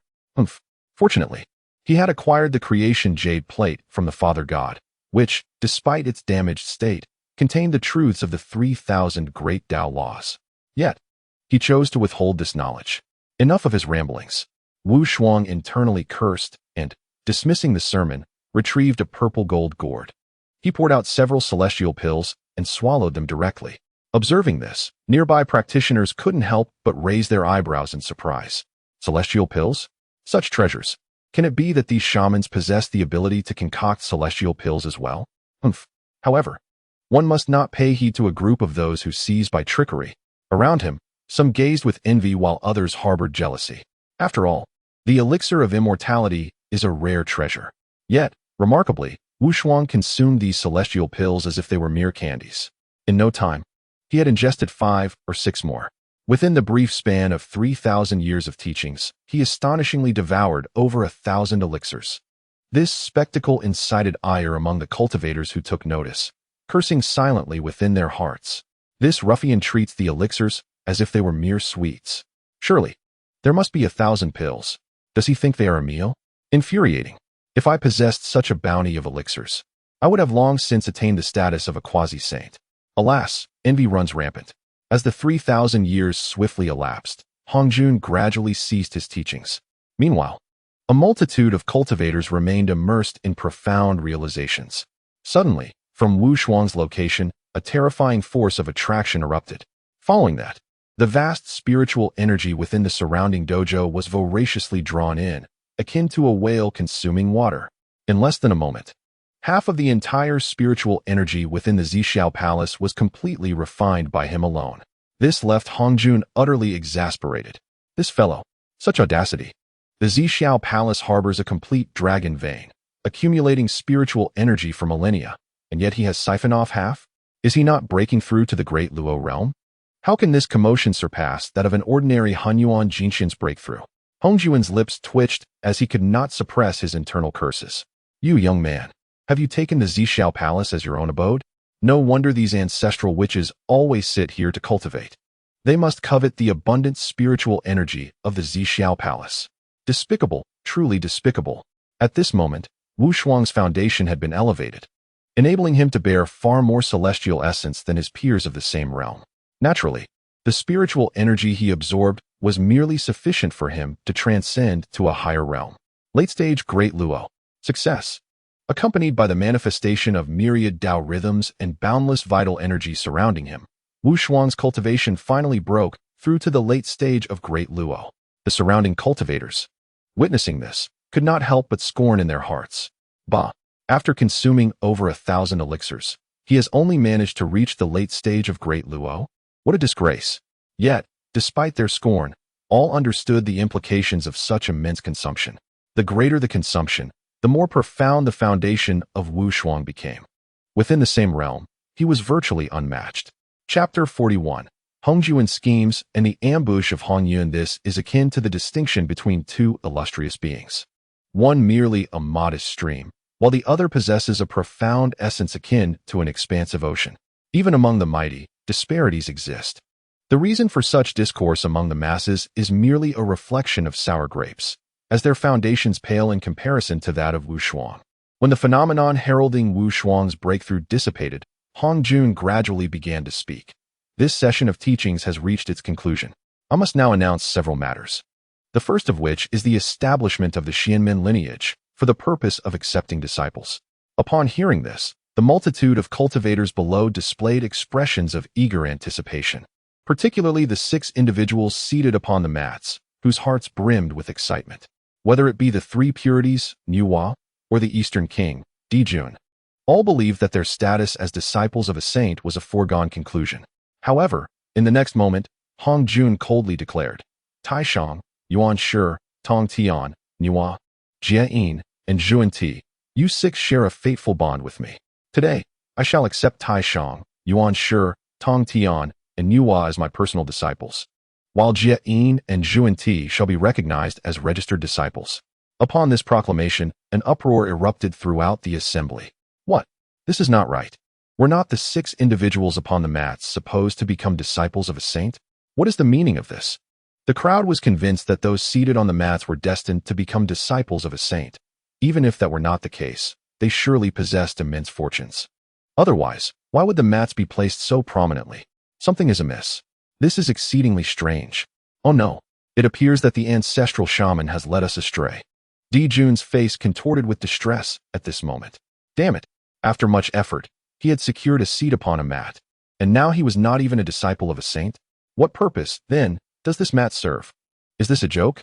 Compared to Dijun's discomfort, which resembled that of one who had ingested a fly, he soon shot an angry glare towards Wu Shuang and the others. The ancestral shamans, perceiving this expression, remained unfazed, even stifling laughter. The position on the mat was indeed intended for ascension to sainthood. However, alas, I had a little intervention, and now it's gone. Hee. Wu Shuang chuckled inwardly, having anticipated this outcome long ago. Meanwhile, the Eastern King, though not as visibly tormented as Dijun, felt a tinge of dissatisfaction. Though he was already the leader of the immortals, the title of saintly disciple seemed far more enticing. Damn that ancestral shaman. How could he have led me astray? With this thought, he cast a resentful glance at the gathered ancestral shamans. At this moment, the surrounding cultivators. Gradually, they began to sense something amiss. Could it be that the position of the mat bore no relation to one's ability to become a disciple of the sage? Had we all been deceived by those ancestral shamans? After all our fierce competition, it seems it was of little consequence. These ancestral shamans are truly despicable. In an instant, the surroundings were filled with voices of discontent. Yet, no one dared to voice their grievances openly. After all, the power of these ancestral shamans was formidable indeed. Hongjun observed the multitude of cultivators, and a trace of helplessness flickered in his eyes. At the outset, while he was divining the will of heaven, he had overlooked the fact that these ancestral shamans were auctioning the mats. According to the future he had envisioned, it should have been the 6 individuals he had selected who would ascend to the mats. How could the script have changed so drastically? Hongjun felt a sense of unease. The shaman clan needed to be curtailed. Otherwise, allowing those who bore the cause of Pangu to persist within the primordial realm would indeed pose a significant dilemma. Hongjun aspired to take control of the primordial realm and govern the order of heaven and earth, but he could not bypass the 3 pure ones and the shaman clan. After all, who could forget that this vast primordial realm was created by Pangu? He had already taken the 3 pure ones as his disciples, and they would owe him a debt of gratitude for their eventual ascension. The cause of Pangu held no further relevance for him. As for the shaman clan, the calamity would inevitably bring about their demise. Upon contemplating this, Hongjun conferred upon the 3 pure ones and Nuwa a total of 6 magical treasures. Taishang received the innate treasure, the Taiji diagram. Yuanshi obtained the innate treasure, the Panga banner. Tontian acquired the 4 swords of extermination and the extermination sword array. As for Nuwa, she was bestowed with the primordial sacred sword. The duo of Jian and Junti were each granted the supreme innate magical treasures, the 12-petal golden lotus of merit and the 6 roots of purity bamboo. Moreover, as Hongjun established the mystical gate, a vast expanse of merit clouds, spanning millions of acres, descended upon him. The merit of imparting the Tao would resonate through the ages, undoubtedly rendering him immensely meritorious. With this accumulation of merit, it appeared that the matters of the Tao would be brought to fruition. However, the shaman clan remained a persistent nuisance. After much contemplation, Hongjun ultimately resolved to bestow some advantages upon Emperor Jun.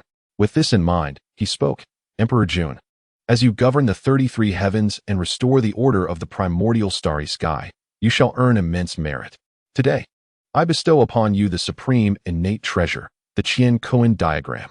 I hereby confer upon you the title of Heavenly Emperor.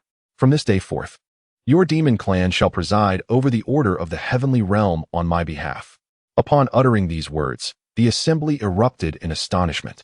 The Heavenly Emperor, a sage, had actually conferred the title of Heavenly Emperor upon Emperor Jun? Good heavens, this is indeed a momentous event. With the words of the sage, it seems that Emperor Jun is destined to unify the vast wilderness of the heavens sooner or later. Extraordinary, truly extraordinary. Every cultivator present could not help but marvel. As for Emperor Jun, he was momentarily taken aback, but soon his heart swelled with joy as he bowed and said, "Thank you for the sage's grace."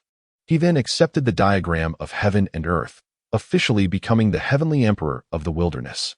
Initially, he had the audacity to call himself the Demon Emperor, refraining from presumptuously claiming the title of Heavenly Emperor. But now, he was indeed a rightful Heavenly Emperor. Splendid, truly splendid. Moreover, now that you are the Heavenly Emperor, possessing the divine fire of the sun, yet it is a solitary sun that cannot endure. Today, I shall bestow upon you another decree from the sage. I grant you the moon goddess as your companion, to jointly govern the celestial realm. The harmony of yin and yang aligns with the will of heaven. This is a celestial marriage. Such immense merit awaits. With that, Hongjun raised his hand, manifesting boundless brilliance through his sage powers, transforming into a decree that fell into Emperor Jun's hands. In that instant, his face lit up with overwhelming joy. A celestial marriage bestowed by the sage? What fortune! How is it that today, so many blessings have descended upon him? Delightful, truly delightful. Emperor Jun felt as if he were in a dream. Such an absurd turn of events seemed almost surreal. Thank you for the sage's grace. He bowed once more, as ambitions within him surged ever higher. With Hongjun's decree and the conferred title of Heavenly Emperor, his aspirations to unify the wilderness and govern the heavens became undeniably legitimate, did they not? This fellow was merely reveling in his joy. Others might dig a pit for him to fall into, and he would gladly leap in. Sigh, what a predicament! Wu Shuang sighed inwardly, observing the elated Emperor Jun, who was at the mercy of Hongjun's whims, feeling somewhat speechless. Moreover, Hongjun, you old rascal, have you not even the decency to put on a show, directly granting a celestial marriage and bestowing the title of Heavenly Emperor? Goodness! If you wish to suppress my witch clan, just say so outright. There is no need for such convoluted tactics. Is it not apparent that you are favoring the demon clan, allowing them to grow stronger to suppress us witches? Hongjun, you old rascal, are truly incorrigible. Wu Shuang silently cursed Hongjun in his heart. After pondering, he thought, it is time for you, old fellow, to distribute some treasures as well, isn't it? How tedious. Hongyun. After concluding matters with the demon clan, Hongjun suddenly thought of something and spoke. Upon hearing this, Hongyun was slightly taken aback, then stepped forward and respectfully said, "The younger generation is here." Hongjun turned his gaze toward him. He raised his hand to lift a stream of purple gold energy. The ethereal mist of this purple aura seemed to contain boundless transformations within it. Upon its summoning, it unleashed a radiant brilliance that manifested in the grand hall, capturing the attention of all present. The universe is a realm of creation, and the primordial chaos nurtures all things. Since the dawn of time, 7 strands of primordial purple energy have been born. This substance serves as the foundation for enlightenment and the opportunity for sanctification. I, the humble sage, have divined that you are destined to possess this entity. Hence, I shall bestow it upon you today." Upon uttering these words, he directly handed the searing treasure to Hong Yun. "Very well. Another trap has been laid, hasn't it?" This time, Hong Yun did not take a seat on the mat. "You simply gave it away?" Below, Wu Shuang, who understood the entire situation, felt increasingly speechless. According to the original history, the mat in the Purple Cloud Palace was to be shared by both Hong Yun and Kunping. However, due to the pleas of Jane and Juanti, it was relinquished, resulting in Kunping's subsequent expulsion. Consequently, he harbored resentment towards Hong Yun. The purpose of this strand of primordial purple energy from Hong Jun was to orchestrate the beings, inciting them to compete and vie for it. In the future, this would lead to Hong Yun's ally, Xinyuanzi, harboring animosity towards the Western Saints, which would in turn allow Xinyuanzi to guard Mount Wanshou, severing the dragon veins of the East and West. Only during the calamity of the journey to the West would the West flourish. Moreover, during the era of the 3 sovereigns and 5 emperors of humanity, this primordial purple energy would suddenly appear, dividing into 3, which were refined by the 3 revered emperors. The result was that the Western lands remained barren for countless eons until the calamity of the journey to the West. The 3 sovereigns of heaven, earth, and humanity refined the primordial purple energy, yet they still owed a debt of karma to Hong Jun. Fundamentally, humanity owes Hong Jun a debt of karma. What a grand game has been set.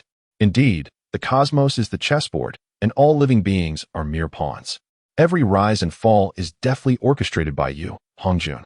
Wu Shuang comprehended this clearly, and his vigilance towards Hong Jun deepened profoundly. After the matter of Hong Yun concluded, someone inquired, "May I respectfully ask, esteemed sage? You have imparted the method to slay the 3 corpses. Yet, in this vast primordial realm, spiritual treasures are scarce. Even with our profound techniques, we find it difficult to cultivate.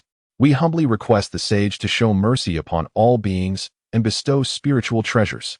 This rather shameless individual was none other than Dong Wanggong.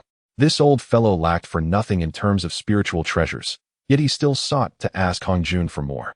However, this played directly into Hong Jun's hands. At this moment, Hong Jun displayed a countenance of profound compassion and remarked, "The spiritual treasures of the cosmos reside with my former companions.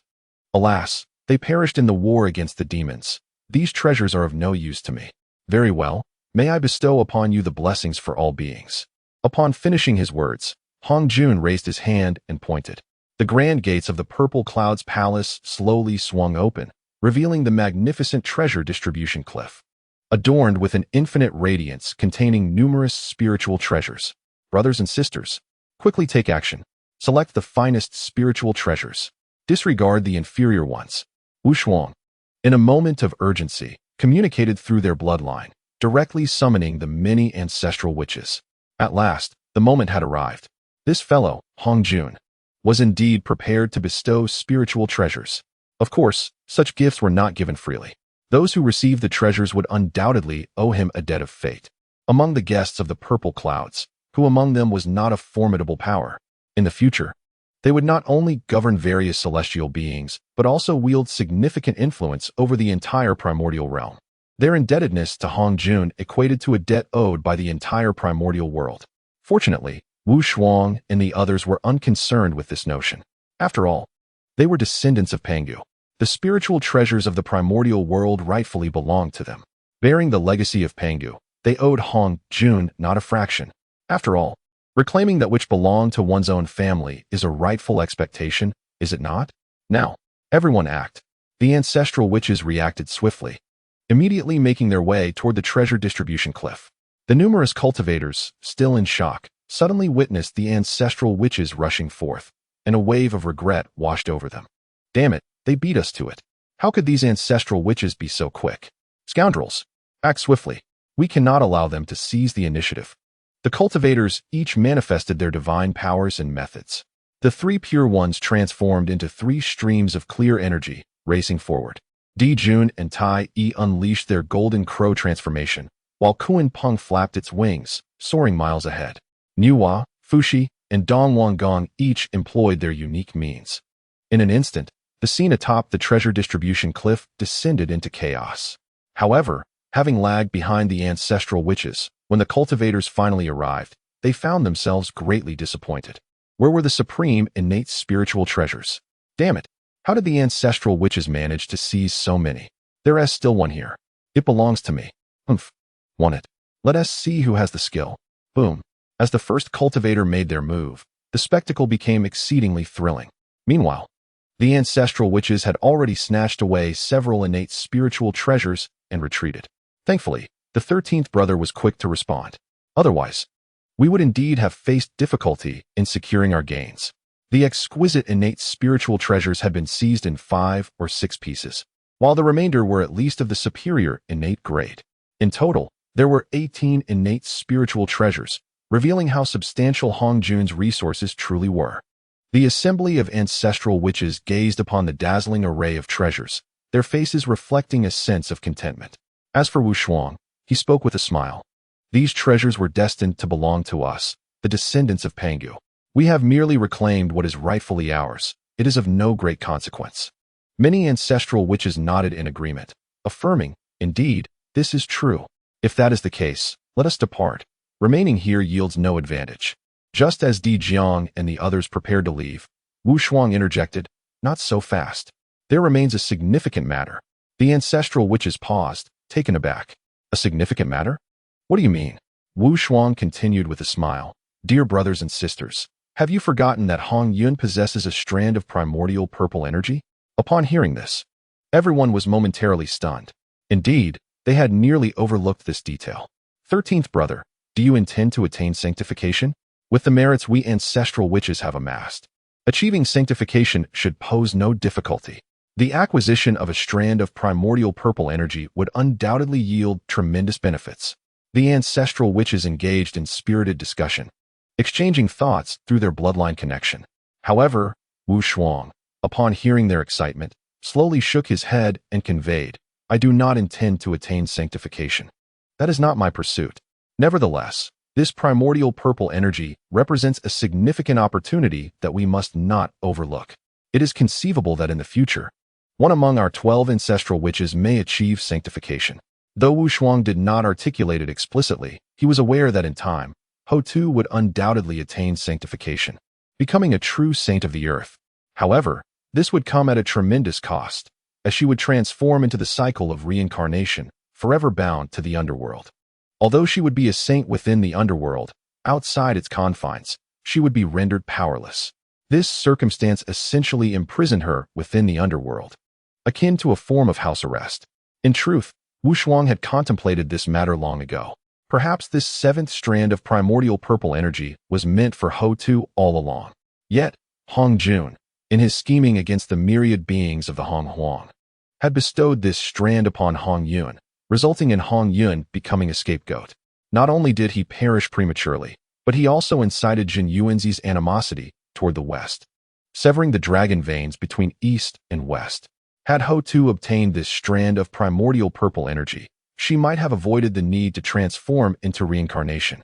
Though Wu Shuang remained uncertain whether his conjecture would prove true, nevertheless, it is imperative to acquire the primordial purple energy first. Indeed, my 13th brother speaks the truth. All of creation is the handiwork of our divine progenitor. Thus, it is only natural for us to claim it. Let us pursue that crimson cloud. With that, the assembly of ancestral witches hastened towards the red cloud. Meanwhile, the crimson cloud and Xinyuanzi had hastily gathered several spiritual treasures and prepared to depart in haste. Alas, my friend Hong Yun, why must you accept the bestowal of the saint? This primordial purple energy could very well be the source of calamity.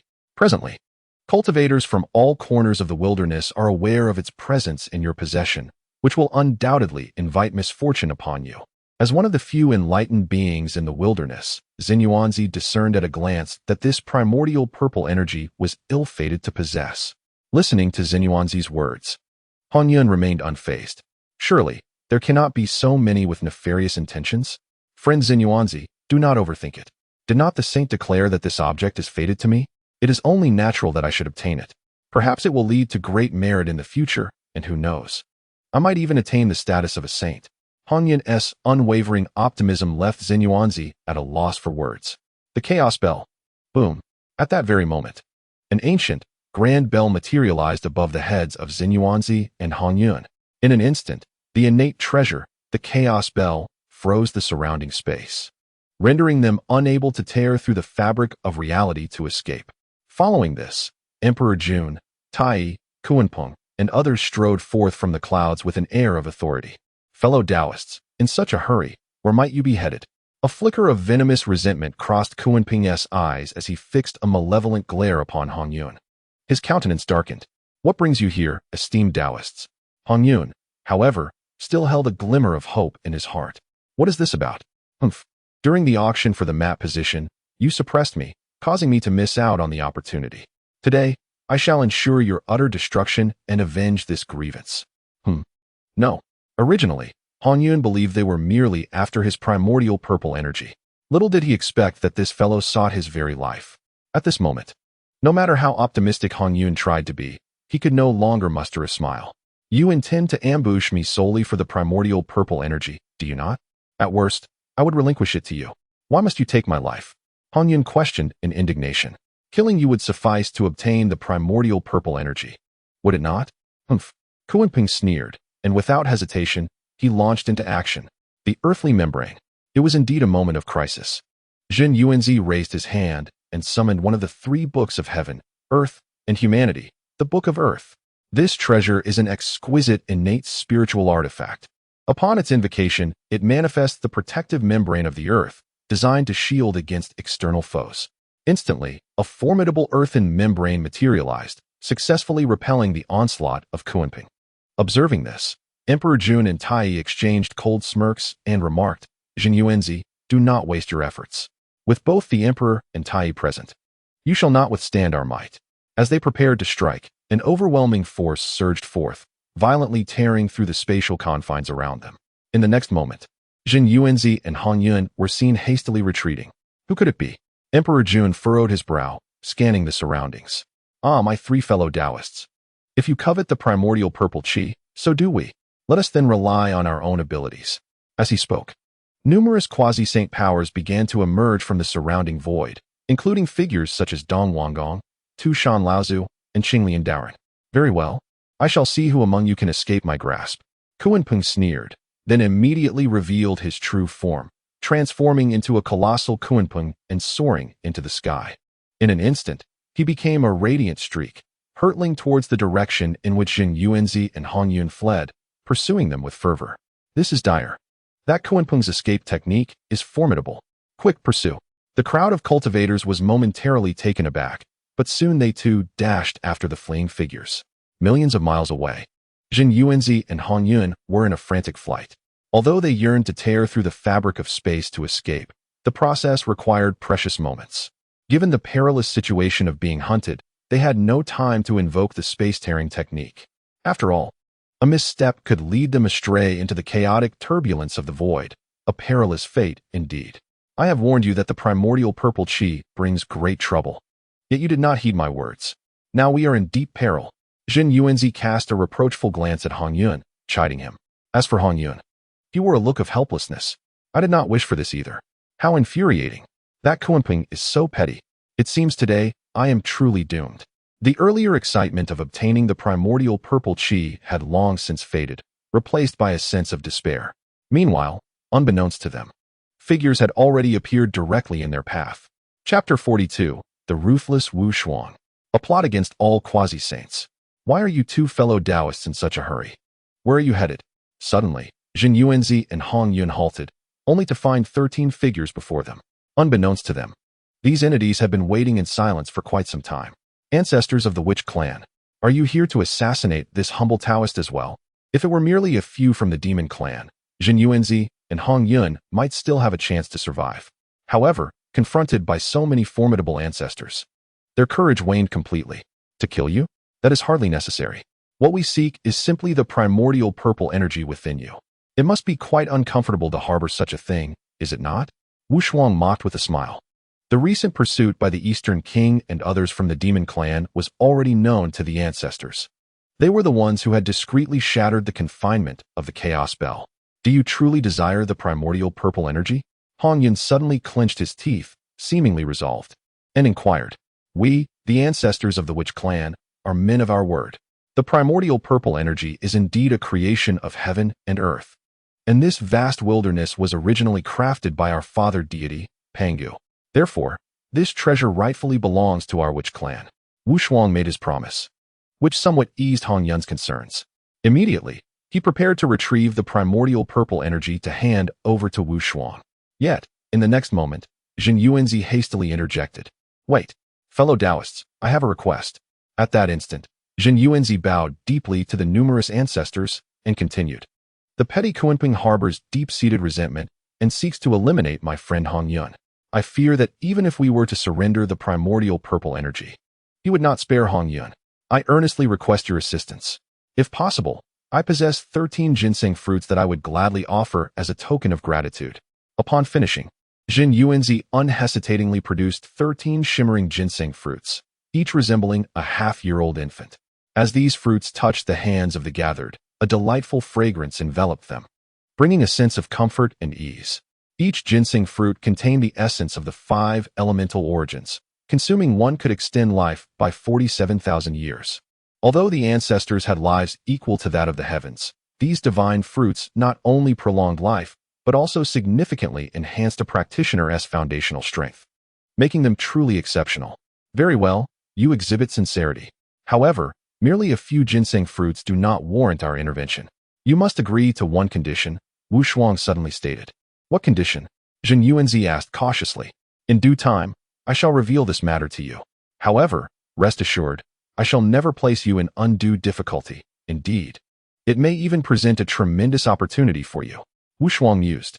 Since this endeavor is to prepare for the future sanctification of the Earth Mother, the presence of Jin Yuanzi is indispensable. He is the progenitor of Earth Immortals. With Jin Yuanzi's assistance, the establishment of the underworld will be significantly facilitated. In truth, according to Wu Shuang's vision, this primordial realm possesses a mechanism for restoration. If the Earth Mother does not transform into the cycle of reincarnation, would that cycle never manifest? Certainly not. There must be a candidate for the role, and that candidate is likely Jin Yuanzi. Therefore, it is imperative to begin strategizing around Jin Yuanzi at this juncture. At this moment, Jin Yuanzi pondered briefly before resolutely nodding in agreement. Very well, I shall comply with your request. Dear Jin Yuanzi, there is no need for you to make such a great sacrifice on my behalf, Hong Yun interjected, feeling a twinge of guilt. Had he known, he would have heeded Jin Yuanzi's counsel and refrained from accepting the primordial purple qi. Now, however, things had escalated. Various cultivators were now pursuing him. Well then, our friendship need not be elaborated upon. Henceforth, I must trouble you all, Jin Yuanzi acknowledged, bowing solemnly to the assembly of ancestral witches. Witness what true grace is. It is evident that Jin Yuanzi is not only intellectually astute, but also decisive in action, never hesitating or dragging his feet. Enlisting him on the great vessel of the witch clan is undoubtedly the most sagacious choice. Very well, esteemed friends, I shall now rely on your assistance, Hong Yun said, cupping his hands in a gesture of respect. Without hesitation, he summoned the primordial purple qi and entrusted it to Wu Shuang. At that very moment, a brilliant rainbow streaked across the sky, and a thunderous voice commanded, "Halt! Release the primordial purple qi." The Kunping, racing across the expanse at an astonishing speed, approached the assembly of ancestral witches, intent on seizing the primordial purple qi midair. Humph! You dare to seize what belongs to my 12 ancestral witches? You seek your own demise. Alas, even the swift evasion of the Kunping could not contend with the spatial laws of Dijiang. In an instant, Dijiang activated the spatial laws, forcibly sealing the surrounding space. The Kunping's form momentarily froze in midair. In that fleeting moment, Dijiang unleashed a powerful punch. With a resounding crash, the Kunping was sent hurtling backwards like a crimson blossom, crashing down upon a towering mountain, obliterating it to the ground. A spurt of blood erupted from his mouth. In an instant, a terrifying force erupted from the mouth of the Kunping. You wretches, you are doomed. Although this punch did not unleash the heaven-splitting divine fist, it nonetheless left the Kunping's corporeal form riddled with ghastly cracks. Were the heaven-splitting divine fist to be employed, it would surely obliterate the Kunping's body in a mere heartbeat. Whoosh, whoosh. In the void above, the sound of piercing air resonated as one after another, quasi-saints materialized. A dense aura instantly enveloped the entire celestial dome. Over 100 quasi-saints. Upon witnessing this scene, Emperor Jiang was momentarily taken aback. Good heavens! It was as if every quasi-saint in the entirety of the primordial realm had gathered here. Aside from the 6 disciples of Hongjun who remained at the Purple Cloud Palace, virtually all other quasi-saints from the primordial realm had arrived. Most of these individuals bore no grievances against the witch clan, yet they appeared here without hesitation, drawn by the allure of the primordial purple energy that could grant them sainthood. Of course, the majority of their intentions were to profit from the situation. However, the primordial purple energy now resided within Wu Shuang, complicating matters. If they all turned their efforts against Wu Shuang, the numerous ancestral witches might struggle to contend with such a multitude. After all, despite their formidable strength, the ancestral witches could only manage to confront about 30 quasi-saints simultaneously, essentially one which could handle 3 quasi-saints. Yet, the present circumstances were entirely different. By the heavens, all the quasi-saints from the Purple Cloud Palace had come. 13th brother, perhaps we should retreat to the unyielding mountain. We might harness the power of the innate 5 directions formation to withstand them, suggested one. Upon hearing this, Wu Shuang could not help but furrow his brow. If that were the case, it would undoubtedly entail a price. 100 quasi-saints, should they unite in their assault on the innate 5 directions formation, could overwhelm it, even if he possessed the law of power, enabling him to utilize their force against them. However, the sheer volume of quasi-saints surpassed what the innate formation could withstand. Wait, I almost forgot a particular tactic. I have a solution. Wu Shuang suddenly erupted in manic laughter, feigning madness. What? 13th brother, have you lost your mind? The ancestral witches were momentarily stunned. No, I have conceived an exceptional strategy that will compel these quasi-saints to pay a price. If they wish to contend with us 12 ancestral witches, they shall meet their demise. Although they were unaware of the specifics of Wu Shuang's plan, his confident demeanor suggested that he had something remarkable in mind. The numerous ancestral shamans exhibited an air of vague, yet imposing authority. What should we say, 13th brother? Just speak your mind. Di Jiang decided not to inquire further, for time was of the essence. It was best to proceed as Wu Shuang suggested. Excellent. Eldest brother, swiftly tear apart the fabric of space. We shall return to the Buzhou mountain. Next, I shall devise a strategy to eliminate the quasi-saints. A fierce glint flickered within Wu Shuang's eyes, instilling an unsettling chill in those who beheld it. What is he planning? To eliminate the quasi-saints? There are over 100 of those formidable beings. The ancestral shamans exchanged glances, momentarily taken aback, yet they complied with Wu Shuang's directives without hesitation. Thus, the multitude of ancestral shamans tore through the space, accompanied by Hong Yun and Jin Yuanzi, returning to Buzhou Mountain. At that moment, the surrounding primordial powers observed the scene, yet refrained from immediate action. They have returned? Relying on their Wu clan's so-called innate 5 directions great formation, they believe they can evade calamity? The primordial purple aura is an immense opportunity that we shall seize, even at the cost of our lives. Pursue. The assembly of quasi-saints resolutely tore apart the space, racing after Buzhou Mountain. Oh no, this time, I have burdened my fellow comrades, sighed Hong Yun as he arrived at the Wu clan's territory, witnessing the numerous quasi-saints tearing through space behind him. A twinge of guilt crossed his face. Upon hearing this, Wu Shuang chuckled. Why speak such words? Just watch closely. With a smile, Wu Shuang stepped into the void, ascending to the sky, casting his gaze upon the throng of quasi-saints. Wu Shuang, surrender the primordial purple aura at once. Wu Shuang, you impudent child. How dare your Wu clan inflict grievous harm upon me? Today, we shall be irreconcilable. Wu Shuang, your Wu clan cannot escape this calamity. The allies present will never allow you to possess the primordial purple aura. In the void, Di Jun, Kuanpeng, and Tai Yi regarded Wu Shuang with menacing gazes, their expressions devoid of empathy, completely forgetting how they had previously suffered defeat at the hands of the Wu clan and had fled in disarray. My fellow comrades, now that the primordial purple aura rests within the grasp of the Wu clan, we should unite and assault them, dismantling their insufferable formation. Afterward, let each rely on their own abilities for the primordial purple aura. At this moment, Dong Wang Gong seized the opportunity to incite further hostility. Indeed, there is truth in that. Let us first secure the primordial purple aura. Though this formation is formidable, it proves futile against absolute power. Young Wu Shuang, swiftly surrender the primordial purple qi. Thus, we may spare your witch clan. To be frank, The majority of quasi-saint practitioners are reluctant to become adversaries of the witch clan. After all, confronting the witch clan demands an immense cost.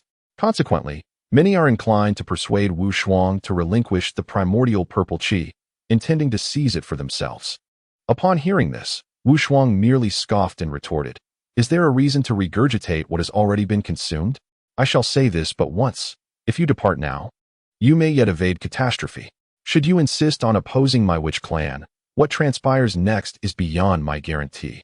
As these words escaped his lips, the many quasi-saint powers present furrowed their brows in apprehension. What could possibly occur? Did the witch clan possess hidden cards yet to be played? Very well. Let them make the first move. If they could breach the witch clan's grand formation, I could intervene later. Given the current circumstances, it is wiser to observe from the sidelines. A faction of cautious individuals promptly vacated the Unzao mountain, retreating into the clouds to closely scrutinize the unfolding events. In this exodus, nearly 50 quasi-saints had departed, yet over 80 remained. A congregation of timid souls.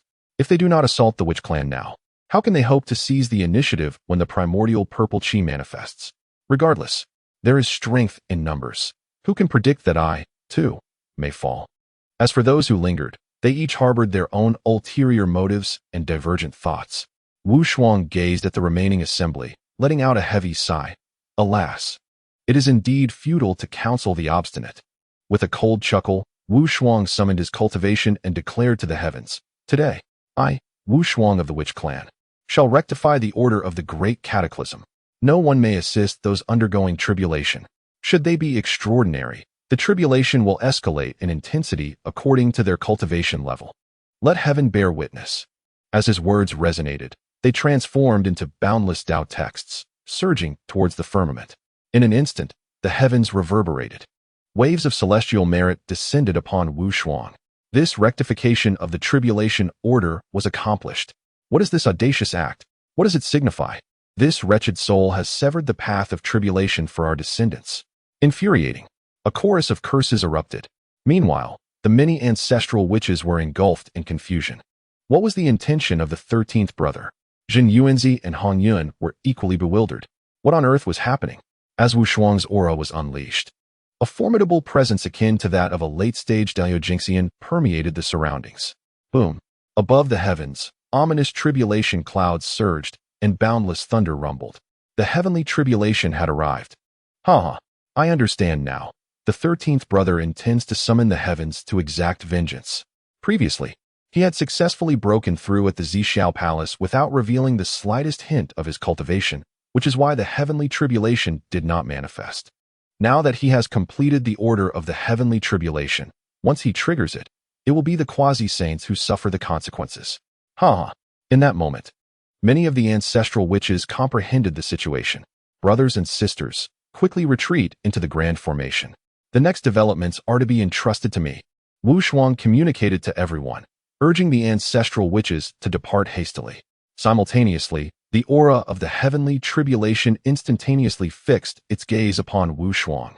Following closely, based on the heavenly tribulation order he had just completed, all those within its range were locked onto by the heavenly tribulation. What is going on? I haven't even broken through yet.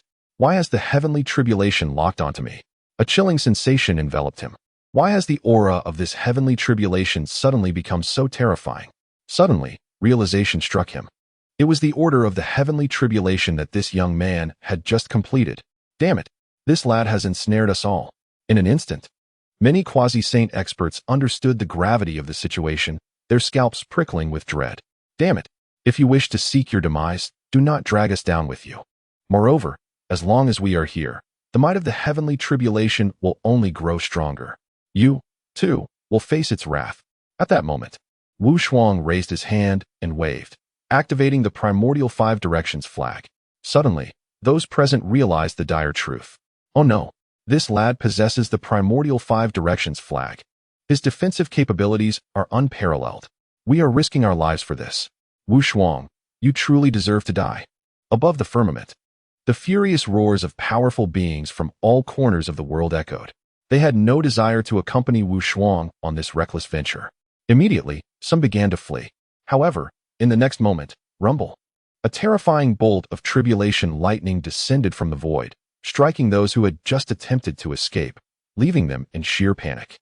Their bodies were left battered and broken. My benevolent corpse. Damn it! Had I known, I would not have coveted this primordial purple aura.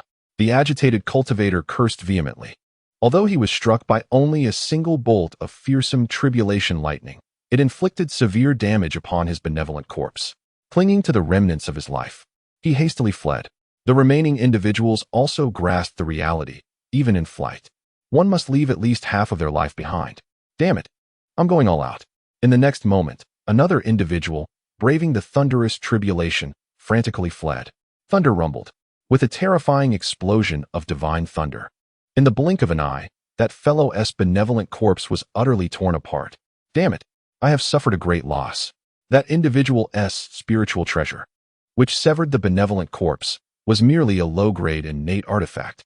As a result, it could not withstand the thunder tribulation and was instantly annihilated along with the benevolent corpse. His cultivation level plummeted in an instant. There was no choice. One must flee regardless. After cursing a few times, he too made his escape. The remaining cultivators, at this moment, steeled themselves to confront the heavenly thunderstorm. Boom, boom. The sky resounded with terrifying thunderclaps. Those who initially sought to seize the primordial purple energy paid an exceedingly heavy price. Some had their benevolent corpses obliterated, causing their cultivation to drop. Others were gravely injured. Although their benevolent corpses remained intact, their vitality was severely depleted. And those who severed corpses with postnatal artifacts, unfortunately, these individuals were left with nothing but their primordial spirits. After all, the stronger the artifact used for severing corpses, the greater the strength of the user. Those who employed postnatal artifacts were naturally of lesser prowess. Being struck by this supercharged thunder tribulation, their fate was indeed tragic. Hiss. Fortunately, we acted prudently. We departed early. Otherwise, if this heavenly tribulation had locked onto our vital essence, even fleeing would come at a cost. In the void above, more than 50 quasi-saints expressed their lingering fears. Enough is enough. Whoever desires the primordial purple energy may take it. The witch clan is too ruthless. They actually use themselves as bait, leveraging the power of the tribulation to slaughter quasi-saints. Devious. Extremely devious. I shall take my leave. The horrific thunder tribulation relentlessly struck one quasi-saint after another, leaving those who merely observed in shock. In an instant, they were unwilling to linger any longer. Greed? Continuing to be greedy might cost them their very lives. As for Wu Shuang, although the might of the tribulation had escalated to a terrifying level, he, possessing the innate 5 directions banner, exhibited astonishing defensive capabilities. Several bolts of thunder did not inflict significant harm upon him. On the contrary, through the purifying effect of the tribulation, Wu Shuang's physique grew even stronger, especially the Pangu bloodline within him, which became much more refined. Although he appeared quite disheveled, his body tattered and worn. There were moments when it seemed he was on the brink of death. The innate 5 directions banner proved to be remarkably formidable, effectively thwarting the onslaught. We must depart swiftly, otherwise we may incur an exorbitant price for our delay. At this moment, Di Jun felt a jolt from the lightning, leaving him somewhat disoriented. This young rascal. I vow not to rest until I avenge this grievance. Kuanpeng, already gravely injured, suffered further devastation from the lightning tribulation, leaving him in a pitiful state. Several of his acquired treasures were destroyed, causing him considerable distress. The demon clan, sensing the danger, began their retreat. As for the Eastern King and his companions, they had long since absconded. With the departure of numerous quasi-saint powers, the ominous clouds of tribulation above the heavens dissipated significantly. Finally, a semblance of tranquility was restored. I almost could not endure. Wu Shuang breathed a sigh of relief, still shaken. By the heavens, were it not for the innate 5 directions banner in my possession, I would have surely met my demise. Such treacherous schemes are exceedingly perilous. I must refrain from employing such tactics in the future. One's life is paramount. With a resigned sigh, Wu Shuang proceeded to navigate the remaining tribulation. With the absence of the quasi-saints, the power of the tribulation returned to its normal intensity. For Wu Shuang, this level of tribulation was merely a walk in the park. Once he successfully weathered the tribulation, the ancestral witches tidied up, collecting the remains of the quasi-saints felled by the tribulation along with their scattered treasures. Remarkably, the haul was quite substantial. Hundreds of bottles of elixirs, numerous acquired treasures. And astonishingly, 6 innate treasures? What a windfall! Wu Shuang gleefully counted his spoils, leaving Hong Yun and Jin Yuanzi beside him in stunned silence. This fellow appeared to be on the brink of death moments ago, yet now he beams with joy. What fortitude he possesses! My friend, you truly are a formidable individual. Jin Yuanzi's lips quivered slightly, as he could not help but comment. Wu Shuang replied, "Thank you for the compliment." Jin Yuanzi was taken aback. "Am I truly praising you?" He found himself utterly speechless. Meanwhile, the other ancestral witches wore expressions of mirth, seemingly unconditionally trusting Wu Shuang's every decision. Quite peculiar. Jin Yuanzi and Hong Yun felt an odd sensation, but could not pinpoint what was amiss. By the heavens, these ancestral witches certainly have little regard for their own lives. Chapter 43. Conspiracy against the Lady of the Moon. Has Di Jun been betrayed? Chapter 43. Wu Shuang. I only wish to provide a haven for women of the world. Jin Yuanzi, my esteemed friend, do you think that in the future, Wu Shuang might sell you out? Hong Yun cautiously communicated with Jin Yuanzi. Observing Wu Shuang's cunning nature, even including himself in his schemes, was indeed somewhat alarming. What is there to fear? Although Wu Shuang's actions may appear audacious, it seems he has thoroughly contemplated the outcomes. At this moment, Jin Yuanzi began to grasp the situation. It seemed as though Wu Shuang was risking his life, yet in reality, he possessed the innate 5 directions flag. Its defensive capabilities were nothing short of extraordinary. Even an ordinary quasi-saint might falter against a single strike of heavenly tribulation. But Wu Shuang? Not only could he withstand a blow, but he might even endure several without harm. Furthermore, after being struck by lightning, it was evident that his vitality had become even more robust. Goodness, are the members of the witch clan truly this formidable? Refining one's body through heavenly tribulation? Remarkable. Forming alliances with such individuals would indeed be a splendid choice for me. 13th brother, what do you intend for Jin Yuanzi? This old Taoist does not seem particularly formidable. At this juncture, Di Jiang and the others finally began to inquire about Wu Shuang's intentions. Upon hearing this, Wu Shuang also conveyed, my esteemed brothers and sisters, have you forgotten that Jin Yuanzi is the progenitor of Earth Immortals? All Earth Immortals of the primordial world trace their origins back to him. In other words, if Jin Yuanzi has the inclination, it is not beyond possibility for him to control the very mountains and rivers of the entire primordial realm. The term Earth Immortal refers to those who attain immortality by relying on mountains and waters, harnessing the might of a specific region to become mountain deities or water gods. Admittedly, 1 or 2 may seem weak, but if there are many, they could directly utilize the entire expanse of primordial mountains and rivers. This is evident from Jin Yuanzi's ability to sever the dragon veins of the east and west single-handedly. I see now. Indeed, 13th brother has thought this through. In the future, if our witch clan wishes to govern the primordial realm, we must first win Jin Yuanzi's allegiance, gain control over the land, and then overthrow the monster clan, seize control of the heavenly realm. Thus, our great enterprise can be realized. The ancestral witches were filled with excitement, their eyes shimmering with a strange brilliance. However, to Hong Yun, these individuals appeared rather disconcertingly gleeful.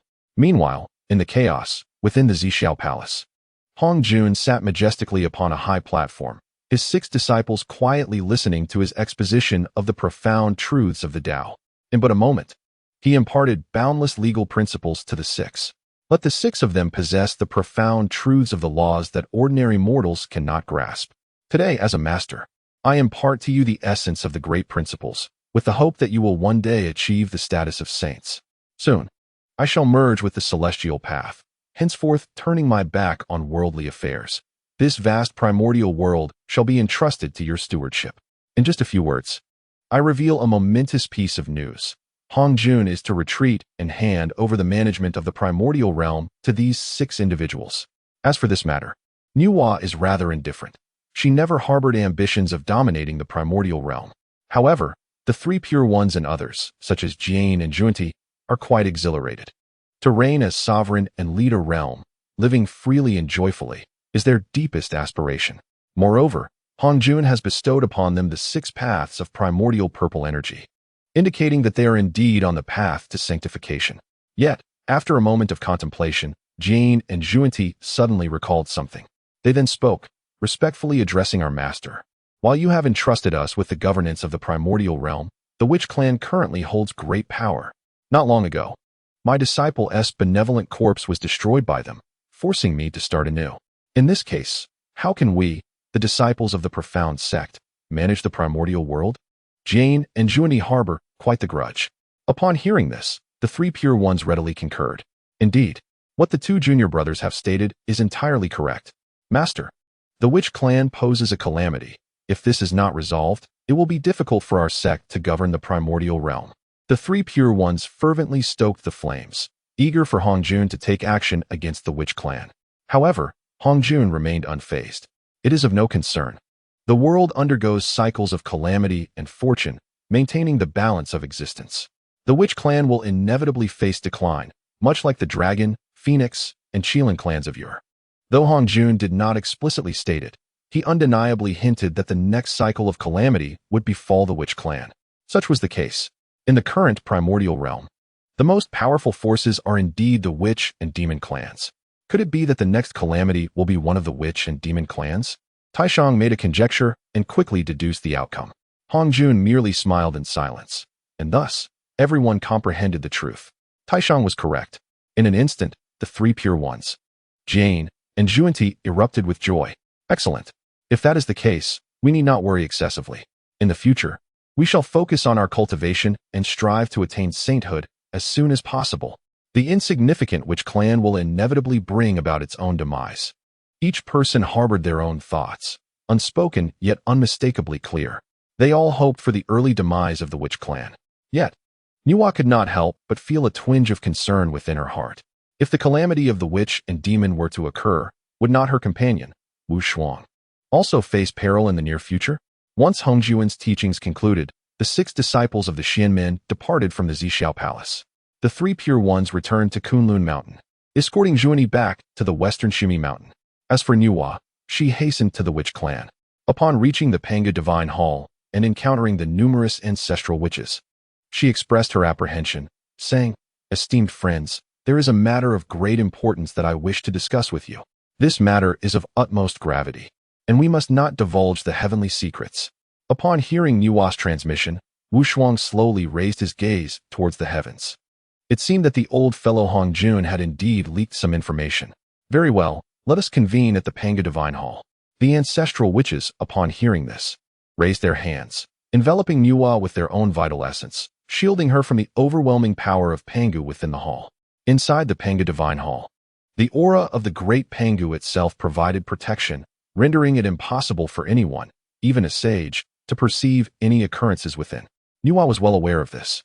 Thus, as soon as she entered, she promptly informed the ancestral witches about the calamity concerning the witch and demon. The calamity of the witch and demon? It appears that our witch and demon clans will become the protagonists of the universe. This is simply splendid. Haha. I never anticipated that our witch clan is destined to be the sovereign of all creation.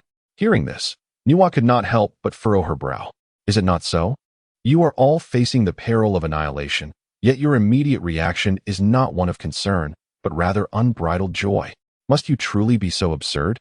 Clearing her throat, she continued, "Esteemed friends, in my humble opinion, it would be wise to contemplate a strategy. Otherwise, in the face of the impending calamity, will we not find ourselves in danger?" Nuwa continued to counsel them gently. Wu Shuang nodded slowly. "Thank you, Nuwa, for bringing this matter to our attention. See, this is the advantage of befriending Nuwa. It is as if I have placed my piece beside Hongjun himself. Whatever plans that old Taoist wishes to enact, I can learn through Nuwa. Ah, my friend is too kind. In the time to come, our master Hongjun will enter a period of seclusion to merge with the heavenly Tao. During this time, we may encounter numerous troubles. Esteemed friends, it is imperative that you take this seriously." The ancestral witches were not fools. While they were indeed elated at the prospect of becoming sovereigns of the universe, to claim they were untroubled would be a fallacy. Indeed, it is necessary to give this matter the serious consideration it deserves. 13th brother, what do you think we should do? Without a moment's hesitation, Wu Shuang smiled and replied, "The calamity of quantification is an inevitable occurrence. Now that we have perfected the order of the heavenly tribulation, the onset of this calamity will undoubtedly be much slower, granting us ample time to prepare. During this interval, We must remain diligent and refrain from unnecessary violence, accumulating as much merit as possible. After all, with merit as our shield, even amidst the calamity, we shall have a fighting chance. These preparations have long been in my design. The numerous ancestral witches understood this well. 13th brother, did you foresee that our witch clan would inevitably face such a day? Is that why you made early preparations to amass such a wealth of merit? At that moment, Emperor Jiang could not help but inquire. How could that be? I am no sage. I cannot predict the future, Wu Shuang replied. However, in my view, our witch clan must eventually dominate the heavens and the earth. To embark on the path of supremacy means we will inevitably become victims of the calamity. The primal calamity of Longhan has not passed long ago. It is imperative to learn from the lessons of our predecessors. After all, there is nothing new under the sun. Any cycle of change is merely a repetition of what has transpired before. We need only to cautiously analyze the reasons behind the decline of the three clans to gradually find solutions. No wonder, fellow Taoist Wu Shuang. No wonder your witch clan has amassed such immense merit. It turns out this was all your idea. At this moment, Niwa realized that the accomplishments of the witch clan and their current achievements were largely due to Wu Shuang's efforts. You need not be surprised, for I am the first of the witch clan to have birthed a primordial spirit. It is only reasonable that I possess a sharper mind, he remarked. Niwa responded. What you possess is not merely a sharp mind. You have truly grasped the tides of heaven and earth. Moreover, you have exchanged those tides for boundless merit. Such an accomplishment is not achievable by mere intellect alone. The witch clan truly has a mastermind among them. Your talent is truly admirable. Niwa couldn't help but exclaim. Enough of that. Let us face challenges as they come. We shall find our way through. However, there is one more matter I would like to inquire about. Wu Shuang said, clearing his throat. Might I ask, Niwa, what is your relationship with the two lunar deities? The lunar deities? Why do you ask this? Niwa was momentarily taken aback, her tone subtly shifting, as if a touch of jealousy surfaced. 13th brother. Is it not a bit excessive to inquire about other women in front of me? She chided. Oh dear, I must say, you are rather fickle. Indeed, little brother. You have gone too far, they echoed, responding to Wu Shuang's words. A multitude of ancestral deities silently communicated, expressing their vehement disapproval. In response, Wu Shuang chose to disregard the past. Indeed, it is rather lamentable. Presently, Hongjun has bestowed upon the two divine maidens a celestial marriage. Yet he has shown no regard for their wishes. How tragically unfortunate it is that they are unable to choose their future partners. This is exceedingly undemocratic and lacking in freedom. Wu Shuang's words resonated with a palpable essence of liberty. It is also true that the two maidens are indeed pitiable.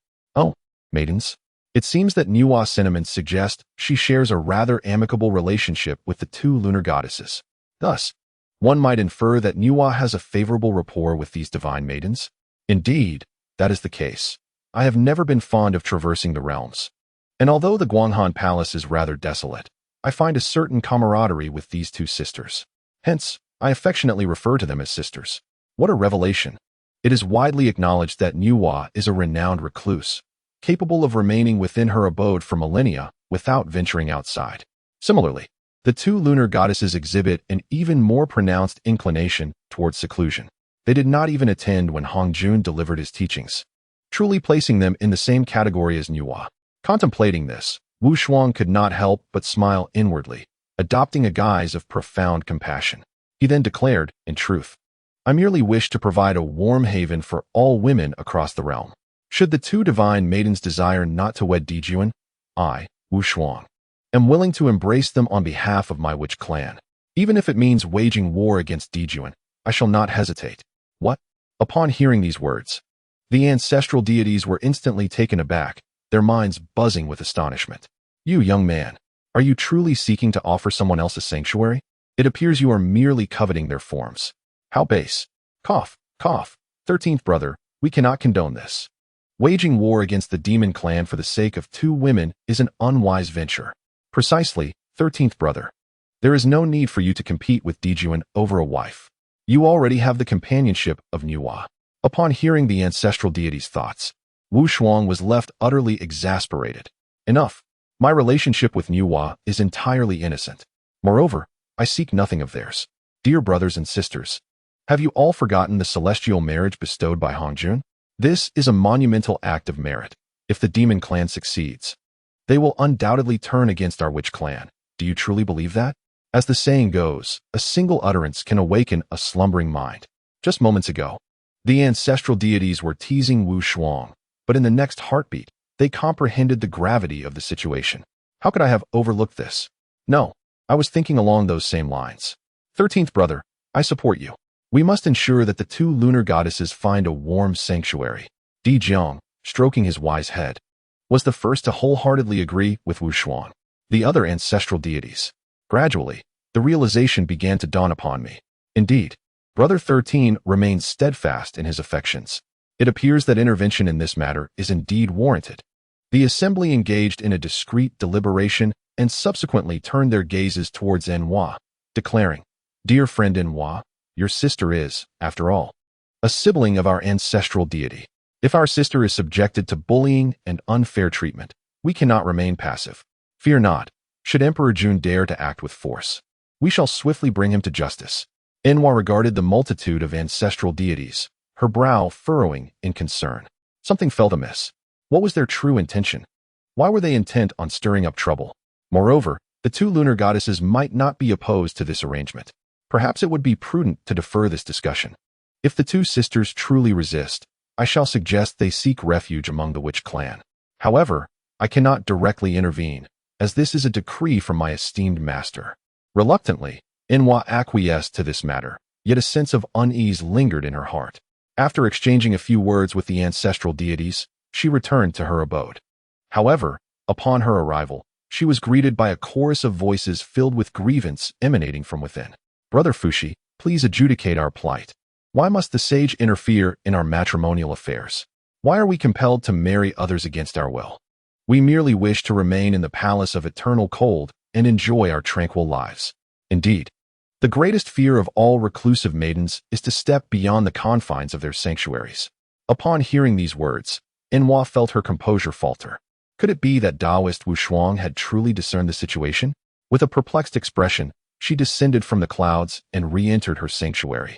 "Dear sisters, I hope you are well," she greeted as the two sisters approached, their eyes glistening with tears and their expressions tinged with a sense of injustice. "Sister Enhua," they exclaimed, drawing close to her side, exuding an air of desolation. "We do not wish to marry. We simply desire to guard the moon star and lead a serene existence. Sister Enhua, now that you have become a disciple of the sage, could you perhaps intercede on our behalf and persuade the sage to retract the decree?" Listening to their heartfelt pleas, Enhua's expression grew increasingly peculiar.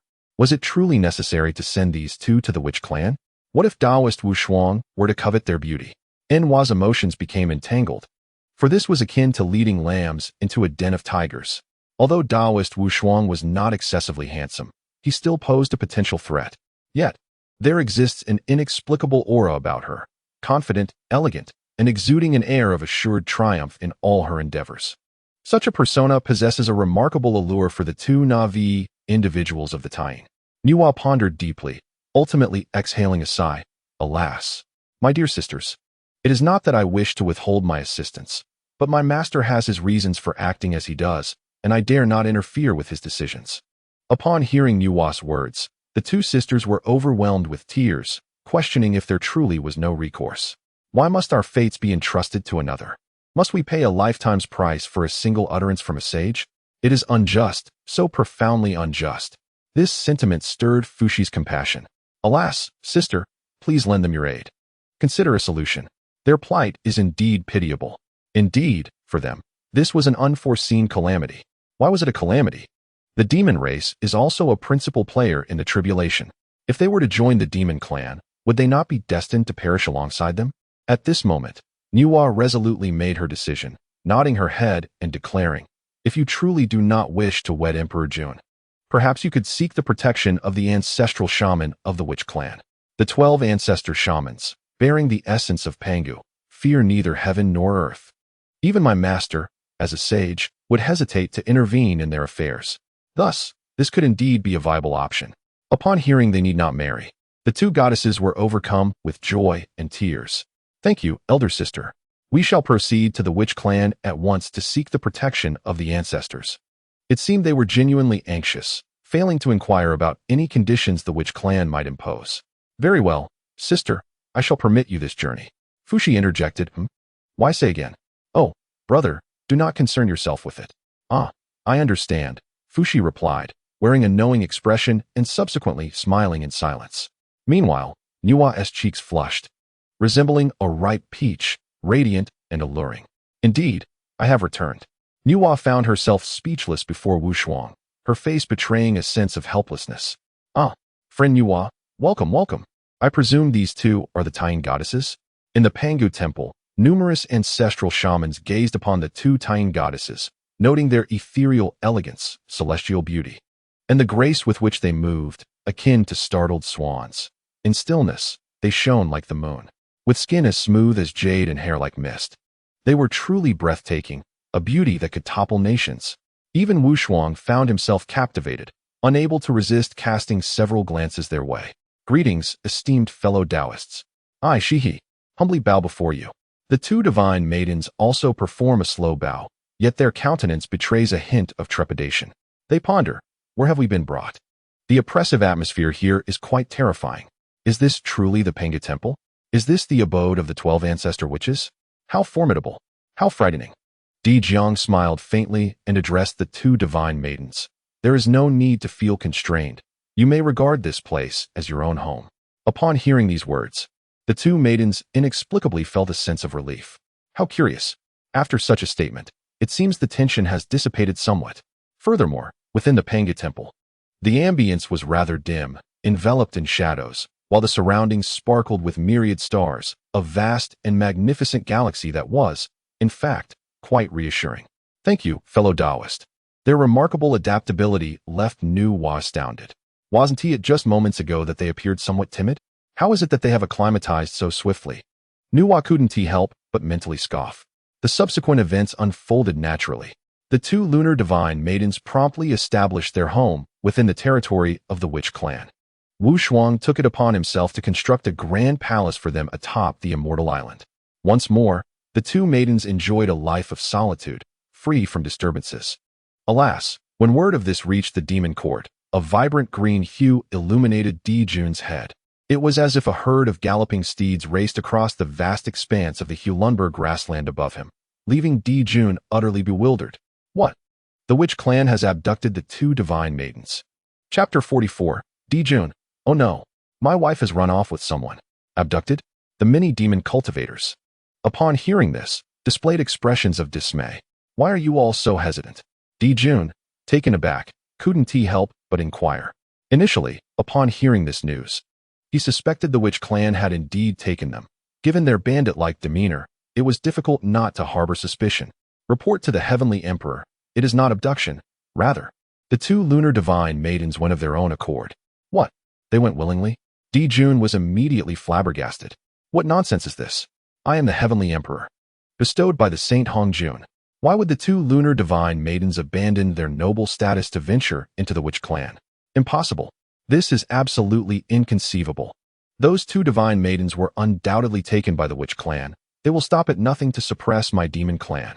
The two divine maidens have definitely been abducted. Although Di Jun sensed an underlying anomaly, his pride insisted he could not entertain any possibility other than abduction. Otherwise, on this day, the Heavenly Emperor finds himself in an exceedingly vexing predicament. A venerable sage has bestowed upon him a celestial marriage and granted him the decree of the sage. Yet his own wife has eloped with another. Where could he possibly seek redress? Moreover, if she had sought refuge elsewhere, it might have been bearable. Yet, she has chosen the witch clan, the very clan that harbors a mortal enmity with the demon clan. This is truly troublesome. It is utterly outrageous. The witch clan's audacity in this matter is intolerable. Dear brother, we must ensure that the witch clan pays dearly for their transgressions. Before long, you and I shall slay the evil corpses and ascend to the mid-stage of quasi-sainthood. At that point, many among our demon saints will also have the potential to vanquish the evil corpses. I refuse to believe that their so-called innate five directions grand formation can withstand the brilliance of our demon clan. At this moment, Tai is equally infuriated. He immediately declares his intention to launch an offensive against the witch clan. Upon hearing this, the numerous powerful beings of the demon clan nearby slowly furrow their brows. Engaging the witch clan is certainly justified. However, those fellows from the witch clan are exceedingly cunning. After living for so many years, I have never encountered such a sunny disposition among any group of individuals. First, they blockaded the Zixiao Palace, and then they shamelessly seized the meditation cushions. They even orchestrated some sort of auction. Highest bidder wins? Preposterous. That is clearly a ploy to ensnare us. Even if we cannot obtain the meditation cushions, the destinies of those who are meant to possess them will still be fulfilled, as the sage Hongjun would ensure it. Moreover, during the previous division of treasures at the treasure cliff, they snatched away over 10 innate spiritual treasures. Such despicable behavior. Fortunately, the treasure cliff is abundant with treasures, and many of our demon saints have acquired sufficient spiritual treasures to contend with the next corpse slaying. I report to the Heavenly Emperor, Dongwang, that attacking the witch clan is indeed a paramount undertaking for our demon clan. However, in my humble opinion, we need to gather more allies. At this moment, Kuanpeng suddenly offers a suggestion. Upon hearing his words, Emperor Jun's brows gradually unfurl. This Kuanpeng, besides possessing commendable strength, is also quite wise. Heeding his counsel is undoubtedly prudent. The demon master boldly states his thoughts. Kuanpeng nods slowly and continues. Currently, the sage has taken 6 disciples, among whom the one most fated with our demon clan is undoubtedly Nuwa. She is destined to become a sage and will surely be endowed with tremendous fortune. If we were to honor Nuwa as our demon clan's empress, we could harness her power. In the future, should she attain sagehood, her assistance to us will be invaluable. Furthermore, there are the 3 pure ones from the Celestial Court and Kunlun Mountain. They, too, share a deep-seated enmity with the witch clan. If we could secure the alliance of Nuwa, the 3 pure ones, and the Celestial Court in our assault against the witch clan, inevitably, a resounding victory awaits. With the enlightening discourse of Kuanpeng, the assembly grasped the essence of the plan, to forge alliances with Nuwa and the 3 pure ones, thereby securing an accord with the Celestial Court. This indeed appears to be a commendable strategy. Very well, let it be so. Upon uttering these words, Emperor Jun retrieved numerous innate spiritual treasures from the treasury of the demon court, dispatching emissaries bearing his edict to various locales.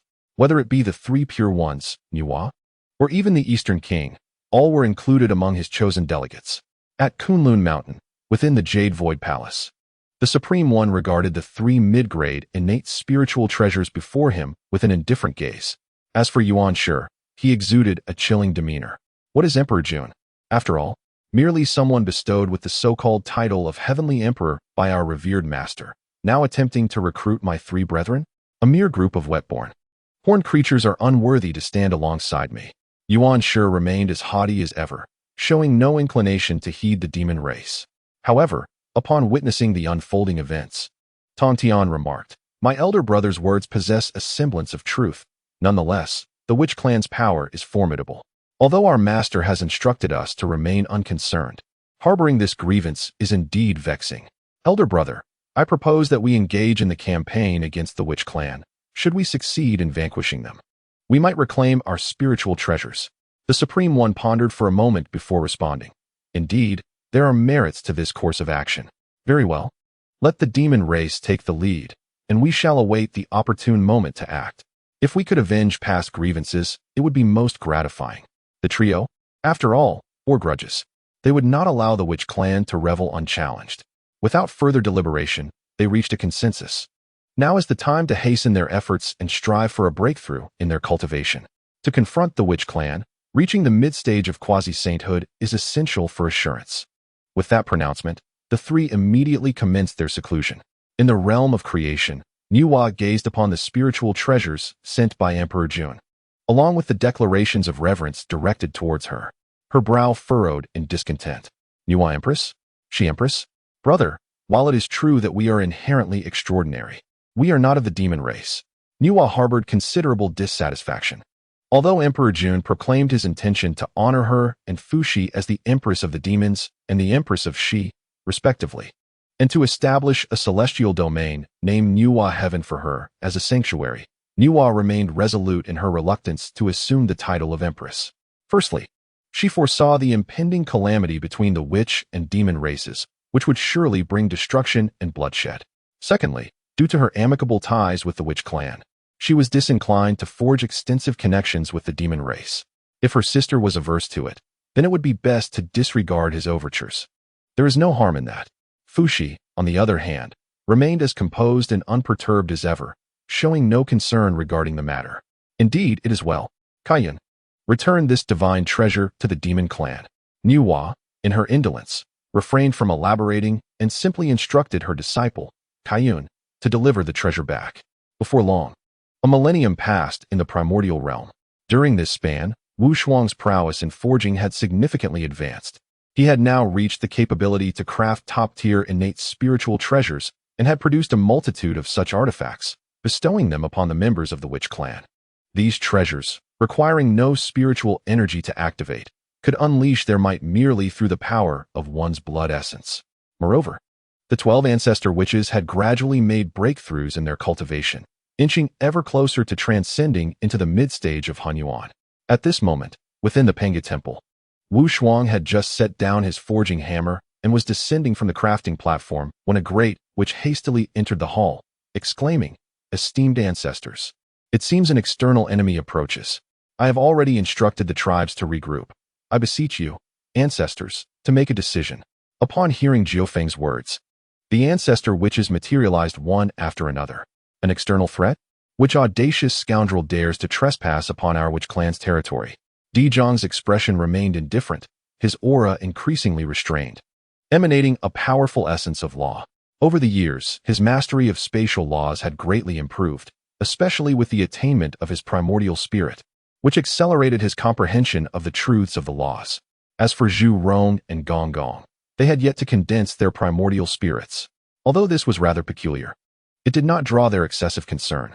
Esteemed ancestors, the intruders appear to be cultivators from the celestial court and the demon court. Their approach is aggressive, and their numbers are unknown. Upon hearing this, the ancestor witches snorted in unison and then tore through space, stepping forth. Once they arrived in the heavens, they beheld countless celestial soldiers of the demon clan filling the vast sky, their numbers reaching into the billions. Without a moment's hesitation, Wu Shuang immediately activated the grand formation, initiating defenses against the external foes. It seemed that Di Jun and Tai Yi must have made breakthroughs in their cultivation. Otherwise, they would not have dared to venture here. Furthermore, if I am not mistaken, this must pertain to the two goddesses. Upon Wu Shuang's utterance, the ancestor witches nearby jested. Isn't it you who has whisked away their wives? No wonder Di Jun is so agitated. Ha ha. 13th brother, I find those two goddesses to be extraordinarily beautiful. Why not pursue them? Indeed, unparalleled beauty is destined to be possessed by the formidable. Since you are the ancestral shaman of my witch clan, what does it matter if you have a few more wives? The assembly of ancestral shamans continued to tease Wu Shuang, showing no concern for the looming storm overhead. Well, with the imminent battle approaching, esteemed brothers and sisters, please refrain from mocking me, Wu Shuang declared, as he had grown accustomed to it. Women? They would only impede my cultivation speed. Old witches, you have usurped my empress. Your sins are worthy of 1,000 deaths. Today, in the name of the heavenly emperor, I shall bestow divine punishment upon you. Above the 9 heavens, thunderclouds roared, and boundless divine fire howled. Countless demon clans surged forth, akin to the very heavens collapsing upon us, exuding an overwhelming sense of oppression. Yet, the many ancestral shamans below remained unfazed. Di Jiang even had the audacity to jest. Di Jun, you arrived so late. The two goddesses and Wu Shuang already have hundreds of children. Oh dear, you have indeed arrived late. Di Jiang was known for his penchant for fabrication. As soon as these words escaped his lips, Di Jun's face turned as crimson as a scalding pot, emitting wisps of smoke. With a resounding roar, the divine fire swept through the skies, fracturing half of the celestial dome, causing the crystalline walls of heaven and earth to shatter. You insolent wretch! How dare you humiliate me so? Di Jun felt an unnamed fury surging from his feet to the crown of his head. He was incensed, his temper flaring. What nonsense is this? Hundreds of children? How can you be so prolific? Ah, but she is my empress. In that moment, the expressions of Dong Wang Gong and the myriad powers of the celestial court shifted dramatically. This is rather inappropriate, is it not? To steal another's woman and make such declarations in his presence? The witch clan is indeed brazen. Such heart-wrenching words. Among the celestial powers, some chuckled quietly while others sighed in sympathy. casting glances filled with pity toward Dijun. How tragic. His head is practically glowing green. Humph. Dijiang, you brute. What nonsense are you spouting? When have I ever had hundreds of children with Wu Shuang? Speak such folly again, and we shall dismantle your Panga temple. Just as Dijun's face was etched with sorrow and indignation, suddenly, the two goddesses appeared before him, their faces flushed with embarrassment as they reprimanded Dijiang. Oh dear. It was merely a jest. Esteemed goddesses, do not take it to heart. Dijiang chuckled, seemingly unfazed. Humph. You are utterly tarnishing our innocence. Indeed. Indeed. Shiha and Changshi spoke solemnly. Let us do it this way. We shall relinquish the 13th brother to you, thus preserving your honor. It is a rightful arrangement. Dijiang continues to chuckle, while the two goddesses are blushing profusely. They glance at Wu Shuang and then at Dijiang and his companions, utterly at a loss for rebuttal. After all, they too acknowledge that Wu Shuang is quite commendable. Ah, so you were deceiving me all along. Very well. Fear not. Esteemed goddesses, today, I shall escort you back. Yet, Dijun remains relentless in his pursuit of the two goddesses. To his astonishment, they turn and retort with indignation. Who needs your rescue? We came to the witch clan of our own volition. By what right do you, with your saintly decree, insist that we become your empresses? We sisters shall choose our own partners, without needing your divine concerns. Oh, is that so? You truly came here on your own accord. Just to avoid marrying me? You would go so far as to join the witch clan. Dijun's face flushes with embarrassment. He feels increasingly like a fool. The Eastern King and his companions are barely able to contain their laughter. It seems they never had any intention of marrying you. What pretense is this of rescuing the Tying goddess? Is this not a slap to your own face? How utterly humiliating. This is infuriating, truly infuriating. You witch clan. Today I shall not rest until we settle this. With that proclamation, Dijun's form splinters into three. Instantly, he manifests two figures, embodying his virtuous and malevolent selves. Midstage quasi-saint. Indeed, Dijun has attained a breakthrough. Wu Shuang furrows his brow. Achieving the quasi-saint level signifies a monumental leap in strength. It is rare for an early-stage quasi-saint to defeat one at mid-stage. If it were merely Dijun who had advanced, there would be no cause for concern. However, as the Eastern King and his companions begin to speak, the very worry he dreaded has come to pass. Oh, who would have thought that my fellow Taoist Dijun has made progress in these years? Unfortunately, among my celestial court, there are also several companions who have reached the mid-stage of quasi-saint. With that, the Eastern King also manifests his virtuous and malevolent forms. He radiates an overwhelming aura of pure yang, akin to a sun blazing in the heavens, illuminating all. Behind him stand 5 quasi-saint practitioners, each exuding the aura of mid-stage might. Very well, I shall no longer conceal my true power. Esteemed demon saints, Tai, reveal your prowess. Let the Wu clan witness the stark contrast between us and the demon race. As soon as the words fell, 5 formidable beings of mid-quasi-saint rank emerged behind Emperor Jun. A total of 12 mid-quasi-saints ascended into the celestial expanse, unleashing a terrifying aura. Instantly, the sky above was marred by colossal fissures resembling cracks in the earth. The mere appearance of these 12 mid-quasi-saints shattered the very fabric of reality. Such a realm, such strength, is indeed formidable. Mid-quasi-saints are entirely beyond the comparison with their initial counterparts. Their mere manifestation of power exudes an overwhelming sense of pressure. Wu Shuang surveyed the surroundings. Even though he had deployed the innate 5 directions great formation, the multitude of Wu clan cultivators beneath felt an immense oppressive force, causing many of the weaker ones to buckle under the strain. At this level, the potential for cataclysmic destruction is palpable. It is no wonder that the initial calamity of Longhan, once unleashed, affected all beings across the heavens and earth. And this is merely a dozen mid-quasi-saints. One can only imagine the terror should they reach later stages or their pinnacle. A sense of urgency surged within Wu Shuang. Although the path of Hunyuan offers formidable strength compared to the quasi-saint path, it is fraught with challenges. Without comprehending the true essence of the laws, one cannot ascend. Currently, many ancestral witches are but a step away from entering mid-Hunyuan. Yet at this very moment, these adversaries have come knocking. How fortuitous. Cursing inwardly, Wu Shuang declared. Prepare to deploy the 12 capitals' heavenly mystery formation. Only in this manner can we hope to contend. The ancestral witches, their expressions grave, nodded in agreement. This is far more daunting than the simultaneous appearance of hundreds of initial quasi-saints. After all, the disparity between each level within the quasi-saint tier is immense. A single mid-quasi-saint can effortlessly confront over 100 initial quasi-saints. But now, we are faced with 12 directly. This is indeed a dire predicament. Dear comrades, I have come to lend you my strength. However, it was at this moment that brilliant strands of transformative light manifested from the clouds. Following closely, Enhua and Fushi broke through the void, arriving on the scene. As they gracefully descended, it was as if a celestial being had graced the mortal realm. A myriad of splendid hues and radiant light enveloped them. Sister Enhua, Brother Fushi. At that moment, the two lunar goddesses excitedly rushed forward, each embracing Enhua's arms, affectionately calling her sister Enhua with an endearing fervor. Witnessing this scene, Wu Shuang felt a pang of envy. Alas, why must you make things difficult for our friend Enhua? Why not direct your attention towards me instead? Isn't it so? Your Majesty Enhua, what is this? Upon seeing Enhua's arrival, Emperor Dijun was momentarily taken aback. Had he not revered Enhua as the Empress? How could she now be aiding the Wu clan? Empress Enhua, I have never consented to this. Previously, when the Fairy of Colorful Clouds returned the spiritual treasures, did you not comprehend my intentions? This left Emperor Dijun momentarily stunned. Indeed, the Fairy of Colorful Clouds had returned the treasures he had bestowed upon her.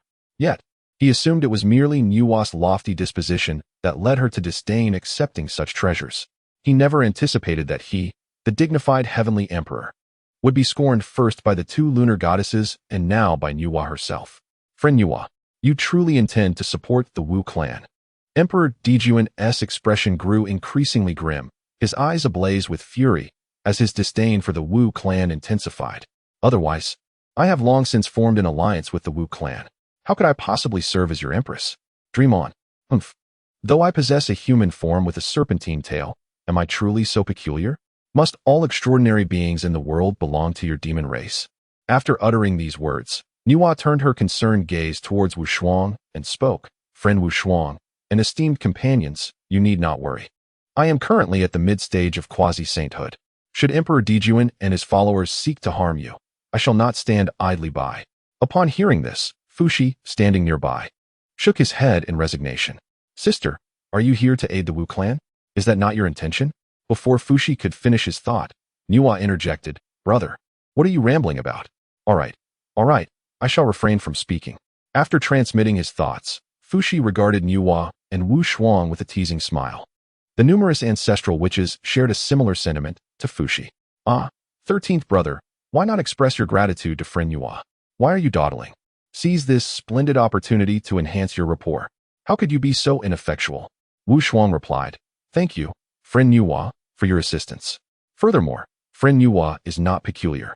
In all the world, where could one find a being as exquisitely beautiful as you? This expression truly emanated from Wu Shuang's heart. Yet, upon hearing it, Enhua found herself somewhat at a loss.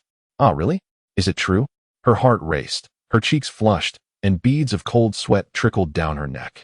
Naturally, Wu Shuang nodded slowly. Observing the earnest expression on Wu Shuang's face, Enhua could not help but feel a wave of enchanting emotion stir within her. The surrounding members of the demon race felt a shiver run down their spines. Was this truly a disciple of a sage? How could she appear so bashful, akin to a young maiden, in the presence of Wu Shuang? What kind of intoxicating potion had Wu Shuang administered to her? Dijun and others were equally perplexed. Chapter 45. The Great Array of the Celestial Bodies? A sage-level formation. The atmosphere was tinged with ambiguity, prompting even a primordial witch to find it unbearable, leading to some sardonic remarks directed at Wu Shuang. However, Wu Shuang was already accustomed to such scrutiny and chose to ignore it entirely. As for the demon race, Dijun, upon witnessing Enhua's demeanor, quickly grasped the situation. Damn, Enhua had been in cahoots with the witch clan from the very beginning. Nearby, Dong Wang Gong observed the unfolding scene and furrowed his brow, saying, Friend Dijun, you previously mentioned having allied with Enhua. I had agreed to partake in this battle under the impression that the disciple of a sage would become your demon clan Swa Huang. If the situation is as it appears now, it may prove troublesome to contend with the witch clan. Dong Wang Gong, having been struck with fear before, was understandably cautious. However, to Dijun, this sounded akin to betrayal. What? Friend Dong Wang Gong, do you wish to betray our demon race as well? With Di Jun's gaze nearly murderous, Dong Wang Gong realized he had inadvertently spoken out of turn. As fate would have it, Di Jun was already facing disdain from others, and he had chosen this moment to bring it up. Friend Di Jun, I am wholly aligned with you. I vow not to rest until the witch clan is eradicated. Observing Dong Wang Gong's fervent declaration, Di Jun felt a measure of relief wash over him. It mattered not if they lacked Nuwa's assistance. They had already attained the status of quasi-saints in the mid-stage. The 12 primordial witches were no longer their adversaries, though Di Jun maintained an appearance of unwavering confidence. Dong Wang Gong had mentally prepared for a hasty retreat. As the saying goes, better the death of a friend than the demise of the Taoist. There was no rush in dealing with the witch clan. Very well, you may take action now. I have heard you recently devised an unparalleled array, one of immense power, capable of harnessing the strength of the celestial bodies and the might of countless deities and demons for your own use. Today would be the perfect occasion to deploy it. Upon mentioning this matter in Di Jun's eyes, there was a hint of pride. Naturally, with that, he raised his hand and summoned 365 great Zhou star banners, along with 14,800 small Zhou star banners. As these two grand arrays manifested, the very fabric of heaven and earth transformed. The previously bright noon was suddenly cloaked in a celestial night adorned with stars. Above the firmament, countless stars twinkled, and the immense powers of deities and demons, along with the strength of the stars, were drawn forth from the chaos by the banners. Children of the demon race, assemble! Zhou star array. With Di Jun's commanding shout, countless demon soldiers, accompanied by the 10 great demon saints and 365 demon generals, manifested in the heavens, each taking their place among the banners. They channeled all their celestial power, fervently pouring it into the array. Instantly, a beam of light as radiant as the sun illuminated the sky. Di Jun and Tai Yi transformed into a three-legged golden crow, unleashing boundless golden flames of the sun, securing their dominion over the solar realm. As for the lunar position, lacking a suitable candidate, it was temporarily under the control of the 10 great demon saints. However, this resulted in the Zhou star array not being complete, limiting its power to merely 1/10 of a fully realized array. Yet even this fraction of its potential was enough to send shockwaves through the cosmos, astonishing mighty beings from all directions. The Zhou star array. Wu Shuang fixed his gaze upon the heavens, an alarm ringing in his heart. This array represented a truly unparalleled formation. If pushed to its limits, it could contend with saints in a short span. It could be said that such an array was among the pinnacle of formations within the primordial realm. Other formations of similar caliber included the 12 capital heavenly god-slaying array of the Wu clan and the celestial sword array of Ji Xian. Brothers and sisters, be cautious. The power of this array is extraordinary. Wu Shuang immediately summoned the primordial 5 directions banner, swiftly enveloping numerous ancestral witches within its protective embrace. Meanwhile, deep within the clouds, the 3 pure ones had already arrived. It seems these wet, egg-laying, horned creatures possess some prowess. No wonder the master has conferred upon him the title of Heavenly Emperor. Yuan sure wore a proud expression. Though he maintained an outward facade of indifference, inwardly, he was genuinely astonished. Beside him, Tai Shang and Tong Tian could not help but secretly marvel at the terrifying might of the Zhou star array, a formidable force capable of annihilating the heavens and the earth, devastating all elements of fire, wind, and water, and reshaping the sun and moon in the primordial chaos. Beneath the celestial dome, countless sentient beings, overwhelmed by the terrifying power of the grand array, prostrated themselves in fear, begging for mercy. Even those cultivators beneath the realm of the great Luo Golden Immortal felt an oppressive dread, rendering them nearly incapable of unleashing their full potential. At this moment, Wu Shuang activated the Creation Azure Lotus, summoning the 12 capital heavenly mystical array. Instantly, a vast expanse of cosmos unfolded, unpredictable and brimming with boundless might. As he invoked this formation, Wu Shuang relinquished control of the array to the many ancestral witches, communicating telepathically. Brothers and sisters, take command of the formation and confront the enemy head-on. I have a strategy. If it succeeds, it may overturn this celestial star formation. In response to Wu Shuang's decision, the ancestral witches unanimously supported him without hesitation. Nuwa, too, stood alongside the ancestral witches, joining forces to resist the celestial star formation. Mere ants. Dare to shake the heavens? They seek their own demise. Jun presided over the array, using the chaos bell of Tai as its focal point, reversing yin and yang, distorting time and space, and tearing apart the void spanning countless miles. He summoned the strength of myriad deities and demons, manifesting a colossal finger in the heavens, enormous in scale. It descended towards the 12-capital heavenly mystical array, exuding immense pressure. Well, it is time to strike, he declared. Fellow Taoists, follow this emperor and break through the primordial 5 directions array. Simultaneously, the Eastern King began to lead numerous celestial court cultivators into the fray. This time, bolstered by the collaboration of mid-stage quasi-saint powers, the primordial 5 directions array barely withstood a few assaults before dozens of fissures appeared. After all, Wu Shuang had departed from this place and was not maintaining the array. Comrades, we must not retreat an inch. We shall fight them to the end. The mighty witches united their blood essence, infusing it into the array, tirelessly mending the fractures.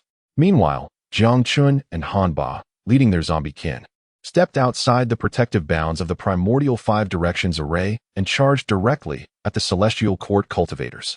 Many celestial court cultivators disregarded this, seeing only a swarm of insignificant ants daring to challenge the immortals. What a joke! Yet, as soon as the speaker finished this declaration, the next moment the chilling words imbued with immense murderous intent from Jiang Chun echoed in my ears. Oh, is that so? Kill the Hongmeng fierce corpse. With a command from Jiang Chun, a multitude of Hongmeng fierce beasts, transformed into zombie slaves, surged skyward. They were enveloped in boundless innate malevolence, painting the heavens and earth a crimson hue in an instant. Ancient Hongmeng fierce beasts. How could this be possible? From where did the witch clan procure these ancient Hongmeng fierce beasts? Before the celestial court cultivators could fully grasp the situation, they were already engulfed by the ferocious tide of Hongmeng fierce corpses. The slaughter, at that moment, plunged into a brutal melee akin to a meat grinder. On another front, numerous ancestral witches united to unleash the celestial opening fist. They initially believed this strike would surely shatter the Zhoutian star array before them. Yet, to their astonishment, when the celestial opening fist collided with a point imbued with the power of countless gods and demons alongside boundless stellar energy, it triggered a colossal annihilation reaction. With a thunderous roar, the entire firmament seemed to shatter, transforming into a vacuum. The tremendous aftershock flattened an expanse of millions of miles, causing countless mountains to collapse and the vast earth to be leveled. Merely one clash had shaken the very foundations of heaven and earth. It ended in a stalemate. The ancestral witches were momentarily stunned, their expressions growing increasingly grave. It seemed that the concerns of the 13th brother were not unfounded. Indeed, this Zhoutian star array was formidable, and at present, we could only manage to contend with it, without any means to break it. They placed their hopes upon Wu Shuang to discover a way to turn the tide. Meanwhile, Wu Shuang had already invoked the laws of space, swiftly maneuvering into the interior of the Zhoutian star array. Within the vast expanse of the Zhoutian star array, it resembled a boundless universe, with stars scattered throughout and an overwhelming force of gods and demons enveloping it. Each star reflected upon the firmament, creating an illusion of an infinite cosmos. Since breaching from the outside proved difficult, I must find a way to overturn it from within. Fortunately, my understanding of formations is quite profound. Wu Shuang raised a hand and summoned a pitch-black spear, the god-slaying spear. As he spoke its name, an incomparably terrifying killing intent manifested upon the spear's surface. This was one of the 2 supreme treasures acquired in the West, the innate treasure, the god-slaying spear. Wu Shuang had long since refined this treasure and was capable of wielding its power. However, it had always been regarded as a trump card, never to be revealed before others. Yet today, when he unveiled this weapon, the entire array of celestial bodies trembled with sudden unrest. What transpired? No. How could that young lad have infiltrated the array? Jun and Tai were the first to detect Wu Shuang's presence, and they immediately sought to activate the array to obliterate him. Ants and rodents, daring to infiltrate this emperor's array, seeking death. With that, the celestial energies within the array surged forth, transforming into countless colossal stellar shards, relentlessly assaulting him. However, to the astonishment of Jun and Tai, A crimson rainbow inexplicably manifested above Wu Shuang's head. Following closely, an enormous spear emerged within the array. You wish to contend with me? Speak to my god-slaying spear. Wu Shuang scoffed, and without hesitation, summoned the god-slaying spear. Instantly, this innate treasure, radiating with an aura of terrifying slaughter, tore through the void spanning billions of miles. Boom, boom, boom. Amidst the continuous thunderous roars, one colossal stellar shard after another was annihilated by the god-slaying spear. The sheer might was truly unstoppable. The god-slaying spear. An innate treasure. How could this fall into your hands? Jun's eyes widened in horror upon seeing the spear. Clearly, he had not anticipated that Wu Shuang possessed such a hidden weapon. Huh? Still daring to divide your focus? Prepare to receive my punch. However, it was precisely during Jun's distraction that numerous ancestral witches seized the opportunity, activating the 12 heavenly Xian Yuan array, which evolved into the 13 laws of power, converging into the heavenly opening divine fist. Boom. In a single strike, a tenth of the entire celestial array was utterly obliterated. In the skies above, millions of demon soldiers transformed into a mist of blood within the array, their corpses strewn across the heavens and earth. Witnessing this, Wu Shuang charged forward without hesitation. With a wave of his hand, he directly seized hundreds of small Zhou Tian array flags. Haha, Jun, your Zhou Tian celestial array has been breached. Allow me to restore it for you. With that, Wu Shuang activated the power of heavenly virtue, merging it with a formidable array force, infusing it into the hundreds of small Zhou Tian array flags. Immediately, he refined the multitude of array flags. Wow! Concurrently, as Wu Shuang refined the array flags. At that moment, Emperor Jun was struck by a backlash, unable to suppress a mouthful of reverse blood. You, how dare you seize my battle flag? The expression on Emperor Jun's face was one of utter disbelief. This young man, he actually possesses the laws of formation. The laws of formation are powers derived from a profound understanding of the art of formations, allowing one to dismantle and even refine and utilize the formations of others. However, such a phenomenon is merely theoretical. After all, even refining a battle flag requires a considerable amount of time, does it not? How is it that you managed to refine the battle flag in less than a moment?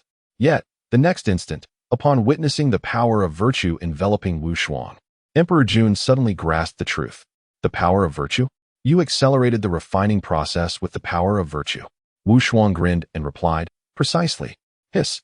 At this revelation, including Emperor Jun, the surrounding powerful beings could not help but gasp in astonishment. Such a waste of heavenly resources. That is the power of the heavenly Tao. How could you use it to hasten the refining of a battle flag? Prodigal. This lad is simply the foremost prodigal of the primordial era. Is the power of the heavenly Tao meant to be used in this manner? Bah! I can scarcely bear to witness this. What a transgression! The sound of scornful shouts echoed around. To this, Wu Shuang was rather speechless. I possess an abundance of virtue. What of it? I shall use it as I please. Enough of the chatter.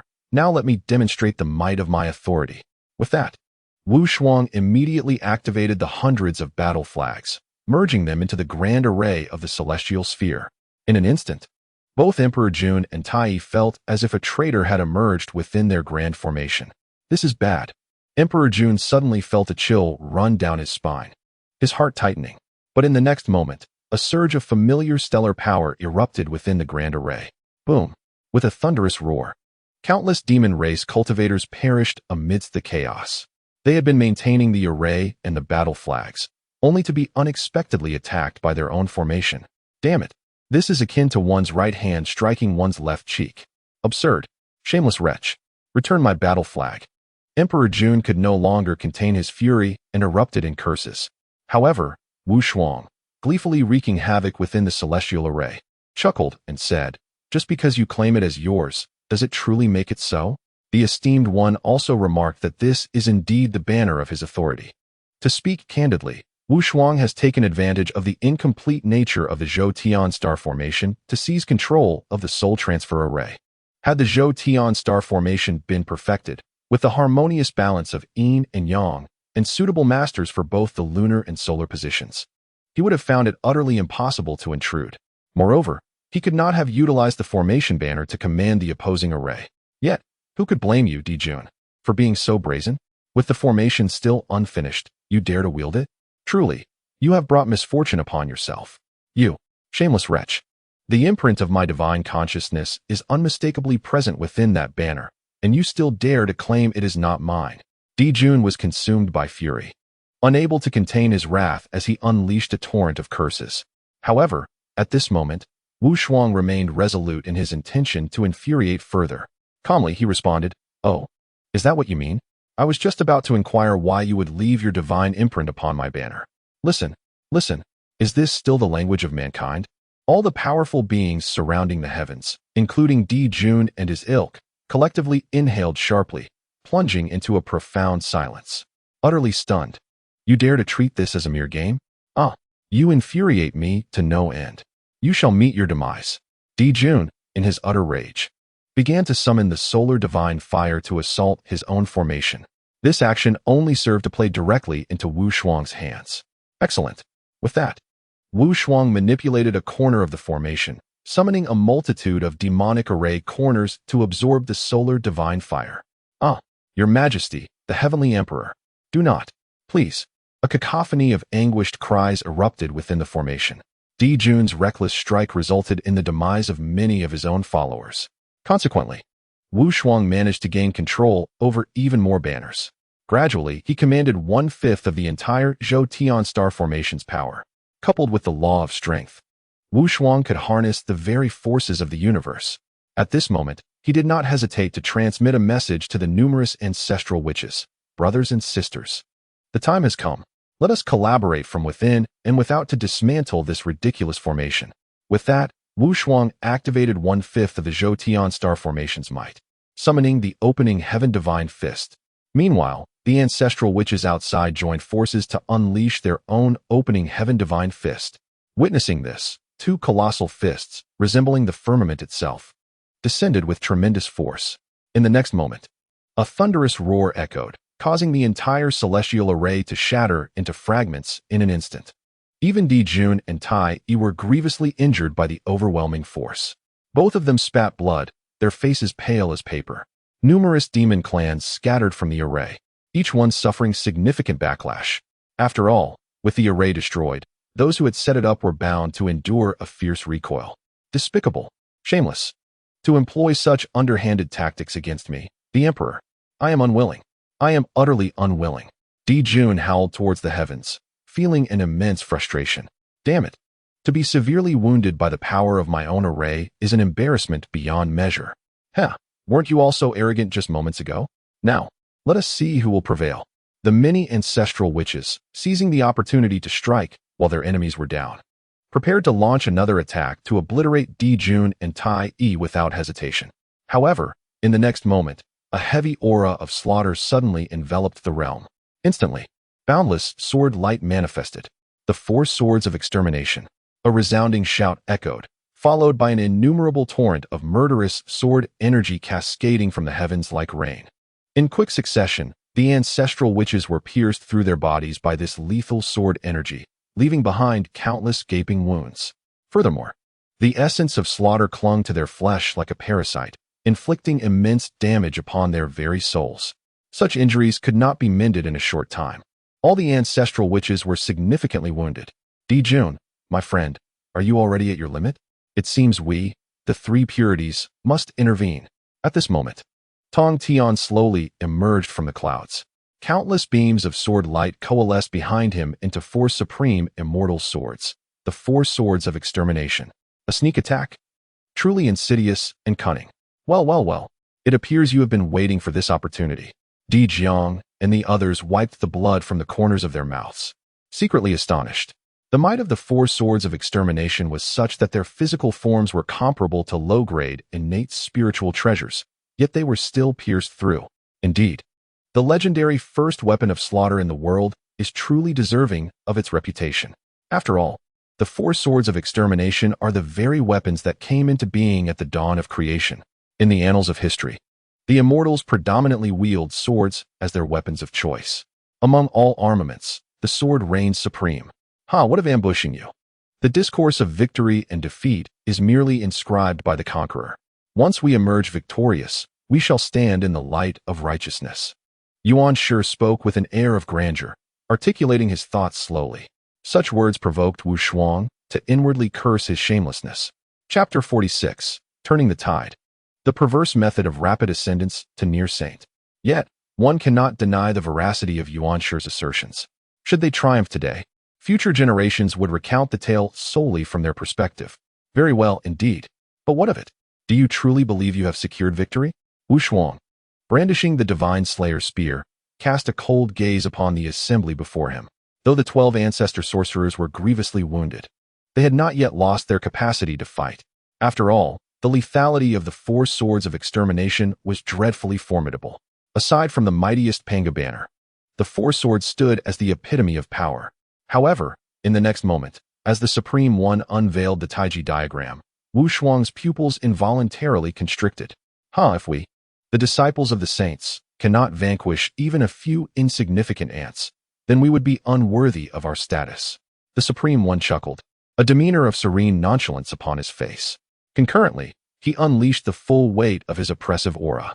Beside him, Yuan Shi and Tong Tian similarly radiated their formidable presence. Instantly, the overwhelming pressure rendered Wu Shuang somewhat breathless. Another mid-level near saint? Very well. Having just severely injured Di Jun and Tai Yi, now 3 mid-level near saints have emerged. 13 mid-level near saints. Observing his surroundings, the numerous mid-level near saint powers exuded an aura of terrifying intensity. The previously favorable situation for the Witch clan had been utterly reversed. Not to mention, the trio of the Supreme One, Yuan Shi, and Tong Tian all possessed extraordinary treasures.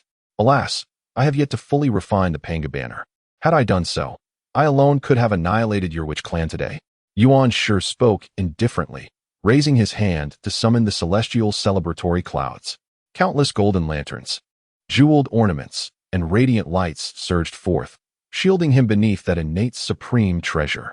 Thank goodness, the Panga banner has not yet been refined, otherwise, it would truly have been a grave predicament.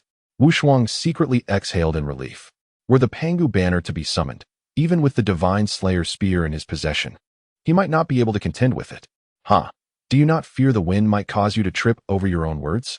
So boastful, why not come forth alone? Wu Shuang transformed into a radiant arc and returned to the side of the ancestral shamans. His gaze carried an unmistakable hint of provocation directed at Yuan Shi. You, youngster, you have already chosen the path to your demise. Wu Shuang's rebuke ignited Yuan Shi's ire. Indeed, without the Panga banner, he dared not confront them alone. Enough, my second brother, why waste words with them? Let us take action. Taishang's expression remained impassive as he summoned the Taiji diagram. In an instant, a golden bridge emerged from within, quelling the tumult of earth, fire, wind, and water. The Taiji diagram, one of the 3 innate supreme treasures, radiated immense power. Merely by being summoned, it reverberated through the 9 heavens, overshadowing the 8 desolations. However, at that moment, a resounding voice echoed forth. Before long, a colossal earth membrane enveloped the multitude of shaman clans within its protective embrace. With a thunderous crash, the golden bridge of the Taiji diagram transformed into a splendid display of brilliance, failing to breach the formidable earth membrane. Simultaneously, the great immortal Zhen Yuan Zi descended upon clouds, with the earth book suspended above him. Upon closer inspection, it became evident that his cultivation had reached the mid-stage of quasi-saint. Esteemed friends, seeing you in peril, I have come to offer my assistance. Zhen Yuan Zi? He was willing to aid the shaman clan. Wu Shuang and the others were momentarily taken aback. While it was not surprising for Niu Hua to arrive, Zhen Yuan Zi's intentions were perplexing. Was it merely to repay the favor of saving Hongyan? That seemed implausible. Zhen Yuan Zi undoubtedly sought something from the shaman clan. Thank you, esteemed friend, for your timely assistance. However, I must express my astonishment at your arrival. You have fortuitously provided the Earth Book to counter the Taiji diagram. Although the Earth Book was merely a top-tier innate spiritual treasure, the Taiji diagram was an innate supreme treasure, and the two were not of the same caliber. Nevertheless, the Earth Book was Zhen Yuan Zi's companion treasure, fully refined by him, allowing him to unleash its complete potential. As for Taishang, how long had he possessed this treasure? At most, he had refined only a portion, barely able to exert a fraction of its might. Thus, Zhen Yuanzi was able to momentarily withstand the onslaught of the Taiji diagram. Zhen Yuanzi, do you truly wish to oppose us for the sake of the shaman clan? Taishang's countenance darkened as he beheld his Taiji diagram thwarted. He was equally astonished that Zhen Yuanzi would intervene on behalf of the shaman clan. If you can extend your hand to assist the demon clan, why should I, a humble practitioner, refrain from aiding the witch clan? Moreover, had it not been for the timely intervention of my esteemed ancestral witch comrades last time, my dear friend Hong Yun would have surely perished at the hands of a few demons. I am not one to forget such debts. Wherever the demon clan appears, there I shall be. Zhen Yuanzi unequivocally stated his stance, expressing his clear disdain for the demons. What can you do about it? The Supreme Elder was momentarily taken aback, then furrowed his brow and remarked, we are not here for the demon clan, but rather for the witch clan. That is out of the question. Know this, my fellow witches have rendered me immense assistance, and in my heart, they are akin to beloved kin and sworn brothers. Should you wish to confront them, you must first seek my consent. Wu Shuang, upon hearing Zhen Yuanzi's declaration, felt an unsettling dissonance. He dreaded the possibility of a sudden demand for additional payment. Yet, is my witch clan truly so significant in your eyes, Zhen Yuanzi? Well, Zhen Yuanzi, you with your bushy brows and large eyes, I never imagined you would possess such a character. When it comes to fabricating tales, you do so without a hint of embarrassment. If you remain obstinately unyielding, do not blame us for being merciless. Yuan Shi let out a cold snort and immediately activated his incantation. Chanting the sacred words, he summoned the thunder of the heavens, imprinted for my use. The divine thunder of Jade Void shall cleanse the universe. As he unleashed countless spells, the world around transformed dramatically. Above the 9 heavens, bolts of divine thunder roared, and the vast essence of Jade Void manifested, containing an incomprehensible might. What is this? Wu Shuang merely glanced and felt a resonance with the laws of force emanating from Yuan Shi. The law of force, though it was but a fragment, it indeed bore the essence of that very law. Could it be that the 3 primordial energies of Tai Ching, Shangqing, and Yuqing are profoundly intertwined with the law of force? Indeed, they are the manifestations of the primordial spirit of the Father God, and the innate transmission of the 3 primordial essences naturally encompasses a portion of the law of force. A glimmer of insight flashed in Wu Shuang's eyes. Without hesitation, he activated the Primordial 5 Directions banner. The Primordial 5 Directions, Great Formation. With a single utterance, a cosmic membrane enveloped the heads of the gathered assembly. The next moment, a thunderous roar ensued. Bolts of divine thunder descended from the Jade Void, tearing apart the vast expanse of the void.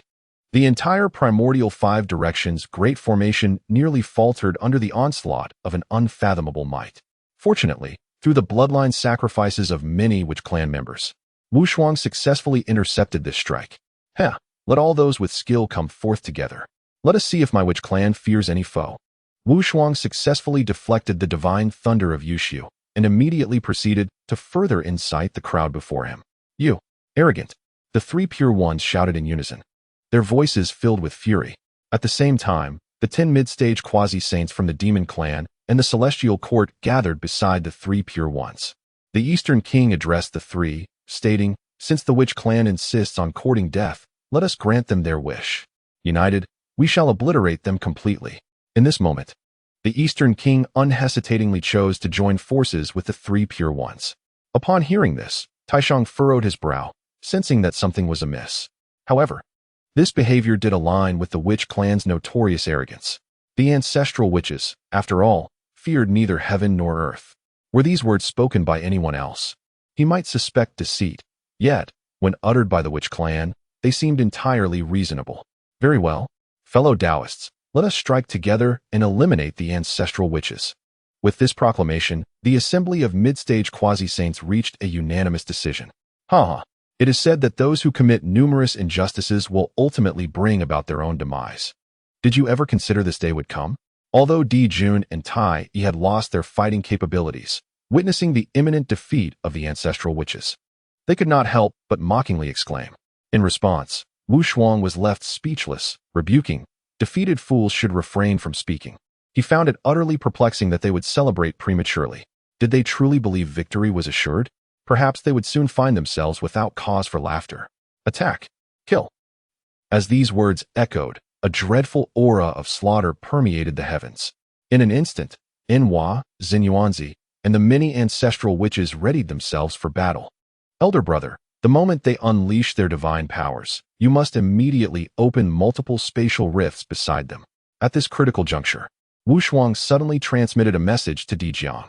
Though puzzled, Dijiang nodded slowly, choosing not to speak further. Following this, numerous cultivators in the celestial realm began to manifest their formidable abilities, transforming into the three pure ones. Divine Thunder of Yushu, slaying immortals, 4 swords. Pure Yang True Qi. These unparalleled divine powers displayed their might across the sky, gathering momentum for their impending assault. However, upon witnessing this scene, a subtle smile graced Wu Shuang's lips. This was the moment he had been awaiting. Star array flags of the heavenly cycle. Explode for me. With a flourish of his hand, spatial rifts erupted around him. In an instant, hundreds of celestial banners surged towards the spatial rifts, appearing beside the numerous quasi-saint powers. This was a moment of shock. Before they could react, a series of violent explosions resonated through the heavens. The celestial banners, imbued with the powers of divinity and the stars, unleashed a formidable force. It is crucial to understand that when cultivators invoke their divine abilities, they expose a fleeting vulnerability, requiring incantations and the execution of complex techniques. This mere moment of weakness was sufficient to leave them defenseless against Wu Shuang's methods. Simultaneously, Dijiang opened the spatial rifts, an action Wu Shuang had forewarned him about. Possessing mastery over spatial laws, Dijiang could instantaneously create multiple rifts and tear through the fabric of space without any preparatory delay. In an instant, anguished cries filled the skies as the terrifying explosions engulfed 13 quasi-saint beings. When the dust settled, it revealed that these mid-stage quasi-saints had been utterly obliterated. Even Yuan Shi Tianzun and Tai Shang, protected by their precious artifacts, were left bloodied and battered by the overwhelming force. Despite not being completely annihilated, they bore severe injuries. As for the other mid-stage quasi-saints, their situation was dire. Lacking sufficient defensive treasures, most had at least lost one of their benevolent forms, while the 4 weakest among them were entirely annihilated, costing them 2 lives in succession. Their grievous injuries resulted in an immediate decline in their cultivation, stripping them of much of their combat prowess. You despicable wretch, shameless scoundrel, you dare destroy my benevolent form and undermine my path. I shall not rest until you are vanquished. The injured quasi-saints, overwhelmed by Wu Shuang's tactics, were left aghast at the sheer ruthlessness of the assault. How could these ancestral witches employ such underhanded methods, provoking them into a united front only to exploit their vulnerabilities? How cunning these ancestral beings were. Meanwhile, the onlookers, a multitude of cultivators witnessing this battle, felt a shiver run down their spines as they observed the severely wounded powers.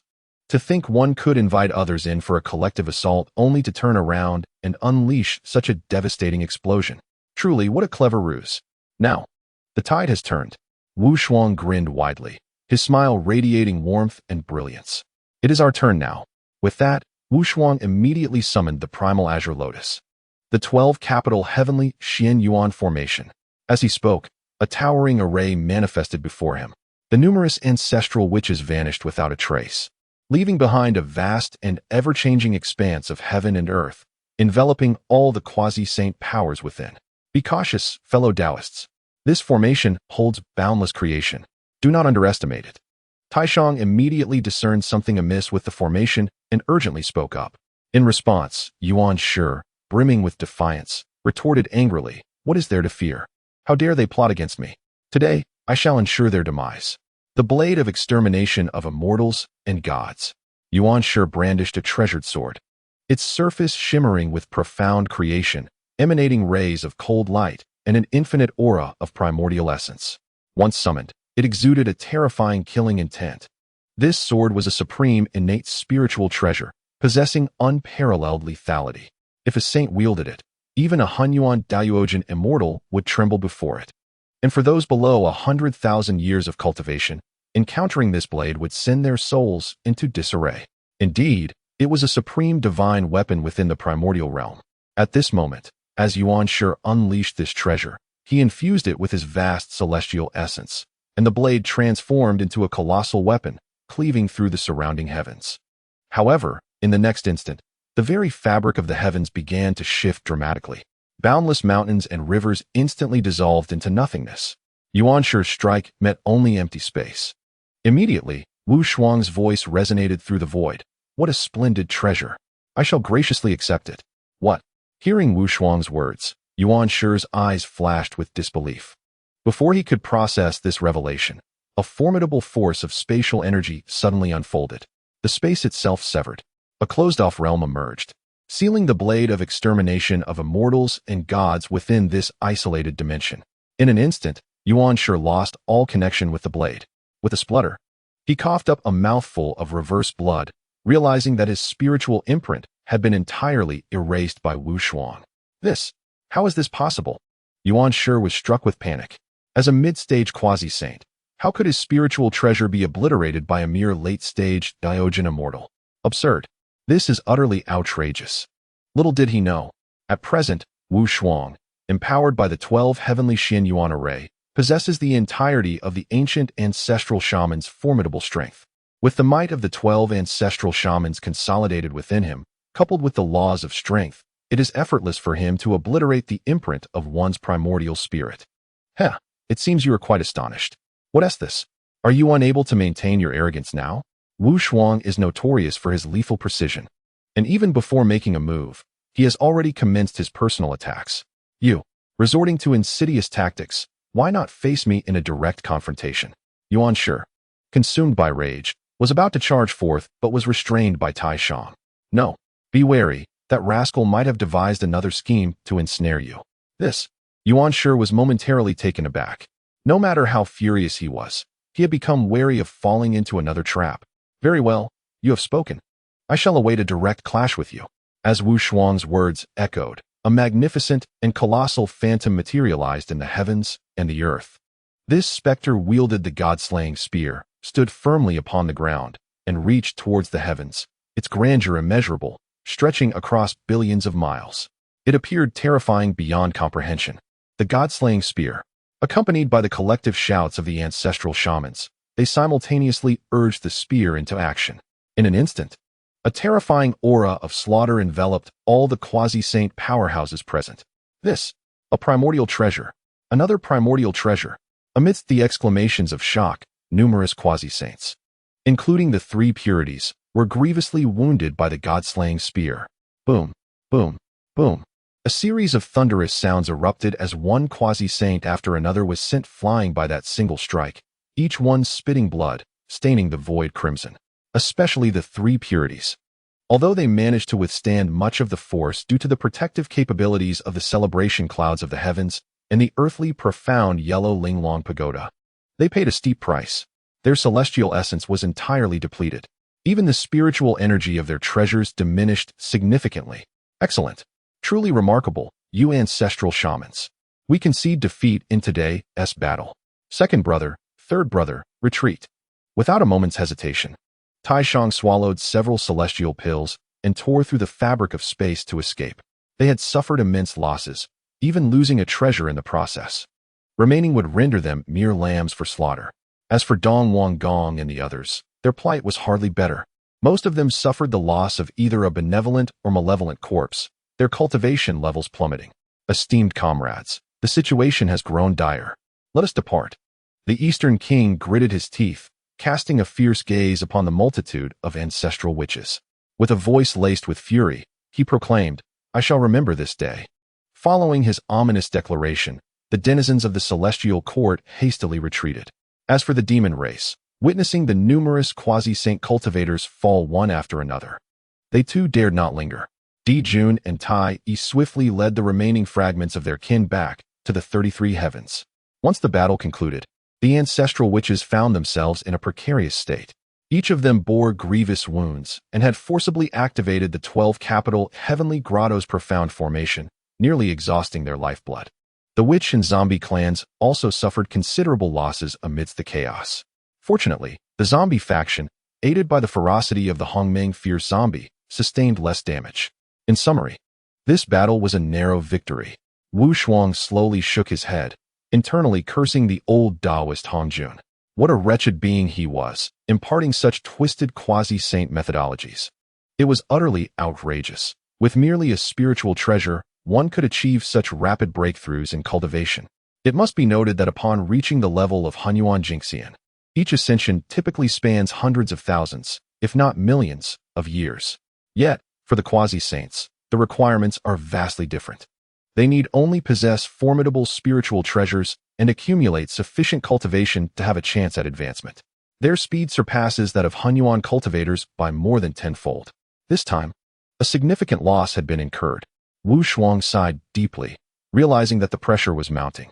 A strategy must be devised to enhance the strength of the witch clan. Otherwise, once they sever their own corpses and advance to the late quasi-saint stage, it would truly spell trouble. Wu Shuang, my friend, are you well? Your complexion appears rather poor. Here, take this 5-turn celestial pill. Neze approached Wu Shuang with genuine concern, offering him the elixir. Holding the jade vial, Wu Shuang felt a warmth in his heart. Neze's kindness was evident. Had it not been for her assistance during the confrontation with the celestial court, the casualties among the witch clan would have been far greater. However, that fellow Zhen Yuanzi, aside from initially intervening, had since taken a back seat, merely spectating while they fought valiantly. This would not do. He needed to inquire about the true intentions of that old Taoist. Given their relationship, he wouldn't risk his life solely for the benefit of the witch clan. Wu Shuang felt a flicker of doubt arise within him, narrowing his eyes as he slowly turned to observe Zhen Yuanzi. What secrets does this fellow harbor?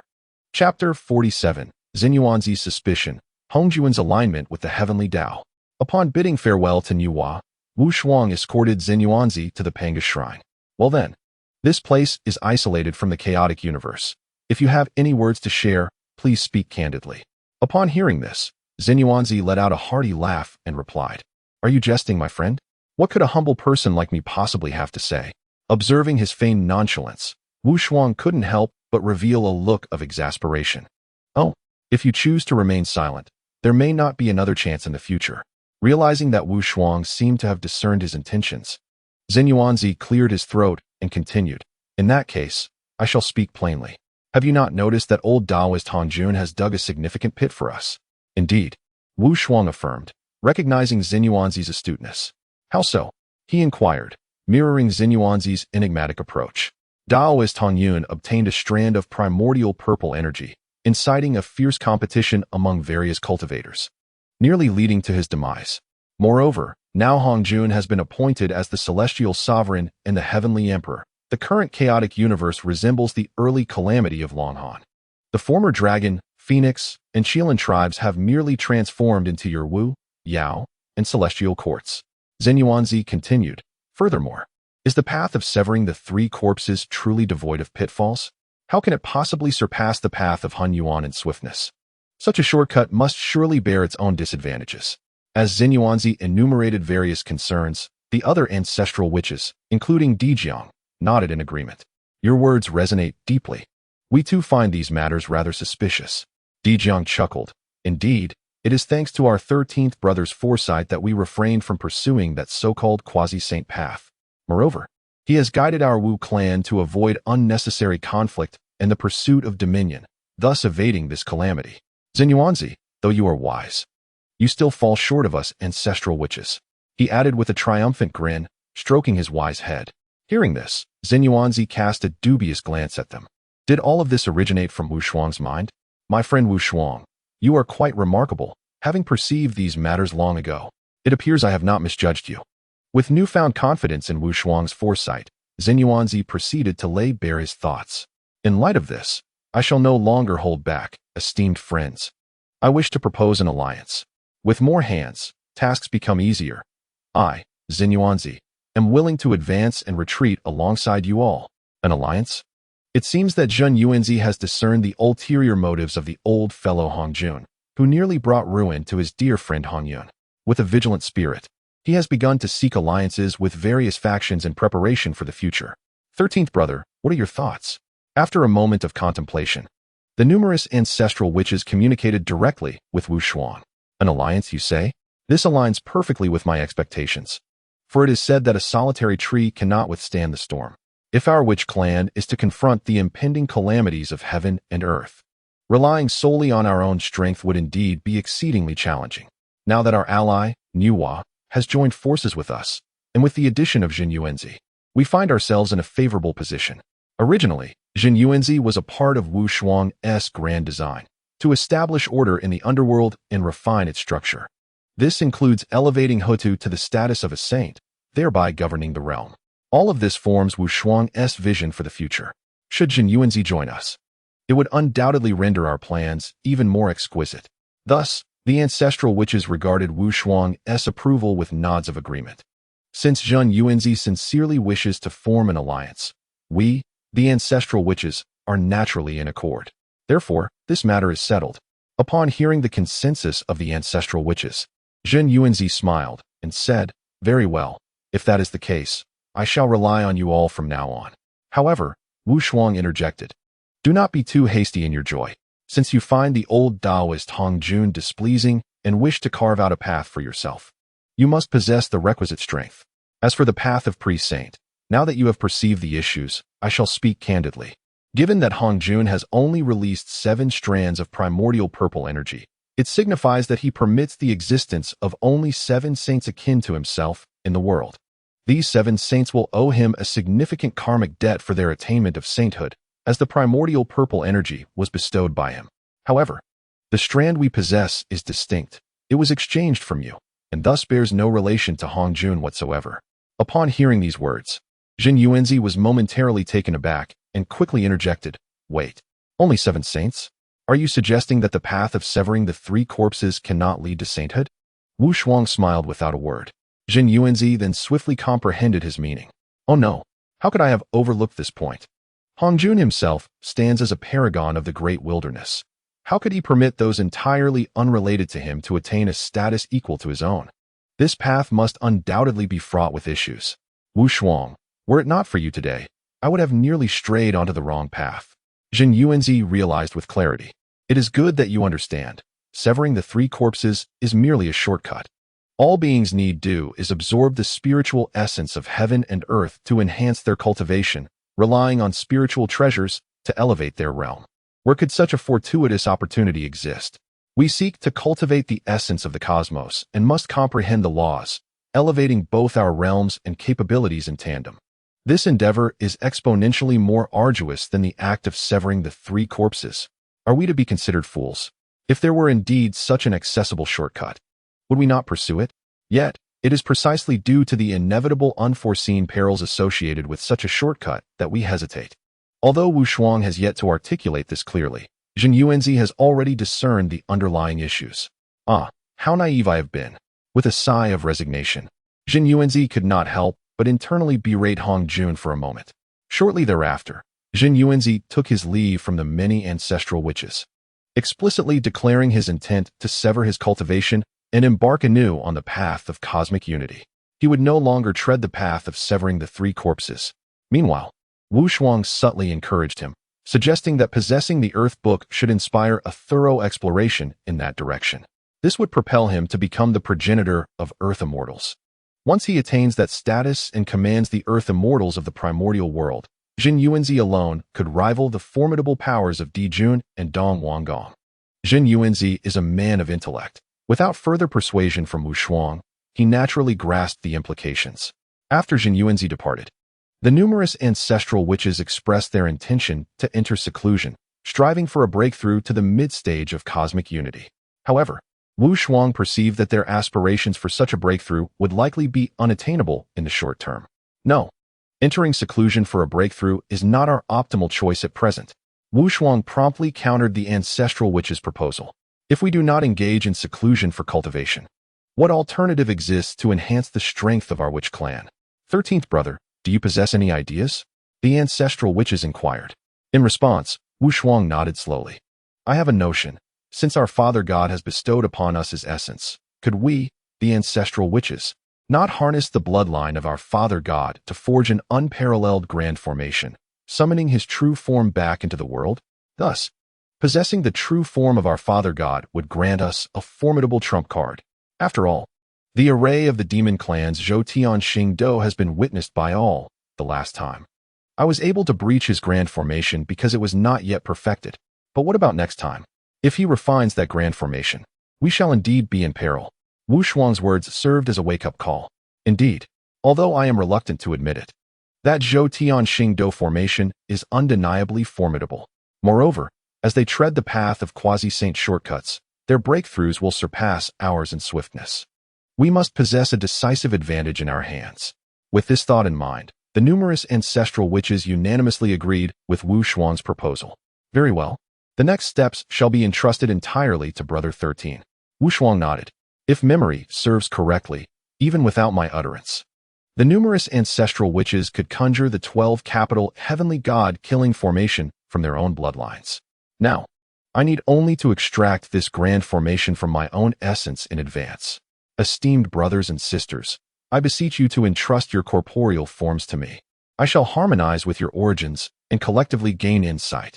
With our blood, we shall resurrect the form of our Father God. Upon speaking these words, the ancestral witches all took their seats, calming their minds and releasing their essences, yielding control to Wu Shuang alone. Subsequently, 3,000 years swiftly passed. One day, within the vast Pangu Divine Hall, an unfathomable surge of terrifying vitality suddenly erupted. Immediately after, boundless celestial forces from all directions converged at that moment. Amidst this, an immense and unparalleled silhouette began to manifest within the primordial realm. The 12 capital heavenly god-killing formation. Arise. Echoes of sound resonated throughout. Following this, countless divine and demonic energies surged forth from the endless chaos, solidifying the ethereal figure. Gradually, that vast vitality transformed into the flesh, bones, and organs of the giant. In a trance, a colossal and fearsome giant began to step forth from the void. Boom, boom, boom. A cacophony of roars erupted. And within the vast Pangu Divine Hall, gigantic fissures appeared in the very fabric of that realm. Amidst the boundless chaos, the figure of the great Pangu slowly emerged. One could behold its head suspended between the sun and moon, its feet treading upon the rivers of stars. With each movement, it wielded a power formidable enough to obliterate all, fire, wind, water, reconstructing the sun, moon, and primordial world. As the true form of the great Pangu materialized, the ancestral witches displayed expressions of exhilaration.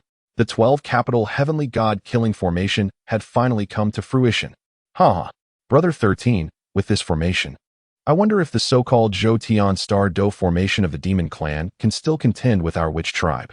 The ancestral witches were all adorned with expressions of unrestrained joy. Evidently, after over 3,000 years of contemplation, they had successfully forged the 12 capital heavenly god-killing formation. As they summoned the true body of Pangu, they soon withdrew their powers, allowing the true form of the great Pangu to gradually fade from the divine hall. Indeed, this formation has been successfully created. However, esteemed brothers and sisters, this formation should be regarded as our ultimate trump card. After all, merely activating it has consumed nearly half of our vitality. At this moment, Wu Shuang hurriedly retrieved several celestial pills and swallowed them, restoring a measure of his vitality.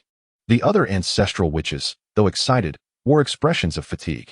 Indeed, the 12 capital heavenly god slaughter formation was concealed within the bloodlines of the many ancestral witches. After a period of contemplation, Wu Shuang successfully manifested it. Yet, a significant issue loomed. The consumption of this formation was alarmingly immense. Each activation demanded a staggering toll from the 12 ancestral witches. Even a mere punch or kick would require a prodigious expenditure of vitality.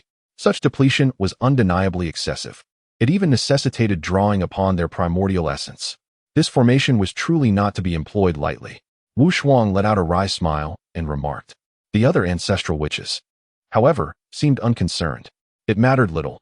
They had acquired such a formidable formation, sufficient to instill fear in the demon race and grant the witch clan ample time. Indeed, Wu Shuang nodded in agreement. He then gazed at the heavens. With such a grand formation in place, when the demon race next attacked, they could decisively intimidate powerful entities from all directions. This would deter them from troubling the witch clan for some time. Now armed with this ace up their sleeve, the ancestral witches felt a newfound sense of confidence. Regardless of how swiftly those quasi-saint cultivators advanced, the witch clan had secured a card capable of turning the tide in their direst moments. This was their ancestral witches' assurance, their clan's formidable weapon. After accomplishing this task, Wu Shuang recalled another matter. He waved his hand and produced an item, a divine thought imprint, infused with a mysterious and formidable power. The primordial imprint. 13th brother. Why do you still possess this? The ancestral witches inquired, their curiosity piqued. Wu Shuang explained, though I hesitate to admit it. The three pure ones are indeed manifestations of our Father God's primordial spirit. I retain this item to discern whether there are any secrets within the Father God's primordial essence that could aid me in comprehending the laws of power. Upon hearing Wu Shuang's rationale, the ancestral witches finally grasped his intent. Ah, that is reasonable, they acknowledged. Wu Shuang nodded and began to attempt the refinement of the primordial spirit imprint. As his primordial essence fused with it, an overwhelming surge of the law of power erupted from within him, akin to boiling water. In that moment of convergence, Wu Shuang felt an inexplicable and profound essence coursing through his entire being. Instantly, that supreme power surged relentlessly throughout his limbs and bones. Ultimately, after numerous cycles of celestial rotations, it fell into the depths of Wu Shuang's spiritual realm. At this moment, an unparalleled Tao imprint manifested within the profound recesses of Wu Shuang's mind, releasing streams of pure, ethereal energy. Indeed, the laws of power are profoundly intertwined with the essence of the three pure ones. Now, let me behold the strength encapsulated within this Jade Purity Tao imprint. With a gentle smile, Wu Shuang activated the Jade Purity Tao imprint. In an instant, his eyes beheld a transformation of the cosmos, revealing an unfamiliar realm. Astonishingly, through the imprint, his gaze pierced the very fabric of the laws of the universe, allowing him to witness the fundamental truths and principles governing all existence. Faintly, it seemed as if the boundless sounds of the Tao reverberated in his ears. The myriad laws and ultimate truths flowed through his heart as if they were within his grasp. This is the power of the source. Wu Shuang gasped in awe, realizing that the so-called Jade Purity energy emanated from the root power of all laws governing the universe. Every principle, every force of order, could be harnessed by Jade Purity, an inexhaustible source, boundless and unending. Unbelievable.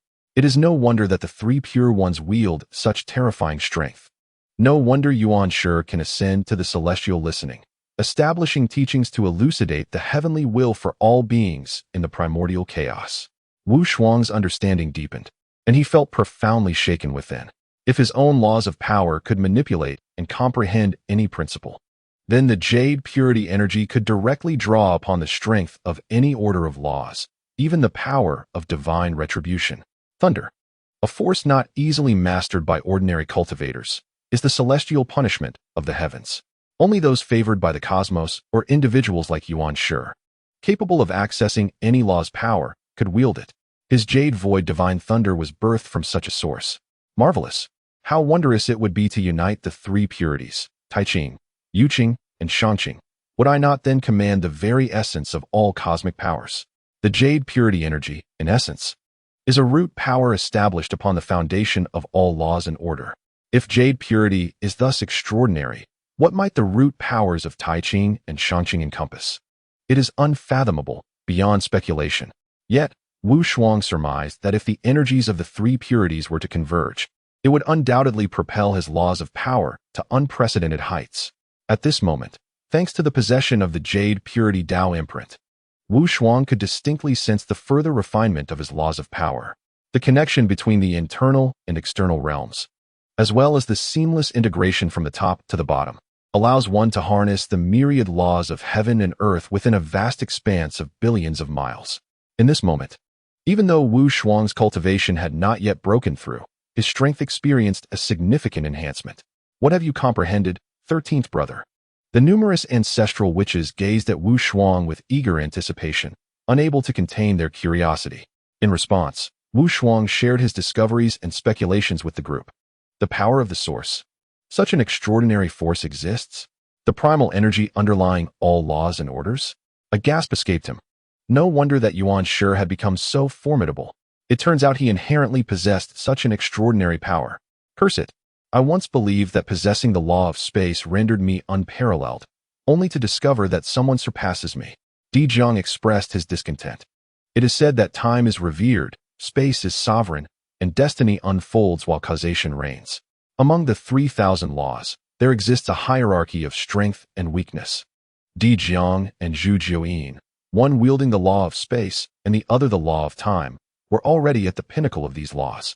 Yet, they had not anticipated that the essence of the three clears was, in fact, the source power. Thus, our witch clan must strive even harder. Wu Shuang nodded in agreement and continued, if this is the case, let us proceed to the place of sealing and swiftly locate the Immortal Island. Should there be any unexpected opportunities atop the Immortal Island, we may well elevate our realms sooner than anticipated. In the world of ancient cultivators, aside from solitary meditation and arduous training, the most effective way to break through one's cultivation is to seek opportunities. Certain special chances can even allow one to ascend to the heavens, instantly becoming a great Luo golden immortal. For instance, the exquisite innate spiritual fruit, Huangjongli. If an immortal merely inhales its fragrance, they may gain thousands of years of Tao attainment. Should they be fortunate enough to consume a fruit, they can instantly become a great Luo golden immortal. Therefore, compared to solitary cultivation, Wu Shuang firmly believed that seeking opportunities was a more advantageous path. The ancestral witches unanimously agreed with this notion and prepared to leave the Panga temple, heading towards the place of sealing. However, at that very moment, a profound resonance echoed throughout the vastness of the Honghuang realm, manifesting as brilliant lights in all directions. Amidst the thunderous roars, the celestial brilliance illuminated the myriad worlds, continuously presenting countless auspicious and extraordinary phenomena.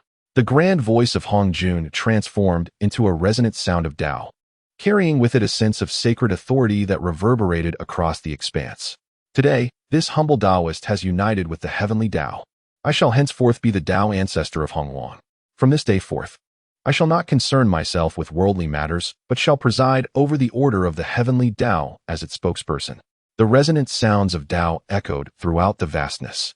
The overwhelming presence reverberated through countless beings and cultivators from all realms, all of whom bowed in reverence to the heavens, exclaiming, "Congratulations to the Tao ancestor." Upon hearing this, Wu Shuang felt an immediate sense of relief. Has Hongjun merged with the Tao? Splendid news indeed. His union with the Tao signifies that he can no longer act capriciously as before. After all, Hongjun embodies the Tao, which represents the order of the cosmos. There shall be no opportunity for corruption or favoritism henceforth. This undoubtedly presents the Wu tribe with a chance to flourish. Due to Hongjun's favoritism towards the demon race and the celestial court, the Wu tribe has indeed felt an oppressive weight. The old Taoist Hongjun has merged with the Tao, yet this is fortuitous. His union with the Tao means he cannot interfere with our affairs any longer. Let us disregard him. 13th brother, let us depart. Di Jiang and the others shared similar sentiments. Subsequently, they tore through space, heading towards the sealed domain brimming with ancient ferocious beasts. Chapter 48. The emergence of the 5 ancient ferocious beasts and the blood-winged black mosquito. The sealing area had been reconfigured by the ancestral witches, allowing them to arrive at this hidden location amidst the boundless seas at any time.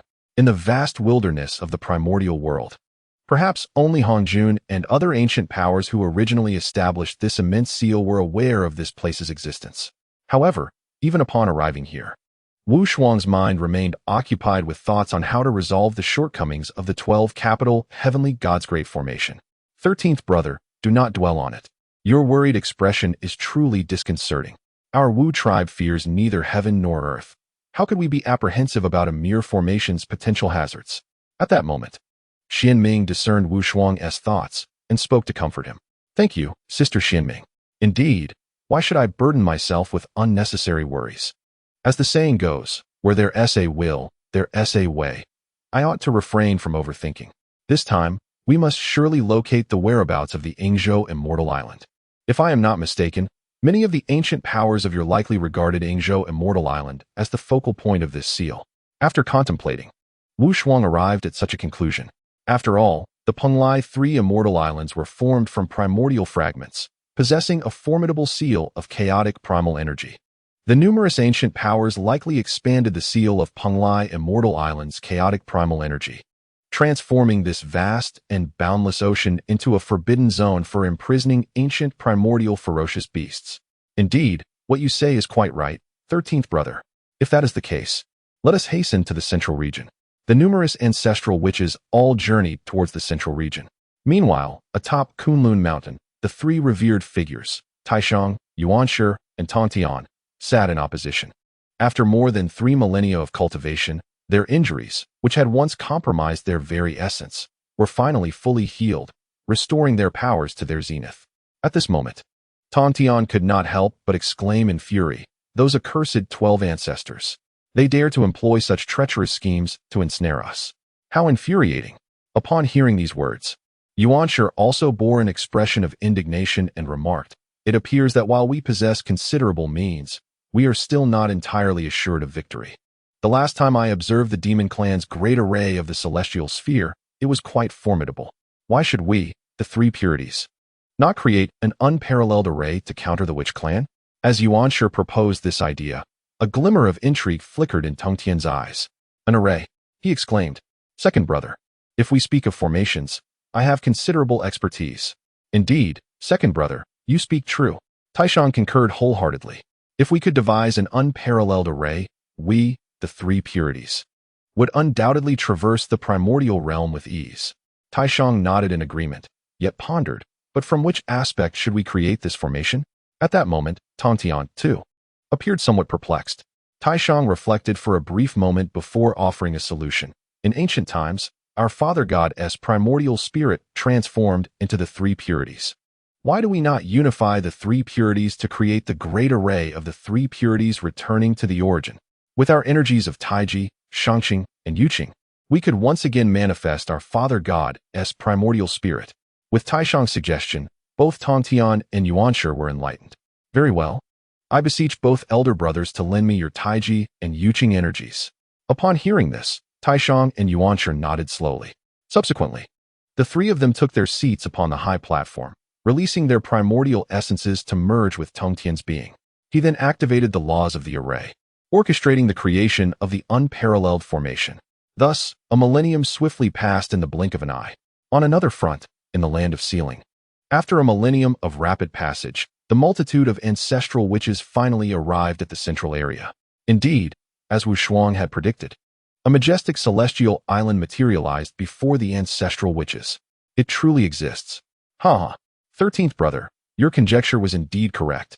With these words, the ancestral witches hastened towards the resplendent island, where they beheld countless powerful Tao patterns adorning its vast expanse. Each strike emanated an extraordinarily potent aura. These were the collaborative efforts of numerous formidable beings from a bygone era. Although the group yearned to enter this celestial island, they found themselves thwarted by the powerful seals above. Fortunately, while these seals were indeed formidable in their time, they had since sustained damage. Forcibly breaching them should pose no insurmountable challenge. Wu Shuang conducted a brief examination and pinpointed a vulnerable spot in the seal. He then proclaimed, "This is the place. The power of the seal here is the weakest. Brothers and sisters, act swiftly." Upon hearing his words, the others nodded in agreement. They then raised their hands to invoke their spells, reciting the sacred incantation, Heaven-Splitting Divine Fist. As they uttered this incantation in unison, a cataclysmic fist relentlessly struck the weak point of the seal. Boom! After a moment of intense reverberation, a violent roar echoed, and the seal was finally breached, creating a gap. Success! Let us ascend and explore. With these words, the group of ancestral witches made their way to the Izhou Celestial Island. If the Fujian Celestial Island was home to numerous spiritual treasures, then the Izhou Celestial Island was abundant with celestial flora and spiritual roots. Upon surveying the area, Wu Shuang was astonished to discover that there were no spiritual treasures to be found on the Izhou Celestial Island. How peculiar! Logically, each of the three celestial islands should harbor spiritual treasures. Why was this not the case?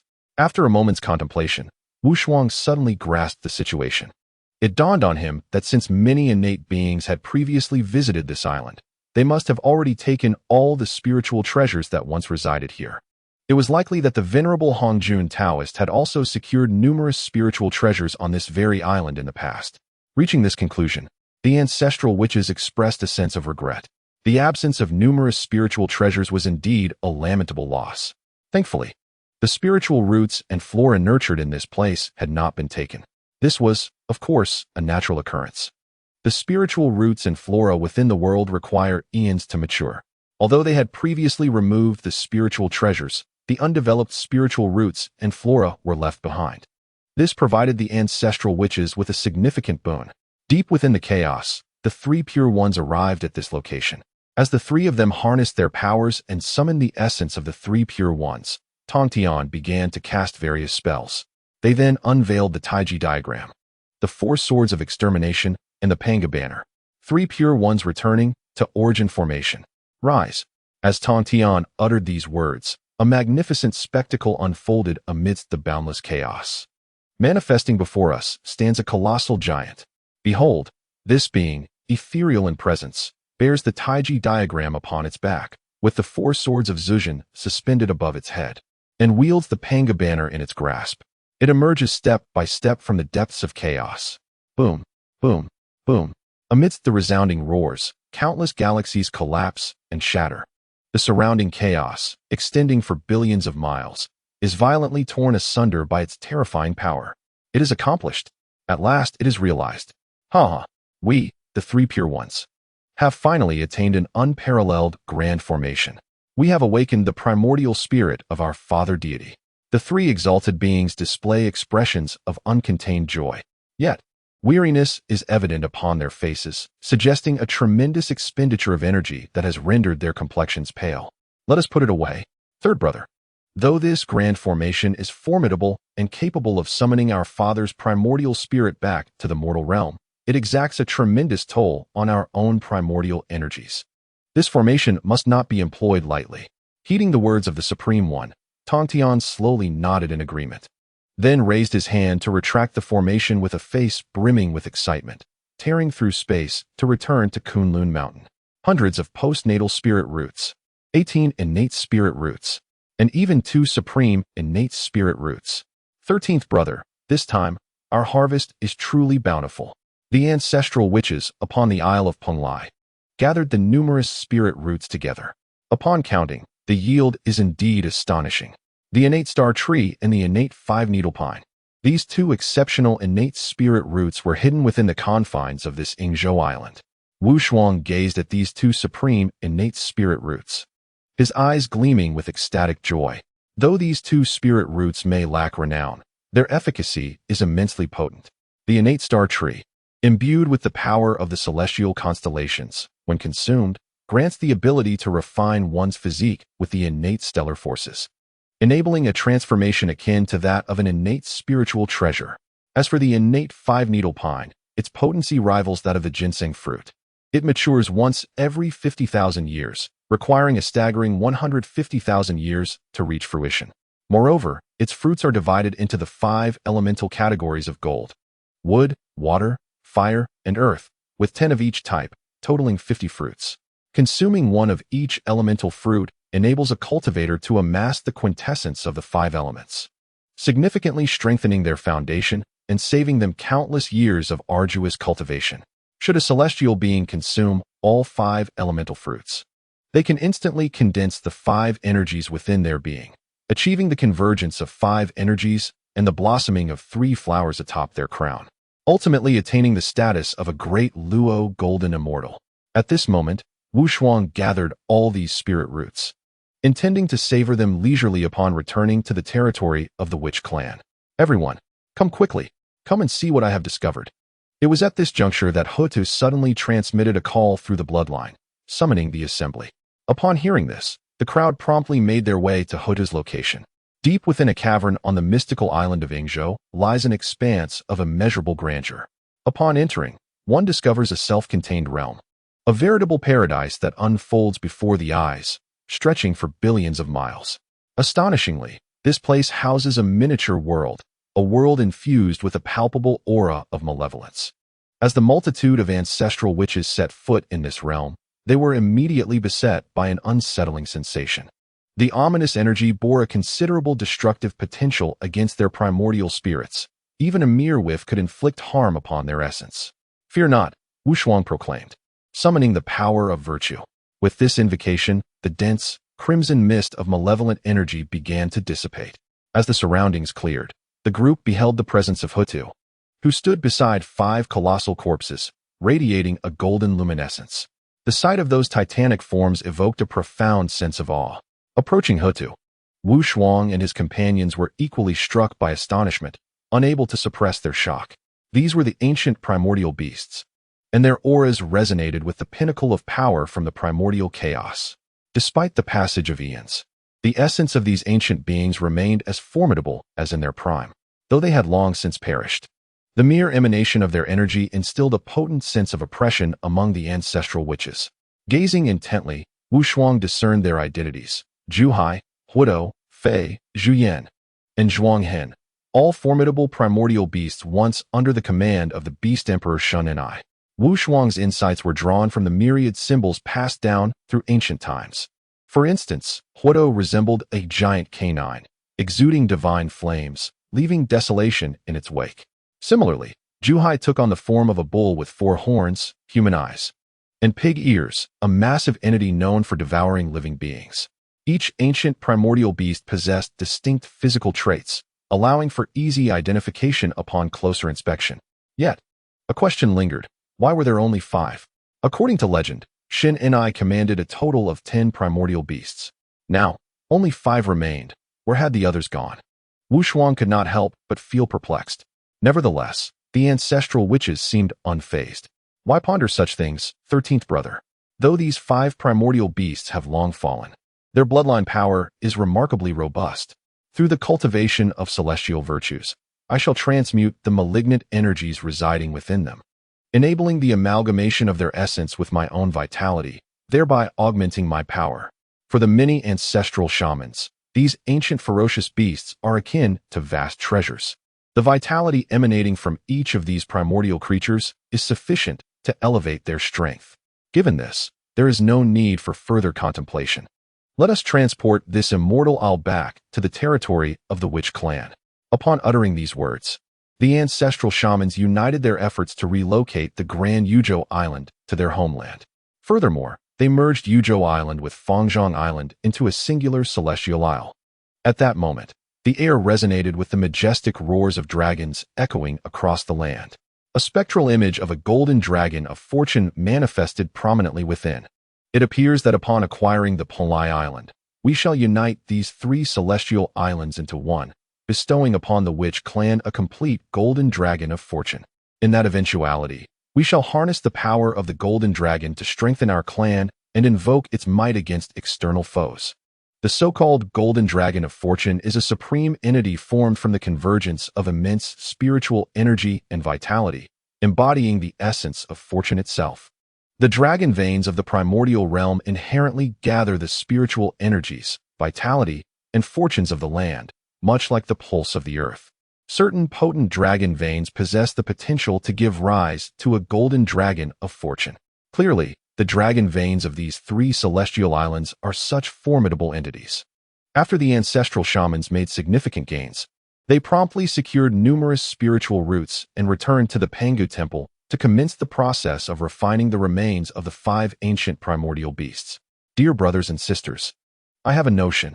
Although we shall refine their intrinsic bloodlines, we ought to retain a fragment. Subsequently, we can entrust this to Jiang Chun and Han Ba to attempt their transformation into undead servants.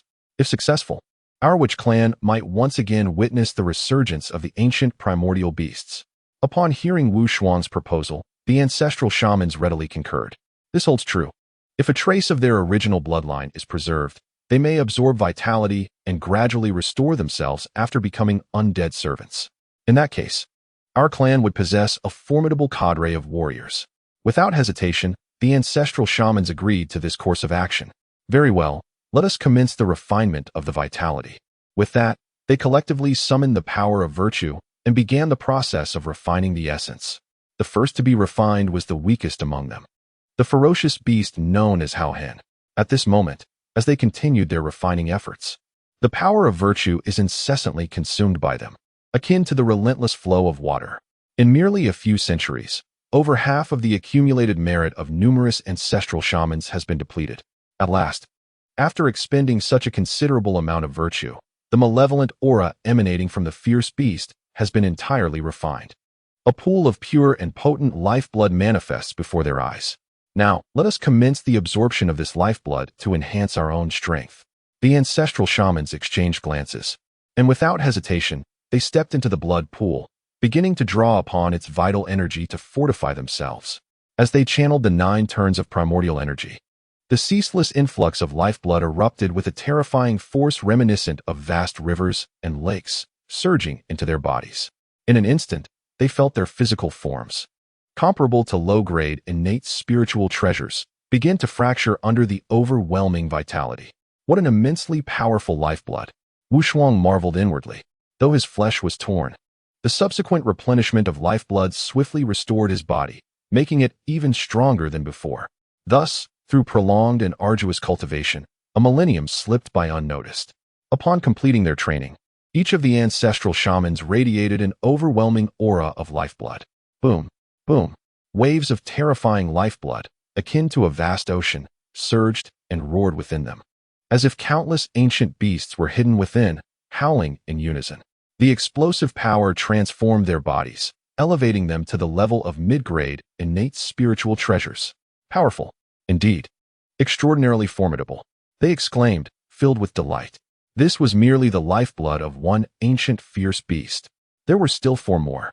Although their cultivation levels had not visibly advanced, their strength had increased manifold compared to before. Having refined the lifeblood of this fierce beast, we should reserve a strand of its primal lifeblood to send to the zombie clan. Let Jiang Chun and Han Ba try to see if they can transform it into a zombie servant. The proposal from Wu Shuang elicited great anticipation among the group.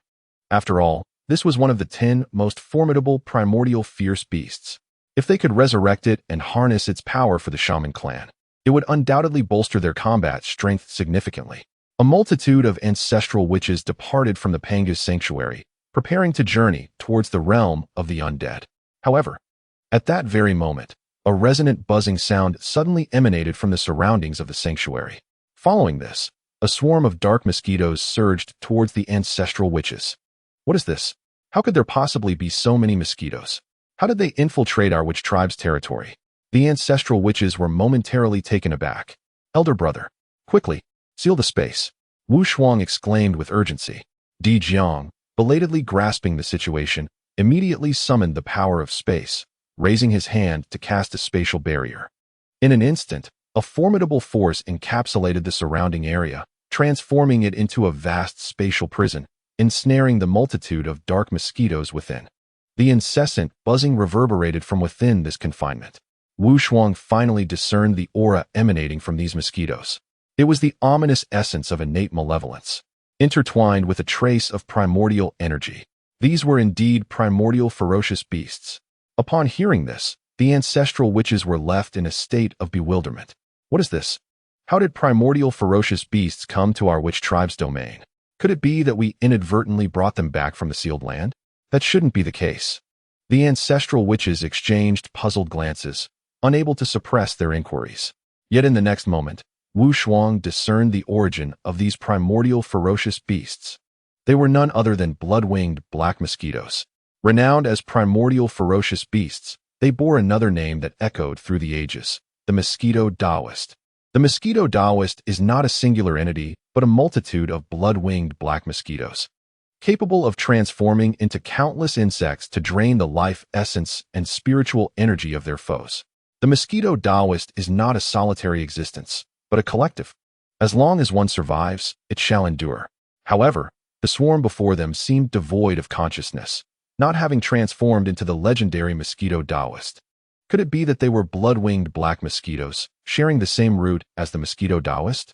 According to the timeline, at this juncture, the mosquito Taoist should have already emerged into the world, secluded in some corner, oblivious to worldly affairs. Yet how did they suddenly manifest here?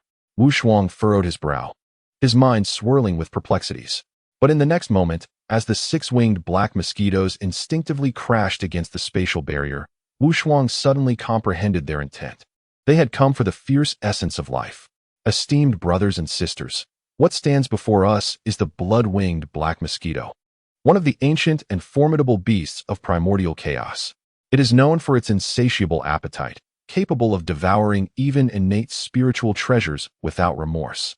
My innate 5 directions formation must have succumbed to their gnawing, resulting in a vulnerability that allowed them to infiltrate. Chapter 49. Rebirth in the Primordial Era and the Creation of Humanity by Nuwa. What is this? 13th brother. Your innate 5 directions formation can be breached by such a creature? The assembly of ancestral witches, upon hearing Wu Shuang's words, was filled with astonishment. After all, Wu Shuang's innate 5 directions formation is a formidable construct that even the mightiest of quasi-saints would struggle to penetrate. Yet, these blood-winged black mosquitoes have achieved such a terrifying feat, which is truly alarming. Observing the astonished expressions of the crowd, Wu Shuang could not help but smile wryly and shake his head. This creature, let alone my innate 5 directions formation, has even devoured the 3-grade golden lotus of the 12 virtues from the West in later generations. This clearly demonstrates its overwhelming strength. This primordial beast possesses extraordinary capabilities. If it can be subdued, it will undoubtedly become a formidable ally for our witch clan. Wu Shuang nodded slightly and continued, leading the multitude of ancestral witches to respond in unison. Indeed, if it can be subdued, it would be immensely powerful. 13th brother, how do you plan on subduing it? Wu Shuang chuckled and replied, it is quite simple. It shall be through coercion. Upon uttering these words, Wu Shuang unleashed his aura. Instantly, an overwhelming force of vitality, coupled with the oppressive weight of the laws of power, rendered all the blood-winged black mosquitoes incapable of lifting their heads. Submit to me, or perish. As Wu Shuang's voice echoed, it resonated within the consciousness of all the blood-winged black mosquitoes. He faintly discerned a collective awareness questioning him. Who are you? We shall not submit to anyone. Indeed, these blood-winged black mosquitoes had developed a certain collective consciousness. This so-called collective awareness arises from the peculiar nature of insects, which often leads them to obey only the directives of a singular consciousness. The entire swarm follows the command of a singular will for attacking, reproducing, and foraging. Although they appear as individual entities, they share a singular consciousness. Unaware of their own folly, Wu Shuang declared, raising his hand with a forceful shake. With a thunderous boom, over 10,000 blood-winged black mosquitoes were ruthlessly slain by Wu Shuang. In an instant, half of this swarm was annihilated.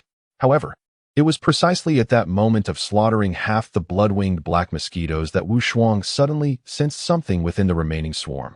There exists a rather unique female insect, distinguished by its considerable size and the absence of blood wings, enveloped by numerous blood-winged black mosquitoes.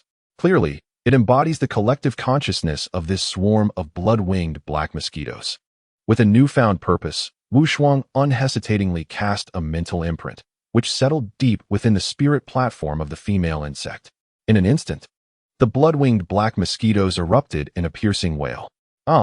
Before they could react, Wu Shuang commanded, will you not submit? As he spoke, the mental imprint he had embedded within the insect's spirit platform activated, inflicting intense pain upon it. At that moment, they finally realized they could no longer resist this individual before them. Left with no choice, all the blood-winged black mosquitoes bowed their heads in submission to Wu Shuang. Uttering a humble phrase, Master, their tone suggested a lingering defiance. In response, Wu Shuang possessed a comprehensive array of submission techniques, both coercion and temptation. Contemplating this, he promptly raised his hand and retrieved several corpses of fierce beasts, tossing them to the blood-winged black mosquitoes, saying, feast upon these. Follow me, and you shall reap countless benefits. One day, you will understand that aligning with me is the most prudent decision of your lives.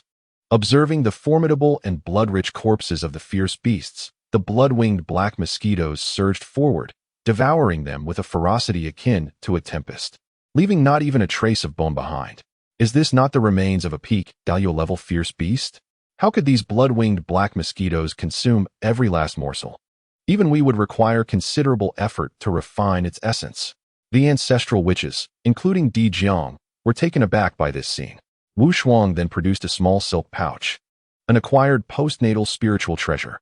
Its function was quite simple, possessing the capacity to contain an entire river, known as the mountain and river bag.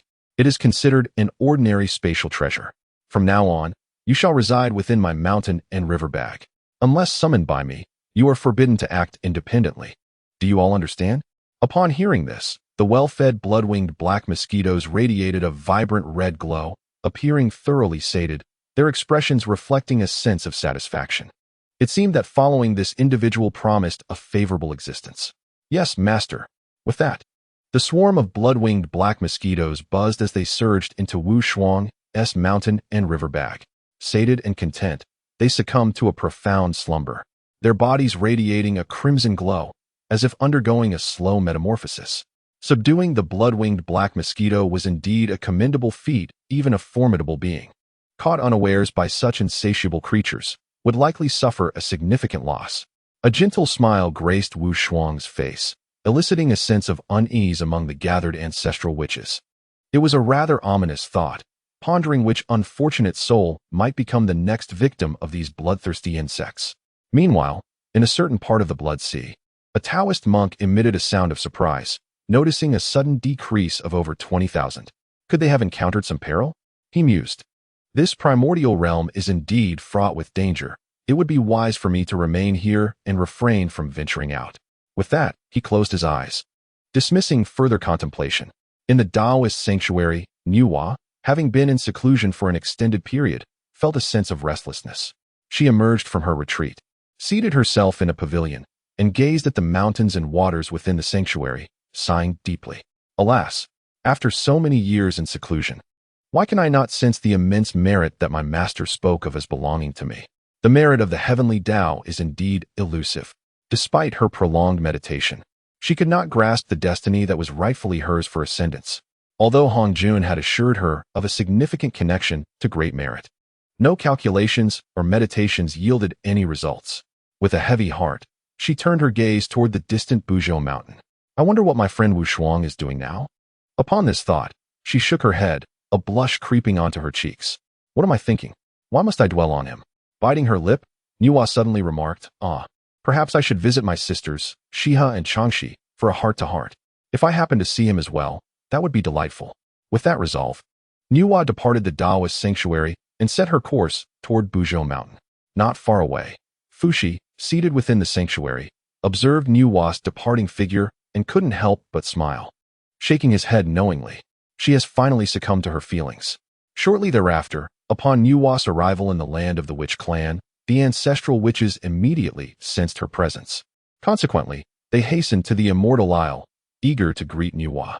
At that moment, the two lunar goddesses flanked her, engaging in cheerful conversation, their laughter harmonizing beautifully with her exquisite visage.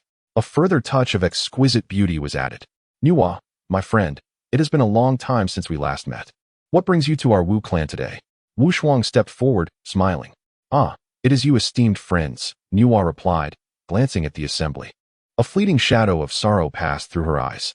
In truth, Niuhua then recounted the significant merits mentioned by Hong Jun. Upon hearing her words, the numerous ancestral witches chimed in. 13th brother, perhaps you could assist our friend Niuhua in her thoughts. If Niuhua were to ascend to the status of a sage, would that not mean our Wu clan would possess a sage? Laughter erupted.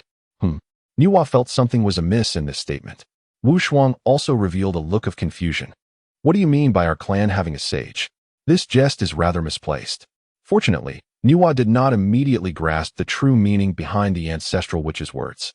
Wu Shuang hastily added, if this matter arises, perhaps I can lend my assistance to you, my friend.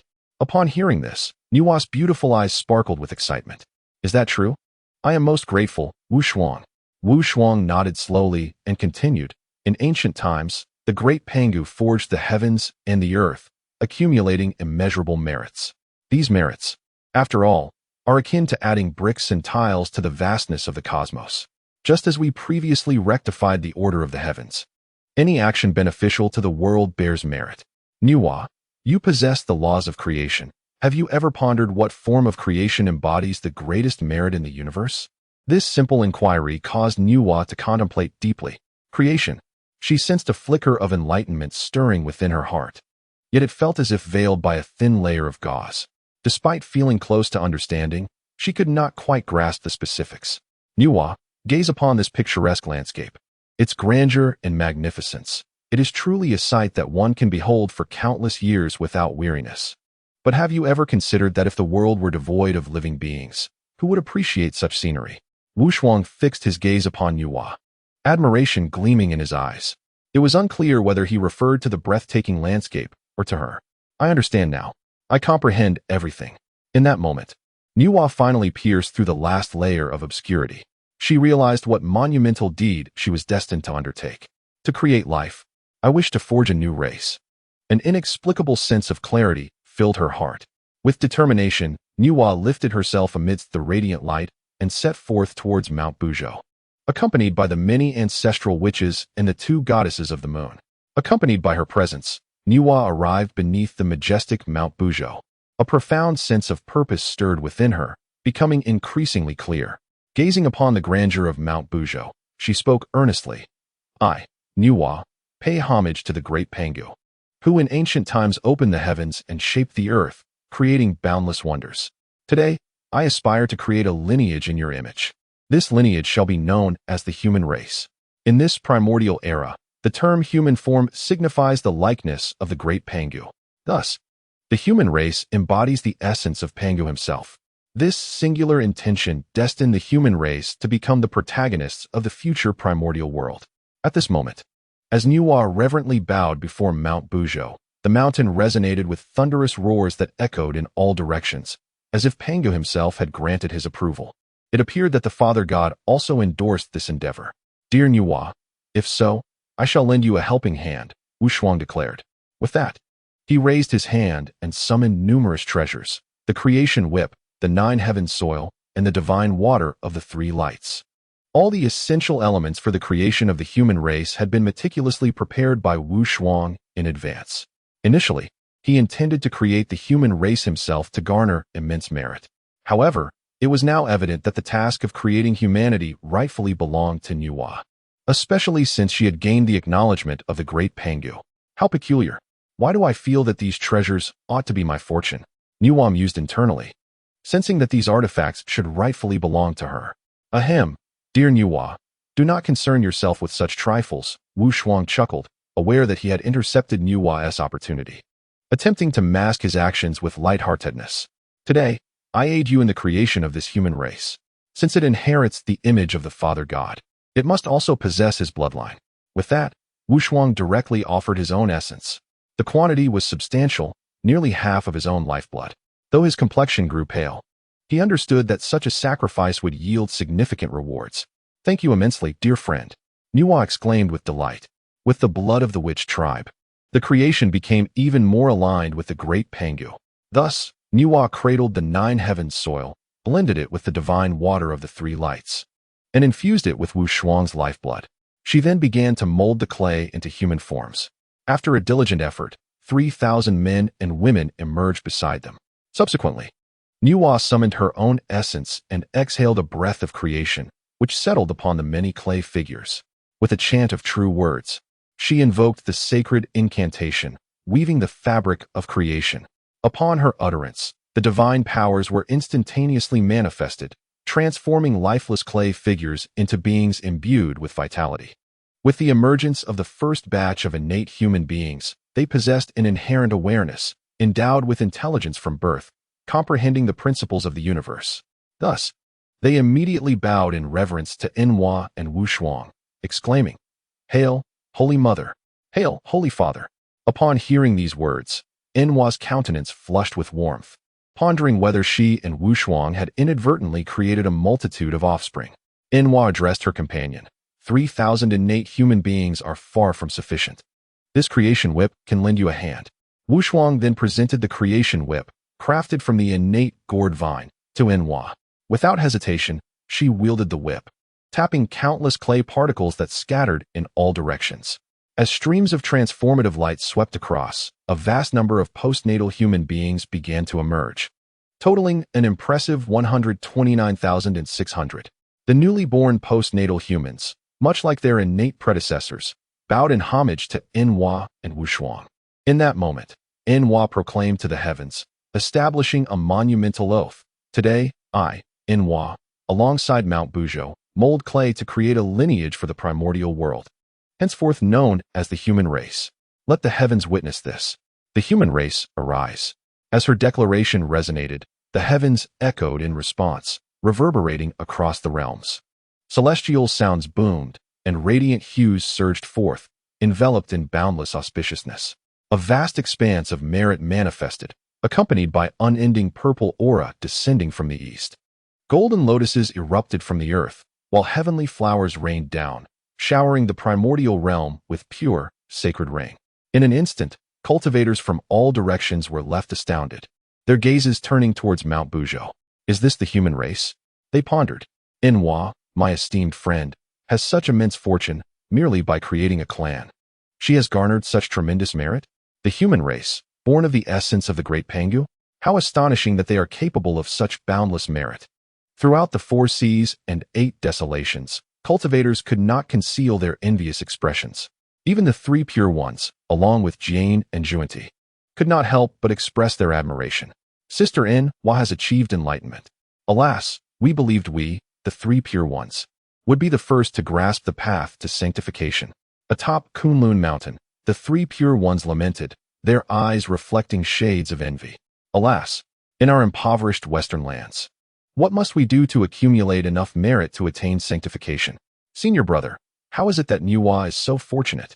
She has the company of both Jane and Juani. At this moment, one cannot help but reflect. It is evident that various cultivators believe that in the present wilderness of the cosmos, a second sage shall soon emerge. After all, Inwa possesses the primordial purple energy. With sufficient merit, she could attain enlightenment and become a saint. However, as the auspicious clouds of merit, spanning 100,000 acres, descend, a significant portion, indeed 30%, has found its way into Wushuang's being. I have inadvertently usurped a portion of my companion's opportunity, Wushuang thought, glancing at Inwa with a hint of regret. Not at all, Wushuang. The ability to collaborate with you in creating such merit is already a testament to your guidance. You are most deserving of this merit, Inwa replied, her expression sincere. Yet, Wushuang felt increasingly guilty. It seemed as though he had gained an omniscient perspective, aware of all the events at play. Truth be told, even without his interference, Inwa would surely ascend. However, self-interest could lead to dire consequences. His actions might delay Inwa's path to sainthood, yet it was not entirely unfavorable. Wushuang, please take care of these children here on Bujo Mountain. You are their saintly guardian. With you present, I can rest assured. The human race, just in its infancy, was inherently vulnerable and required protection. Wushuang nodded and smiled. Rest easy, Inwa. With that, Inwa expressed that she had gained insights and was ready to return and contemplate further. Wushuang made no effort to impede her departure. Due to his intervention, it seemed Inwa's path to enlightenment would be delayed by several millennia. However, the road to becoming a sage was never an easy one, particularly the path to becoming a heavenly Tao saint. Once one becomes a saint of the heavenly Tao, they inevitably become a puppet of the Tao, their life dictated by its whims, conforming to the grand design of the universe. Should Inwa ascend, she might find herself filled with regret, especially considering the events that would unfold thereafter. Thus, Wushuang believed that a delayed ascension, or perhaps foregoing it altogether, might be more beneficial. Of course, the choice lay in Inwa's hands, and he would not impose any hindrance. After bidding farewell to Inwa, Wushuang turned his gaze toward the multitude of humans. They appeared as helpless infants, looking up at him with anticipation. In that moment, Wushuang's eyes were filled with a hint of tenderness. After all, they were his progeny. How delightful. 13th brother. It seems you and Inwa have even brought forth children. How impressive. These little ones are so frail. Can they truly survive in this primordial world? Why not bring them into our witch clan? We could teach them the skills necessary for survival.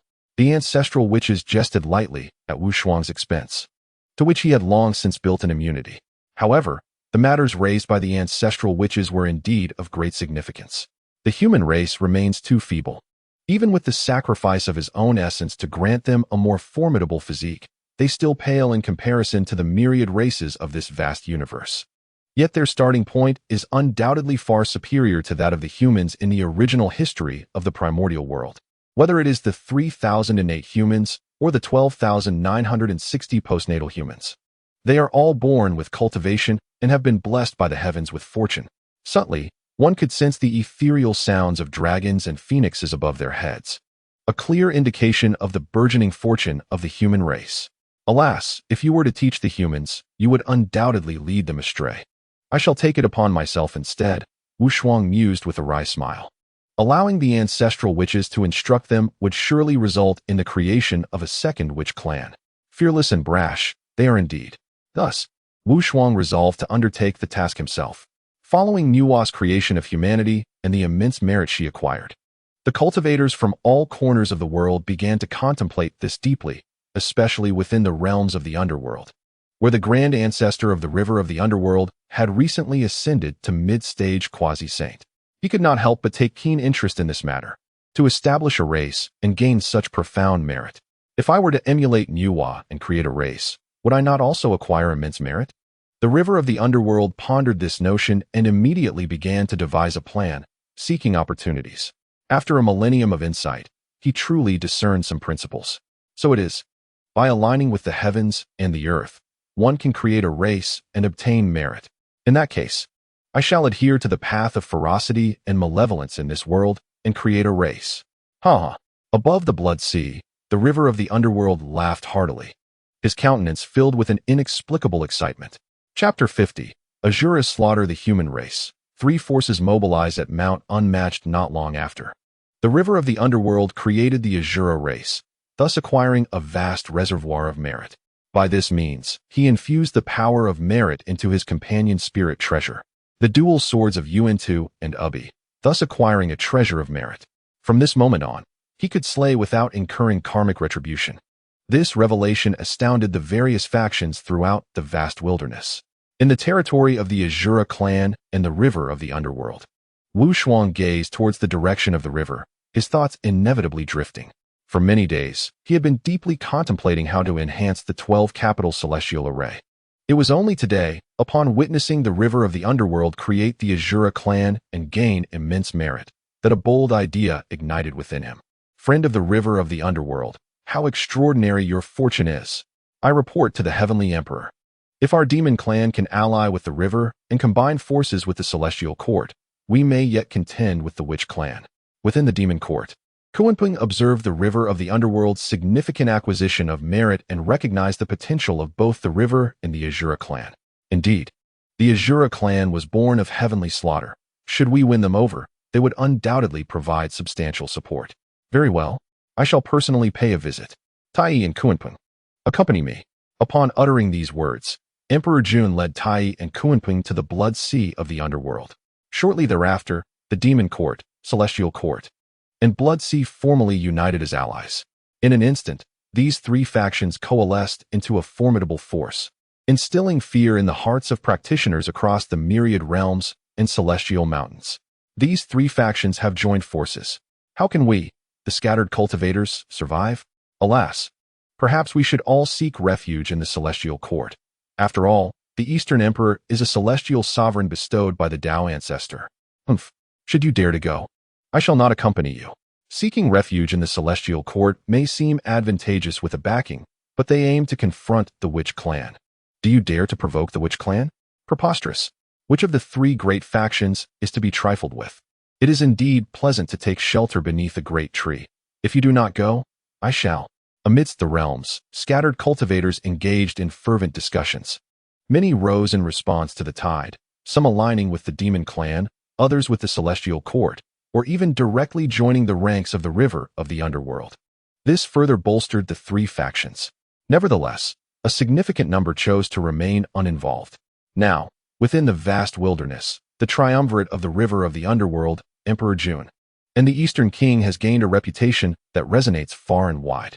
The three factions loomed like an imposing behemoth across the wilderness, leading them to act increasingly brazenly as the celestial court plundered treasures from scattered cultivators to augment their strength. The demon court continuously subjugates the various tribes of heaven and earth, thereby strengthening the demon race. As for the Nether River, the Asura clan, born of slaughter, has unleashed a reign of terror across the realms, mercilessly exterminating countless beings. Over the course of a mere millennium, this has incited widespread resentment among the myriad races of the primordial wilderness, yet they remain powerless to act. After all, compared to the coalition of the three great powers, these myriad tribes are akin to mere ants. In light of this, the ancestral witches convened at the Panga shrine to deliberate on the matter. 13th brother, it appears that Di Jun and Dong Wang Gong are clearly targeting us. One after another, the ancestral witches sought Wu Shuang's insight. In the present era, the Wu clan is virtually led by Wu Shuang, with the ancestral witches serving as the fighting force. Additionally, the Jiang clan secretly tamed a multitude of primordial ferocious beasts to bolster their strength. The power of the Wu clan is steadily ascending in the shadows. In my view, their current arrogance and the chaos they instigate across the realms is, in fact, a tremendous boon for our Wu clan. Wu Shuang was instantly delighted upon grasping the situation. The calamity is destined to eradicate these malevolent beings. The Wu clan has remained hidden within the unyielding mountains, not out of cowardice, but rather in recognition of their fate. They refrained from instigating slaughter to avoid drawing calamity upon themselves. If this continues, it seems there may indeed be a way to break the deadlock of the Wu and Yao calamity. Indeed, we share the same sentiment.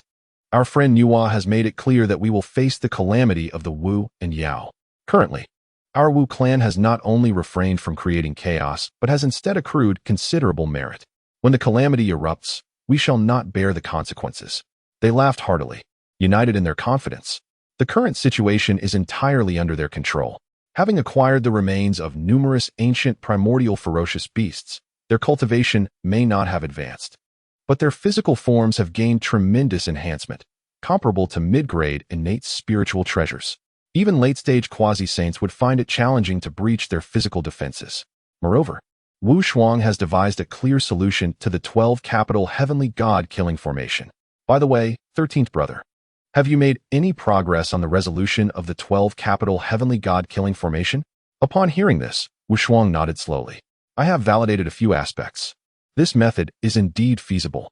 When the time comes, the 12 capital heavenly god killing formation will surely astonish those rogues. Brothers, just wait and see.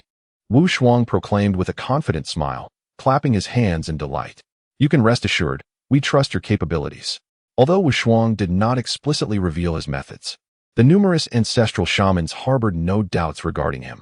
This clearly underscores the profound trust that the present shamans place in Wu Shuang.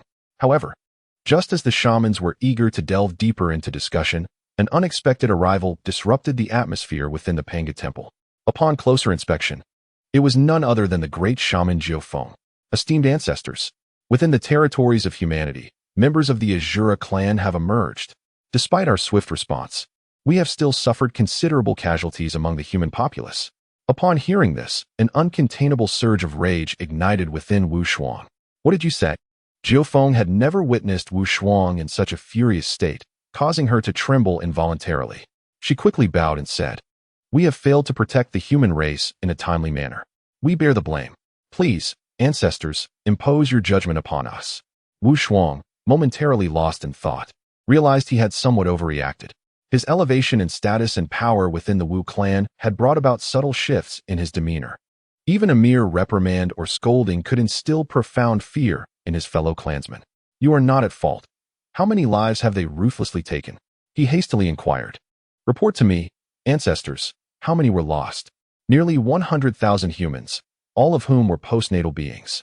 As their numbers have surged, they gradually migrated beyond the protective formation you established, which led to their tragic fate at the hands of the Azura clan. Listening to Jiufeng's account, Wu Shuang's brow furrowed deeply. The human race was reproducing at an alarming rate. In just 2 millennia, the postnatal humans had multiplied from a mere 129,600 to a staggering multitude exceeding 100 million. Consequently, a portion of the human populace, in search of suitable habitation, had ventured beyond the confines of the protective formation. Though the loss of 100,000 lives was grave, Wu Shuang had long regarded them as his own children, his own blood. The audacity of the Azura clan to inflict harm upon his descendants was utterly unforgivable. Mobilize the forces. I shall personally annihilate these vermin. With a face ashen with fury, Wu Shuang slowly rose, though he uttered not a single additional word. The gathered ancestral shamans, including Jiufeng, sensed the overwhelming intent to kill emanating from him. Thus, without hesitation, they departed from the Panga temple, heading towards the battlefield. The hearts of these humans are truly delectable, especially the flesh of those under 3 years old, which is exceptionally tender. Kill. Bring back more humans to offer to the ancestor, so he may savor the taste of human flesh. Within a certain tribe of humans, among the 4 great demon kings under the venerable lord of the Nether River, the formidable Brahma and Pasun led numerous Azura clansmen into the realm of humanity. unleashing a brutal massacre. The faces of the surrounding humans were etched with terror as rivers of blood flowed upon the earth. Nearly 100,000 souls suffered death or injury in this calamity. Mother, dear mother, awaken. No, do not slay my child. I shall fight you to the bitter end. The land of humanity echoed with wails of despair, chilling the hearts of all who heard. The gruesome sight of human flesh and hearts hung everywhere, instilling dread in the onlookers.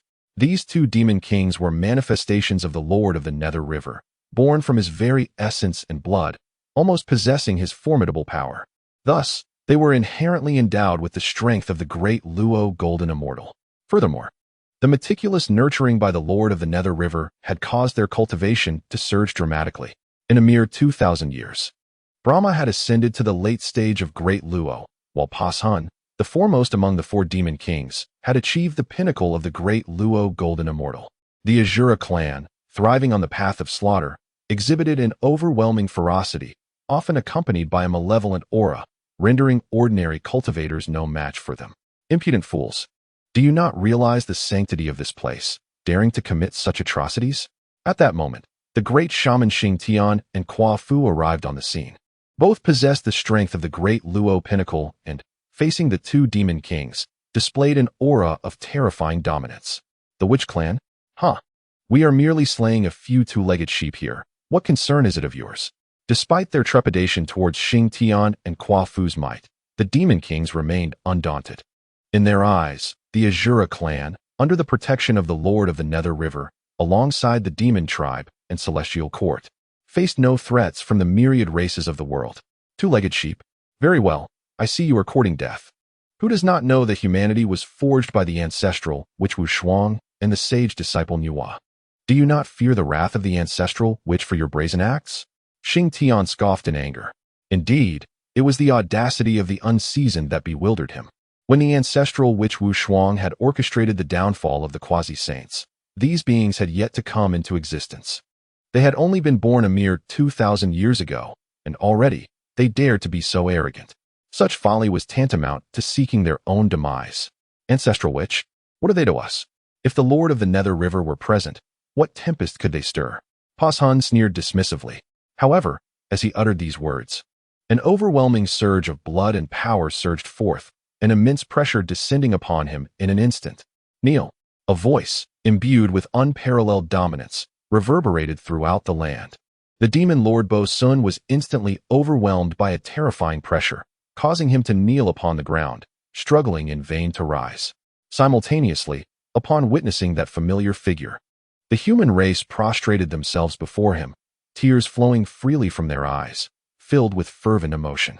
Holy Father, it is the Holy Father who has come to save us. They cried, and the esteemed ancestral witches have arrived as well. Holy Father, ancestral elders, we beseech you to avenge us. They have slaughtered our kin, pillaged our wives and daughters, and insultingly referred to us as mere livestock. Holy Father, you must uphold justice for us. The humans' eyes brimmed with indignation, their gazes aflame with wrath. Who is it? Bo-sun exclaimed, his face contorted with shock. He could scarcely comprehend that with just a single utterance, he, a being of supreme power at the pinnacle of the great Luo Golden Immortal Realm, was rendered incapable of controlling his own body. Instinctively, he felt an inexplicable terror, as though he were on the brink of an unforeseen demise. Trembling uncontrollably, he looked up to the heavens, where he beheld 13 imposing figures. Their countenances cold and filled with palpable intent to kill, fixated upon him. Gasping, Bo-sun could not help but draw in a sharp breath. In all his existence, he had only witnessed such an aura emanating from the ancient ancestor of the underworld. In that moment, realization struck him, and the arrogance etched upon his face was replaced with sheer panic. What do you intend to do? I am Bo-sun, the foremost of the four demon lords under the ancient ancestor of the underworld. Dare you show me disrespect? At this juncture, he still sought to leverage the name of the ancient ancestor as a means to intimidate the ancestral witches. In response, Wu Shuang's indifferent gaze bore only a chilling intent to kill. You are but an insect, unworthy of my hand, he declared. Proceed, leave none alive. With that, the long-awaited members of the undead clan emerged, an army of terrifying primordial undead bursting forth. unleashing an overwhelming aura of malevolence that sent the entire Azura clan into a state of utter terror. What were they, born of slaughter? The primordial beasts transformed into undead before them were 1,000, even 10,000 times more fearsome. Kill. With Wu Shuang's command, in but a fleeting moment, millions from the Azura clan, including the demon lord Bo Sun and the great Brahma, met their fate. All have been reduced to mere sustenance for the bloodthirsty servants of the primordial chaos. Alas, how they have suffered. Wu Shuang gazed at the multitude of human beings with a complex expression. He then raised his hand to invoke the laws of creation, one after another, reviving those who had not yet succumbed to death. Observing this, the multitude of humans expressed their profound gratitude. Yet, within Wu Shuang's heart, deeper thoughts brewed. The protection of the human race was far from sufficient. Merely employing formations to allow them to exist within the protective array would only postpone the inevitable. With their rate of development, they would eventually escape the confines of their sanctuary. If the human race were to flourish in peace, it was imperative to find ways to enhance their strength so that they might possess the power of self-preservation. Meanwhile, upon the tumultuous blood sea, a churning expanse of tainted waters, the river of the underworld awakened within a blood-red palace amidst the ocean of blood. His eyes instantly glimmered with a fierce fury. How dare the witch clan slay my child? The moment both Paksin and the great Brahma fell, the river of the underworld immediately sensed their demise. Moreover, he could feel that countless Azura had suffered grievous losses. In that moment, his eyes brimmed with unrestrained wrath. Very well, since your witch clan seeks death, do not blame me. Now, I have harnessed the power of merit and successfully severed my own corpse, achieving the pinnacle of quasi-saintly power. Prepare yourselves for the impending doom of your clan. After uttering these words, the river of the underworld tore through the fabric of space and departed from the blood sea. On the other side, after ensuring the safety of the humans, Wu Shuang returned to the Pangu temple alongside numerous ancestral witches. Dear brothers and sisters, I wish to seek your consent regarding a matter. At this moment, Wu Shuang suddenly spoke earnestly. Upon hearing this, the ancestral witches were momentarily taken aback. 13th brother, do not hesitate to speak your mind. Wu Shuang nodded, and then solemnly declared, I wish to impart the 9 turns primordial skill to the human race, aiding them in acquiring the ability for self-defense. Upon hearing this, the ancestral witches could not help but release a sigh of relief. We thought it was something of great consequence. Is it merely this? 13th brother, you are being overly formal. The human race is, after all, born of your essence, fundamentally. They are an extension of our witch clan, children of the Father God. Why should they not receive this? Moreover, without you, how could we have ever sought out the 9 turns primordial skill? The attitude of the ancestral witches immediately put Wu Shuang at ease. It seems I was overthinking. Dear brothers and sisters, we do not regard the human race as outsiders. Upon this realization, Wu Shuang couldn't help but smile wryly and shake his head. Had I known they held such an attitude, I would have imparted to them the 9 transformations of Yuan Gong long ago. Previously, I had been concerned that the numerous ancestral witches would view humanity as foreign. However, upon hearing these words, Wu Shuang felt a sense of relief. I am grateful to all of you. If humanity were to master the 9 transformations of Yuan Gong, they would surely possess the ability to safeguard themselves in the future. Blindly providing protection is of little benefit to the human race. They must become strong in their own right. Listening to Wu Shuang's words, the ancestral witches chuckled and said, Well said. Come, let us go together to impart our teachings to humanity. Impart teachings? Wu Shuang was momentarily taken aback. Surely, you, with your robust features, can also teach? What sort of gaze is that, young man? Do you seek a fight? Di Jiang, observing Wu Shuang's incredulous expression, was immediately incensed. With a swift motion, he delivered a resounding slap. Wu Shuang felt a wave of dizziness wash over him. Good heavens! How has their physical strength become so formidable? Now that we have attained the Yuan Shan, how could we not teach? Indeed, dear 13th brother, you underestimate us. Alas, you too are fortunate. Neither Gong Gong nor I have yet attained the Yuan Shan. Observing the enthusiastic expressions of the crowd, Zhu Rong and Gong Gong, who had yet to attain their Yuan Shan, cast envious glances. For reasons unknown, while the 8 great witches were on the verge of manifesting their Yuan Shans, these 2 remained unable to do so. Perhaps they required a certain opportunity to break free from this constraint. Shortly thereafter, in the realm of the demons. Atop the Ling Shao Palace in the 33 Heavens, the Eastern King, Di Jun, Tai Yi, and others took their seats in succession. After a thorough discussion, the three factions resolved to mobilize forces against Mount Buzhou. Now that both I and my younger brother, along with the Eastern King, have achieved the late stage of Quasi-Saint, there are nearly 50 other powerful beings at the mid-stage of Quasi-Saint among us. This expedition is sure to assist our friend Ming He in avenging his grievances. Fear not. Friend Ming He, the witch clan is undoubtedly doomed. Di Jun's expression was stern, yet he secretly rejoiced within. He had awaited this day for hundreds of years. As early as several centuries ago, he and Tai Yi had already broken through to the mid-stage of Quasi-Saint. Moreover, many cultivators at the initial stage of Quasi-Saint within the Demon Clan and the Celestial Court had successfully advanced to the mid-stage by utilizing the spiritual treasures they had seized. At present, the strength of their two factions could be described as formidable. In this vast and primordial expanse, there exists scarcely a soul who dares to oppose them. They have long awaited an opportunity to launch an assault against the Witch Clan. The recent demise of the Demon King Bo Sun and the Great Brahma has provided them with a legitimate pretext to mobilize their forces. Thus, I must trouble the two of you, dear comrades. My Azura clan is resolutely determined to exact a blood debt from the Witch Clan. The eyes of the river of oblivion brim with murderous intent. The dual swords, Yuan Tu and Abi, hovering above, emanate an overwhelming aura of terror that instills dread in the hearts of onlookers. With this, let us march forth. Today, we shall traverse the unyielding mountain. As the words fell, the various factions of the demon tribes began their mobilization. The Celestial Court and the Blood Sea both commenced their preparations as well. Meanwhile, beneath the unyielding mountain, numerous ancestral witches gathered to impart the 9 transformations of original energy to the human race. Each possessed the bloodline of Wu Shuang, making the cultivation of this technique quite challenging. Yet, several individuals managed to grasp the basics in a remarkably short time. Particularly, the 3,000 innate humans were gathered around a blood pool, continuously absorbing its vital energy.